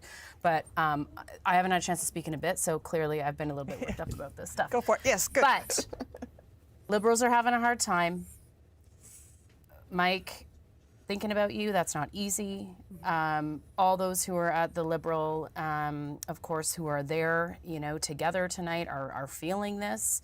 But let us all be reminded that these election cycles can happen in this way. They do. And, clearly the Yukon Party did a really strong campaign. Like, we have to acknowledge that. And I want to acknowledge that. They were able to pull interest. There were some platform commitments.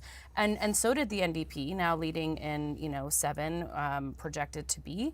So there's a lot here, but perhaps not at the same time. And I'm really interested to see, we still haven't seen Vantakwichin. We still haven't seen Whistle Bend, North or South. We still haven't seen some of the other ridings. So I'm like really keen to see where those land. But I do definitely, extend, my gratitude for even, again, stepping forward to put your name here. Like, this is not easy. I didn't do it. It'd be the cheap seats for me to be making comments of someone who has not put their foot into elected territorial politics. So I'm mindful of that. Absolutely. And thank you. I will note, Vantakwichin is the one that we're waiting for with bated breath. And as we noted, in 2021, it was an exact tie. We had to pull the winner of that out of a box. We have seen results from other ridings. Maybe we perhaps hadn't had them up on the screen or haven't described them for people who are joining us for radio. So we do have results for every riding except Vantakwichin. You can see it says seats to come. So we're just missing that one right now. But Tiffany, I want to give you a chance, a crack at the same question or to respond to anything that you just heard. Well, I mean, if we want to talk about ethics, we could talk about some other candidates as well, because there's questions on some of the ethical practices of one of the candidates, particularly I'm thinking about. However, moving beyond that, I do want to take a moment to acknowledge Mike Pemberton as well, because it is not easy. I had to walk with my mom. She first time running, first time doing this, putting herself out there. It's a tremendous, tremendous task, and I do want to tip my hat to Mike, because it's such bravery to step forward, to put yourself, not only yourself but your family out there, right? So, him and Phyllis have been lifelong, have really been impactful in the Yukon, and I do want to thank them for putting themselves out there and for being willing to step up in a very tumultuous time, because the bravery, I don't want to be saying, but everyone knew that this was going to be a very tough election for the Liberals. I don't know if anyone could have projected how tough it would have been, but for him to kind of be willing to step in to try and take a lead at it. And I want to acknowledge him and all of his candidates because, again, it's so hard to put yourself out there and to be vulnerable to your neighborhood. And I just want to thank him and Phyllis as well for, giving us your husband for a little while, because it's a tax on the families as well. And I've been able to kind of learn that a little bit firsthand. And I'm gonna sheesh Mike. I hold my hands up to you and your family, and yeah. Okay. I'll just note as well, I mean, we'd mentioned it earlier, but when you're talking about Doris, you're talking about your mother, Doris Anderson, who's running for the Yukon Party in Porter Creek North. Okay, Mike Pemberton is at the podium. Let's take a listen. The MLA commonly known for Whitehorse West as Richard Mostyn. Good evening, everyone. I too would like you to join me in recognizing that we're gathering tonight on the traditional territory of the Kwanlindun and the Ta'anquechin Council. Tonight, I stand before you and acknowledge the results of my riding of Whitehorse West, and I sincerely offer my congratulations to Laura Lang of the Yukon Party.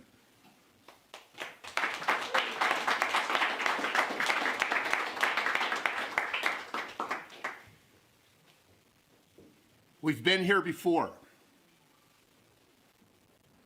and you saw what happened.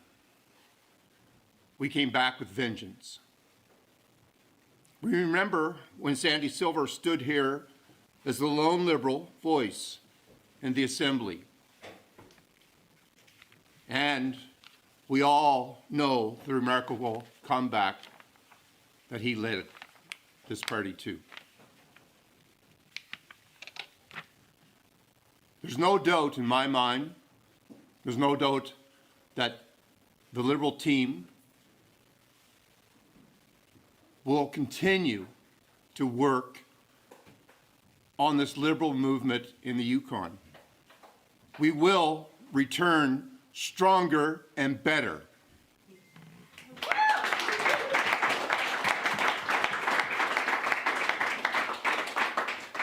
My good friend Richard already called out all the names of our candidates, so I won't do that, but I will say how proud I am of the team that we put together.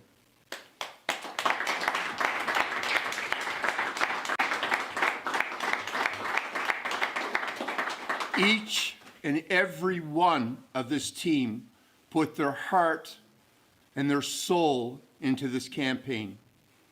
Each and every one of this team had a vision, and I applaud them. And I would be honored to stand with them in any endeavor that they choose to do in the next challenge in their lives.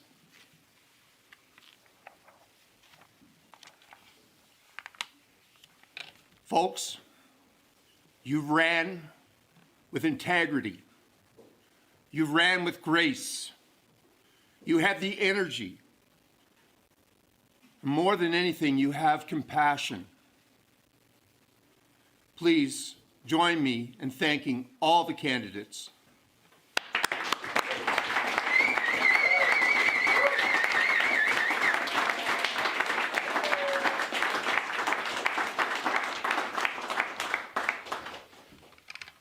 For those of you, a few of us, obviously, who weren't successful this time, please stay involved. Because your eyes, your vision, is what this territory needs. And it won't take too much longer before folks realize that. It won't. The Yukon Liberal family needs your voices. They need your ideas, and they most definitely need your drive. To our campaign team of volunteers, you're incredible. All the volunteers, and they're not all here yet.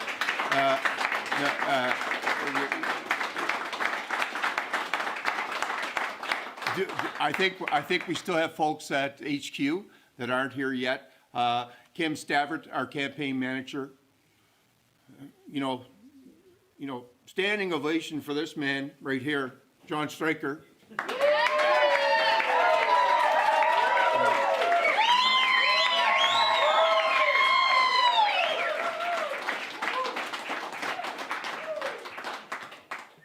John, you are to me one of the kindest people, the hardest working MLA I've known. And I, from my heart, want to just say thank you for everything. You have been a mentor to me, and you have guided me through this entire process. And for that, I will be ever grateful to you.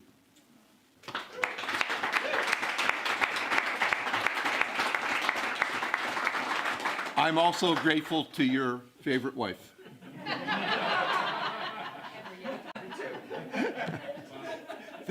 Susan, thank you for loaning John to us. We appreciate that. To my wife, Phyllis, to my daughters, Star and Sky, to my son, Mackenzie, to my son, Jesse, thank you for supporting me. Thank you for being there, Phyllis, when I needed you. When things got heated and heavy, thanks for the hugs. Thank you for understanding that I'm stronger than just one election. And thank you for pointing that out to me. Thank you.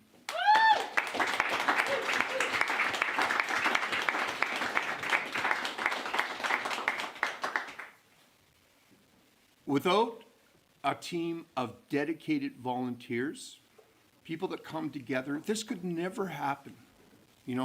This could never happen. It's amazing to watch this whole process. It's like a machine, that's well oiled and working together. And that's an incredible thing to watch, it all came together. And even though we were not totally successful, I'm still amazed by how hard everyone worked. And I think that's important as we move forward, that team of volunteers, that special group of people that are always with us remains the same, and we grow and we build stronger than we ever were before. And I hope you all stay with us. But I appreciate you being here now, and I appreciate all the time that you've given to this Yukon Liberal Party.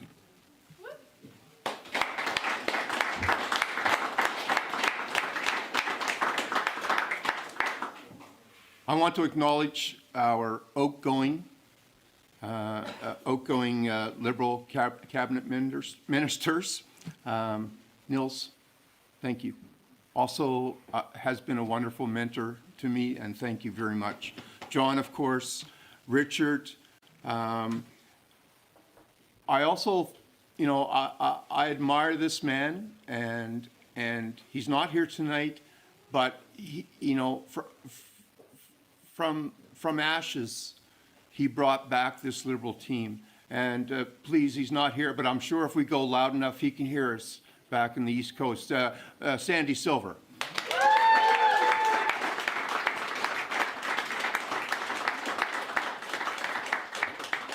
I will also acknowledge Premier Range Pillay and thank him very much for his time and effort since 2022. And Range, wherever you are tonight, thank you.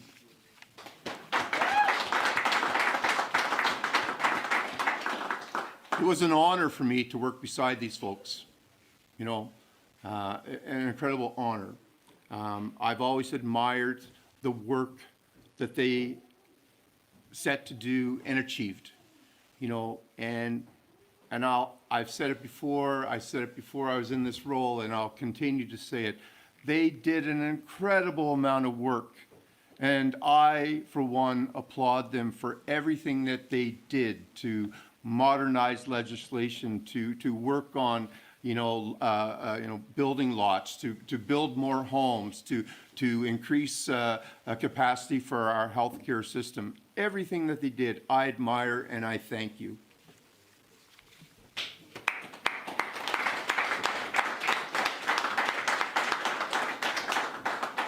The results tonight weren't what we hoped for. But I'm deeply proud of this campaign and this team. Our team is rooted in honesty, optimism, and a genuine desire to make life better for all Yukon and all Yukoners.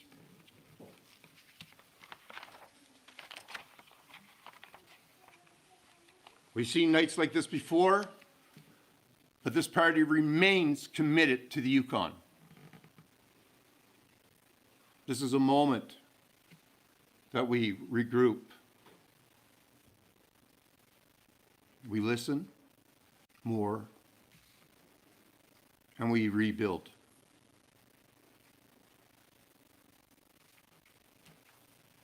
From the bottom of my heart, thank you. Thank you to my friend Sue, who traveled from, Sue's a longtime friend of mine. We've been friends for 40 years. She's also from the East Coast, like myself, but she now lives in Vancouver. And I want to thank her for coming up and joining us for tonight. Thanks, Sue. But from the bottom of my heart, thank you for your faith, your effort, and your belief in a much better future. Let's keep going, one step at a time, one community at a time. Thank you. Merci, Jonathan.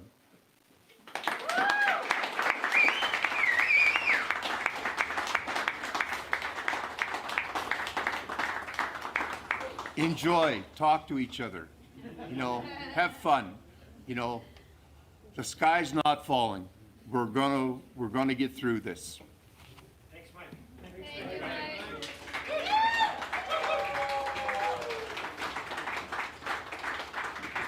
Okay, that was Liberal leader Mike Pemberton saying that he acknowledges the results of the riding of Whitehorse West. That is where he was running, and he came in third in that riding. He congratulated Laura Lang of the Yukon Party, who won the riding, and he talked a lot about a comeback, saying the Liberal Party has been in this position before, pointing to Sandy Silver, who did take the Liberal Party to a majority in 2016. So a lot of talk about redemption, Chris, in that speech from Mike Pemberton. No talk about his personal future. I suppose that will come later. But right now, he's saying, he acknowledges that he will not go to the Legislative Assembly. Well, quite frankly, a bit of a surprise to me, at least, that Mike Pemberton did not announce that he was stepped down. I mean, that is typically what happens when your government gets wiped out and you finish third in your own riding. You resign. So that's a little curious, but I guess there are days to come with that. So that's kind of interesting to me. The other thing, though, is that, yes, Sandy Silver did build quite an impressive political machine once he took over the leadership of the Liberal Party, kind of in a similar situation where the party leader, Arthur Mitchell at the time, lost, and then Darius Elias. Sandy Silver was kind of the last guy standing in the Liberal caucus and built a government out of that. So it is possible, but you have to have people to do the work, and it takes a long time. So there's optimism there, and if you're not, like the sports adage goes, if you're not selling wins, you're selling hope. So clearly Mike Pemberton's doing that. But it's going to take a lot of groundwork. It's not going to happen overnight for the Liberals. Yeah, definitely a rebuilding kind of message. I want to direct your attention to the board right now at the bottom of your screen. The Yukon Party leading or elected in 14, and the Yukon NDP leading or elected in 1. So the Liberals off the board again. That is Mayo Tachin. That is where this is happening right now. Mayo Tachin, where the only Liberal incumbent is running, Jeremy Harper, and he was on the board for a little bit, and now we can see he's not on the board anymore, and it's Corey Belmore who is now leading in Mayo Tachin with 7 of 8 polls reporting. Not a big lead. Corey Belmore leading 27 over Liberal incumbent, the only one, Jeremy Harper, who was the Speaker of the House. So Mayo Tachin, razor thin, very, very tight right now. A 27 vote lead with 7 of 8 polls reporting, and that is what took the one Liberal seat off of the board at this moment. So let's go to our panel right now. Liz, you didn't get a chance to speak last time. You know, the Yukon Party deeper into majority territory right now, though, you know, there are still some ridings that are very, very close. Yep. No, you're absolutely right. And I'm surprised at the actual number that we're sort of suggesting at this stage of the game in terms of a lead, but you're right, it's early days. I just want to comment, I think I've been in the position in a certain degree of what Mike had to do tonight when we went from official party status to down to 2, and it's really hard. And I empathize entirely with the feelings that he has. You feel like as leader that you've disappointed your people that you brought as part of your team who work so hard. And so that's a very challenging position to be in. So as much as, but there's one other aspect to that. I think that the Yukon Liberal Party had a choice that they made in terms of setting it up this way. And they could have chosen, when Sandy Silver indicated he was stepping down, that they were going for a real leadership change, as opposed to having an interim leader, which made no sense from if you know you have a fixed election date, then maybe what you should be doing is saying, we're going to get the leader that's going to carry us forward and has the time to build the team.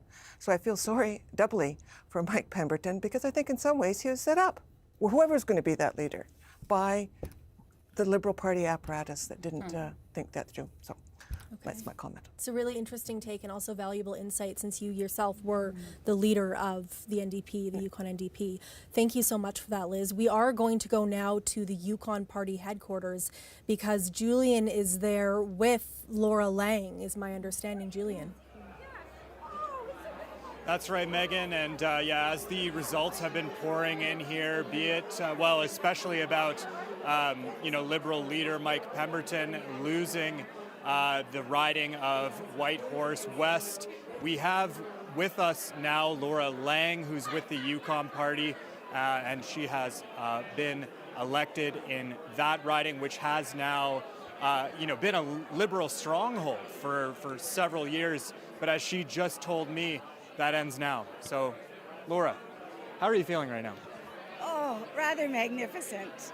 I am proud, not just of tonight and all the work that everybody has done, but to be a Yukoner and see what hard work and dedication of not just me, but the team to see this result. I couldn't say enough about being a Yukoner and what I hope to deliver for Yukoners.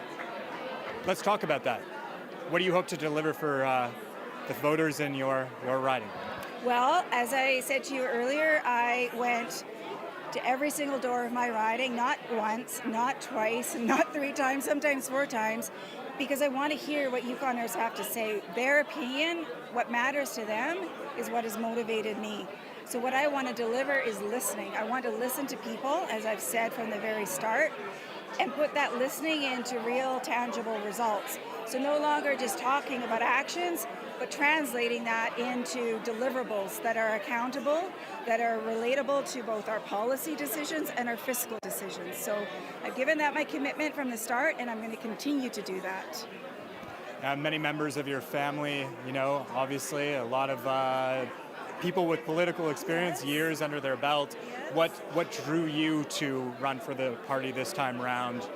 How are you feeling about that experience, I guess, overall? Yeah, so my husband's family is a longtime Yukon family, the Lang family, and I couldn't be prouder to say that I am the daughter-in-law to Danny Lang. He was both our MLA for almost 20 years and then our senator for 10 years. And then, of course, our Uncle Archie, his twin, who was an MLA for 10 years. So being part of the Lang family has given me the ability to learn from all of my cousins and my sister-in-laws and my uncles and my aunts about what it means to be politically involved. And I'm just so glad I get to bring that now back into the Yukon reality, having a Lang part of the political picture again. Let's talk about what's happening in this room a little bit, and also just sort of like across the board, you know, how the night has been going. What are your thoughts there? Yeah, so holy man, first time at this, so lots of ups and downs, and every time a poll is read out, it's exciting and what's coming next, and you can hear the energy in the room right now. So a lot of enthusiasm, a lot of hope, a lot of excitement of what we can start doing tomorrow, and I just hope this energy is what we get to continue with. So all to say, I think it's a good result for the Yukon Party. Maybe that's a good note to end on. Thanks, Laura. That's Laura Lang, who clinched victory in Whitehorse West. Megan. Thank you so much, Julian. Whitehorse West, of course, also the riding of Liberal leader Mike Pemberton. We are hearing that Yukon NDP leader Kate White might be preparing to speak, so we're going to keep an eye on that for you. But in the meantime, let's go to Callie, and she can break down some more of the results for us. Callie. Yeah, so I want to point out that our map here does have Mayo Tachin in red, but if you look at the bar at the bottom of your screen there, there is no Liberal candidate in the running right now, but it's a close race. That one is going back and forth, so just to note that for viewers at home. The other thing I'll note, Vuntut Gwitchin, still no results from Vuntut Gwitchin. I can't tell you off the top of my head how many polls there are, but there have never been more than 200 people vote in Vuntut Gwitchin, so it could be one poll. I don't know. We'll see. I'm sure it's not just one poll, but we'll see that come in not too long here. Okay, let's look at some close races. So first of all, Whistlebend South, we've got Dustin Mackenzie Hubbard with only a 10-vote lead over Linda Benoit. You know, I was actually up in Whistlebend this weekend, driving around, just trying to take the pulse a little bit. And I did see signs for all three candidates, so I wondered if this would be a close race, and interesting to see Mackenzie Hubbard in the lead there with just 10 votes there. Let's take you to the next one now. Whistlebend North, not such a close lead on this one, but this is a board that we haven't had a chance to look at yet, so I thought I'd just, put it in here for you to have a look at. Yvonne Clark, the incumbent, of course, her riding was Porter Creek previously, but 131 vote lead over the NDP and Liberal candidates in this riding so far. And then now Mayo Tachin, as we said, Corey Belmore, only a 27-vote lead over Jeremy Harper. Jeremy Harper, of course, the incumbent and the only Liberal candidate, the House Speaker, who ran in the 2021 election, who is running again this time around. So yeah, it just a really tight race there. So we'll see. And there is one more poll we're expecting on that one. And then Wade Ishtenko, again, the Kluane. So again, 29 votes.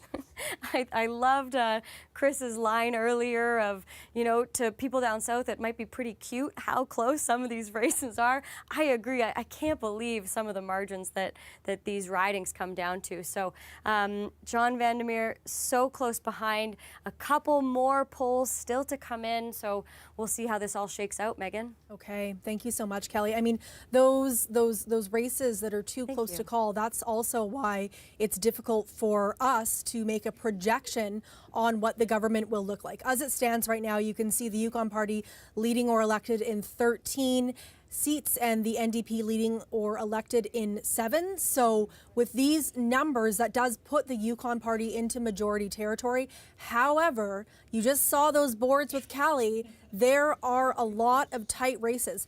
We're still waiting on one seat, as Callie mentioned. That is Vuntut Gwitchin interesting that we're waiting on that one. It came in pretty early last time, and it was the deciding factor in the entire election in 2021, and now we haven't heard from them yet, so maybe we should call them and ask how they're doing. Let's talk to the panel. Tiffany, I didn't get to go to you last time, so why don't you talk a little bit about what we're seeing right now, and perhaps, you know, the fact that the Yukon Party candidate defeated the Liberal leader in that riding? That riding has kind of gone back and forth a little bit. So, you know, again, it ebb and flow of everything like the other panelists have talked about all evening. Laura definitely has been out there. She's been knocking on those doors. Again, you know, I just want to, you know, I just can't say enough about how hard it was to kind of be in that riding. I can't imagine to step into those shoes with probably like such a short period of time to kind of run into it. But Laura was a dynamic candidate. She really has been working for a very long time. Like, you know, like I think she may have been working on this longer than Mike has actually been premier. So, you know, it's what happens when people actually go door to door, when they go and talk to the folks and, you know, reach out and connect with them and ask them what their priorities are. And I think you're seeing the payoff of that coming in a little bit. So I'm very happy for Laura, you know, like, and just going to see that hard work is paying off. Okay, I just want to tell everyone kind of what's going on right now. We are waiting for Yukon NDP leader Kate White. It appears that she might be getting ready to give a speech. We're just waiting on that to happen. So while we do that, we can look at the Yukon Party now leading in or elected in 14 seats and the NDP in 6. You know, we had talked earlier with the panel that a win is a win. But Liz, looking at this board right now, the NDP is showing, especially compared to the 2021 election, how do you think the party is doing? Well, I mean, they have increased their members by 3, which is great. I'm sure it's disappointing for Kate and for all the candidates, but she has significantly increased the caucus, so that's a good building thing. And to Tiffany's point, we now clearly have fixed election dates, and so it does augur well for all parties, but I'm hoping also for the NDP in terms of that rebuilding, building on the success you have. So she's got official opposition for sure, and it gives an opportunity to continue to build over the next couple of years. Yeah, that's a good point, that the NDP is moving into that official opposition as opposed to the third-party status, which was interesting in 2021 because third-party status, but then they had that confidence and supply agreement. Let's go now to Luke Carroll. He is with the Yukon NDP in the room at headquarters. Luke, what are the vibes in the room right now? I'd say there's been a bit of a shift in that people are you know, they're kind of nervously waiting for some of these close ridings to be caught. Still, as you can probably hear, and as I need to hold my earpiece a little tighter to my ear, it's definitely still a bit of a party vibe. People are still dancing and, you know, taking in the results. I think people are impressed with how the NDP is doing. But again, I think they also were probably hoping for them to be able to form government. When Kate White ran this campaign, she said that she was running to be, you know, premier. So I think that is something they're hoping for.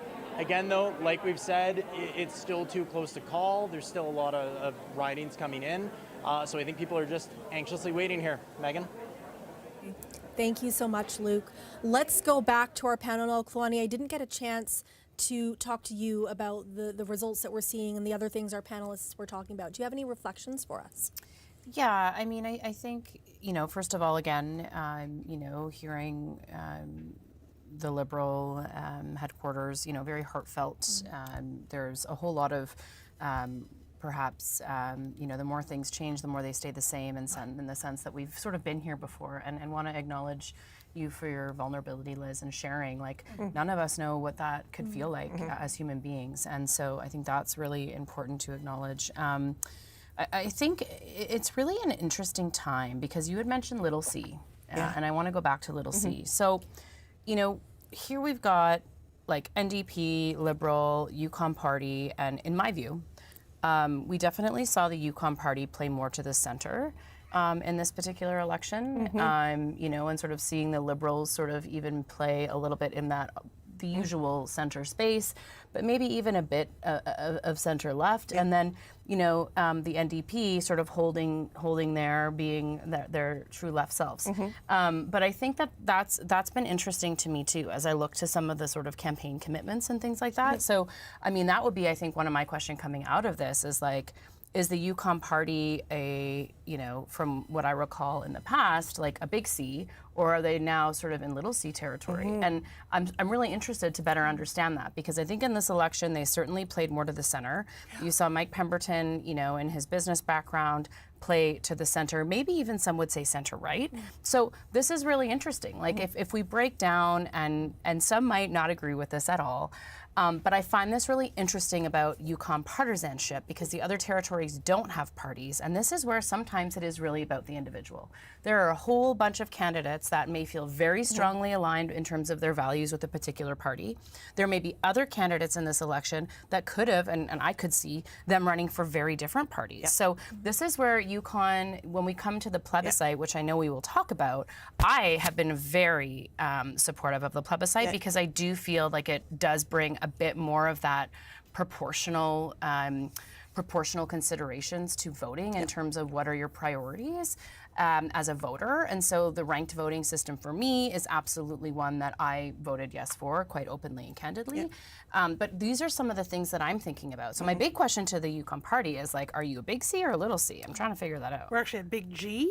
They are a big G, which is grassroots. They're not. They're not neither.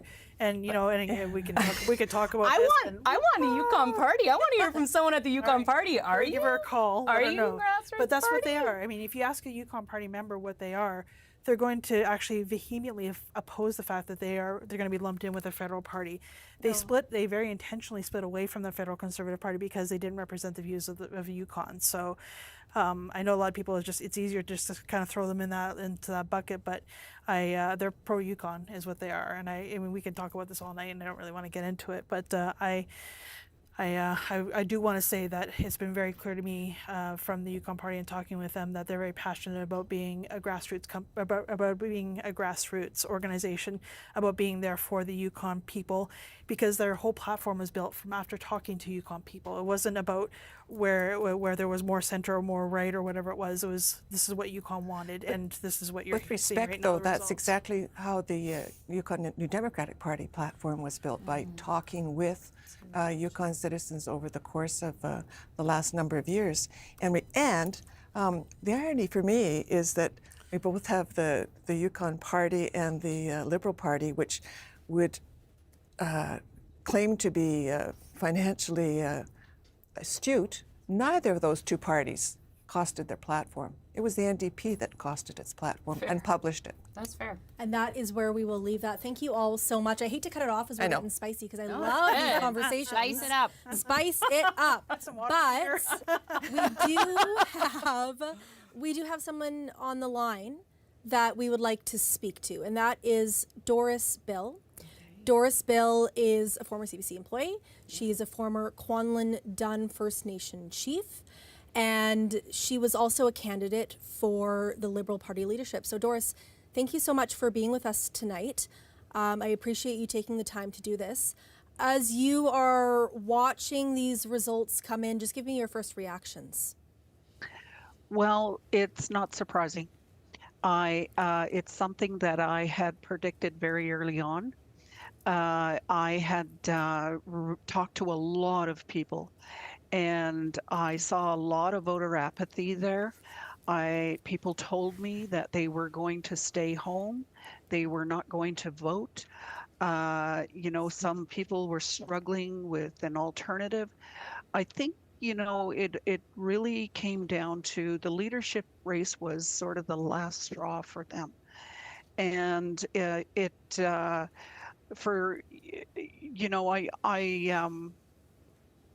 think that people were, like Kluwani said, were frustrated and were upset, and I think the NDP and the Yukon Party got the benefit of that tonight.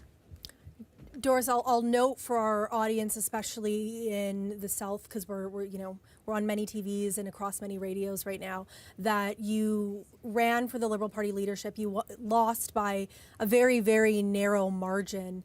What was it about that you think created that apathy that people were telling you about? Why was that the last straw? I think, people, despite my experience, and Mike had very little experience, I think it was the way the race unfolded. There were some problems with the race that weren't resolved by the time the vote was counted. And people were very upset by that. I think going forward, I think the rules have to change. I think that for the Liberal Party leadership race, I think the fact that people who can't vote in the general election were allowed to vote. And I think that upset a lot of people because, as Yukoners, I think it's fundamental for us to have Yukoners, select their premier. And I think it really should have been, people across the Yukon as well. The votes his votes were really concentrated in Whitehorse. So there were some really, problems with that, and we did challenge it. But I mean, the rules are the rules. He didn't break any rules. It just unfolded that way, and that upset a lot of people. It upset a lot of people within the party. I spoke to many people. I had people texting me today saying that they were not voting, and so yeah, it is what it is at this point. Yeah. Wow. Well, we'll leave it there for now, Doris. Thank you again for your time. I really appreciate you sharing your reflections tonight. You're welcome. Okay, we are close to 3 hours in, and we do finally have results from all ridings. Take a look. All the seats are on the board. Everyone can celebrate. This is a big moment. And that is what we are waiting for. Vuntut Gwitchin. 1 of 4 polls reporting. Not a lot of votes in that first poll. This is a small riding in terms of population. But Deborah Lee Reddy leading by 2 over Sandra Charlie of the Yukon Party, and then Annie Blake of the NDP, who is the incumbent in this riding. She has 3 right now. Worth noting again, we've talked about it before, Vuntut Gwitchin came down to a literal tie between the Liberals and the NDPs in the 2021 election. And now we're seeing some pretty tight results with 1 of 4 polls reporting. But this is just the first poll for Vuntut Gwitchin. And now we have results from every riding. And that is something to celebrate. That's a good thing tonight. So right now, as it stands on the board, we are looking for 11 seats for a majority. And you'll notice that the Yukon Party right now is leading or elected in 14 seats. But there is a reason why we are not projecting a certain kind of government right now. And Chris is going to tell us why. The reason is because there are a bunch of ridings that are just too close for us to call right now. In fact, 5 Yukon Party, 5 seats where the Yukon Party are leaving, so I guess 4 now, are on this list of seats that are too close to call. Vuntut Gwitchin will be too close to call until the counting is finished. But basically, a number of these ridings going a different way could upset the apple cart and change the outcome. So this is why we can't quite call a government just yet. We've seen a couple of ridings tonight flip with literally 1 poll will change who is leading in that riding. So that's the story of it. We can't, it looks like a dominant Yukon Party win on the drama board, but we can't actually say that yet, just because of the math and just because there are so many close ridings and also ridings that are still some ridings are finished and others are just 1 or 2 polls in. So we're sort of we're sort of caught between right now. Yeah, absolutely. You can see that possible outcome on there, how the NDP could bump up. Right now, you know, worth noting, the Yukon Party is leading in the places where they need to be leading. It's a strong showing so far, but it's so important to show people why, despite the fact that they might be leading, despite the fact that they might be doing well where they need to be, it just simply could still go another way. And those are those too close to call moments that make up so much of the tension of the elections. I mean, anywhere in Canada, really. Yeah, I mean, it is a tough hill to climb. I mean, for the NDP, to be fair, I mean, you know, there's a lot there. I mean, just looking at the popular vote here, I mean, the Yukon Party is now over 51%. The NDP at 38%. So it's a pretty significant difference. But of course, what matters is where those votes are and where those margins are and how that all shakes out.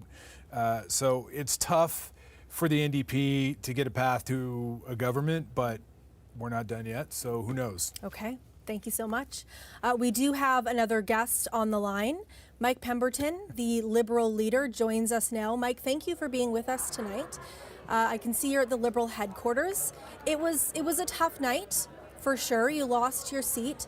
Just reflect on the results, let's say just in your riding first. I would say, Megan, thank you. I think we did our absolute best in the riding. I mean, we engaged with as many people that we could.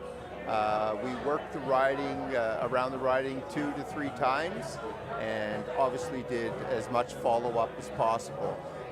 It was obvious Yukoners want to change, and I respect that. Okay. I mean, the Liberals right now have one seat where they're leading. That's Untitled. We just got that result. In the speech you gave, you talked a lot about, you know, redemption, and the Liberal Party has done this before, turned it around. I mean, it's not a great showing so far. So what does that path look like for the Liberals? I would say that we continue to engage with people. We continue to work on our party. We can't stop. We can't stop ever building ourselves stronger than what we are this evening. And Mike, will you be the one leading the Liberals down that path? Will you stay on as leader? I will stay on as leader for the transition period to make sure that everything goes smoothly as we bring on a new government. And then typically this Yukon Liberal Party holds a AGM in January, so that'll give me a couple months to think about my future. And but whether I'm the leader or not, I'm a Liberal, and I will continue to support whomever is the leader, whether that be myself or someone else. Okay, so to be clear, the Liberal Party has an AGM in January, so you're planning to stay on at least until that January AGM as leader? That's correct. Okay. Mike, thank you so much for joining us today. I really appreciate your time. Thank you, Megan. Thank you for covering this. That is Mike Pemberton, the Liberal Party leader. Let's go now to Callie. She's going to break down some more results for us. Yeah, I want to start us off with just taking another look. Untitled, we are finally getting some results in there, you know, just some very early results there, but we do have every riding now with a couple of results. So we'll take you a little deeper into this now. So first of all, yes, Untitled, Deborah Lee Reddy has put the Liberals back on the board, but just 2 votes ahead of Sandra Charlie, and then incumbent Annie Blake, you know, taking up the rear there. So, you know, with 1 of 4 polls reporting, still very much anyone's race. I hope that we see some more votes here, but as I said before, you know, we've never seen more than 200 votes in Untitled, so yeah, we'll see what happens there. Okay, now Riverdale North, this is a close race. It's been a close race all night. Only 4 of 8 polls reporting, but Carmen Gustafson with that 29 vote lead over Rose Sellers. I mean, we're going to look at some real battlegrounds here, and this is definitely one of them. Let's take a look now. Lane Treasure, they are in the lead ahead of Keith Jacobson, but 75 votes, not the closest margin on the board, but maybe not as much as Treasure might have been hoping for tonight. And 2 more polls to go, so we will see how that one shakes out. Okay, Southern Lakes, we're looking at Tyler Porter. Tyler Porter, he is the business development manager for the Yukon Wildland Firefighting firefighters, I should say, excuse me. So 62 vote lead over Tip Evans, the NDP candidate. So, I mean, just some really tight races there. Things could still shift a little bit, but, as we've said, it's a pretty solid lead looking tonight for the Yukon Party. Okay, thank you so much, Callie. Interesting, those Whitehorse Centre results as well, typically an NDP stronghold, and now it's a little bit tighter between NDP and the Yukon Party. Let's go to Chris now, and we can talk more about the other vote that's been going on tonight. Yeah, let's talk about the plebiscite again. Really interesting. As I mentioned earlier, historically, electoral reform plebiscites don't do well. People tend to vote no. Yukon, in so many ways, against the grain kind of place. And you can see that right now, with more than 11,000 votes cast, the yes side is at 57%. Now, this is going to get interesting because the Yukon Party has flatly said, no, we are not going to implement electoral reform should we form government. And also the 14 seats to 6 to 1 is an argument for them to resist electoral reform. But I will just note that at 57%, the yes side has a larger share of the popular vote than the Yukon Party does. So does that convince the Yukon Party to maybe reconsider? I don't know. But that's an interesting question to ask. We're going to talk to Floyd Rowland now. Floyd Rowland, I knew I was going to do that. Floyd McCormick. Floyd McCormick has never been the Premier of the Northwest Territories, nor has he run for the Conservative Party in the Northwest Territories. Floyd, are you surprised by the margin that we're seeing for the yes vote here? I'm pleasantly surprised, yes. And do you think that there's any possibility that the Yukon Party, should they form government, maybe reconsiders their position on electoral reform? Well, both the Liberals and the NDP said that they would go with whatever the public decided in terms of those who voted on the plebiscite. So I think that's the proper position for all of the political parties to take. And from one thing, from talking to Fair Vote Yukon, there are some electoral reform advocates in the territory who actually were not happy with ranked voting being the option instead of some form of proportional representation.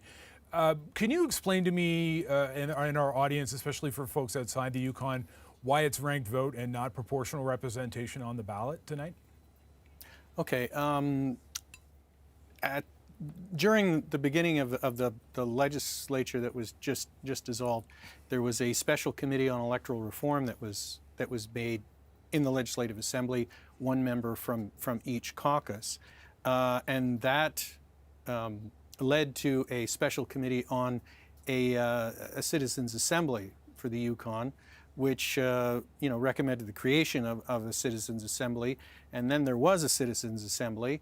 And the Citizens Assembly made the recommendation of a ranked vote. Now, part of the reason for that, or the actual reason for that, is the fact that when the special committee made its terms of reference for the Citizens Assembly was directed to make one recommendation as an alternative to first past the post. So this is not like they were given the option of putting in front of voters a sort of menu of options that they might like. So, you know, there were a number of proportional representation proposals that were submitted to the Citizens Assembly, and some mixed versions, and you know, there was a number of different proposals there, but the people on the Citizens Assembly had to choose one that would be put forward in a plebiscite as opposed to the first past the post system that we use now.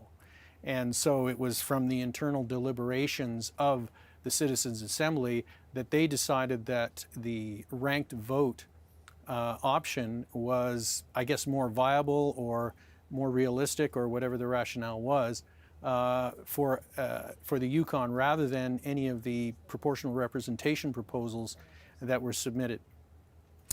Floyd McCormick, thanks for this. You're welcome. Okay, thank you so much. Let's go to our panel now. I actually want to talk about the relationship between the government and the Yukon First Nations. We're not making a projection for a government right now. We are seeing the Yukon Party positioning itself in terms of the current leading and elected seats into majority territory. And something that I found really interesting about our CBC Leaders Forum was that Currie Dixon thanked Sandy Silver, who was, you know, the Liberal Premier, for trying to rejuvenate that relationship with Yukon First Nations.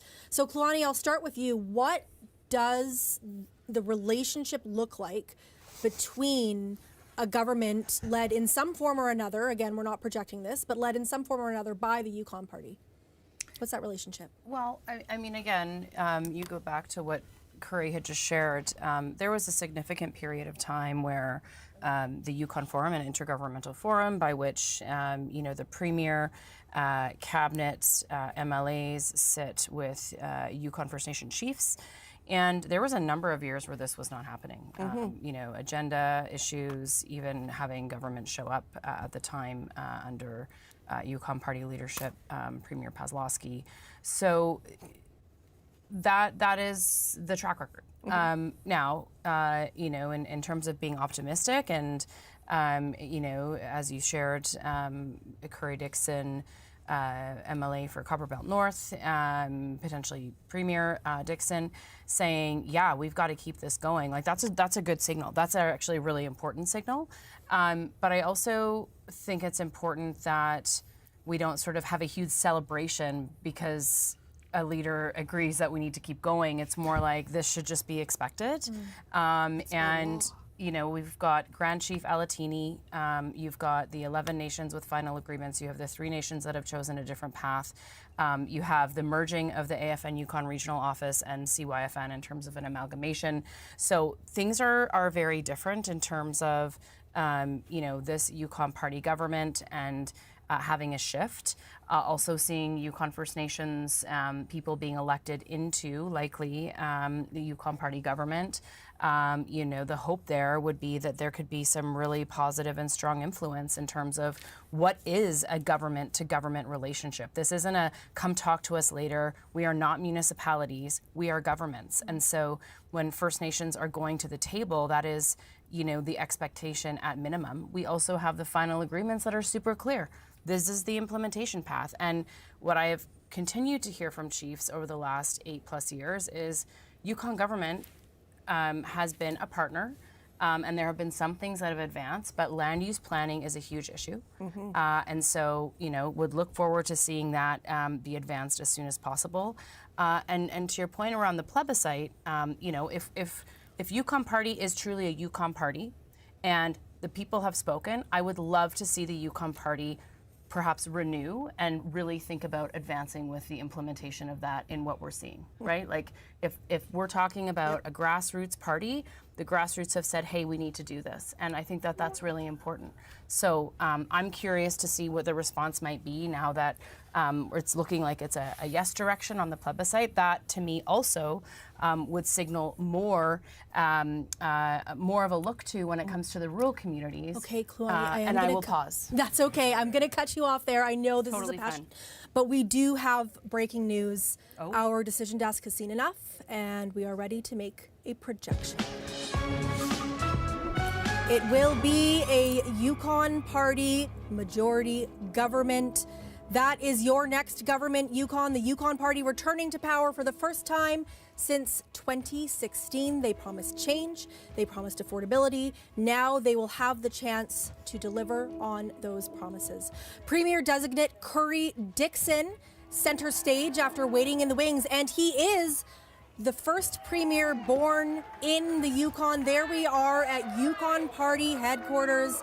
People are clapping, they're cheering. This is the result the Yukon Party surely had hoped for. A strong mandate. You need 11 for a majority in the Yukon Party right now with 14 seats. So Yukoners giving the Yukon Party a strong majority and the first ever premier of the Yukon born in the Yukon. That is Curry Dixon. So CBC News is projecting a Yukon Party majority government. Chris, tell us how we got here.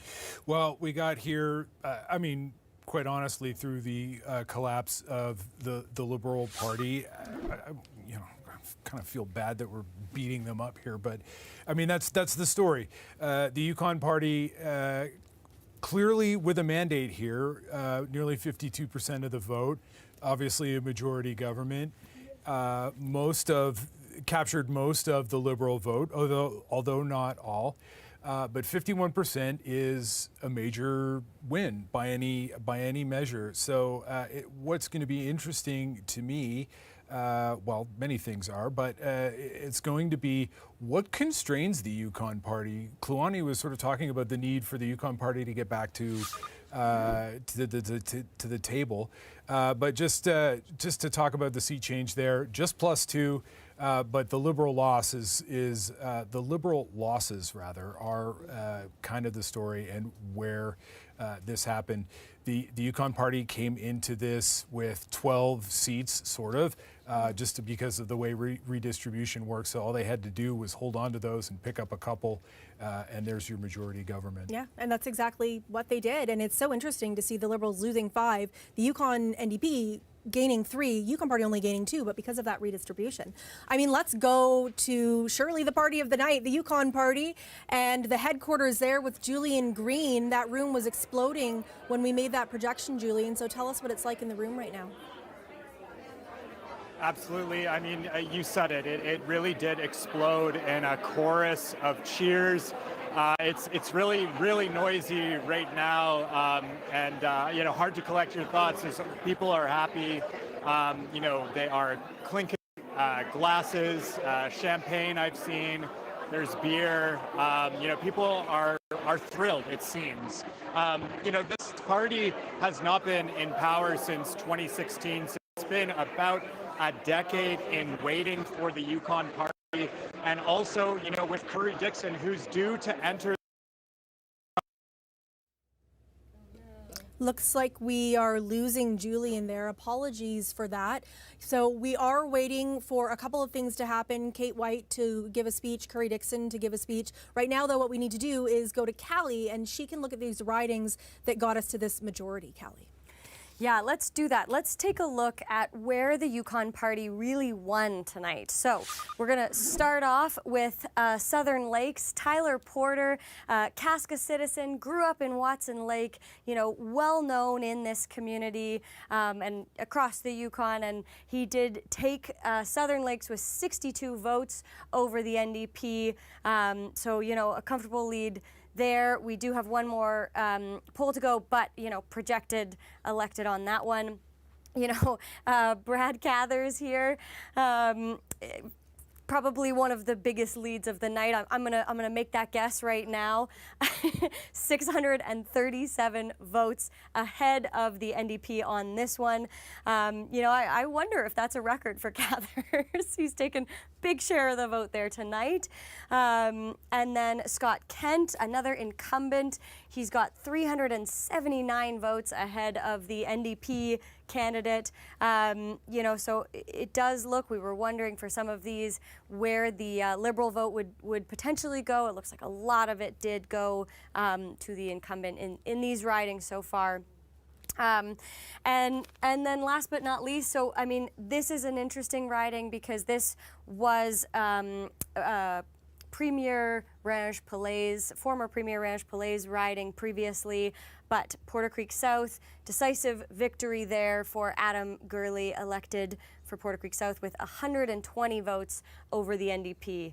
So there you have it, Megan.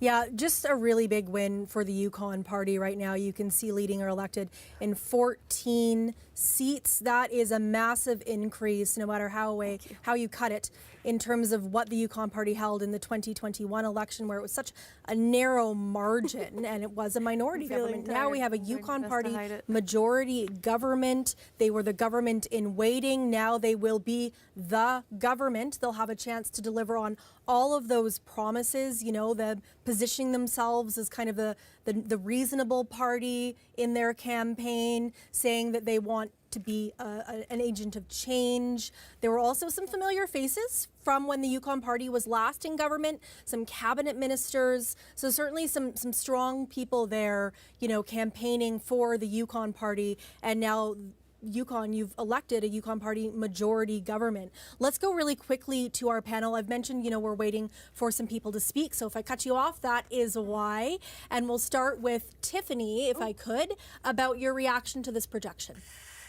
Well, again, Yukon Party has been working for a very long time on presenting a case to the Yukoners that change starts now, and it does start now. So they've worked really hard for a very, very long time. They've had I've heard a lot of comments about, past records and all that, but what this book talks about is history is to be learned from and not lived in. And so I'm hopeful that with the new candidates, with the diverse candidates that are now being sworn in, who are going to be sworn in as ministers or MLAs, pardon me, that the change does start now, and that they will indeed learn from the history that was before. So very hopeful. And just a note too, if you want to hold the book up again, actually, Tiffany, this is Together Today for Our Children Tomorrow. Yukoners will know this, probably some Northerners will know this as well, but this is an incredibly important document when Yukon First Nations leaders went to Ottawa to basically demand rights. Yeah. And it celebrated an anniversary recently. This is a really important part of Yukon,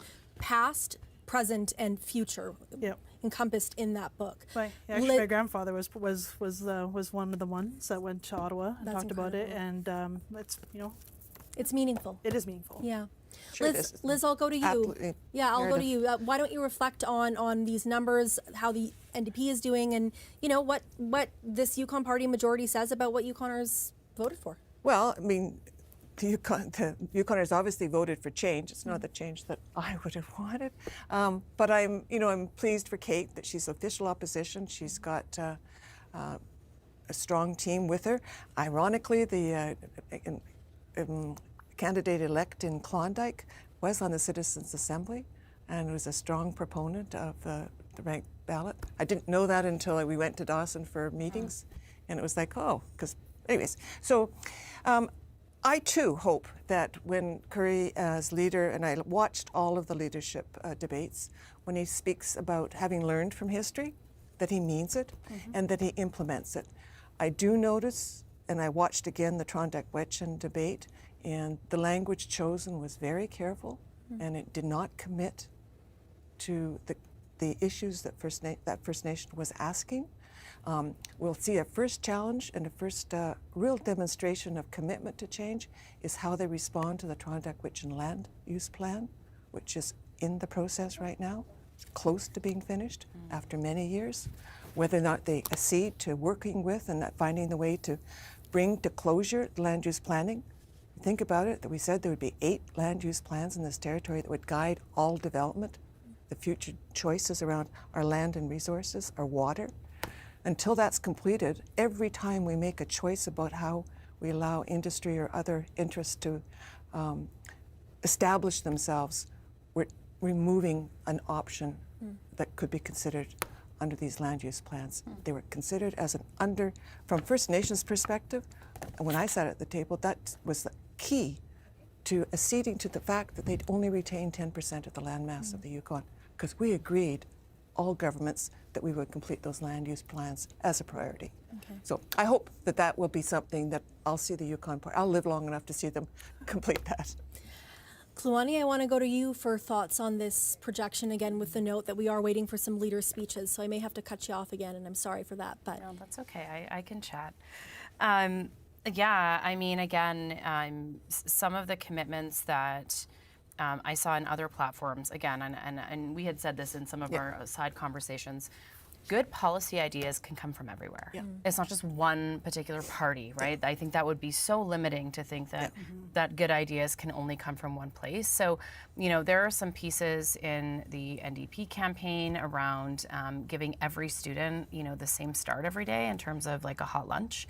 And we're seeing a lot of impacts from Jordan's principal. Oh, I'm going to cut you off. No, we're good. You can see Curry Dixon there, Premier Designate Curry Dixon of the Yukon Party, entering the room to cheers and to claps, making his way to the podium right now. Curry Dixon, the first Premier of the Yukon to be born in the Yukon. He will bring the Yukon Party back to power, is bringing the Yukon Party back to power for the first time since 2016. We are projecting, as I mentioned, a Yukon Party majority, a strong mandate there with 14 seats. So we'll stop and listen in when he starts talking right now. He's just greeting his crowds, got his family on the stage there. No doubt a happy night for Premier Designate Curry Dixon. Let's listen in. All right. Wow. Well, thank you so much, Geraldine. And thank you all for the very, very warm welcome. I'm so proud to be here. I want to begin by saying I'm honored to be here on the traditional territories of the Kwanlin Dun First Nation and the Tonquitton Council, surrounded by so many friends, family members, and supporters. What a night and what a result. Tonight, Yukoners chose to move on from the status quo. They chose a new path. They chose change. Yukoners chose a strong majority Yukon Party government.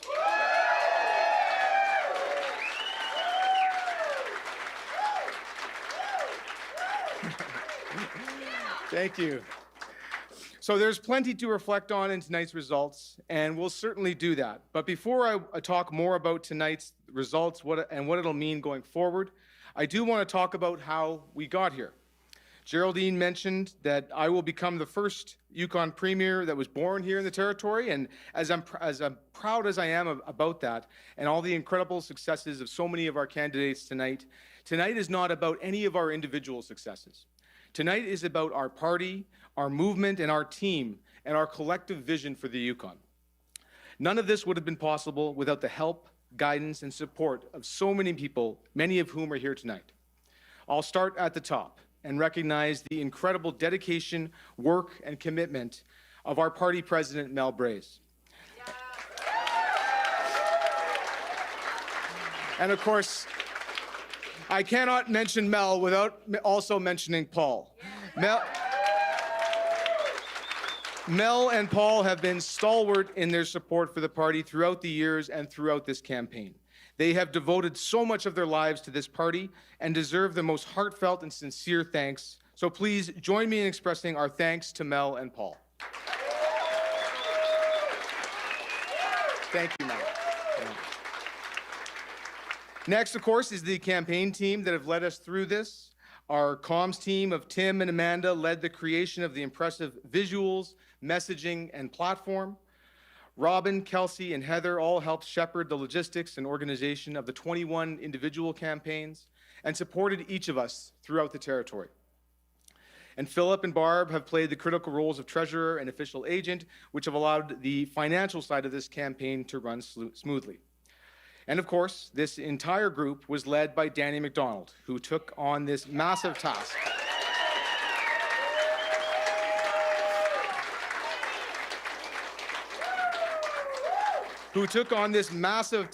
Of being the campaign manager.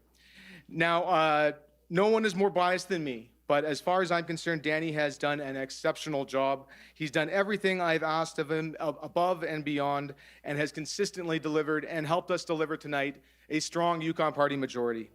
So thank you very much.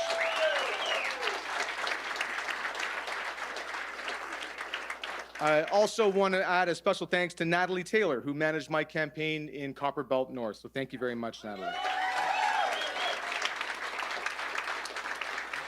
Next, I need to mention our other 20 candidates and their teams. I have been involved in politics a long time, and I truly believe that this is the most comprehensively talented, qualified, and exceptional slate of candidates any party has ever fielded in Yukon's history.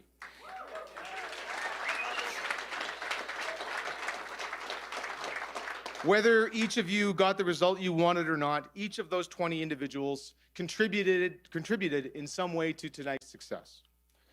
As well, I want to thank all of those volunteers, campaign managers, door knockers, official agents, and many more that helped on any of the 21 Yukon Party campaigns around the Yukon for everything that you have done to help get us here. So, to my fellow Yukon Party candidates, thank you. I'm so proud of the campaign that we've run. We have stayed positive and we've stayed focused. We've focused on our team and on our vision, and Yukoners rewarded us for that. So to our entire campaign team, candidates, and everyone in this room, thank you. I'd also be remiss if I didn't note the contributions of the other two political parties as well. Earlier tonight, I spoke to both Mike Pemberton and Kate White and congratulated them both on well-fought campaigns and thanked them for their contributions to Yukon politics.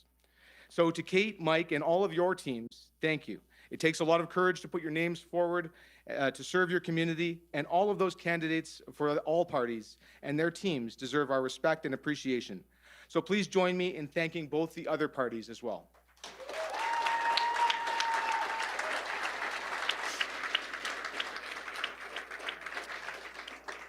So now let me return to tonight's results.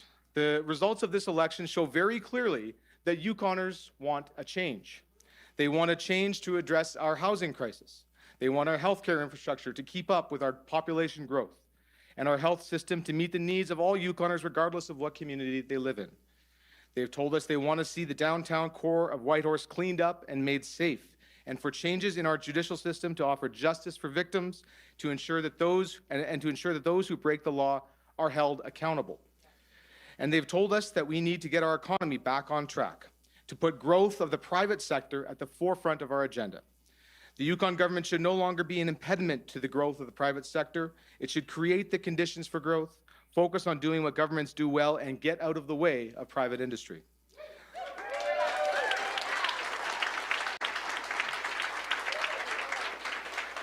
Yukoners have told us that they want to see this change, and the good news is that change is here. As excited and as optimistic about the future of this territory as I am, I'm also aware that we're going to be facing some serious challenges ahead.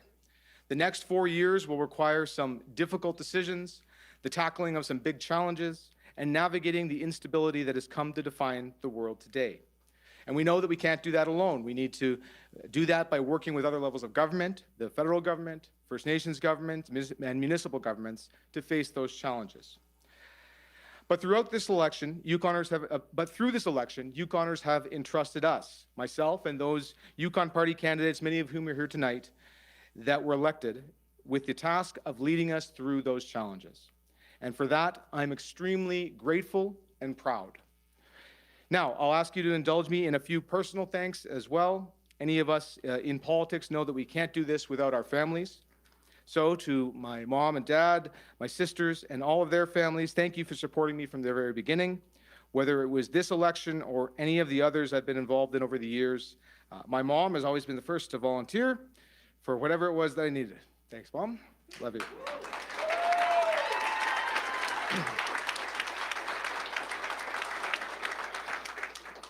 As well, a huge thank you to Brittany's family for taking me in, even though being related to me comes with a whole bunch of unexpected baggage. I love you as well. And last but certainly not least, I'm grateful to my own family, to Brittany, London, and Dawson. It goes without saying,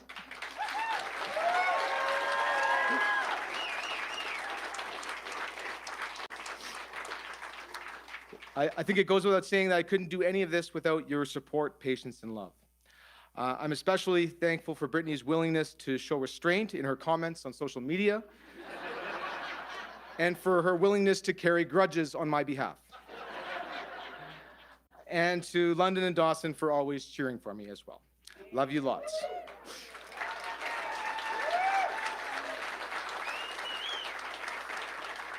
There are many, many more thanks to give, but we'll have to save some of those for the coming hours, days, and weeks. Tonight, I think it's important that we celebrate our shared accomplishment. But it should not be far from any of our minds that the work to deliver the change that Yukoners have asked for starts immediately. So thank you to everyone here tonight for joining us and for celebrating with us, for helping to deliver a Yukon Party majority government and the opportunity to help create a brighter future for all of us and for this beautiful territory that we all call home. So thank you very much. I look forward to Thank you. Thank you. Thank you very much. Thank you. Thank you very much. That is Yukon Premier Designate Currie Dixon talking to the crowd, thanking his family. He says his message is change is here. That is his message as the Yukon Party is projected to have a majority government. Currie Dixon thanking all of his supporters, talking about some of the things in the campaign that he felt were successful. He said, comprehensive campaign, candidates that he felt were very strong. He said that the Yukoners rewarded him for his campaign. He talked about big decisions to come with housing, the economy, safety. He's talked about, growing the private industry and getting out of the industry's way as well. So, definitely some things in that speech that were touched upon in the campaign. Certainly he was a little bit emotional as well. Got to be a happy moment for somebody who's been waiting to be a premier for so long. A premier in waiting was the way that he had positioned himself. Chris. Yeah, for a young man, Currie Dixon has been in the game for quite a long time. It is true that the Yukon Party is going to have quite a lot to do. We talked about a lot of those issues tonight, healthcare, housing being chief among them. Mr. Dixon and his government will inherit a territory that is in some debt, but is in the black in terms of its annual budget, so that is helpful. I have questions about who ends up in a Dixon cabinet. There's a lot of interesting possibilities there. Does he go with the old guard, some of the folks who were around the last time the Yukon Party was in power? Does he bring in some new faces? Probably a mix of both, but it's going to be interesting to see who lands where. And with 14 MLAs, there are going to be some folks who are disappointed as well and who don't get a cabinet seat.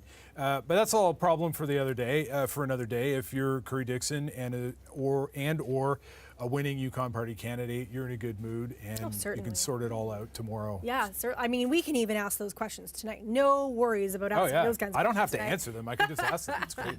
I mean, it's interesting, though. Something that we talked a lot about with our panel is that the Yukon Party had positioned itself as a party of change. So when we're having this cabinet conversation, do you bring forward the familiar names?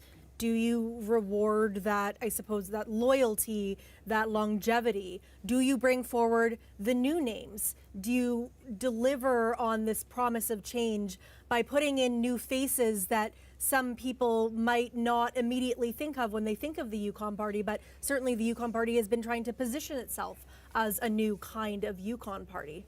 And it's so interesting because they've got new MLAs who have represented First Nations governments, who've represented municipal governments, who've worked in the private sector, who've been MLAs for a very, very long time.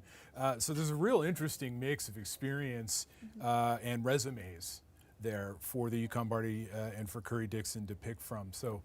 It's a good problem to have, but it's not going to be a simple process for Currie Dixon to figure out who his cabinet is and what in that large to-do list of policy issues that the Yukon faces to tackle first. Yeah, I mean, that's a great question too, is where do you go from here, right? What's the first thing that you do?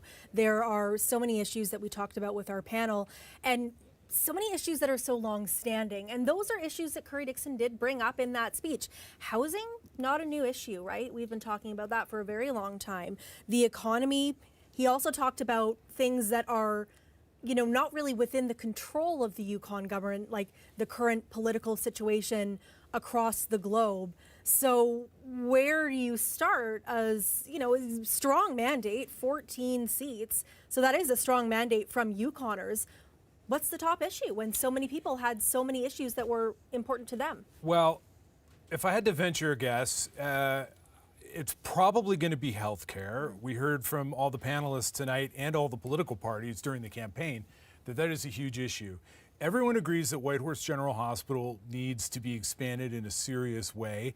Curry Dixon during the campaign said that he's willing to borrow money to go towards the capital project that would involve a major expansion of Whitehorse General.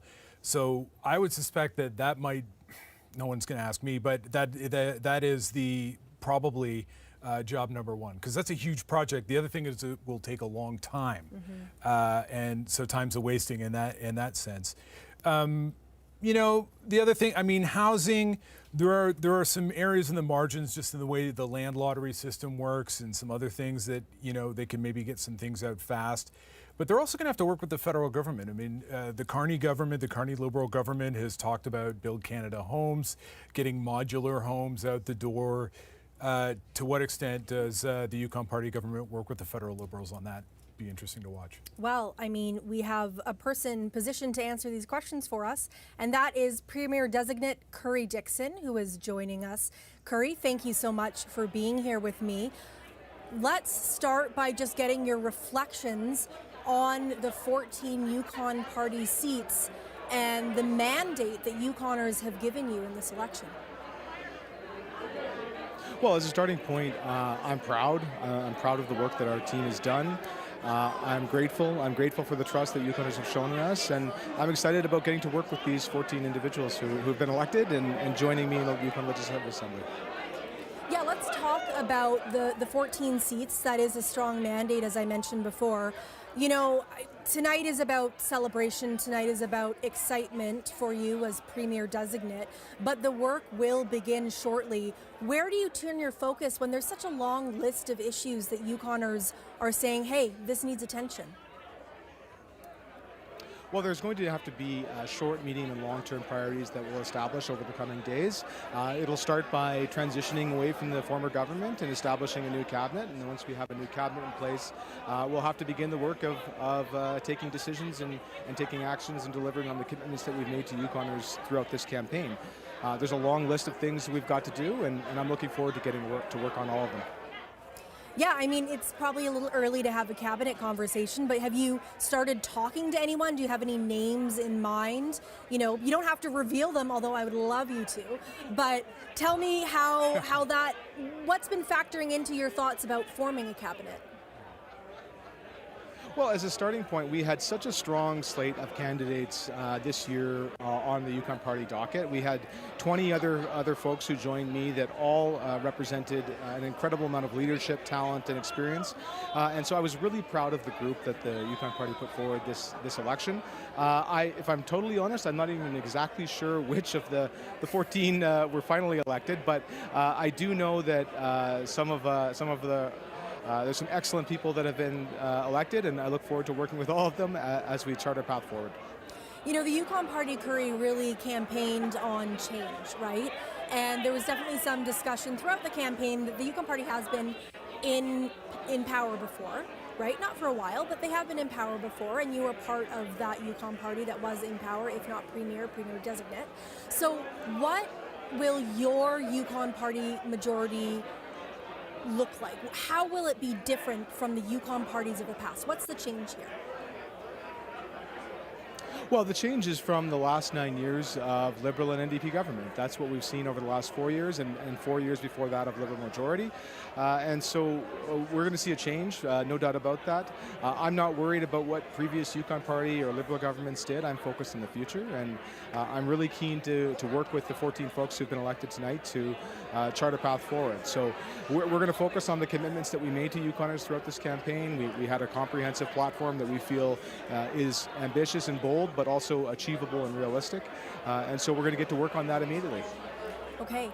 I'll note just really quickly that, the Yukon Liberal NDP government, it was a Liberal minority government with a confidence and supply agreement from the NDP. So the NDP weren't technically in power.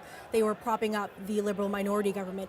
You had mentioned in your speech that there are challenges and some big decisions to make ahead. I'm wondering if you can tell us about some of the challenges you're anticipating.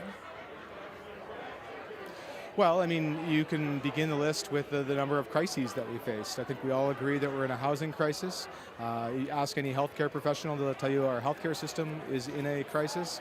There are serious issues facing our education system, and we continue to see rising rates and severity of crime across the Yukon, especially here in Whitehorse. So there's a long list of things to do, and it's going to take a lot of effort for us to get started cleaning up some of the mess we're going to inherit. But I'm looking forward to doing that work, and I'm looking forward to working with my colleagues to chart that new path forward. And Premier Designate, I do have another question for you, and it's about the incoming Yukon Party majority government and the relations with First Nations in the Yukon and how you will build that. You had mentioned at the CBC Leader Forum that you thanked Sandy Silver for some of the work that he had done rebuilding those relationships. So what work will you do as Yukon Party Premier Designate to build those relationships with Yukon First Nations? Well, one of the things I've acknowledged about the previous Liberal government was the strong work that they did to rebuild the relationship between the Yukon government and First Nations governments. They reinstated the Yukon Forum, and that's something that I think was a good decision and one I want to carry on with. I want to build on the work that's been done so far, carry on working closely with Yukon First Nations governments to deliver on behalf of all Yukoners. We know that in order to get things done in the Yukon, we need to have respectful, strong relationships with Yukon First Nations, and we're committed to that. And we want to see that through by working closely with First Nations partners at the government-to-government level. Okay, we'll leave it there. Thank you so much, Premier Designate Currie Dixon, and congratulations on your win. Yeah, thank you so much. That was Currie Dixon, the leader of the Yukon Party, now the Premier Designate of the Yukon, and I've said it a few times, worth saying again, the first Premier who was born in the Yukon, who is now the Premier Designate of the Yukon. So you might be wondering why we haven't gone to Kate White, the leader of the NDP's speech yet. That is because it was happening at the exact same time as Currie Dixon's speech. They are happening at the same time, so we went to the speech of the Premier Designate. We are working on getting some of that speech for you so that we can hear what Kate White has to say, because of course, as you're looking at the numbers, the NDP will form the official opposition. So that is something that we're working on right now.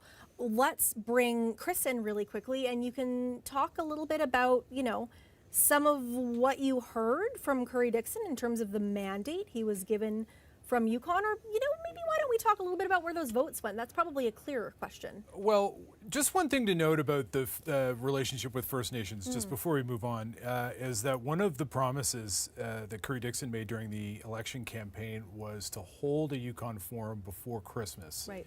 So we'll see if that's still on. I suspect it would not be good form to break that promise. But yeah, let's...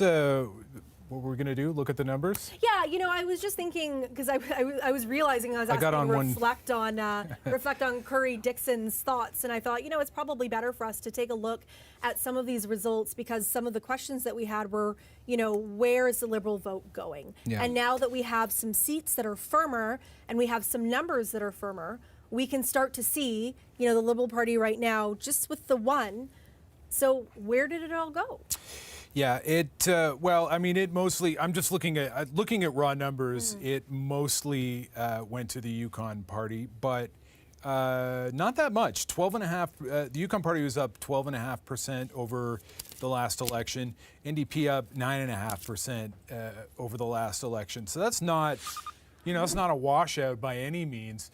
The NDP did a pretty good job of picking up that collapsing Liberal vote, but the Yukon Party starting from a baseline of just over 39% last time. So, that's sort of the story. They had a strong base to build from. And, we've seen this over the years with elections in the Yukon. I mean, the Yukon Party is kind of good for, 33, 34, 35% at minimum. I mean, even when they lost in 2016, they still returned 6 members, and they were, I don't have the exact numbers in front of me, but they were sort of in the mid 30%. So it's not a drubbing by any means. So it's a lot easier to build back from that.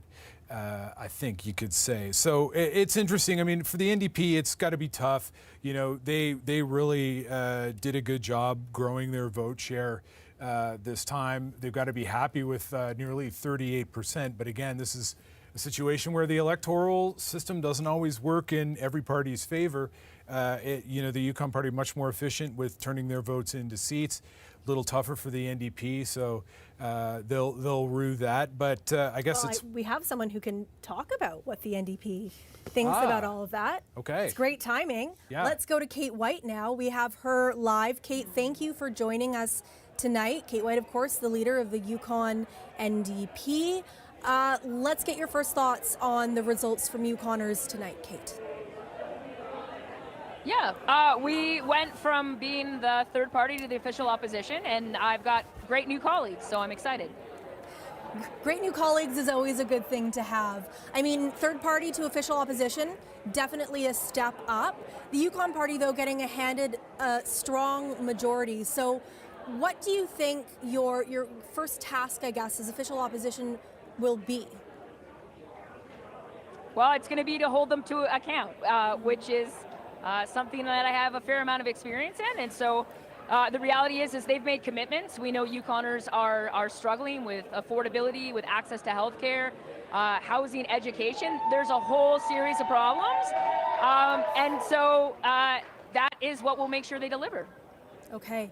So, you know, six seats is a good gain for the NDP. It's interesting, though, because in the last government, there was that confidence and supply agreement. So though, you know, there was a balance of power that fell into the NDP hands, I know you also did push back on the Liberal Party. With these 6 seats and the Yukon Party having such a strong majority, how will, besides, you know, talking, how will you hold them to account? How will you hold their feet to the fire?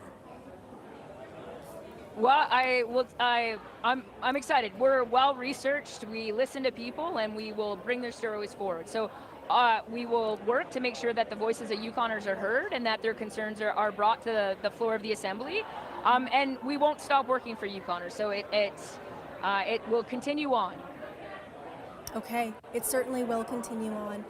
Kate, do you want to reflect a little bit about where some of the votes went tonight? We talked about the Liberal Party losing some of its votes, and often that natural progression from Liberal to NDP, but it seems like some of those votes went to the Yukon Party. So how would the NDP position themselves maybe to gain back some of those supporters going forward? Well, what I will tell you is that I am in a room right now, and I don't recognize everybody here. So what we have seen in the last 30 days, and to be perfectly frank, over the last number of months, we've seen people coming towards our movement and putting themselves out there for, like, to volunteer, to be part of it. And so we're going to continue to build on that. Okay. Kate, thank you so much for joining us. I really appreciate your time tonight. I will let you get back to the loud party behind you and enjoy the rest of your night. Thank you so much. That was Kate White, the leader of the NDP, going to be forming the official opposition. Chris, you know, it has really been interesting to see how all of these votes shake out. Kate White seems pretty optimistic, and she should. Six seats is not bad. 6 seats is nothing to sneeze at. It's not bad. It's going to be a disappointment. Obviously, I mean, the NDP came out in this campaign really swinging, really marketing Kate White as premier material. Their goal was to win government. They didn't do that, so it's disappointing. But 6 seats is a strong position for the opposition to be in. They're clear on the left flank of the political spectrum, given what's happened to the Liberals and given the fact that the Liberals weren't, you know, were, as the panel mentioned earlier, very centrist, particularly under Mike Pemberton. So it's going to be interesting. There's nothing really to lose for the NDP. I think that you know, they're going to have to, I think, put some more thought into into policy and into the way they approach how the Yukon Party governs. And I say that because there were some times during when the NDP was the third party under the CASA, under the Confidence and Supply Agreement, holding the Liberals, keeping the Liberals in power. There were some times where they sort of were a little bit ready, fire, aim on some policy things. I think about the free transit proposal for Whitehorse that the city of Whitehorse didn't even want. So I think if the NDP wants to go back to sort of take another crack at this in the future, that might be an area that they want to like sort of tighten up on. But again, they've got new faces, they've got some incumbents. They got some interesting people in there, and it's going to be interesting to watch. Yeah, absolutely. Let's go to Callie now. One of the big questions is who could possibly be in Curry-Dixon's cabinet, the premier designate, and Callie has some ideas. I do have some ideas. So, yeah.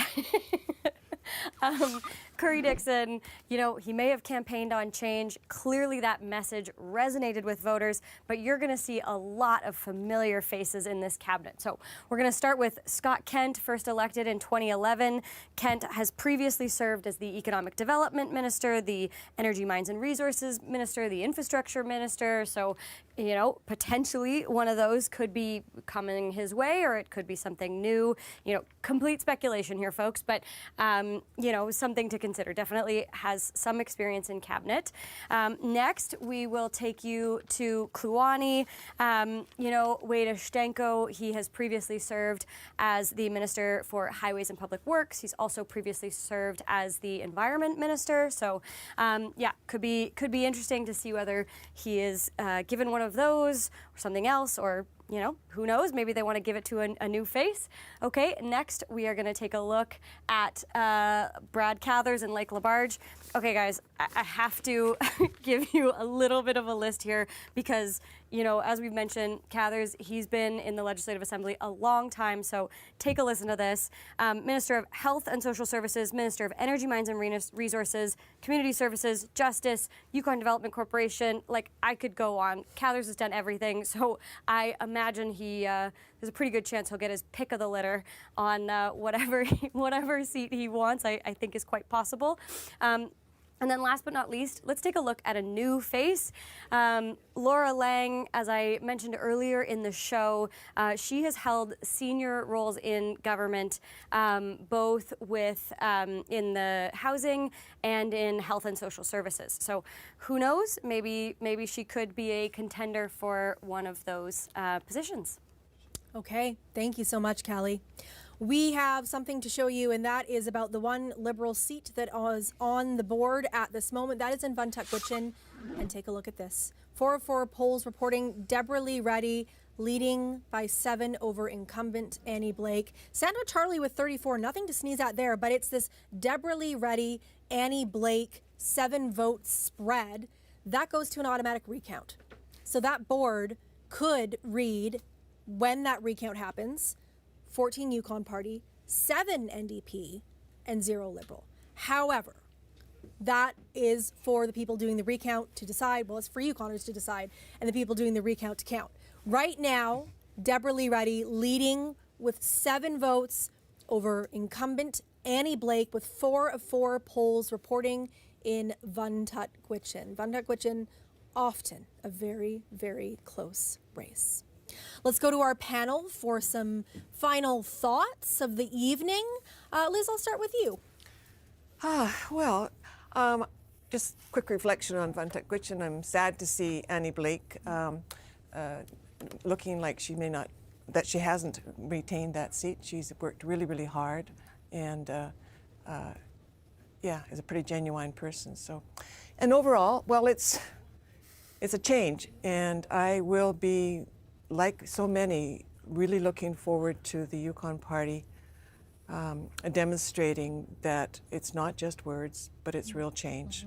And that's going to be manifest pretty quickly, because if there is in fact a Yukon Forum as promised before Christmas, then there'll be some clear opportunities for a meeting of the minds, for First Nations leadership and the new cabinet of the Yukon Party, to establish a working relationship or not, you know, and I think the early vibes will be coming pretty clear. Okay. I hope they're good. Everyone always hopes for good vibes, Yeah. I think. Tiffany? Well, I want to end with what Curry said on the very beginning of his platform, which is together we can work for change, restoring the Yukon to the best place in Canada to live, work, and raise a family. And so Yukoners have chosen that path. And like all the panels have said, I look forward to seeing, I too look forward to what the cabinet is going to reflect and be. And we'll see that change does start now, and super proud of all the candidates for putting their names forward. It's definitely not an easy task. I do want to, I think at the next Yukon Forum, it's going to be a completely different cabinet, because now you're going to have people that look like you, that grew up with the same history as you, that have the same experiences as you. It's going to be a more inclusive cabinet for sure, and just super proud of everyone for being so brave to put their names forward, because it's not easy on a good day to be willing to put yourself in front of a campaign. Absolutely. Clonnie? I mean, first I want to, again, very much like Tiffany and Liz had said, acknowledging the candidates, women and diverse peoples, gender diverse peoples, Yukon First Nations peoples that put their name forward. Want to acknowledge Mike. Want to acknowledge Kate. Yukon's a small place. Corinne and I went to high school together. About the same age. Same friend circle, to some degree. And so it's not just Yukon opposition that's going to be holding this government to account. It's everybody. And when they're thinking about their new climate plan, I really hope they look at the reconnection vision. Yes. The chief said it's got to be the young people that come up with it, and it was the young people. And so the reconnection vision, looking at giving the Yukon River personhood, that's been an entirely new initiative led by Swim and Speak with Salmon, working in true nation-to-nation partnership with First Nation governments. Not, we'll come to you after we have this big, bold idea that's going to serve your interests because we think so. No, no, no. This has to be done very differently. And when we talk about health, we talk about the way that we think about the hospital and the more beds that are needed and the infrastructure. Every single Yukon First Nation person has lost somebody to, addiction or overdose. So it would be irresponsible for any government not take that just as seriously as we're talking about crime. Agree. So it's been a long night. That's okay. But that is where I'd be looking to this Yukon Party to actually do what you say you're going to do. But the things that you didn't think you were going to do, you still need to listen to people. It doesn't give you this, we can just do whatever we want. And again, that's where I've been so compelled with minority governments, where I've seen actual change happen, not just what you think you want to do, but actually working together. So I hope that we see a new Yukon Party, as Curry said, not the past, moving forward, but that we'll truly listen to the people. And if we're going to talk about crime, we also need to talk about health and wellness and addiction and the realities and meeting people where they're at in this territory. Okay. Thank you. Thank you all so much for your thoughts tonight. Speaking of listening to people, we're so privileged to be able to listen to all of you. Thank you. Thank you. Let's go now to Liberal headquarters, where Gabrielle Plonka is standing by. Gabrielle? Yeah, I mean, the party is over here. We have folks packing up, putting on their coats and hugging goodbye behind me. And so, I think the mood for a lot of the night was of resignation, but there was a lot of excitement. There was lots of new candidates, new to politics, who brought friends and family and were excited to watch the process unfold. And so I heard from many party faithfuls that they were grateful that so many people did step forward for the first time. We also heard Liberal leader Mike Pemberton end on an optimistic note. The Liberals have been down before and, risen up again. And so that is the mission, once again, is to rise up from the ashes here. And so we'll see what happens next. Megan? Thank you so much, Gabrielle. Let's head next to NDP headquarters, where Luke Carroll is stationed. Luke? Hey, Megan. Yeah, so you can probably see and hear behind me, there's still a lot of people hanging out despite, the results being largely done. This is a night that was pretty energetic the whole way through. Now, the NDP, they did increase their seat count. They went from 3 to 6. They're going to form official opposition. They obviously didn't reach their goal of forming government.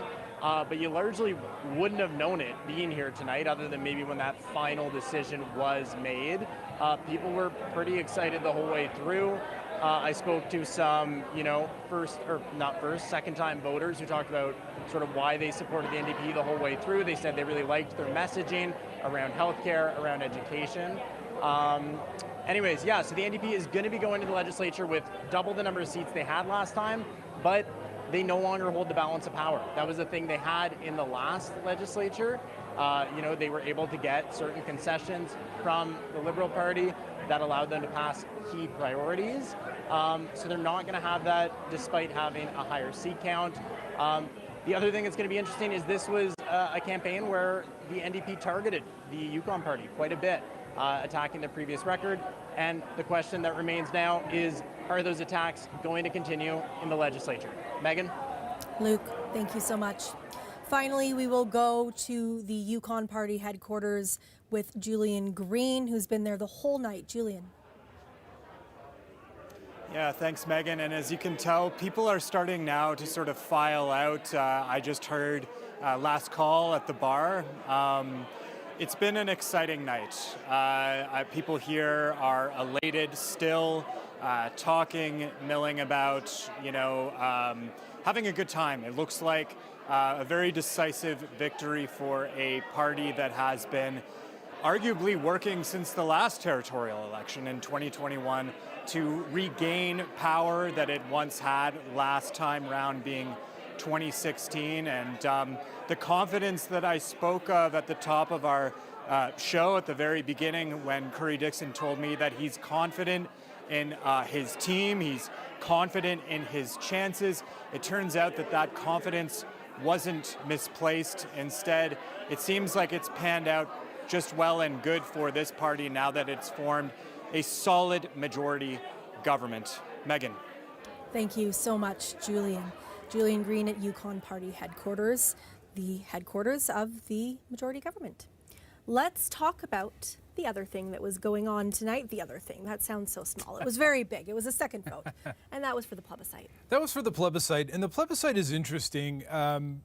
For those of us who are political nerds, at least, it's very interesting just to see a yes vote in an electoral reform referendum in this country is itself unusual, and it's pretty clear. It's 55.7%. That is a pretty strong vote in favor.